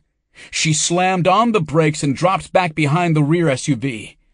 The big black vehicle was still weaving across the road, but at least it provided some cover from the riflemen. Then, a few seconds later, the vehicle straightened out and stopped swerving. It fell back in line with the lead SUV. Now what? She thought. She knew she had to keep them off balance, keep them reacting. Otherwise, it was only a matter of time before they killed both her and Caine. She stepped on the accelerator and braced herself. Her sedan slammed into the vehicle's rear bumper. The SUV lurched forward and struck the vehicle in front. The impact threw the riflemen off balance. The armed men were unable to recover as the vehicle exploded forward. "Yatta!" she exclaimed. She had made an opening. She charged forward past the rear SUV. As the forward vehicle straightened out, the gunman on her side raised his rifle. But before he could fire, her rear windshield collapsed into a sparking curtain of broken glass. The driver of the SUV behind her was shooting at her as well. She ducked just as the lead gunman opened fire. More bullets tore through the car. It was only a matter of time before one of them found its target. Keeping her head low, she spun the steering wheel and hit the gas. The front corner of her sedan slammed into the rear wheel of the SUV. The driver slammed on the brakes, but she forced her foot down even harder on the shaking accelerator pedal. The gunfire stopped, and she popped back up in her seat. The SUV fishtailed in front of her and skidded sideways. The driver was frantically spinning the wheel, trying to regain control. But the corner of her sedan was still pushing the rear of the SUV forward, forcing it into the skid. To her left, Mariko saw they were entering a cloverleaf exchange, a wide sloping traffic circle that would carry them up and over the lower expressway. She pulled her pistol from her leather jacket and took aim at the driver's front wheel. She fired. The tire exploded in a cloud of smoke and shredded rubber. The SUV continued to skid straight forward, moving against the curve of the road. Mariko revved the accelerator again, pushing the vehicle forward even faster. Then she jerked the wheel to her right and darted away. There was a split second of silence as the lead SUV tipped and flew into the air. Then gravity took over, and the huge metal body crashed back down onto the pavement. The frame twisted into a lump of crumpled metal as it tumbled over and over, rolling towards the edge of the overpass. With a screeching roar, the SUV slammed up against the metal guardrail. The thin rail snapped under the weight of the heavy vehicle. It crashed through and teetered over the overpass. As it fell down to the expressway below, the twisted metal ribbons of the severed rail caught in the rear axle. The vehicle lurched to a stop. It swung back and forth, hanging over the road below, like a grisly pendulum of twisted metal. Mariko's relief was short-lived. A quick glance in her mirror showed the rear SUV gaining on her. The front passenger was leaning out his window. He was now armed with an automatic rifle. She screamed as a hail of bullets slammed into the rear of her car. Chapter 38. Back in the SUV, Caine had managed to pull himself onto the rear seat and pin the mercenary against the window. He had felt the impact as Mariko rammed the vehicle over and over. Her sudden attack had allowed him to use the other men's distraction to his benefit. He twisted his head and saw the front passenger fire his assault rifle at Mariko's gray sedan. Caine grit his teeth and threw himself back to the floor of the vehicle. He tensed his body as the merc in the back seat recovered and began kicking at his bruised shins. Ignoring the pain, Caine reached forward between the seat and door frame. His fingers wrapped around the seat release lever. He yanked it backwards. The front passenger seat tilted back, driving the gunman's aim up and away from Mariko. The headrest slammed into the face of the merc in the rear seat, and Caine grinned with satisfaction as the man cried out in pain. He swung his legs up and struck the jaw of the man in the front seat, knocking his head against the doorframe. As he lifted himself into a sitting position, Caine saw Mariko's vehicle. The sedan was riddled with bullet holes. He could see Mariko inside as she drifted left and accelerated. She was trying to get out of the line of fire. Caine paused for a split second. The man next to him lifted his battered face from the headrest and aimed his weapon at Caine's head. The front passenger recovered and began to raise his rifle out the window. The driver turned the wheel, bringing the vehicle behind Mariko. He was lining up the perfect shot. In that split second, Caine noticed one thing. None of them were wearing seatbelts. Without hesitation, Caine grabbed the belt over his left shoulder, looping it over his arms and chest. He threw his body forward. His fingers curled around the vehicle's emergency brake. He yanked it upwards with every ounce of strength he had left. The rear wheels locked. The tires shuddered and screamed as they bounced across the pavement. Everyone in the car, Caine included, was thrown forward. A white-hot dagger of pain lanced through his battered body as the seatbelt jerked him backwards. The driver's face smashed into the windshield. He fell back in a daze, his hands slumping off the wheel. The passenger dropped his rifle and reached over to grab it, but he was too late. They were traveling too fast. The wheel spun in his hands, and the entire vehicle lurched sideways. Caine let his body swing from the seatbelt. He kicked the rear mercenary in the head again. The man smashed into the side of the car. He reached out for Caine, but he was fighting against gravity. The entire vehicle was tipping over in his direction. Caine wrenched himself onto the seat and clicked the shoulder belt across his body. The pavement rushed up to meet them. The side windows exploded inwards as the vehicle flipped and rolled.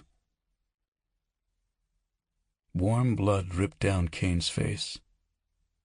He wasn't sure if it was his.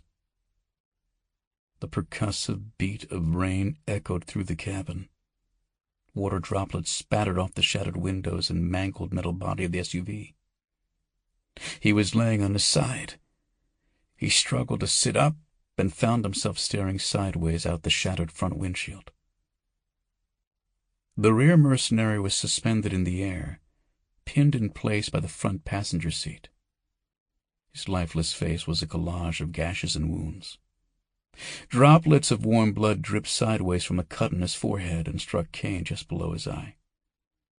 No, Caine thought, I'm disoriented. The blood wasn't dripping sideways. The entire vehicle was sideways. It had stopped rolling and come to a rest on the pavement with the driver's side facing down. He patted down his body. Waves of pain shot through his limbs as he applied pressure to several bruises and small gashes, but nothing appeared broken. With a grunt, he unlatched the seatbelt. The aches and pains intensified as he moved, but he ignored them and began patting down the contractor next to him. He removed the man's pistol, an American-made Kimber 1911, chambered in .45 ACP. Using the butt of the pistol, he smashed through the spiderweb of cracked glass in the passenger side window. He held his head up, allowing the cool rain to soothe his battered face and wash away some of the blood. Then, bracing himself for another wave of searing pain, he crawled up and out the shattered window. He dropped to the pavement and surveyed the wreckage. The SUV had flipped into the path of traffic, and a small pileup of cars surrounded him. Luckily, no one else seemed hurt. Footsteps approached across the wet pavement. He spun around, raising the pistol in his still-bound hands. But it was only Mariko. She jogged through the rain towards him, wet wisps of dark hair plastered to her face. "Daijoubu desu ka? Are you okay?" Caine nodded. "Thanks to you. You saved my life." Mariko brushed the hair from her eyes. "Kusaka's paid off my superiors. They offer to put me back on duty as long as I drop this investigation. They think he's just a rich businessman trying to avoid a sex scandal. You're the only person I've met who knows that Kusaka is tied to Tokyo Black. So, in other words, you were just doing your duty. She slipped the utility knife from her back pocket and cut through his bonds. Of course. But if it makes you feel better, when this is all over, you can buy me dinner. Caine nodded, then groaned in pain as he flexed his wrists. The muscles in his neck and arms burned. Deal, he grunted. Anywhere you want to go. Mariko took his arm as they limped towards her battered gray sedan. We've got about 5 minutes before the police show up. And based on what I told my director to go do with himself, I don't think I'm going to be able to talk our way out of this. Caine let her help him into the passenger seat. As he buckled the seatbelt, she slid in and started the car. The engine sputtered and wheezed, then roared to life. What's next? She asked. Caine was silent for a second. Kusaka came to visit me just before the security team showed up. Whatever he's planning, it has something to do with China. He sounded obsessed. He blames China's rise in economic power for all of Japan's problems. Mariko maneuvered around the wreckage on the freeway and sped off down the expressway. She said with a nod. That's a common sentiment in Japan these days. We've always had an uneasy relationship with China. Many right-wing political groups feel our government has caved in to China's demands, that we have allowed our shame for our actions in World War II to allow China to flourish at our expense. But that still doesn't tell us what he's planning. Caine stared out the side window. Right. Head for Roppongi. Mariko looked over at him. What's in Roppongi? He did not look back at her. Instead, he studied his reflection in the rain-spattered window. A ruin of cuts and bruises stared back at him. Apparently, he growled, Kusaka and I have a mutual friend. Chapter 39. They parked in the alley outside the Yoshizawa koi farm. Caine drew his pistol and stalked towards the metal garage door. I thought we were visiting a friend, Mariko whispered. She drew her own weapon and scanned the alleyway for danger. Yeah, well, there seems to have been a slight misunderstanding. Just follow my lead. Mariko nodded and took up a position next to Caine. Caine rapped on the door, following the same knocking pattern Koichi had used earlier. For a few minutes, nothing happened. Then the door began to roll up. Caine held his pistol ready. But as the door rose, he found himself staring into Koichi's wrinkled face. The man looked pale and withered, but his eyes burned with dark intensity. He was flanked on either side by Yoshizawa's Yakuza soldiers, greased hair, shiny suits, definitely armed. Koichi, I thought you'd be in the hospital. I was. Then some of my men called to tell me about what happened. Mariko looked Koichi up and down with surprise. The hospital just let a gunshot victim walk? And the police didn't stop you? Koichi made a dismissive gesture. Cops? Who has time to talk to cops? That's what lawyers are for. When the Oyabun of a Yakuza clan is murdered, his second in command can't just lay resting in bed, now can he? The old gangster maintained a stone-faced expression, but Caine could see pain in the lines around his eyes. He knew it was not from the man's injuries. So it's true, he asked. Isato is dead. Koichi nodded and hobbled away from the door. Caine and Mariko followed as he led them past the pools of koi. Despite the death of Isato and the chaos that had followed, the old man in the blue windbreaker was still there, He was still singing to the fat koi as they swam in their pools. The old man looked up as they passed. A grave, serious expression hung on his face. Caine felt a strange emptiness in the pit of his stomach. Isato had been a criminal. The Yakuza liked to project an image of modern-day Robin Hoods, rebels who stood for the people of Japan. But he knew most Yakuza clans were involved in drugs, prostitution, arms dealing. To rise to a position of power as Isato had, the man certainly had blood in his hands, but then again, Caine knew he had spilled his share of blood as well. Caine couldn't say the world wasn't better off without a man like Isato in it, but he also couldn't deny there was something about the old man he had respected. And he was Kenji's father. They were bound together in a debt of honor that night years ago. The old bullet wound in Caine's shoulder began to throb. "I'm sorry, Koichi. I know he was like a father to you. But you must know I didn't kill him." Koichi uttered a short, pained laugh. "Of course I know. You think we'd be standing here talking if I thought you had?" The old man shook his head. "I wish you had killed him. That would be far less painful than the truth." Koichi looked over at Mariko. "Chotomate, she's a cop, right?" "I'm suspended from duty," she said. "I'm just here as an observer." "Then observe the fish," Koichi said to her.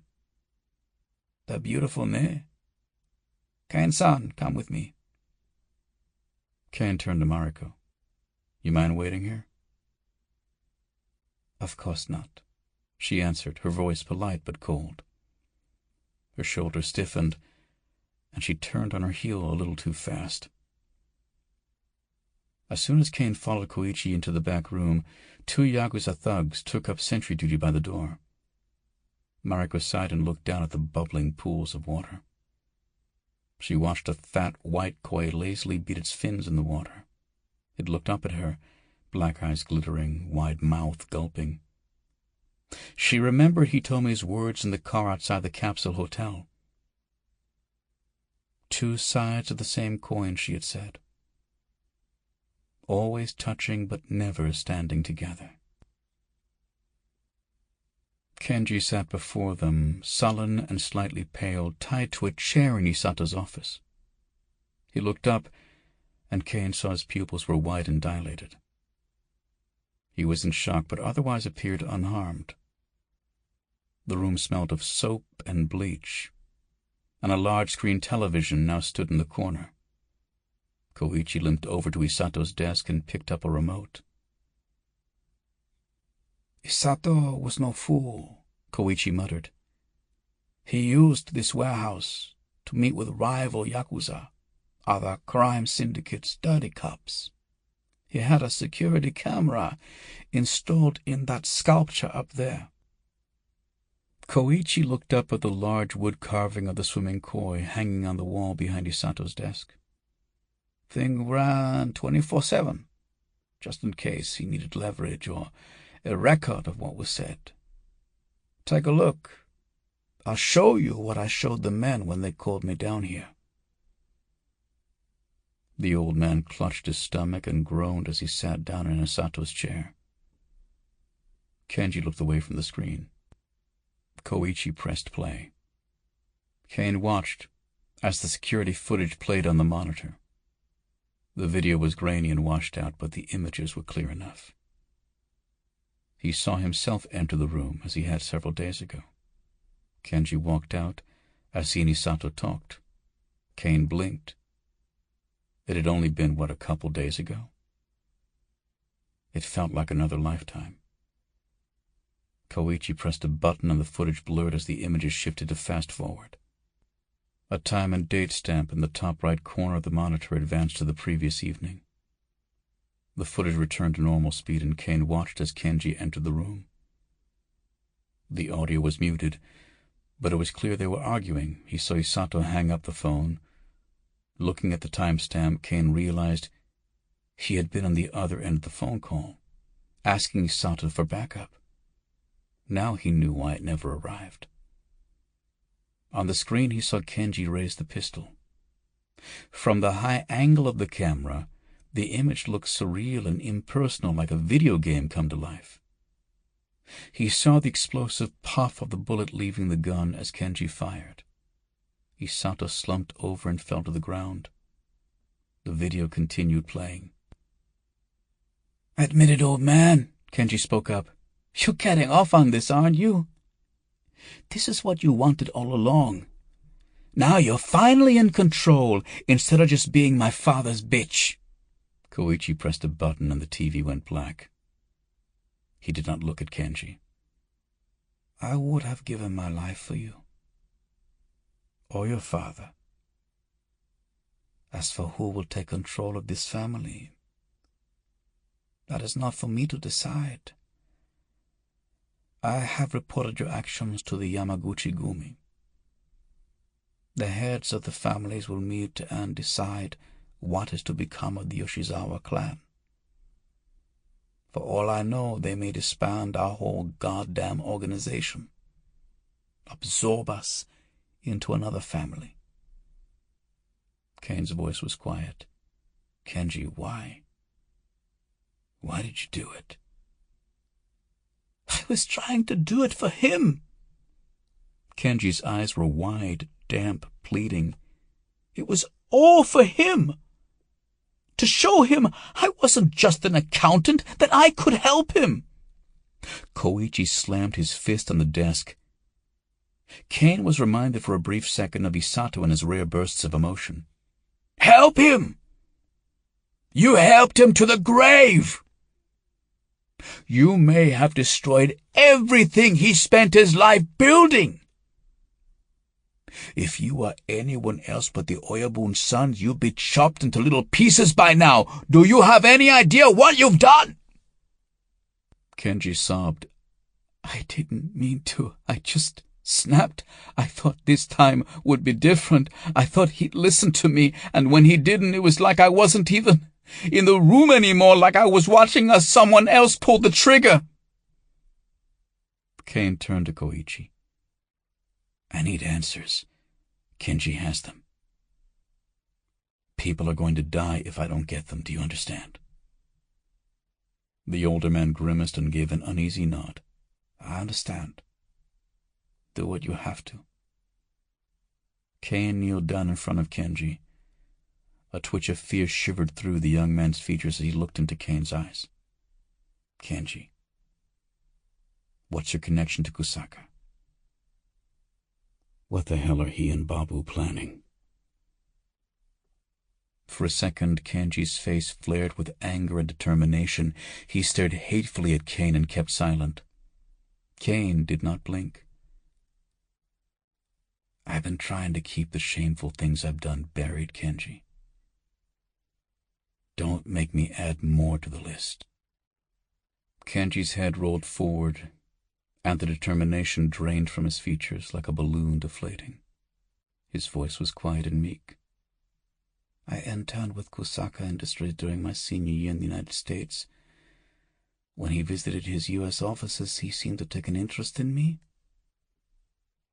Took me under his wing." Koichi threw the TV remote against the wall. The young man jumped as it shattered into plastic shards and clattered to the ground. "You idiot! What are you, a schoolgirl? He knew who you were. He took an interest in you because he wanted influence in the Yoshizawa clan." Kenji laughed. "Then he picked the wrong kid. You know better than anyone my father never listened to me. Kusaka respected me more than my father ever did." Anyway, when Babu was released from prison, Kusaka shifted his attention to the Shimizu clan. He helped Babu splinter the clan and reshape it into Tokyo Black. He said he needed an army of pawns, and Babu's fanatics fit the bill. Christ! What those men did to themselves? They're all fucking crazy. But what does Kusaka want? Caine asked. What is this all about? The young man took a deep breath. I don't know all of it, but one of his deep-sea salvage operations recovered a damaged Chinese drone. They dredged it up in the waters between China and Japan. He managed to keep his political leanings quiet, and he has powerful business connections to Chinese aerospace industries. He found out where it crashed and was able to recover it before the Chinese government did. They didn't report it missing because it went down in disputed territory. It's a prototype, some kind of advanced stealth technology. Caine stared at Kenji in shock. A prototype? Is it armed? The young man shook his head. No, it wasn't carrying any weapons, but Kusaka-san had his engineers gut it. They ripped out any non-essential systems and packed the body full of explosives. Whatever that thing hits, it's over, vaporized. It's just a big flying bomb now. Koichi leaned forward in his chair.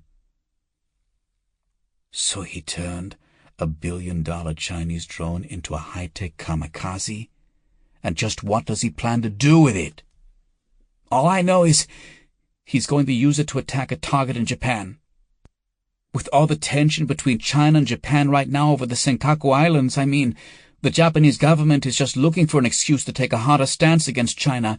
Something like this. The match that lights the fuse, Caine finished.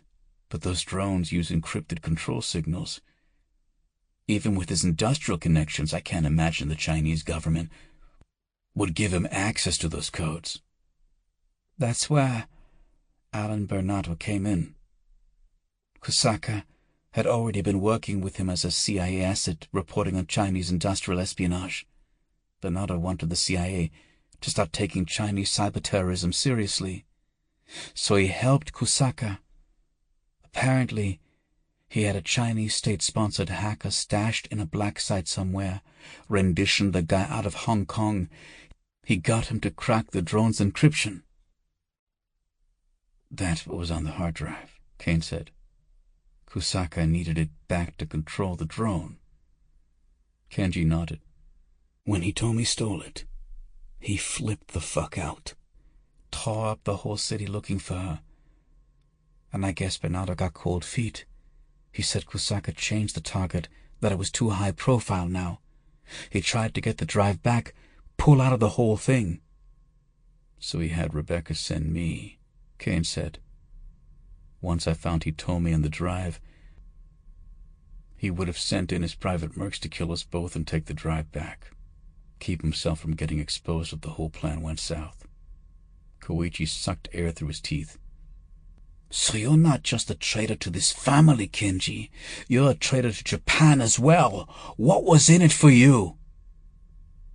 Once this thing blows up, China's economic relations with Japan and the West are going to tank.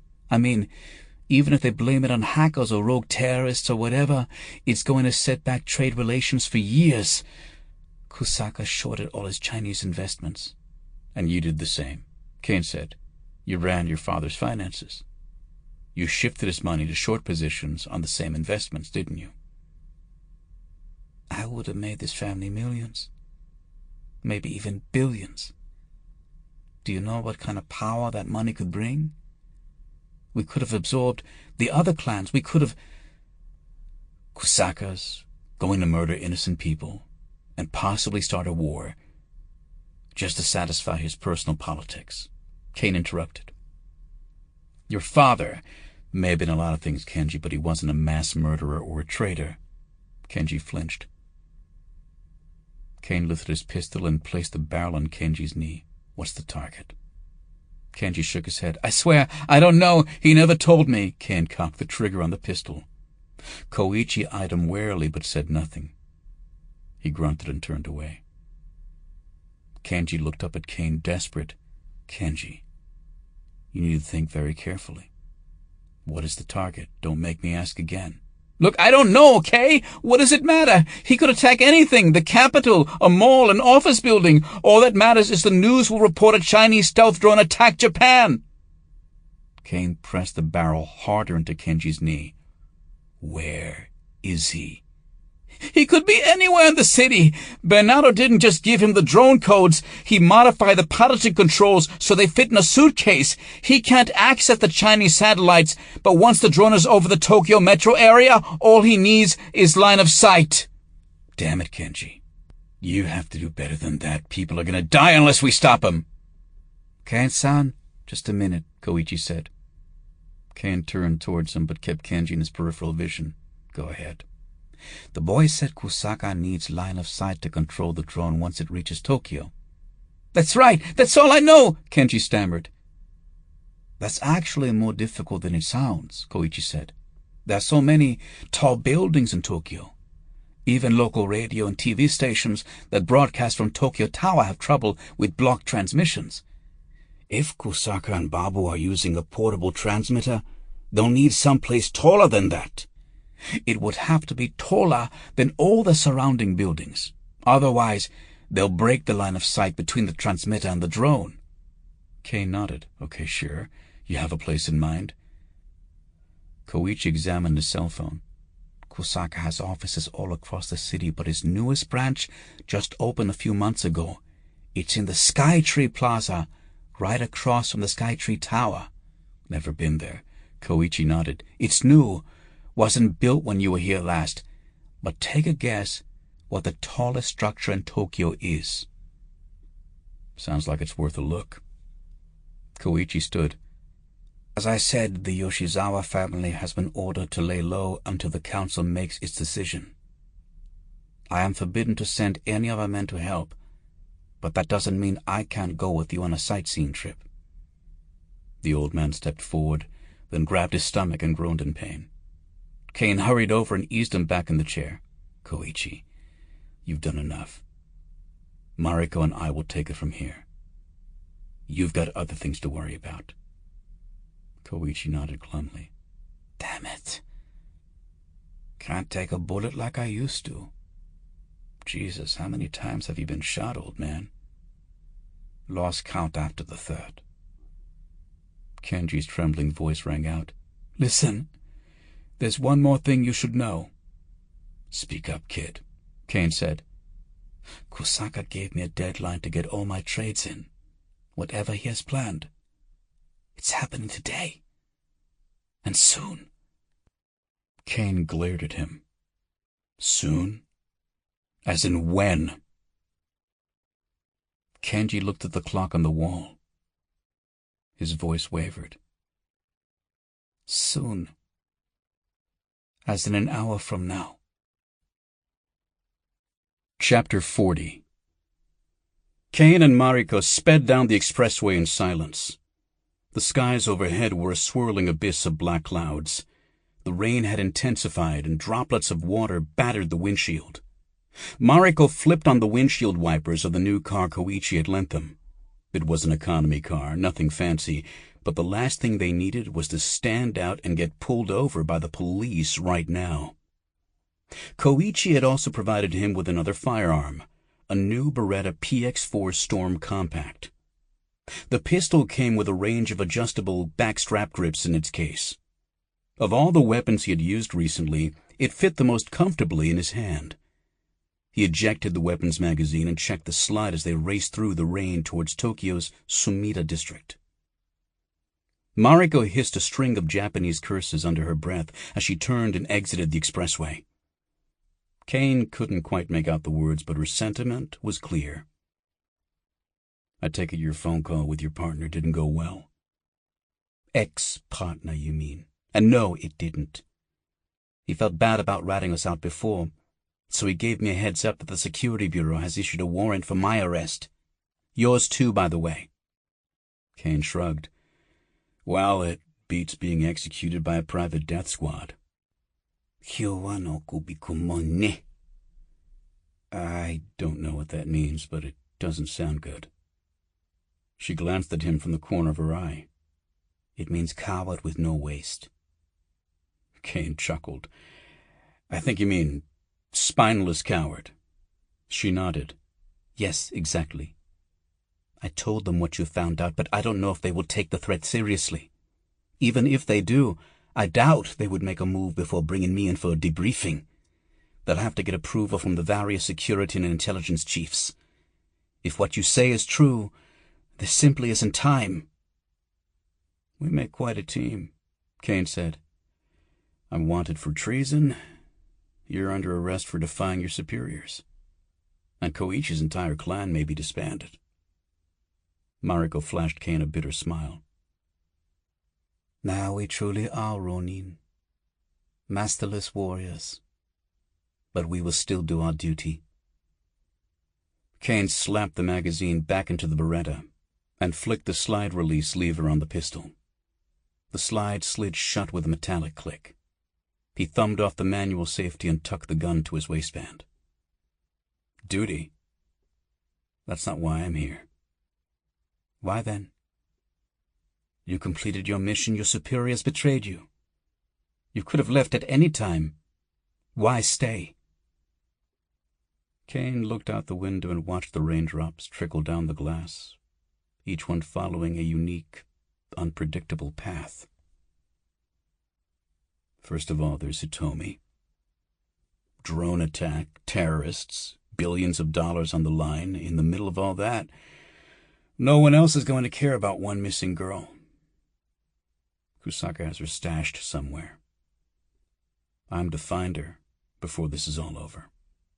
Assuming she's still alive. Mariko's voice softened. "I see."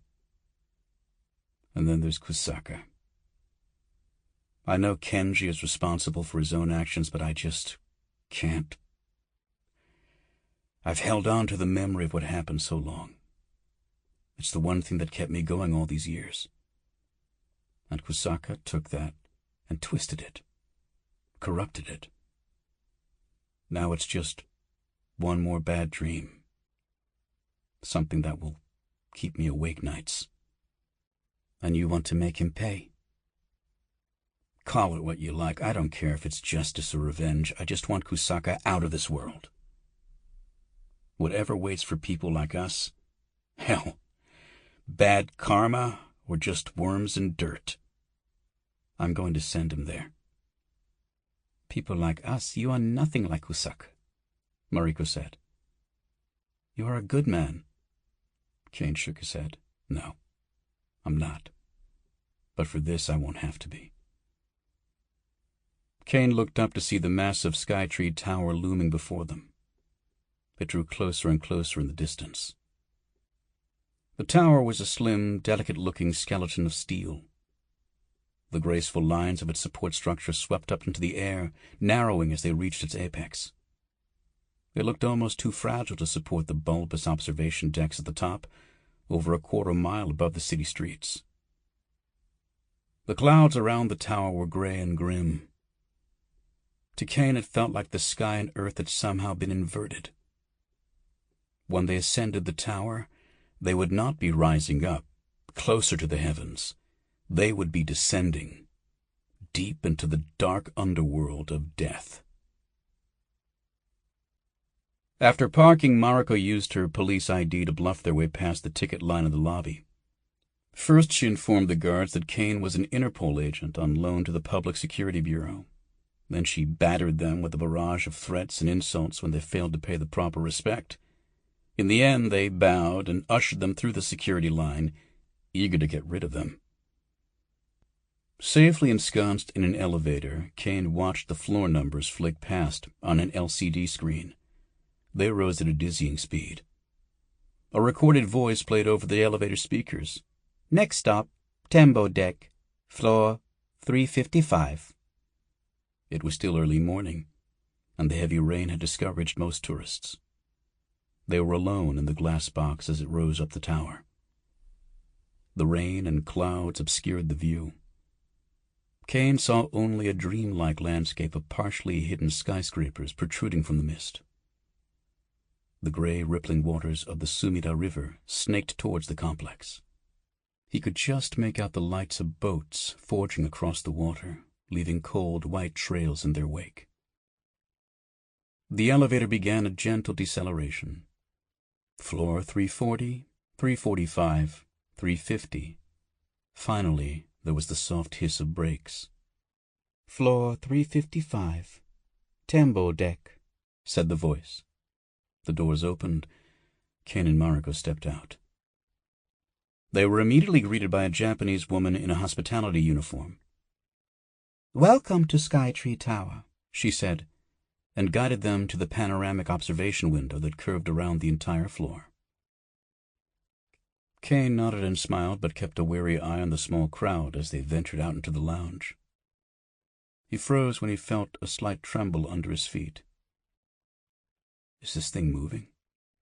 "Yes," Mariko said. "It was designed to move counter to wind and earthquake vibrations. Its flexibility makes the structure stronger. Japan is one of the most seismically active regions in the world. We have to design our buildings to withstand quakes and typhoon-force winds." Caine shook his head as he felt the subtle shifting of the floor beneath his feet. "Guess I'm glad we skipped breakfast, then." They cautiously walked the edge of the observation lounge. On any other day, Caine would have enjoyed the stunning view of the Tokyo skyline.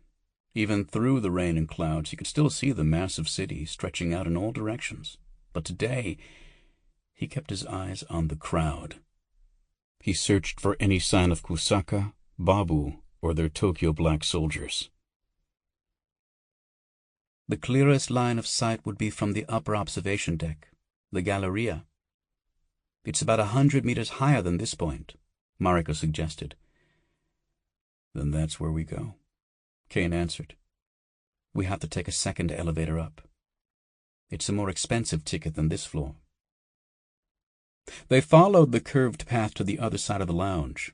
There they found another attendant and a set of ticket machines next to a separate elevator. To avoid a scene, Caine purchased the tickets normally, and they stepped into the elevator.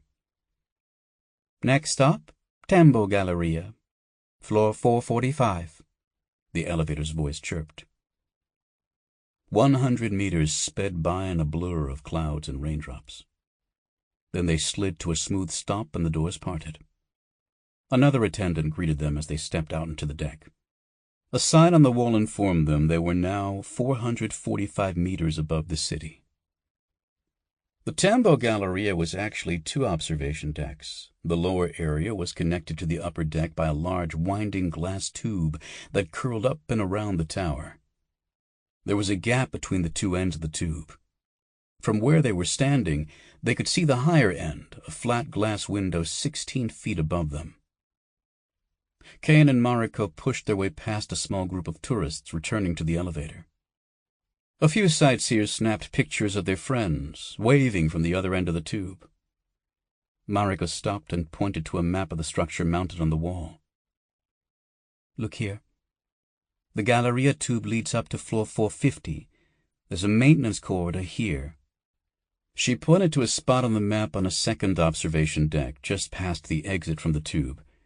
"That must be how you get to the roof." Caine nodded. They began to walk up the tube when Caine felt the floor shift again. This time the motion was a sudden jerk, more pronounced than before. Mariko grabbed his arm to steady herself. Outside, the rain picked up in intensity. It pelted the glass window surrounding them like the patter of automatic weapon fire. A woman's voice came over the loudspeakers. She began issuing instructions in calm, measured tones, first in Japanese, then in English. "Ladies and gentlemen, due to wind velocity, the Skytree observation decks have been closed. Please make your way to the nearest elevator and descend to ground level. No new passengers will be admitted up to the tower observation decks at this time. Arigato gozaimasu." A group of tourists scrambled towards Caine and Mariko, eager to catch the elevator down. As the crowd engulfed them, Caine craned his neck. He struggled to look past them and see if anyone remained in the tower. The crowd parted and moved on, leaving 2 men standing in the middle of the tube. They were dressed in dark-colored suits, their faces hard, their features sharp. Caine saw the telltale sign of scars just below the collar of their shirts. He was reaching for his pistol when the men turned and saw them, standing apart from the crowd at the elevator. They shouted in Japanese and ducked into a low shooting stance as they reached behind their backs. Caine grabbed Mariko and dove for a small alcove along the inside edge of the tube. He fired 3 wild shots as he leapt through the air. They struck the glass behind the men. The bullets left tiny cracks in the thick industrial glass, but the window did not shatter. The crowd screamed and surged forward as the gunfight erupted behind them. "Everyone get down!" Mariko shouted back at them. "On the floor now!" The 2 men returned fire, their bullets ricocheting off the edge of the alcove. Caine winced and shielded Mariko with his body. Sparks and chips of paint exploded around them. "I don't need you to protect me," she shouted. "No, but I need you alive to cover me." Caine charged forward up the tunnel, firing as he moved. The men turned and ran, heading away from them up the tunnel towards the upper deck. Caine darted to the outer curved edge of the glass tube. He looked down and saw the gut-wrenching drop yawn beneath his right side. He jogged forward at a rapid but measured pace. Mariko quickly followed behind him, keeping to the inner edge of the tube. She held her gun at the ready, sweeping back and forth as they moved forward in tandem. They reached the end of the Galleria tube. To their right, a large opening led to the upper observation deck, 450 meters above the ground. Soft purple lighting slowly pulsed. The speakers overhead were silent. The only sounds they could hear were the muted screams behind them and the incessant patter of rain on the glass windows. Caine and Mariko flanked the entrance to the upper deck and peered around the corner. A barrage of gunfire greeted them. To the left of the entrance, one of the fleeing Tokyo black men had tipped over a display case of brochures. He was covering the tunnel exit. Caine squeezed off a quick series of shots to return fire, then ducked back behind the entryway. "The maintenance door is to the left," Caine shouted. "The other one must have gone to the roof." Mariko looked over at him and nodded. She dropped to one knee, peered around the edge of the entrance, and opened fire. "We have to make sure those people back there get down safely." Caine fired another volley of shots toward the Tokyo black man. His bullets exploded through the wood case and paper brochures. A confetti of debris exploded into the air. He checked his watch. If Kenji was right, they were running out of time. "Then we split up. I'll take the roof, you cover me, and keep any other Tokyo black men away from the people. Now that the elevators are stopped, the only way to get to them is through you." Mariko shook her head. "No! We do this together!" "No time to argue. If anyone other than me comes down those stairs, shoot first." Caine leapt to his feet and sprinted through the entrance into the observation deck. To his right he saw a gray door set into the wall with red Japanese letters across it. Underneath in English it said "No trespassing." To his left, a few terrified civilians lay on the floor covering their heads and crying. The gunmen must have kept them from heading for the elevators to use as potential hostages. Caine charged towards the maintenance door. From the corner of his eye he saw a flash of movement and knew the Tokyo black man had popped up from his cover. The man was aiming, drawing a bead on Caine's back as he ran towards the door. Caine didn't look back. He reached the door and gave it a shove. It was locked. Behind him, more gunfire exploded. Bullets hissed through the air and thudded into the wall next to him, mere inches from his head. Mariko leaned around the corner, firing wildly at the Tokyo black gunman. He turned his attention away from Caine and returned fire. Caine pointed his gun at the door lock and fired 2 quick shots. The lock assembly exploded into a mangled shard metal. He kicked the door open and hurled himself forward into darkness. Chapter 41. As he paused for breath, Caine's eyes adjusted to the darkness. He was in a small concrete corridor. A door on his left led to several flights of metal stairs wrapping around the inner core of the tower. He jogged up the stairs. The clanging of his footsteps echoed through the still air. After 3 flights, the stairs ended at another door. About 20 feet above, he could see the inner core of the tower. It narrowed and joined with the base of the antenna support structure. The door had to lead to the Galleria roof.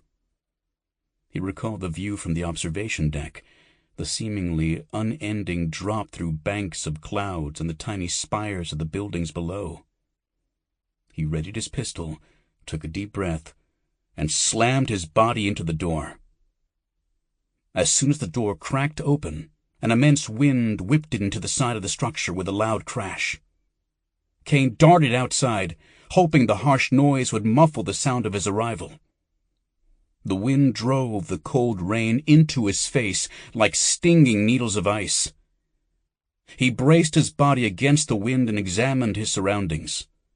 The roof was a flat circular ring, like the observatory beneath it. A low chain fence ran around the outer perimeter, about 15 feet from the center of the tower. Beyond the fence was a track, possibly for a motorized window washing cart or another maintenance vehicle. The vastness of Tokyo stretched as far as his eyes could see. Without the glass between him and the impossibly high drop, he felt tiny and insignificant. His life was like a weak, flickering candle. A strong gust of wind could sweep him over the edge and snuff him out in a second. The chain fence was nothing, just a minuscule barrier that stood between himself and a 1,400-foot plunge into the echoing screams of death. Above him, latticework supported the huge broadcast antenna, which towered several hundred yards overhead. He could not see the top of the antenna. It pierced the clouds and disappeared into their dark rolling folds of gray. Caine stalked around the center pillar of the tower. A man hunched over a small table came into view. A tarp strung from the lattice of the antenna formed a crude tent over the man, a barrier against the rain. Caine stepped closer, his gun out and ready. He recognized the man as one of the two from the confrontation in the Galleria tunnel. He was Tokyo Black. But where were Kusaka and Babu? As he crept closer, he spotted the dead body of a security guard lying on the roof. A crimson bullet wound pierced the center of his forehead. His body was pushed up against a large metal housing, mounted on the track that ran around the roof. It was the size of a small utility shed and hung over the edge of the roof like a bird perched on a ledge. Turning his attention back to the small table, Caine spotted the silver gleam of Kusaka's hard drive sitting next to an open briefcase. Wires ran from the drive to electronics equipment housed in the case. Kenji said Bernato had modified the drone's controls, that they could fit in a briefcase. This had to be it. From this high up, the portable transmitter could maintain line of sight with the drone anywhere in the city. Caine cocked his pistol and stepped away from the tower base. "Put your hands up!" he shouted over the wind and rain. "Move away from the briefcase! Do it now!" The man jumped and spun around. His eyes were obscured by large dark glasses. A small antenna pointed up from the glasses near his temple. The man ripped the visor off his face and reached behind his back. Caine fired without hesitation. A double tap of bullets exploded into the man's chest. He rushed over seconds after the body hit the ground. He kicked the man's pistol away, and it clattered under the fence and over the edge of the tower. Ripping the glasses off the man's face, he held them up to his eyes. He reeled as he suddenly found himself streaking through dark clouds at what seemed like 1,000 miles per hour. He yanked the visor away from his face to regain his balance. "What the hell?" he muttered. Slowly, he brought the visor back up to his face. Again, he was thrust through the cloud at rapid speed, piercing the rain and clouds like a jet-propelled arrow. He turned his head left, and the point of view rotated to follow him. The clouds rushed by him sideways now, as if he were looking out the side window of a jet plane. His body staggered as he adjusted to the strange sensation. Digital readings surrounded the central image, filling his peripheral vision. Airspeed, altitude, pitch, yaw. All the information one would need to control a drone. So that was how Bernato had miniaturized the drone control package. He had virtualized it. It wouldn't be as precise as an actual control booth with real instruments, but for what Kusaka was planning, it didn't have to be. all they had to do was guide the drone to its final destination.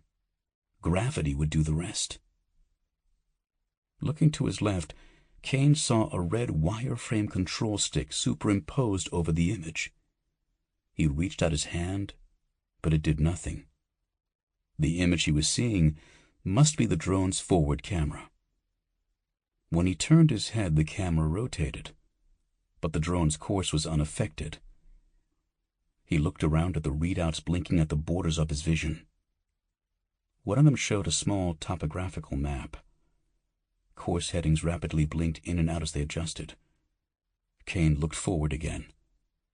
The drone's view was descending, lowering through the clouds. He saw city streets come into view. Buildings rushed beneath him as if he were a giant predatory bird skimming over the rooftops of the city, searching for prey. The camera centered on the building up ahead. It was a dull gray slab with a helipad on its roof. A helicopter sat on the pad, its rotors idling. The fisheye view from the drone's camera was distorted, but Caine could make out tiny figures walking towards the helicopter. The building's architecture was completely unremarkable, but Caine recognized it immediately. It was the American Embassy in Tokyo, United States soil, right in the heart of Tokyo. The Secretary of State, the Chinese Foreign Minister, Japan's Minister of Foreign Affairs. They were all meeting at the embassy to discuss the Senkaku Island dispute. And Kusaka was going to take them all out in one fell swoop in what would look like a Chinese military strike. The loss of life would be disastrous, and the repercussions could lead to war. He reached for the digital control stick again, but it still had no effect. Tearing off the glasses, Caine examined the controls in the briefcase. Kenji had said the Skytree Tower coordinates were pre-programmed into the drone. It would be guided to the final target from here. There had to be a way to order it back. There. He spotted a red button marked recall. He slammed the button, and the machine began to beep. He held up the glasses again and saw the view of the embassy rotate away as the drone changed course. It was returning back to the tower, back to its programmed coordinates. He was slipping the visor into his inner jacket pocket when he felt, rather than saw, a motion above him. A subtle shift in light, the rustle of clothes barely audible over the rainfall. Whatever it was, he instinctively sidestepped and pivoted, bringing his gun hand up. His quick reaction saved his life. A massive, shadowy form dropped to the ground exactly where he had been standing. The falling body grazed his side, knocking him back a few feet. Caine raised his pistol. The huge, dark shadow swung towards him, knocking the Beretta from his grip. A powerful arm slipped under his right elbow and yanked him forward. As he lost his balance, another arm scooped his right leg, lifting it upwards. Within a fraction of a second, his entire body was lifted into the air and thrown backwards. He slammed down onto the roof. The impact radiated through his bruised, aching body like an electric shock. He grit his teeth and forced himself to roll backwards. He leapt up to a standing position. Babu Shimizu stood before him, blocking his access to the drone controls. Caine panted in the rain, plotting his next move. A single black eye, brimming with hate, glared back at him. The man was even larger than Caine had remembered. Naked, from the waist up, his many scars and injuries painted a hideous tapestry across his body. "Babu Shimizu," Caine shouted with a rueful smile. "I have to say I like the new look. The face tattoo was a little off-putting." "Thomas Caine," Babu's deep voice easily carried over the rushing wind. "I never knew your real name until now. But ever since our first encounter, I have dreamed of facing you again." "Really? Didn't go so well for you the first time." You are wrong. Everything went exactly as it should have. It was destiny. During my years in prison, I was cleansed by pain and fire, purged of my poisonous addiction. I found my purpose. A greater destiny than I ever could have imagined for myself as a two-bit gangster. I shall be the savior of Japan. And what of you? What have you done in the years since we first met? Hidden like a frightened child? Squandered your life in the shadows, watched as everything you believed in was proven a lie. All while carrying the mark of my bullet in your flesh. Now, once again you stand before me, but I have the privilege of facing you as my true self. I have become my destiny. There is nothing you can do to stop me. Caine rubbed the old bullet wound. It ached and stung with pain. He pushed it harder, and the pain grew. It flooded his senses and washed away all traces of fear and uncertainty. Destiny, huh? He said, shouting over the rain. We'll see about that. Where's your boss, Kusaka? Babu shrugged, his enormous muscles rippling at even the most minimal movement. Most likely in his mansion, enjoying his plaything. I do not pretend to understand his obsession with that girl, but I am no stranger to weakness. Our greater purpose shall purify him, and he will be forgiven for his failings. Caine's eyes blazed with anger. We'll have to agree to disagree on that. The massive man stepped forward. The rain dripped down his exposed skin. Trails of water traced the glistening, pocked expanse of his burned and mangled flesh. The drone's already on its way back here, Caine shouted. You've missed your window. The dignitaries will be boarding the helicopter any minute. Then I will strike them in the air. There will be plenty of time to locate them after I finish with you. Caine pushed his rain-soaked hair out of his eyes and pivoted his body sideways. He raised his hands in front of him, beckoning his opponent to begin the assault. Babu's face twisted into a nightmarish snarl. The hideous scars that marked his face, the burned eye, and his massive frame made him seem more monster than man. And then, bellowing an angry roar, the monster charged forward. Chapter 42. Caine fought the urge to back away from the freight train of flesh barreling towards him. He knew the point of Babu's charge was to push him back, put him on the defensive. It would allow the bigger man time to put his greater reach and muscle mass to use. Instead, Caine stepped forward and kicked Babu's left knee. A shock ran through his body as the blow connected. Kicking Babu's leg felt like kicking the trunk of an ancient tree. The huge man grunted and dipped forward as his knee buckled, but he did not go down.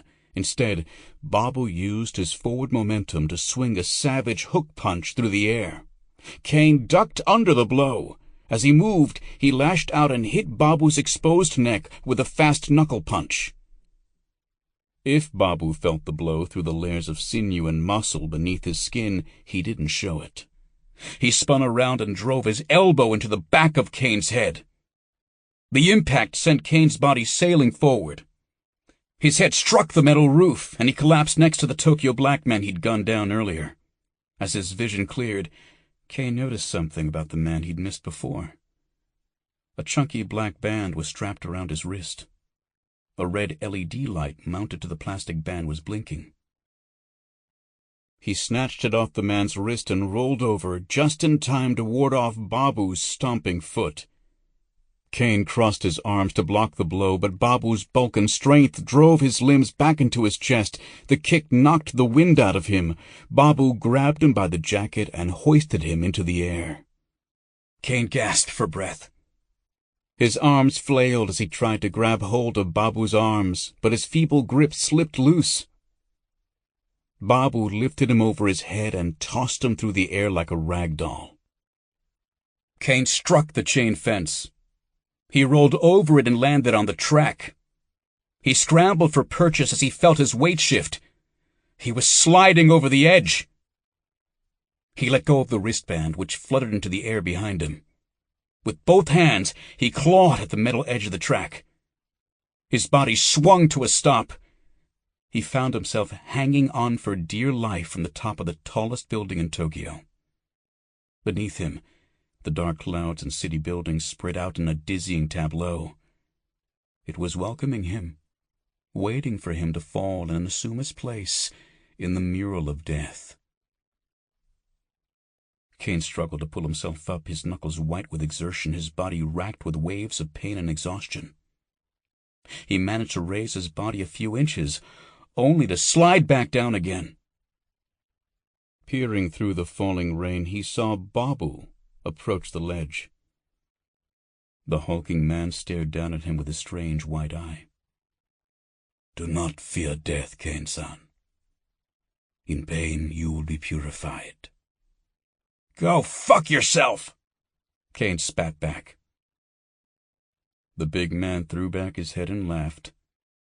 Then he stomped down on the fingers of Caine's left hand. Caine screamed as the full weight of his body tugged on his right arm. His fingers began to slip on the cold, wet metal. As he swung one-handed from the edge, he spied a long metal cable running down the side of the tower about 10 feet to his left. He looked up and saw it was one of 4 cables running from the bottom of the metal housing mounted to the track. A window washing cart. That had to be what the track was for. If he could just move over a few feet. Another wave of pain shocked his body as Babu stamped on his right hand. Caine gasped and forced himself not to let go. Babu smiled down at him as he ground his foot into the track, crushing Caine's fingers beneath his weight. Struggling to maintain his grip, Caine slipped his bruised and bloody left hand into his pocket. Babu tilted his head down. His hideous features curled into a curious smile. "How much longer can you hold on, Caine-san? Your life can be measured in seconds. What will you do in your last few moments on this earth?" Caine lurched his body upwards and drew his hand from his pocket. His fingers grasped the hilt of his Spyderco knife. In one fluid motion, he flicked open the blade with his thumb and stabbed the blade down into Babu's foot. Babu howled in pain and stepped back. Caine let go of the knife and grasped the track with both hands. As Babu yanked the blade from his shoe, Caine slid his body to the left, closer to the thick metal cables. He moved his hands as quickly as he could without losing his grip on the slick metal. His feet dangled about 30 feet above the curved surface of the Galleria tube. On a small metal ledge connecting the tube to the outer wall of the observation deck, he spotted a tiny red light blinking on and off. Caine realized it was the wristband. It must have landed there after he dropped it. As Caine hurried his pace, Babu charged back towards him, now clutching a large pistol. He opened fire. Caine flinched as the bullets whizzed past his head. Then a familiar voice called out, "Security branch! Drop your weapons!" It was Mariko. Babu turned and bolted. The sound of gunfire rang out as Caine's grip began to slip. He swung his body, and his leg made contact with the cable. He wrapped both legs around it, then reached out with his left hand. Holding on for all he was worth, he looked down and nearly cried with relief. The window-washing cart hung suspended from the cables. The mobile housing overhead held the winch mechanisms that raised and lowered it. Caine slid down the taut metal wire like a fireman's pole. When he reached the cart, he fell inside and dropped to the floor. The cart was little more than a metal framework and a floor to stand on, But after hanging off the edge of the tower, it was a welcome safe haven. Caine heard another series of gunshots. He looked up, but his view of the roof was blocked. The cart began to sway in the wind and rain. The metal cables whined as they shifted back and forth. Caine spotted a simple control panel mounted to the edge of the cart. The panel consisted of 2 levers.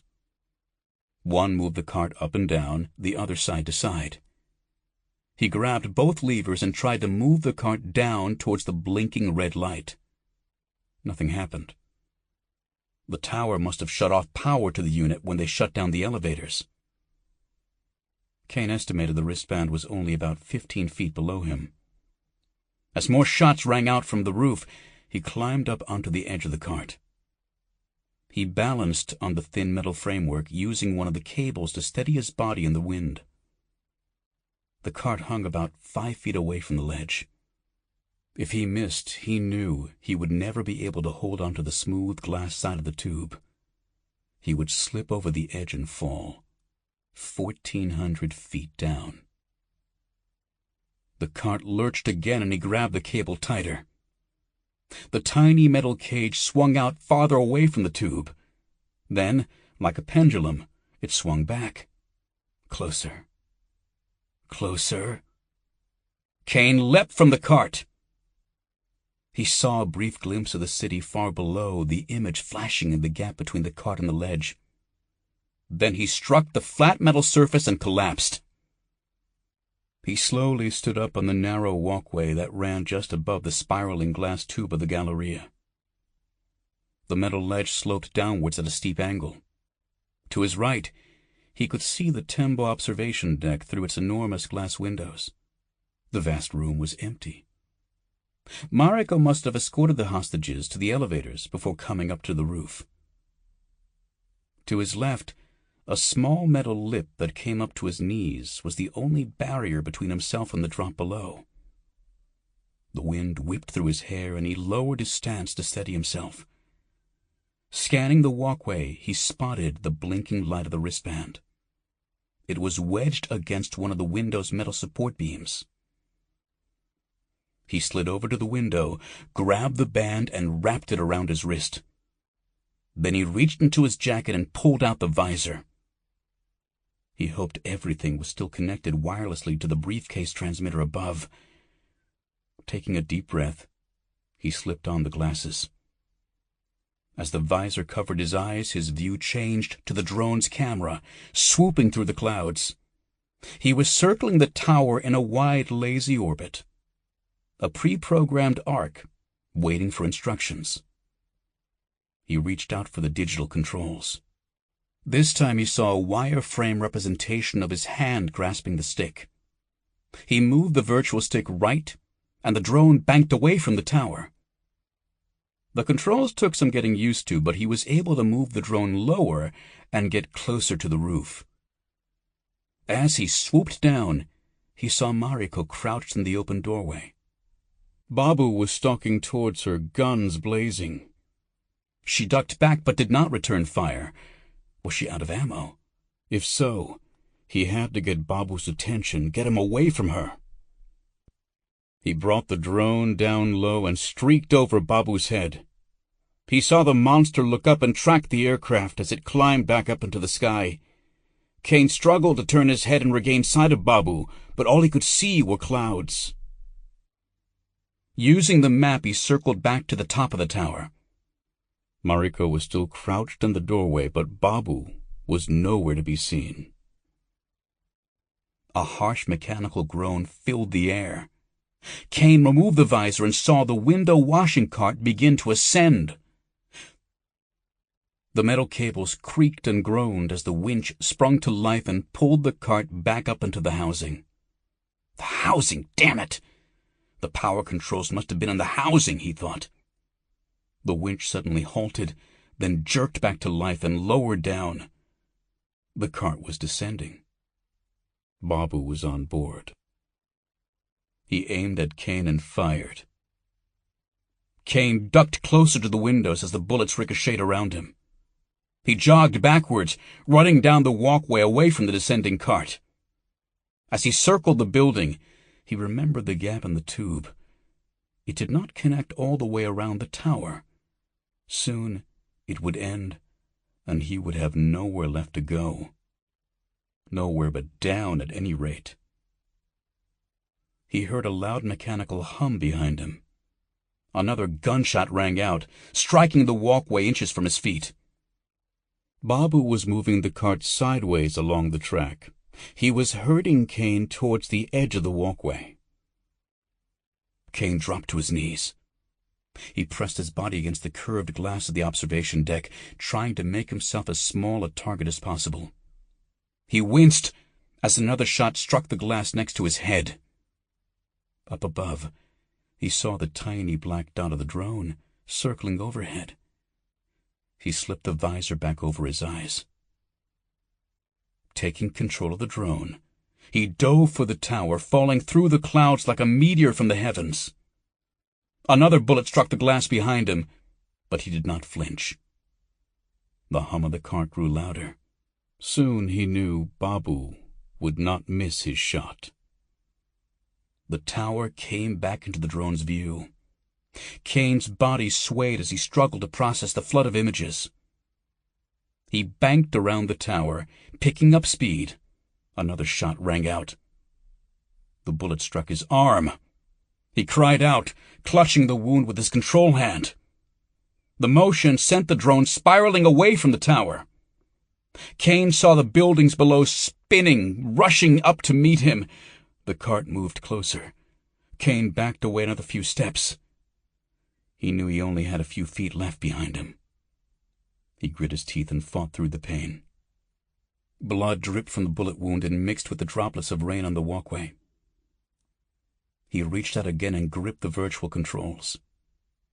The drone righted itself and reversed course, zooming back up through the clouds. As he flew closer to the tower, he saw himself through the drone's camera. He was a tiny figure, crouched on a thin strip of metal, impossibly high above the city. The window-washing cart was only 20 feet away. Babu aimed his pistol. Again, Caine circled the drone around the tower while another shot struck the glass behind him. The window exploded into a spider web of cracks. Caine ignored the shards of falling glass and concentrated on controlling the drone. As it approached his side of the tower, he saw himself from behind, and he saw Babu leaning out of the cart, aiming the pistol at his head. If Babu took this shot, he would not miss. Caine made one last adjustment. He swung the drone so close to the tower that its wings nearly skimmed the glass of the observation window. The roar of the jet engines filled the air. Babu looked up, and for a fraction of a second his hideous face filled Caine's vision. The giant screamed with rage. His milky white eyes stared at the drone's camera with dead, unseeing hatred. Then the wing of the aircraft struck the cables. A horrendous metal shriek filled the air as the wingtips sheared through the steel wires. Babu's body lurched in the cart. The impact jerked the metal frame away from the windows. The cart tumbled over as the cables snapped and whipped through the air. Then it plummeted towards the city below. Caine caught a quick glimpse of Babu's body plunging through space as he fell from the overturned cart. Then his view filled with spinning buildings looming closer and closer. He struggled to regain control of the stick, but the drone's wing was badly damaged.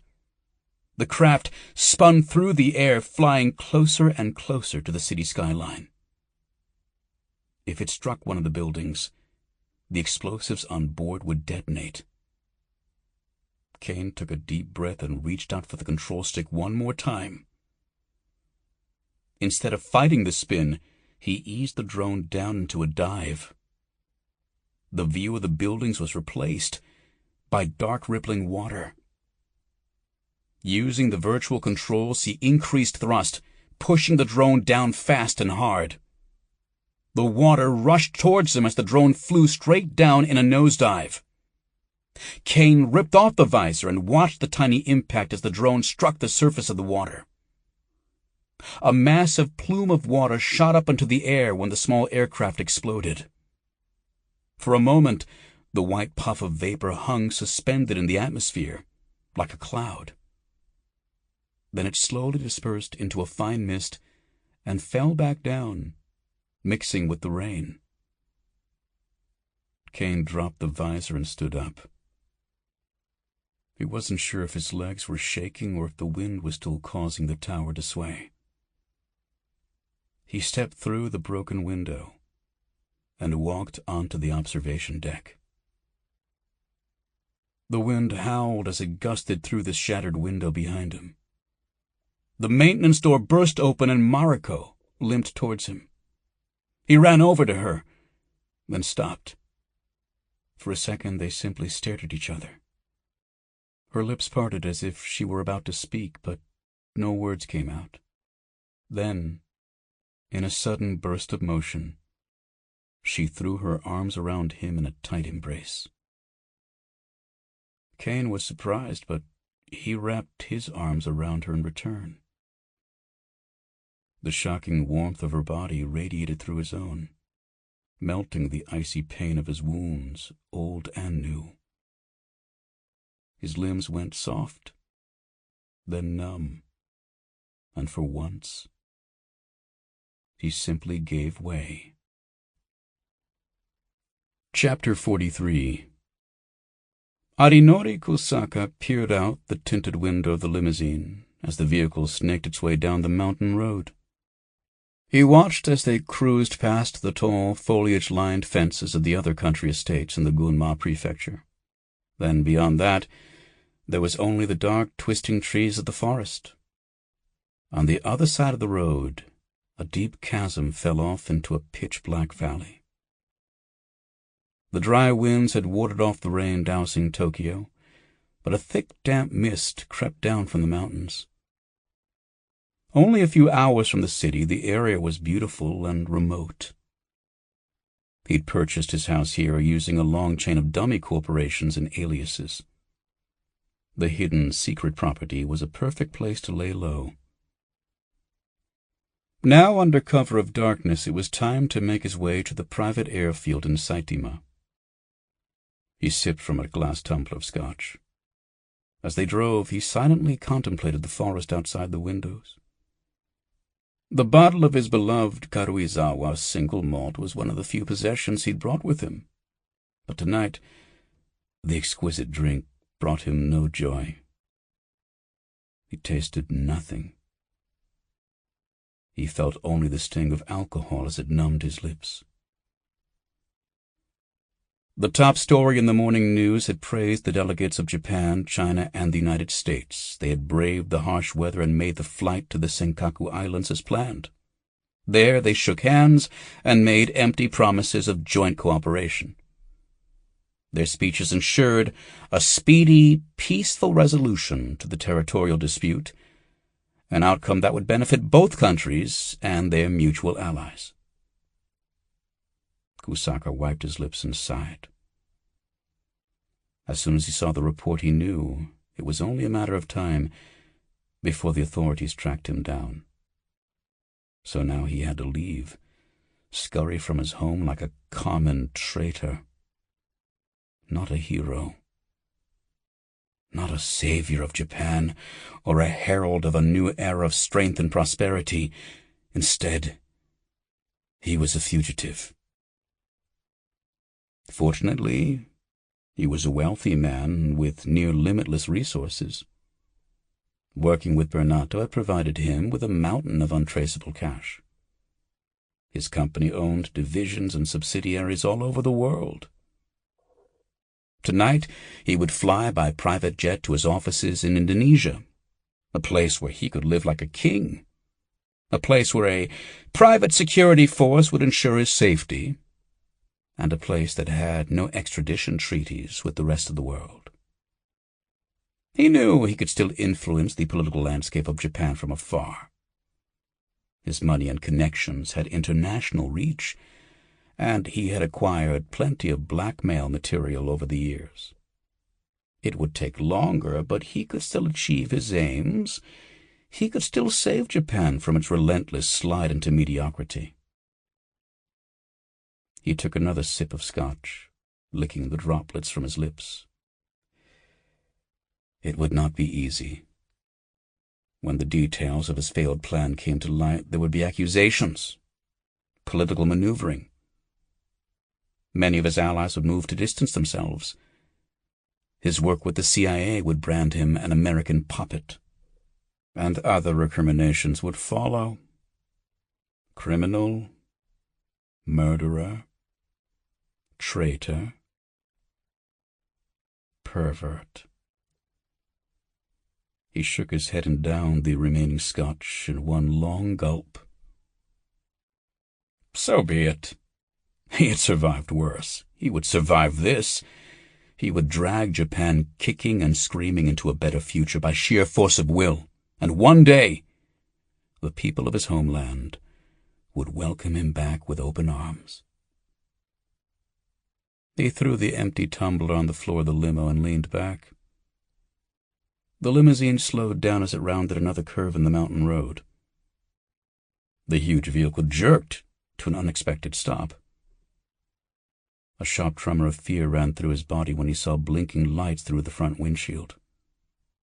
His heart rate slowed when he realized the light signaled construction, not the police. "Why exactly are we stopping?" he asked his driver over the intercom. "Looks like some construction ahead, sir. Just give me a minute. I'll have them clear the road." The front door opened and slammed shut. His chauffeur walked through the fog, over to a pair of parked construction vehicles blocking the lanes. Some traffic cones and a few construction signs lined the road, but Kusaka didn't see any workers manning the vehicles.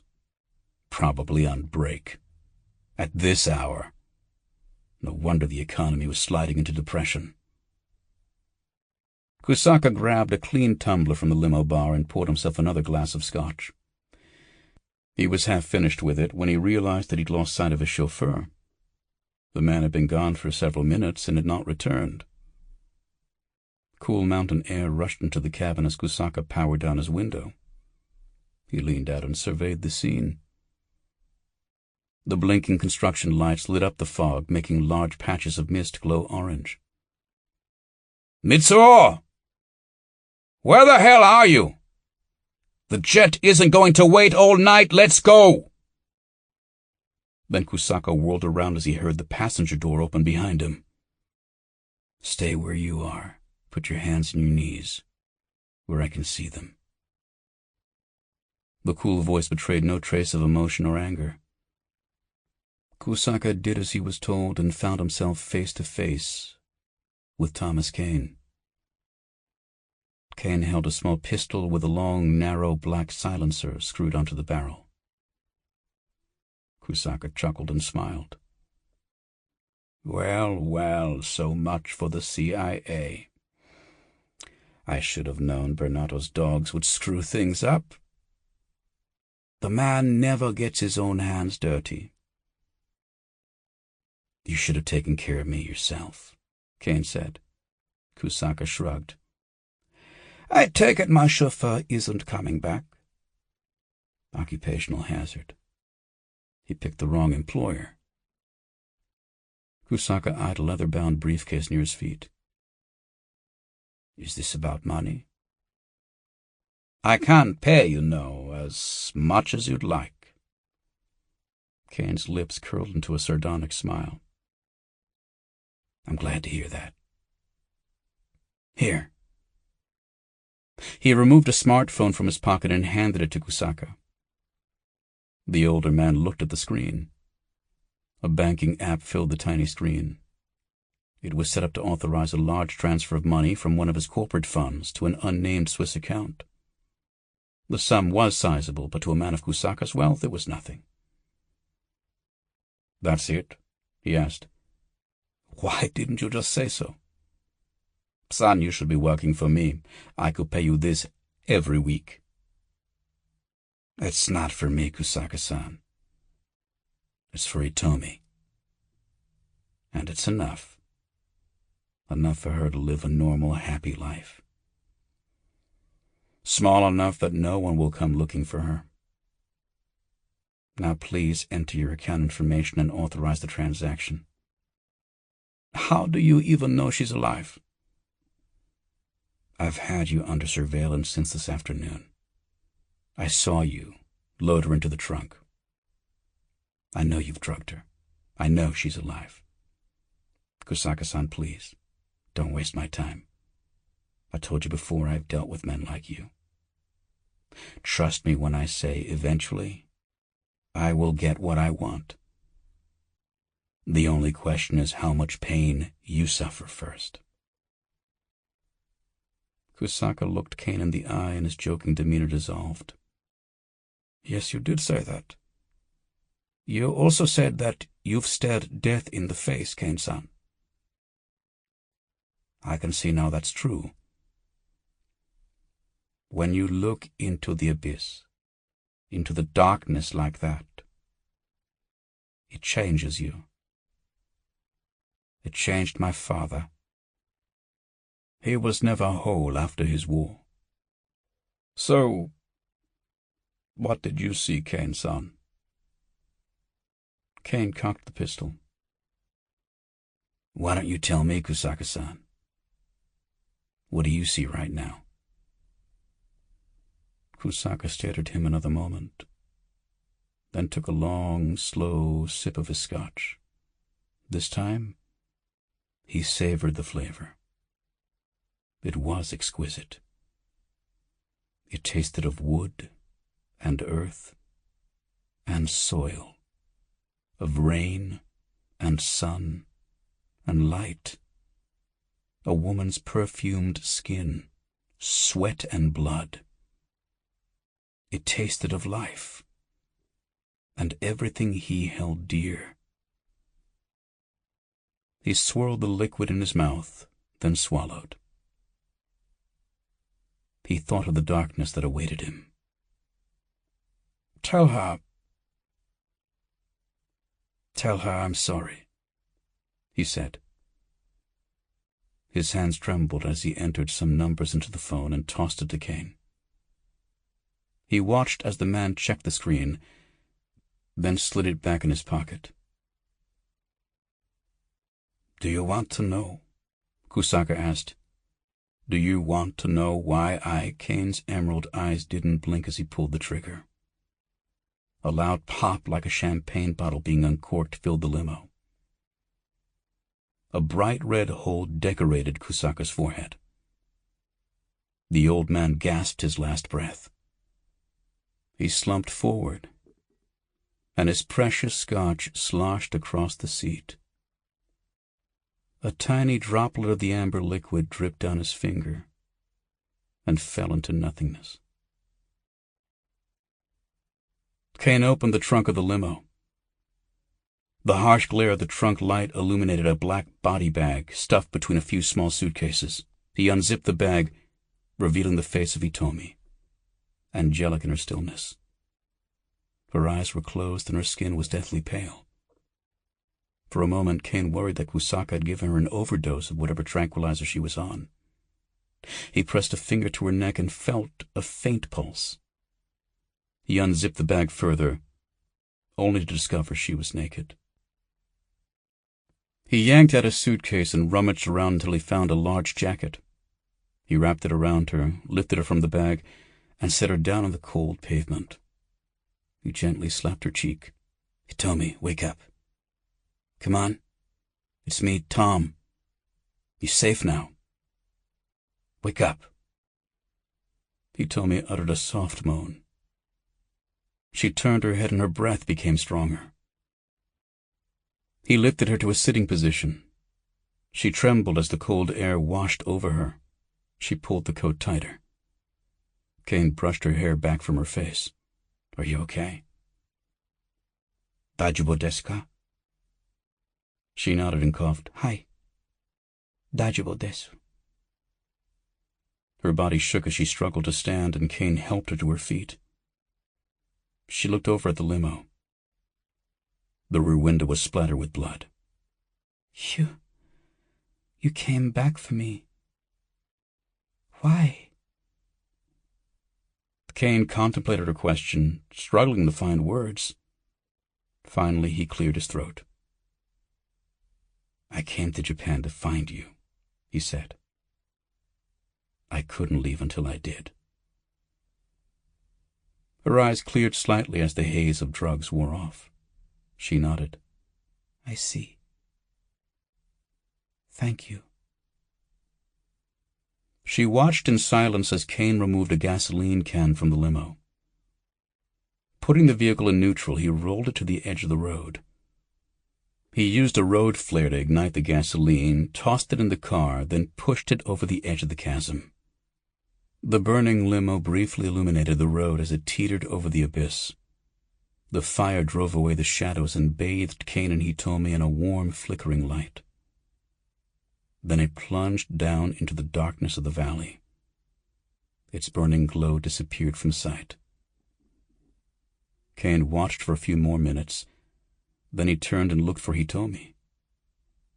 She was wandering away from him, disappearing into the fog. "Hitomi!" he called after her. "Hey, wait!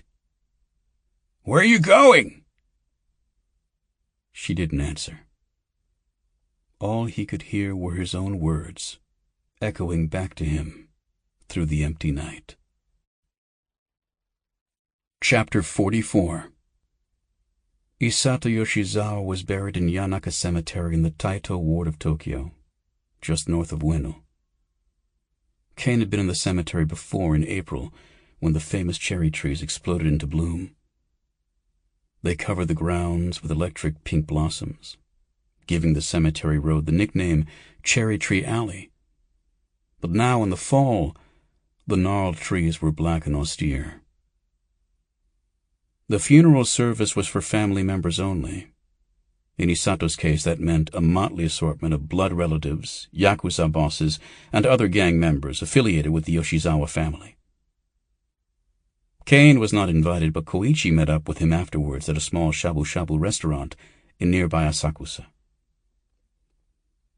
They sat cross-legged on floor cushions while a pot of broth boiled on the low table in front of them. They cooked mountains of local vegetables in the savory liquid and dipped paper-thin cuts of beef in a slice at a time. The thin, perfectly cooked meat absorbed the tangy taste, and each bite burst with flavor. Caine washed his food down with the cold Asahi beer, while Koichi made small talk about the funeral. "You wouldn't believe it," the old man said after shoveling another helping of rice and vegetables into his mouth. "The row of cars must have been 100 long. All American. Cadillacs, Lincolns. One guy even had an old El Camino. You know how much it costs to import those things?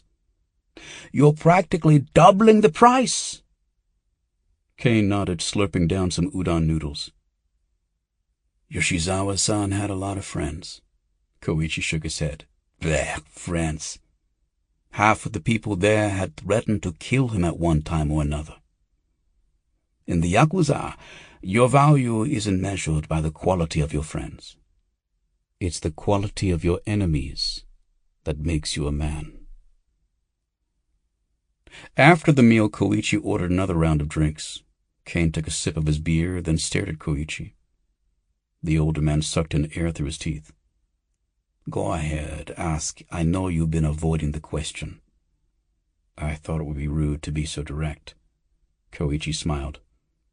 "For Gaijin, your manners are definitely improving." "All right. What's going to happen to Kenji?" Koichi sighed. "It's a complicated matter. Kenji is neither Yakuza nor civilian. He tried to walk a line between the two lives. Maybe in the end, that saved him. I don't know. At any rate, the Yamaguchi Gumi Council decided to let him live. They ordered him to leave Japan. He should be out of the country already. They gave him 24 hours. Then they reported the murder to the police and turned over the videotape evidence. In essence, they've banished him. They made it clear, if he ever comes back or interferes with Yakuza business in any way, he'd better pray the police find him first. Caine nodded. Sounds like you got off pretty easy, all things considered. Koichi cocked his head and gave Caine a strange look. Do you think so? Maybe. Maybe not. It's a terrible thing to live like that. To lose your dreams and your reality in one stroke. Myself, I think I'd rather just die and get it over with. And the Yoshizawa clan, you guys still in business? Koichi shifted on his cushion. Well, with Babu gone, Tokyo Black is finished. I'm sure a few of his more fanatic followers will scurry off and try to regroup, but the Yakuza wants nothing to do with them. The Yoshizawa clan will absorb the remains of the Shimizu organization. And for the time being, at least, I've been appointed chairman. Caine toasted Koichi with his beer and took a sip. I know it's not how you would have wanted it to happen, but congratulations anyway. Koichi sipped his beer. So you heard from your friend, the one in Thailand? Caine knew that was as much as Koichi would divulge about matters concerning the Yoshizawa family. He took the hint and allowed the change of subject. Yeah, Rebecca. She finally got through to me. She's all right. Well, she's alive, anyway. The doctors in Thailand said she was hurt pretty badly in the explosion, but she managed to escape, and she took out one of Bernardo's hired killers in the process, so I guess she did okay. Koichi nodded. Sounds like a woman I wouldn't want to piss off. Caine laughed. Well, too late for that. We have some history there. You have history here, too. Will you be staying in Japan? Caine shook his head. The Japanese and American governments both want me out of the country for a while, for obvious reasons. Koichi nodded. Well, there's always next time. Soon you'll come back and liven up an old man's life again, eh? Caine sipped his beer in silence.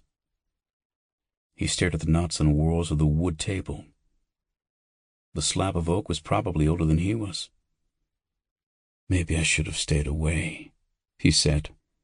I can't help but feel like somehow I'm responsible for what happened. To Kenji, to Isato, hell, even Rebecca.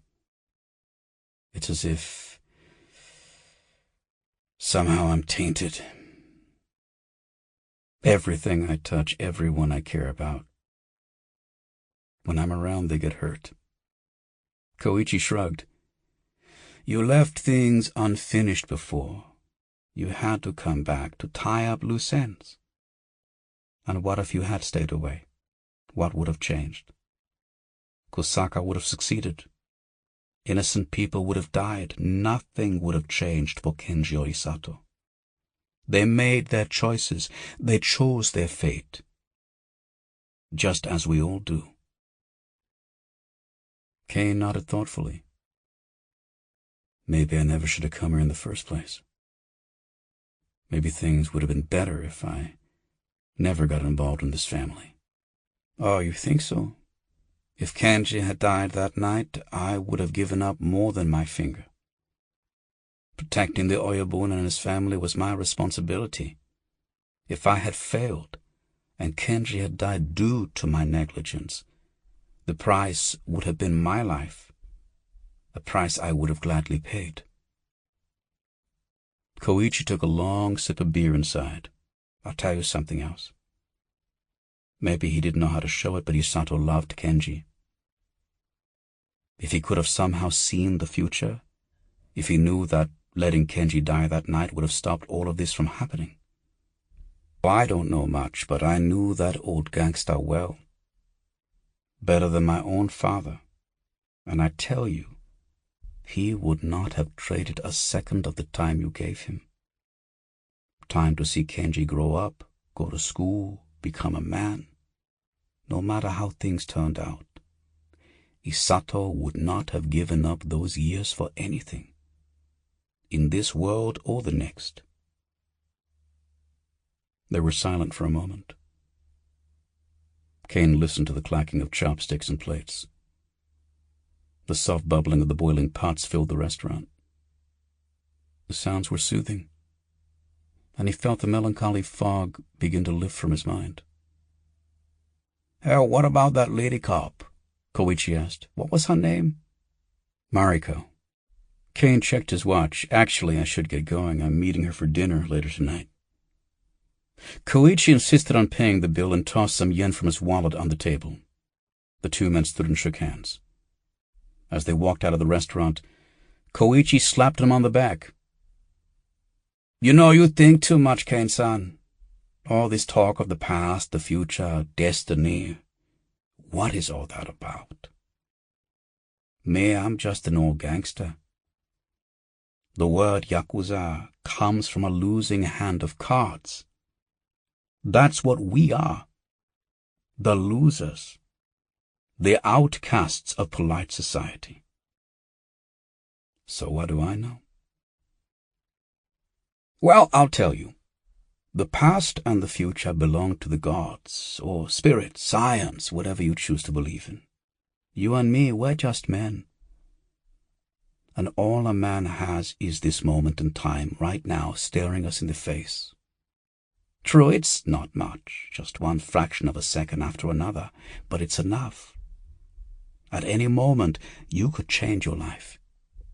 But then again, at any moment, the ride might be over. And then you have to pay the price for your ticket. Caine caught a cab outside and looked back at Koichi as he drove off. The old man leaned on his cane and waved. Then he turned and walked down the street, flanked on either side by black gnarled trees. The night was clear, and the jeweled lights of Shinjuku were a dazzling sight. The glittering carpet of stars spread across the inky black velvet of the dark city streets. Caine knew there were alleys of death and ugliness hidden between the points of light, but still, he could not begrudge the view from the towering windows of the New York bar, perched at the top of the Park Hyatt Tokyo. "Quite a view, isn't it?" Mariko's voice was relaxed, soothing. Caine turned away from the windows and gazed at her across the candle-lit table. "Well, it's not as impressive as the view I got at Skytree Tower." Even as he joked, he felt his stomach tremble as he recalled the dizzying sight of the city beneath his dangling feet. Mariko laughed. The flickering candle reflected in her dark eyes, highlighting their newfound warmth and openness. The cold intensity of her stares seemed to have melted away. Her smiles looked natural, genuine. Caine knew that, like him, Mariko had been touched by darkness, and when darkness had left its mark on you, moments of brightness could be brief and short-lived.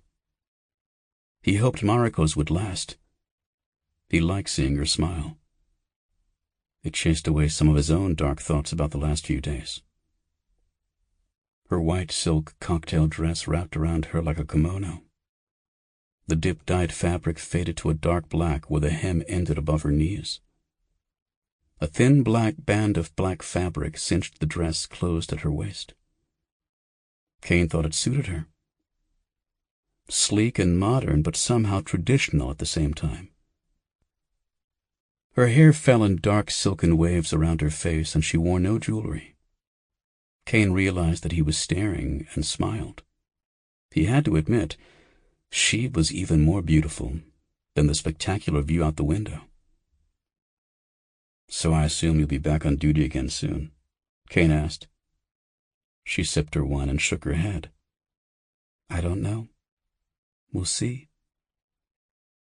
The security branch has convened a special anti-corruption task force. The director Taro and many others, they'll all face charges. After I testified before the committee, they said they would revisit the matter of my suspension." "Revisit the matter? Your boss was a dirty cop. You saved the city." She nodded. "Yes, but it's not that simple. I disobeyed my superiors. I broke the law. I detained and even killed with no legal authority. I may lose my badge when this is all over as well. Caine shook his head. You did what you had to do. You were the only one willing to do your duty. Everyone was against you, even the people you were supposed to be able to count on. It just doesn't seem right. Caine-san, Mariko said, her voice quiet and thoughtful, duty always has a price. Anything of value does. I had a duty to the security branch, but I also had a duty to my family, to my mother and sister. Now that duty has been fulfilled. I am free. I know they can rest easy. If this is the price, Caine nodded, it's a price you're happy to pay. I think I understand. And for God's sake, please call me Tom. She smiled again. Tell me about the girl, he told me. What happened to her? Well, to be honest, I don't exactly know. Rebecca, my handler, said she would arrange for the girl to get a visa and passport. I know she left Japan, but I don't know where she went. She didn't say goodbye, not that I blame her. I'm sure she wants to start over, put all this behind her. Thanks to Kusaka, she has enough money to start a life anywhere she chooses. Mariko shuddered, and Caine regretted bringing up Kusaka's name. But then the song changed, and the music seemed to brighten the mood. So this is it, she said. I can't believe it's over. You know, right now, at this moment, I honestly don't care what happens to my job at the security branch. I've given them enough of my life. I feel like that night we met in that bar. That was another person, another life. Mariko Smith. She's gone now. I'm a different person. They stopped talking as the waiter cleared away their dishes and refilled their wine glasses. A piano played soft, quiet jazz as Caine leaned back in his chair. He took a sip of his dark red Cabernet. Like the food, it was exquisite. Perfect. So this is where you wanted me to take you? Caine asked. You know, it's funny, I checked into this hotel the first night I got to Japan. I haven't spent a second here since. Mariko was quiet for a second. She sipped her wine, then looked up at Caine. Her dark eyes were a liquid onyx in the warm glow of the candlelight. No, Tom, I took you here because I thought you would like it. But this is not where I wanted you to take me. I want to go back to that love hotel in Shinjuku. I haven't thought about going to a place like that in years. Now tonight, after all this, I can't think about anything else. Caine touched her arm. Mariko, you should know. I have to leave Japan tomorrow. She grabbed his hand and stood up. I know. So we should stop wasting time. Their sex was all appetite and hunger. They were two souls lost in the darkness, clawing for a taste of the light. The flickering neon signs outside bathed them in a pink glow as their bodies writhed and rolled on the enormous circular bed of the Love Hotel. When it was over, they collapsed, glowing with sweat and exertion. Mariko rested her head on Caine's chest, and he felt the tickling caress of her long, dark hair running down his arm. His eyes grew heavy. Mariko's rhythmic breathing a lullaby. Soon they were asleep, clinging to each other as if to ward off the nightmares of the past. Later into the night, the rain that had doused Tokyo earlier returned, and Caine woke to the distant sound of thunder. Raindrops pelted the window, and Mariko moaned softly as the sound pulled her from sleep. You know, Caine said softly, I had a perfectly good suite at the Hyatt. Mariko giggled. This is better. For us, somehow this feels right. Whatever you say. Caine kissed her and slid his body on top of hers. Mariko looked up into his eyes. First promise me one thing. Tomorrow when you leave, do not wake me. Do not say goodbye. I feel new somehow, reborn. I do not want to start this life with goodbyes. No goodbyes, Caine agreed. He entered her again, but slowly this time. Their appetites fulfilled, they focused on prolonging their brief taste of pleasure. Then they slept until dawn. In the morning, true to his word, Caine quietly dressed and left the Love Hotel. He shut the door quietly and did not look back at Mariko. There was no goodbye. He walked out into the great dawn and into the puddle-covered streets of Kabukicho. It was early and the rain still poured down from the clouds overhead. The streets were empty. Caine walked alone past the bars and the batting cages and massage parlors and all the other pleasures the district had to offer.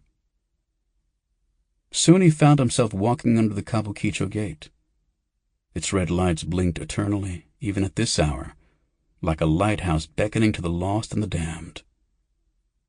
Caine paused just under the arch. He let the rain wash over him, let the thoughts and memories of the last few days settle. Some drifted away, while others were etched permanently in his mind. It wasn't a long pause, just a brief moment in time, a fraction of a second. Then he stepped forward and passed through the gate. Chapter 45. Caine was woken from a restful, dreamless sleep by the chirp of his cell phone. Sitting up in bed, he yawned and rubbed the sleep from his eyes. He felt the gentle rocking motion of the waves as his new boat bobbed up and down the bay. Warm sunlight streamed in from the side portal. It bathed his sleeping quarters in the warm, peaceful glow of morning. Soon the scorching hot Pattaya sun would begin to raise the temperature, but for now the air in the cabin was comfortable. A fresh sea breeze blew down from above deck. It smelled of salt and brine from the water outside. Caine crawled out of bed and looked around the tiny cabin. He dropped to the floor and did a series of push-ups and sit-ups, his morning ritual. Then, when his body was dripping with sweat and his muscles begged for mercy, he stopped. He walked over to the small drafting table he had set up in the corner. Picking up his phone, he saw a waiting text message.